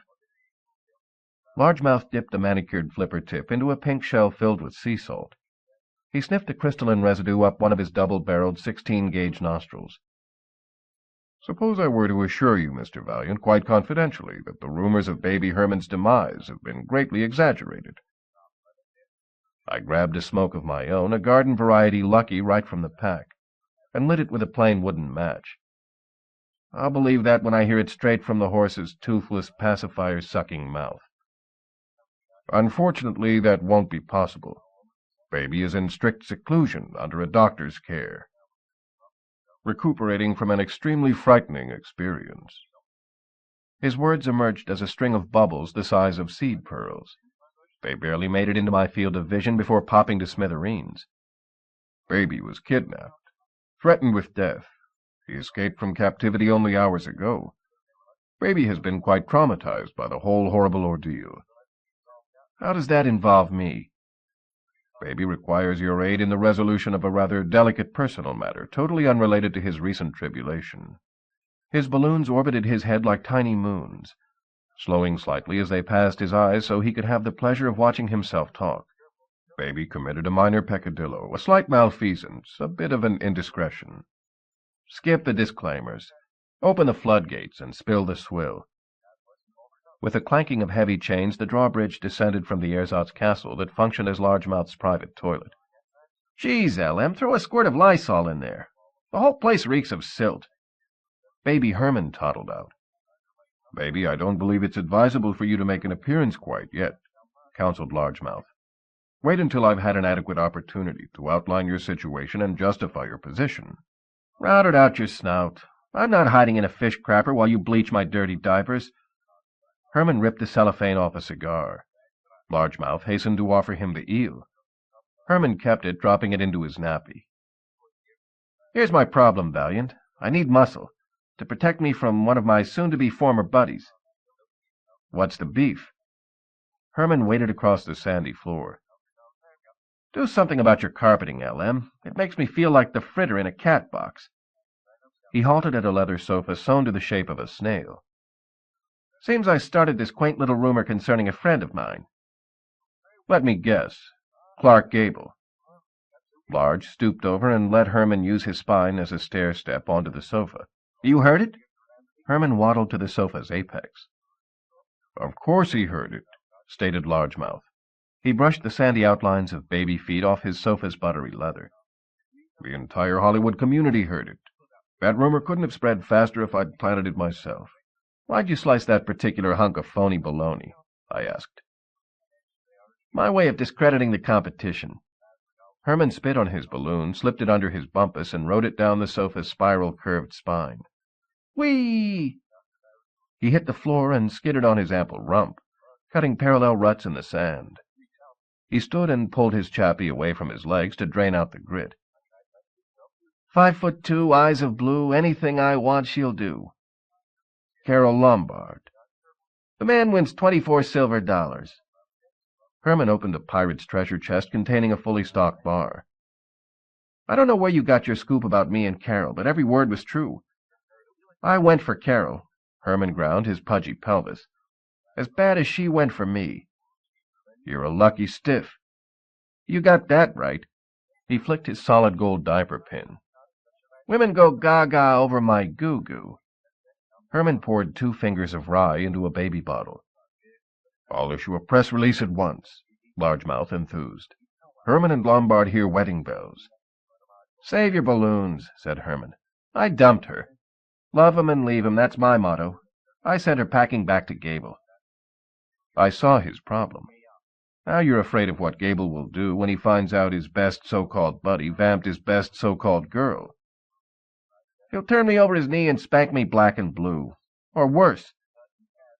Difficult to tell which Herman enjoyed more, the taste of the liquor or the act of sucking it through the nipple.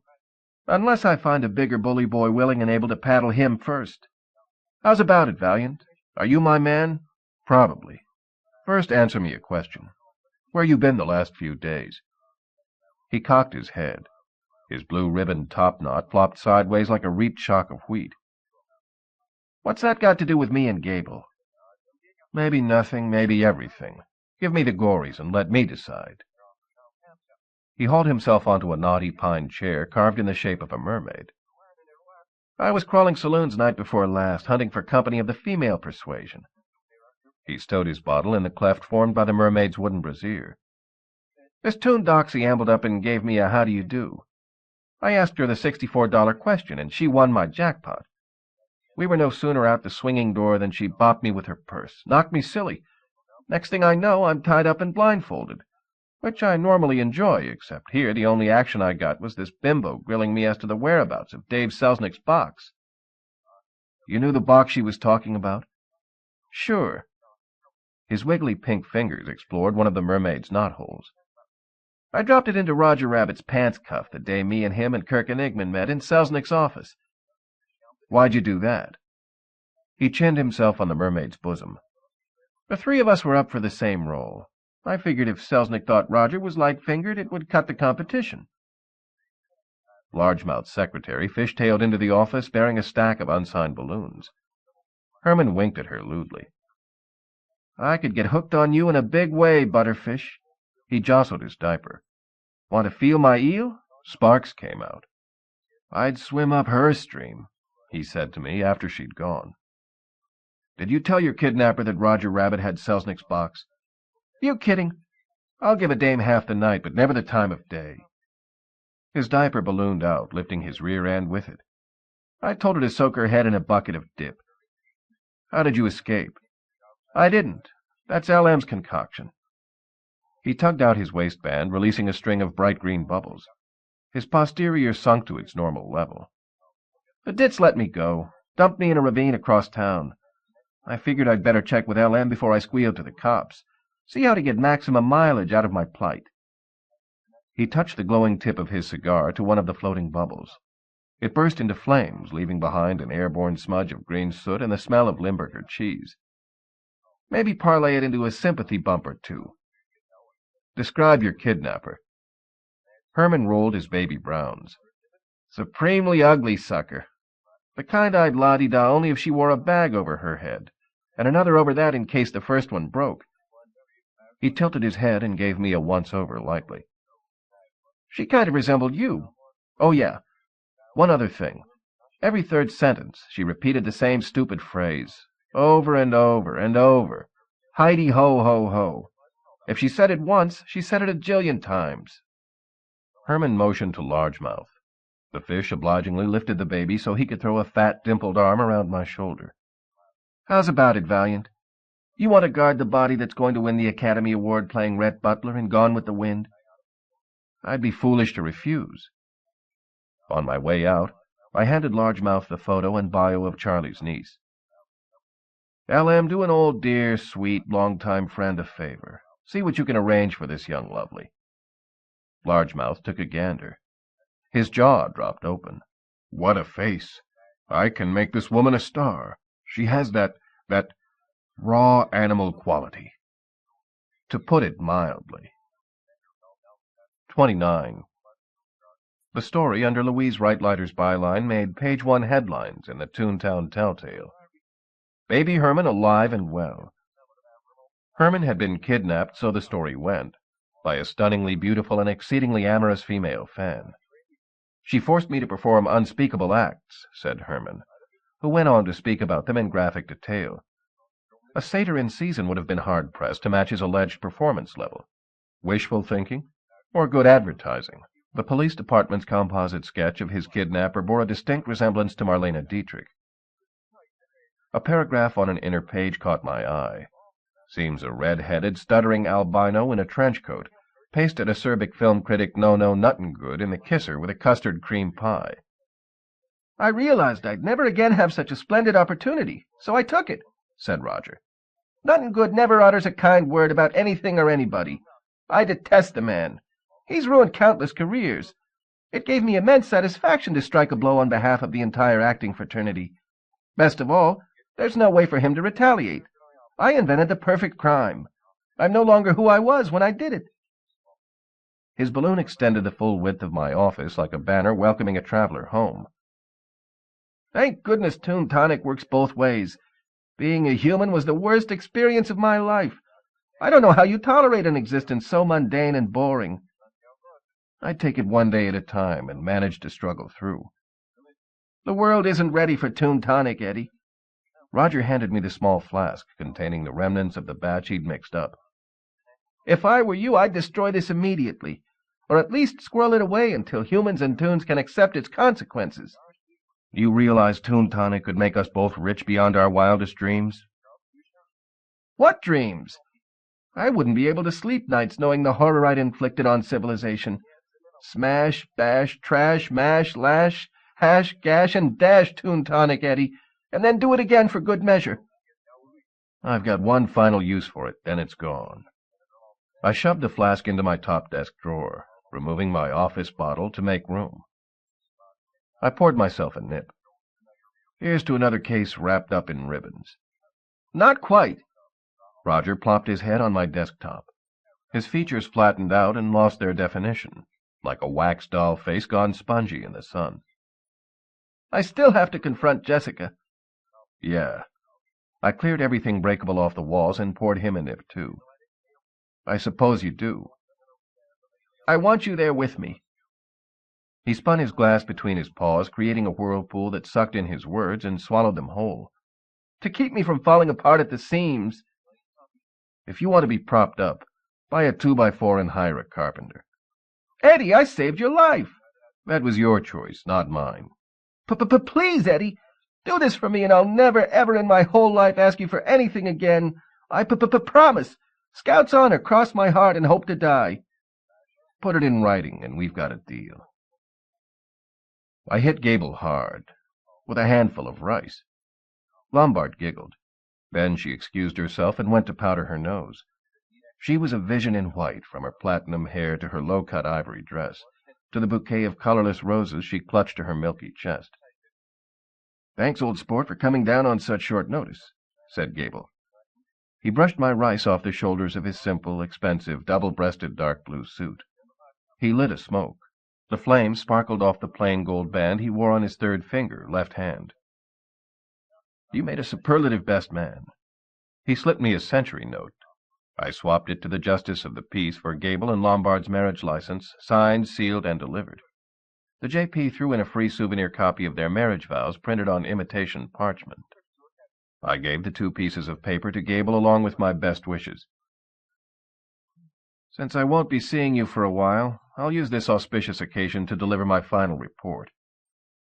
He folded the license and the vows lengthwise, being careful not to crease any of the important words like love, honor, and obey. He tucked both into his jacket pocket where nothing in the world could touch them. "Save your breath. I got what I wanted. I married the woman I love. What she did prior to today, before she said the words I do, well, it doesn't matter anymore. I suspect it will." A thumbnail of ash fell off his ciggy and hit his shoe, marring a perfect shine.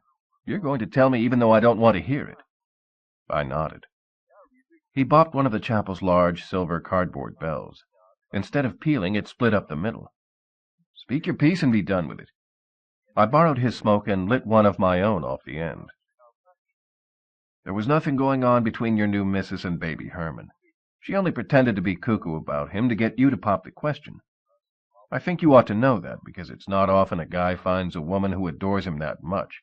Gable stared at me a minute, then grabbed me by the ears and kissed me flush on the forehead. "Thanks, Eddie." He stuffed my breast pocket with a fistful of crisp, new $100 bills. "For a job well done. All in a day's work.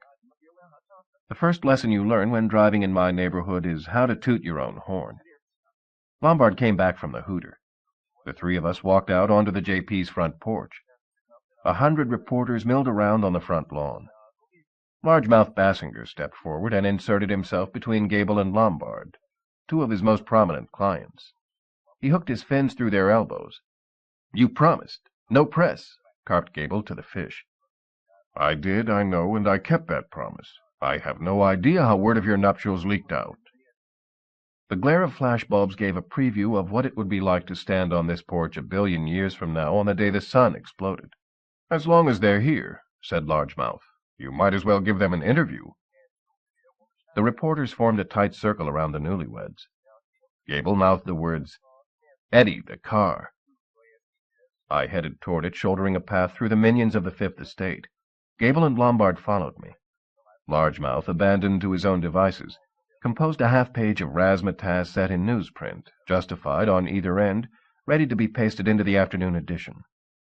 The newshawks pushed forward the long-handled butterfly nets they used to scoop quotes. The few extraneous comments they left behind wouldn't make up a 3-line filler. I shoved Gable and Lombard into their car. "Happy honeymoon." I leaned inside and whispered to Gable. "A word of advice. Man to man. Shave the caterpillar. Women hate smooching a gent with a furry lip." He promised to think it over. Her eyes glued to mine, Lombard extended her slim, shapely nylon leg and propped it on the dashboard. She reached beneath her skin-tight calf-length white skirt. As their car pulled away, Lombard leaned out the window, winked, and threw me her black lace garter. It was my day for glamour girls. Jessica Rabbit opened her front door wearing a glimmer of perspiration and a thin cotton red and white checked sundress. She carried a tall, chilly glass of iced tea to ward off the oppressive midday heat. "Honey bunny," she sighed when she spied Roger on her threshold. "You're back." She picked up her spouse and hugged him to her chest. I took her tea. The outline of her hand remained on the glass. The frost had turned to steam beneath her fingers. I helped myself to a swig.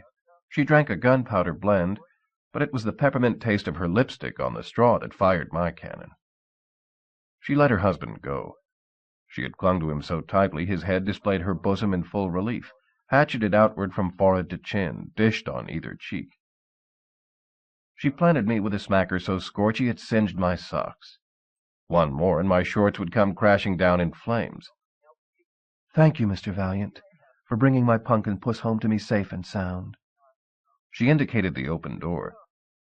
"I hate to appear rude, but I would like to be alone with my sweetums.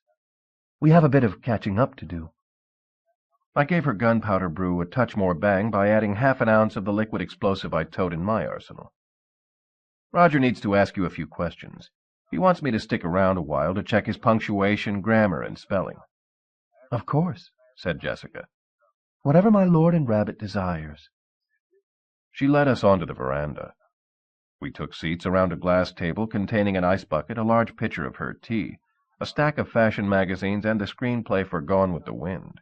"Ask away, darling. As you are wont to say, I'm all ears." Roger moved his mouth silently, like a ventriloquist's dummy trying out a solo act. His better half glanced at me and raised an eyebrow. I shrugged. "Go ahead, Roger." I gaffed him in the side. "Shoot." The rabbit shut his eyes and scrunched his face. His head swelled to the size of a watermelon, but not a word came out. "What's wrong with you?" I asked him. He opened his mouth and showed me his tongue tied into knots. His wife leaned in close to me so the fall of her flaming red hair blocked her words from her husband's sight. "What's causing my Snooky Yookum such grave consternation?" I boiled it to the essence. "You and Clark Gable." She straightened her head and aimed her word-filled bubbles directly at her husband. "Clark Gable and I are extremely good friends. We've known each other for years, ever since we were both struggling to break into the movies, long before you and I ever met. Ours is a strictly platonic relationship. We have never had the slightest romantic involvement." She pointed her left index finger at Roger and rubbed it with her right. "Shame, shame, silly, silly rabbit, if you suspect otherwise." Roger pantomimed his response. I quit playing after guessing that the correct answer contained 37 words.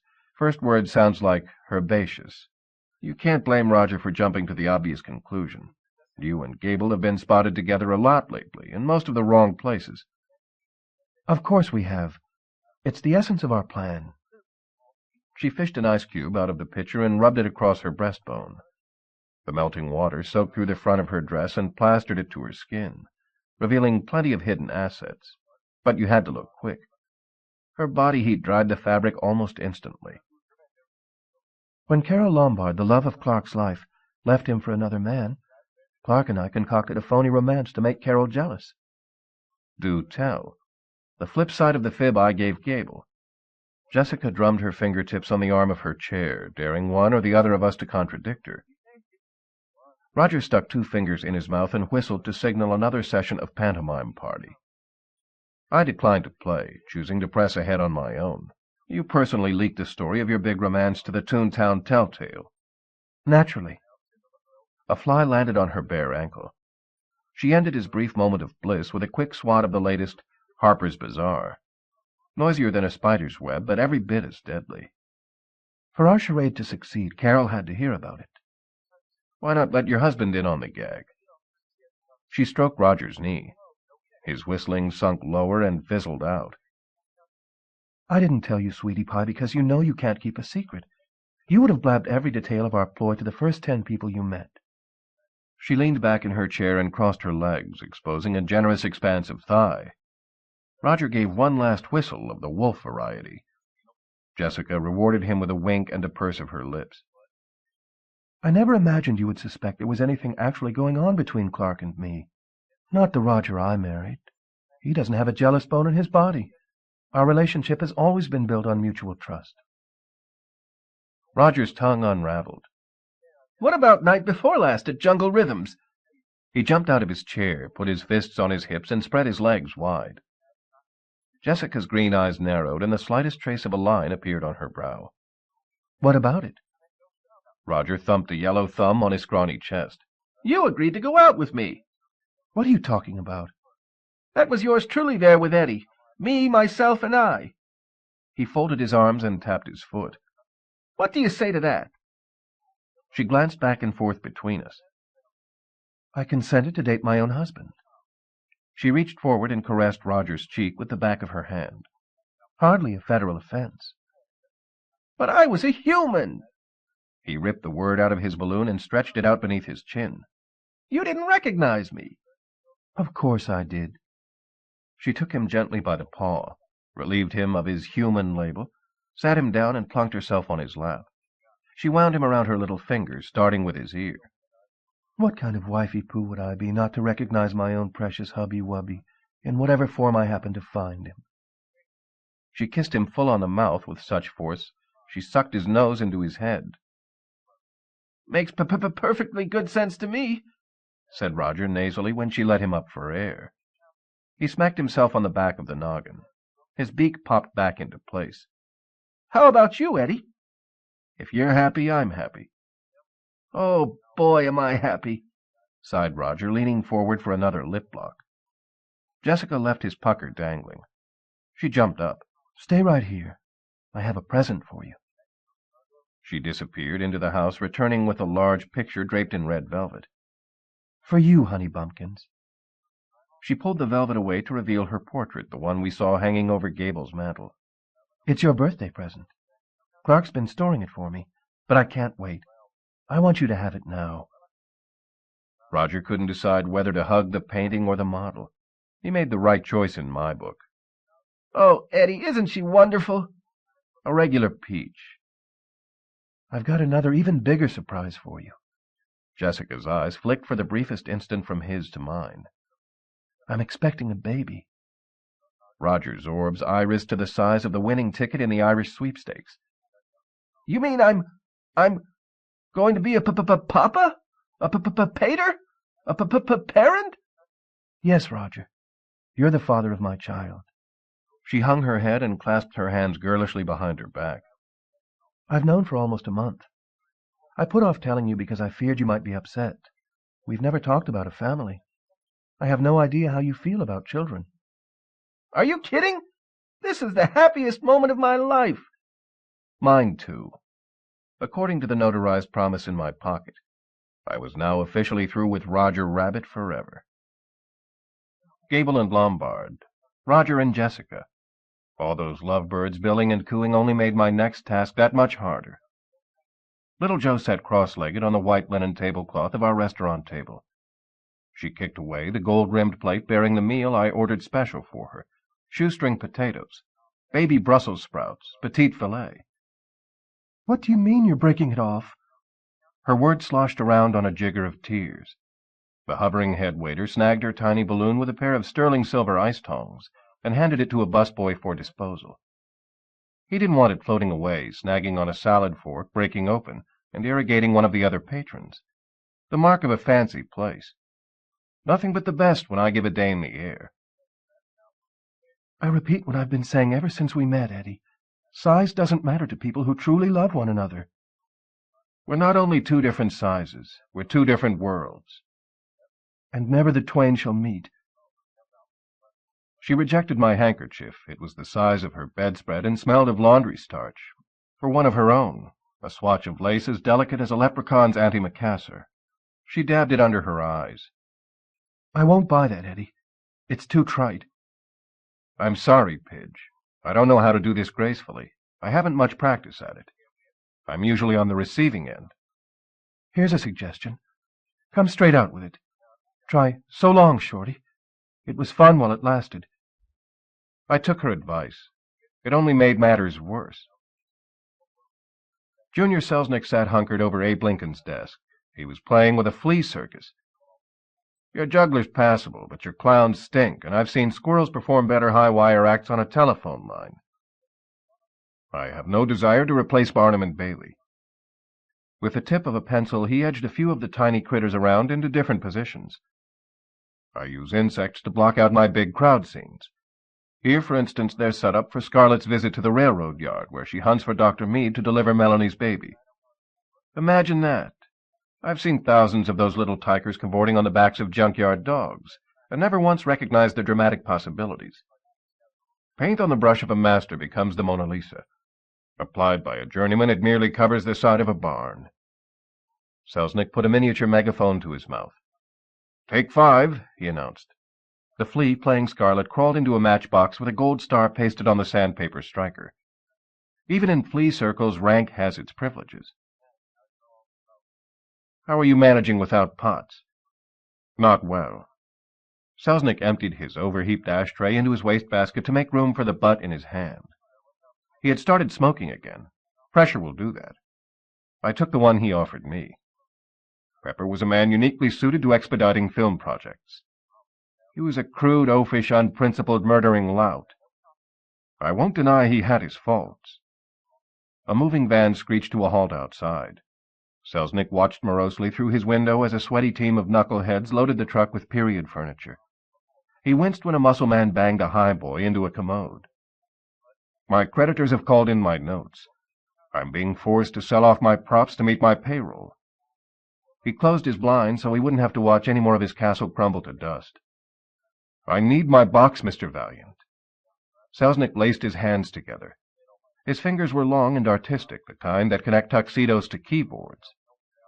No movie's worth the consequences of unleashing Toon Tonic on an unsuspecting world. That's why I heaved it into my neighborhood smelter. You what? I melted your box to slag.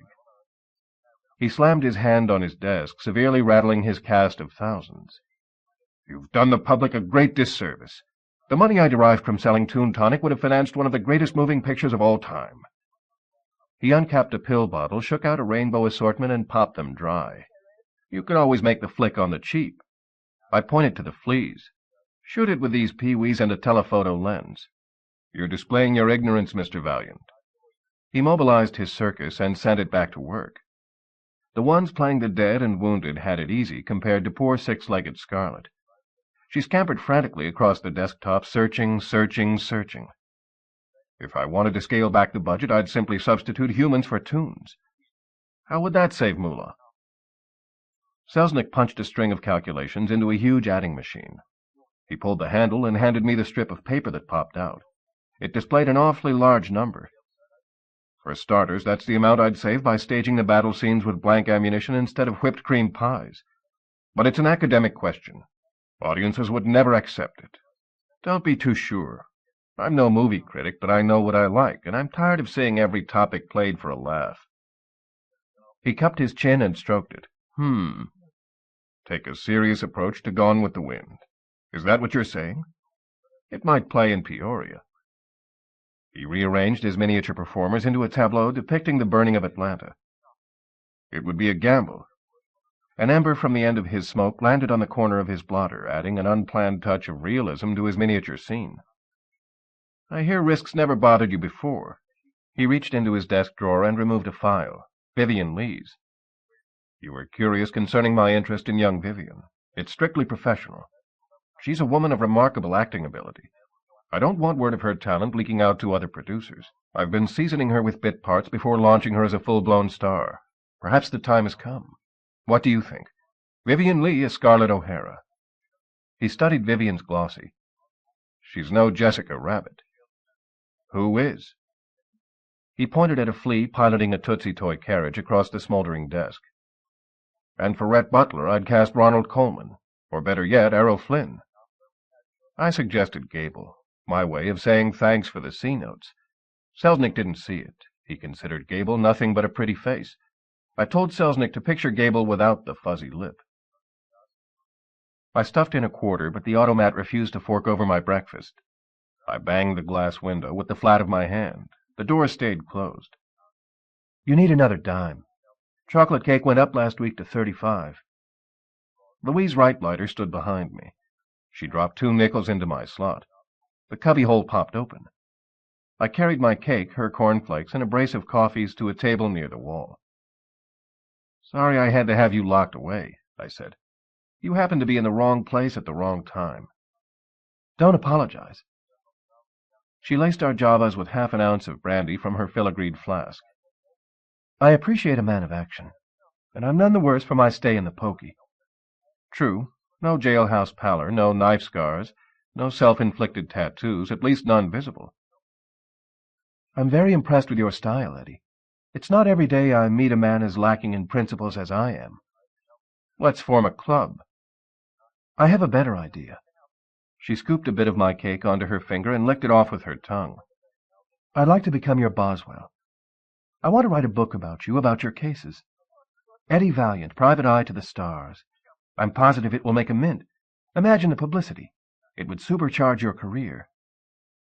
"But Duck'll squawk up a storm if he finds out you're writing my life story on company time." "That shan't be a problem. You say yes, and I'll take a sabbatical from the Telltale. I'll work on you exclusively. Think about it, Eddie." She put her hand on top of mine, halting the progress I was making, shoveling frosting into my mouth. "We'll be together side by side, day and night. Naturally, I'll reward you handsomely for your cooperation, in any form of currency you desire." I demurred.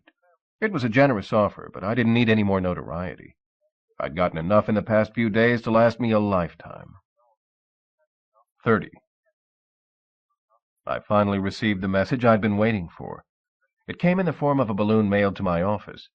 It told me to be at 10 Pin Lane's bar that evening at 8. The lettering style duplicated that left behind by the mug who sapped me and shot Roger during his session with Ed Murrow. There wasn't much difference in shape between 10 Pin Lane and the long-necked beer bottle he delivered to my table. 10 Pin had been one of the greats on the pro bowling circuit. He and the other 9 members of his team, the Splinters, worked the far end of the alley, dodging the likes of Cannonball Spin and his rolling rockets. 10 Pin wore the old uniform, a bright red neck stripe. I tried engaging him in conversation, but found him too wooden for words. He fell twice on his way back to the bar, once taking a table of 4 out with him. At the stroke of 8, the pin-setter door lifted open, and my brother Freddie more or less walked in. I stress more or less because he didn't exactly walk. He couldn't. His body had shrunk to a height of 18 inches, but his feet remained size 10. He reminded me of a clown balloon stuck through footprint-shaped cardboard, and he traveled the same way. Hop, boing, hop, boing. He reached the bar in 6 arcs. He needed 3 launches to order a short beer. He bounced to my table. Embracing him was like hugging Froggy the Gremlin. When I squeezed, his tongue poked out, his feet expanded, and his belly button made rude noises. "You've changed, Freddie," was the best I could manage. "I'm a Toon now, Eddie, in case you hadn't noticed." His balloon paraded proudly across the space between us, without the slightest trace of shame. I can be whatever shape and size I want, small, tall, anything at all. To prove it, he metamorphosed into the Freddie I knew from the old days, except this version came in a single plane, no deeper than a sheet of glass, and totally transparent. We drank in silence. Neither of us wanted to start this conversation because we both knew how it would finish. Finally, I took the leap. As soon as I spread out the whole puzzle, I knew the missing piece was you. Freddie mock punched my jaw. His hand felt as icy cold as a dead man's. "I knew you would, Eddie. You always were the brainy one. His lettering left no doubt. Freddie was the mug who rapped me and the shooter who plugged Roger Rabbit. Me, Teddy, at best we tagged along on your coattails. Neither of us could hold a candle to you when it came to solving crime. He glugged a swallow of lager. The foamy liquid gurgled through his visible esophagus. Stop it. You're making me sick. It's worse than watching you chew with your mouth open. You always offended too easy, Eddie. I only ate that way to get your goat. He opaqued out his innards anyhow. What next? You arrest me? Toss me in the hoosgow? Put me on trial? He stretched his neck to the length of a hoe handle. Swing me from the highest tree? Heidi-ho-ho-ho. I'll decide that after a few questions. Why bother asking? He expanded quadrant by quadrant, like a rubber doll filling with air. He ended up thinner than I remembered him. You generally have all the answers. I always like to confirm what I already know. Same as ever. You, death, and taxes never change. He flashed me a perfect smile. At least in his new, nutty-putty existence he'd had the good sense to straighten his teeth. Fire away. What's it mean, Freddie? Box and you could get hurt. Heidi-ho-ho-ho. He pushed his balloon out slowly, proofing it letter by letter, word by word, to make sure he got it exactly right. It should have said, suppress the contents of the box and you could get hurt. I left off the first part. Chalk it up to inexperience speaking visually. With the backside of his hand he batted his round, white, grammatically perfect balloon across the table like a ping-pong ball. Why'd you want to shoo me off? I know how you feel about tunes. His expression of distaste was almost human. I knew you'd try and queer any plan to peddle Toon Tonic. Are you kidding? Selznick, Potts, Enigman, Latwee, they intended to sell that stuff to anybody with the cash to pay for it. Men, women, old people, kids on the street. So what? Freddie, look at yourself. We're talking about a brew that turns a human into a toon. His balloon came out with its edges softened to the point of blurriness, like the billowy clouds that Peter Pan rides around on in Never Never Land. Eddie, this will be hard for you to believe, harder still to accept. But my life began the day I became a toon. Every day's a barrel of sunshine. I don't age. I have no cares, no worries. I have nothing but fun. It's the perfect life. Being a human was never this good. Heidi-ho-ho-ho. I want every person in the whole world to experience the rapture of toonhood. How much do you jibe your newfound jovial, elevated nature with the fact you murdered Tom-Tom Latwee? He scratched his nose, rubbing too hard, pushing it an inch off-center. He had it coming. Nobody deserves to die. Latwee turned me into a zombie. Freddie tried to float a balloon, picturing what it was like, but the form wouldn't come. He'd suppressed the memory of it. Heidi-ho-ho-ho. Thank goodness Loopy weaned me off those infernal cocktails before they did permanent harm. We've both got a lot to thank her for. It was Loopy who tipped me to Toon Tonic. She thought you'd back off if she made the situation sound deadly. She was wrong. How'd you come by the formula? Loopy heisted it from Latwee. Freddie finished his glass of suds. He left the foam that circled his lips like he did in the old days when he drank a root beer. He'd tell me he'd been bitten by a mad dog and had gone stark raving crazy. It never frightened me then. It scared the daylights out of me now. Me and her hopped a tramp freighter from Havana to Miami and hitchhiked from there to L.A., where you figured to raise cash by ransoming the formula back to Latwee's partners, Pepper Potts and Kirk Enigman. I don't know what you need me for, Eddie. He scaled a balloon to the bar. Tenpin loaded a beer on it and scaled it back. Heidi-ho-ho-ho. You're chalking up a perfect score. 100% accurate. There are a few questions left that might lower my curve. What happened when you contacted Potts? He put me off. Freddie laid his balloon on the table and smacked it with his hand, shattering it to pieces. Potts told me he needed to think it over. I suspect he wanted to devise a way to cut me permanently out of the picture so he could grab the formula free. How'd you hook up with Selznick? Loopy's idea. She read a story in Variety about Selznick needing to raise big money. Freddie salted a piece of his broken balloon and popped it into his mouth.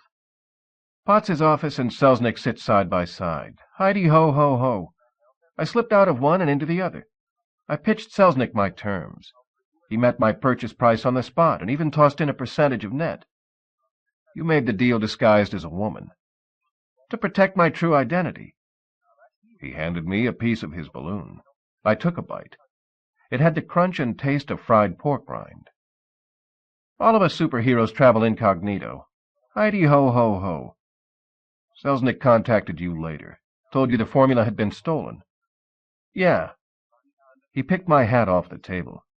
He exhaled a brown balloon and folded it over my fedora. When he peeled it off, it formed a perfect duplicate of my headgear. Freddie always envied my Stetson. Selznick asked if I had a copy. I told him no. I suggested he hire you to find out which one of his 3 suspects robbed him blind. After I thought it over and factored in your attitude toward Toons, I regretted giving him your name. Heidi-ho-ho-ho. The only way I could think of to get you off the case was to spook you off. As usual, your timing stinks. You tried to scare me off before I was on. Why'd you take a pot shot at Roger Rabbit and kidnap Baby Herman? I wanted to frighten one or the other into returning the goods to Selznick. He tore off a hunk of his foamy white balloon and formed it into a phony beard complete with ear hooks. He put it on and studied his reflection in the wax tabletop. He liked what he saw well enough to shape 4 more pieces into a wig, mustache, and bogus eyebrows. You broke into Baby Herman's place and searched it for the goods. Yup, sonny. His lettering was cracked and broken to match his wizened visage. Why'd you shoot Dodger Rabbit? Brotherly concern. A rapid shake of his head dissolved his ersatz gray beard and the wisdom that went with it. I saw him trail you into the graveyard. He was packing a gun. I figured he was planning to blast you. He wasn't toting so much as a pea shooter when he died. Okay. Freddie stroked his naked chin. Suppose I shot him for sport, for the fun of it. He flashed the devilish grin seen on young scamps who amuse themselves by overturning outhouses. What's the crime in that? Hunting rabbits out of season? It made a major star out of Elmer Fudd. He toyed with his words, with his clothes, with his hands, with everything in reach. I take it you found the formula? I nodded. Heidi-ho-ho-ho. When does Selznick start to manufacture? Never. I destroyed it. It's gone for good.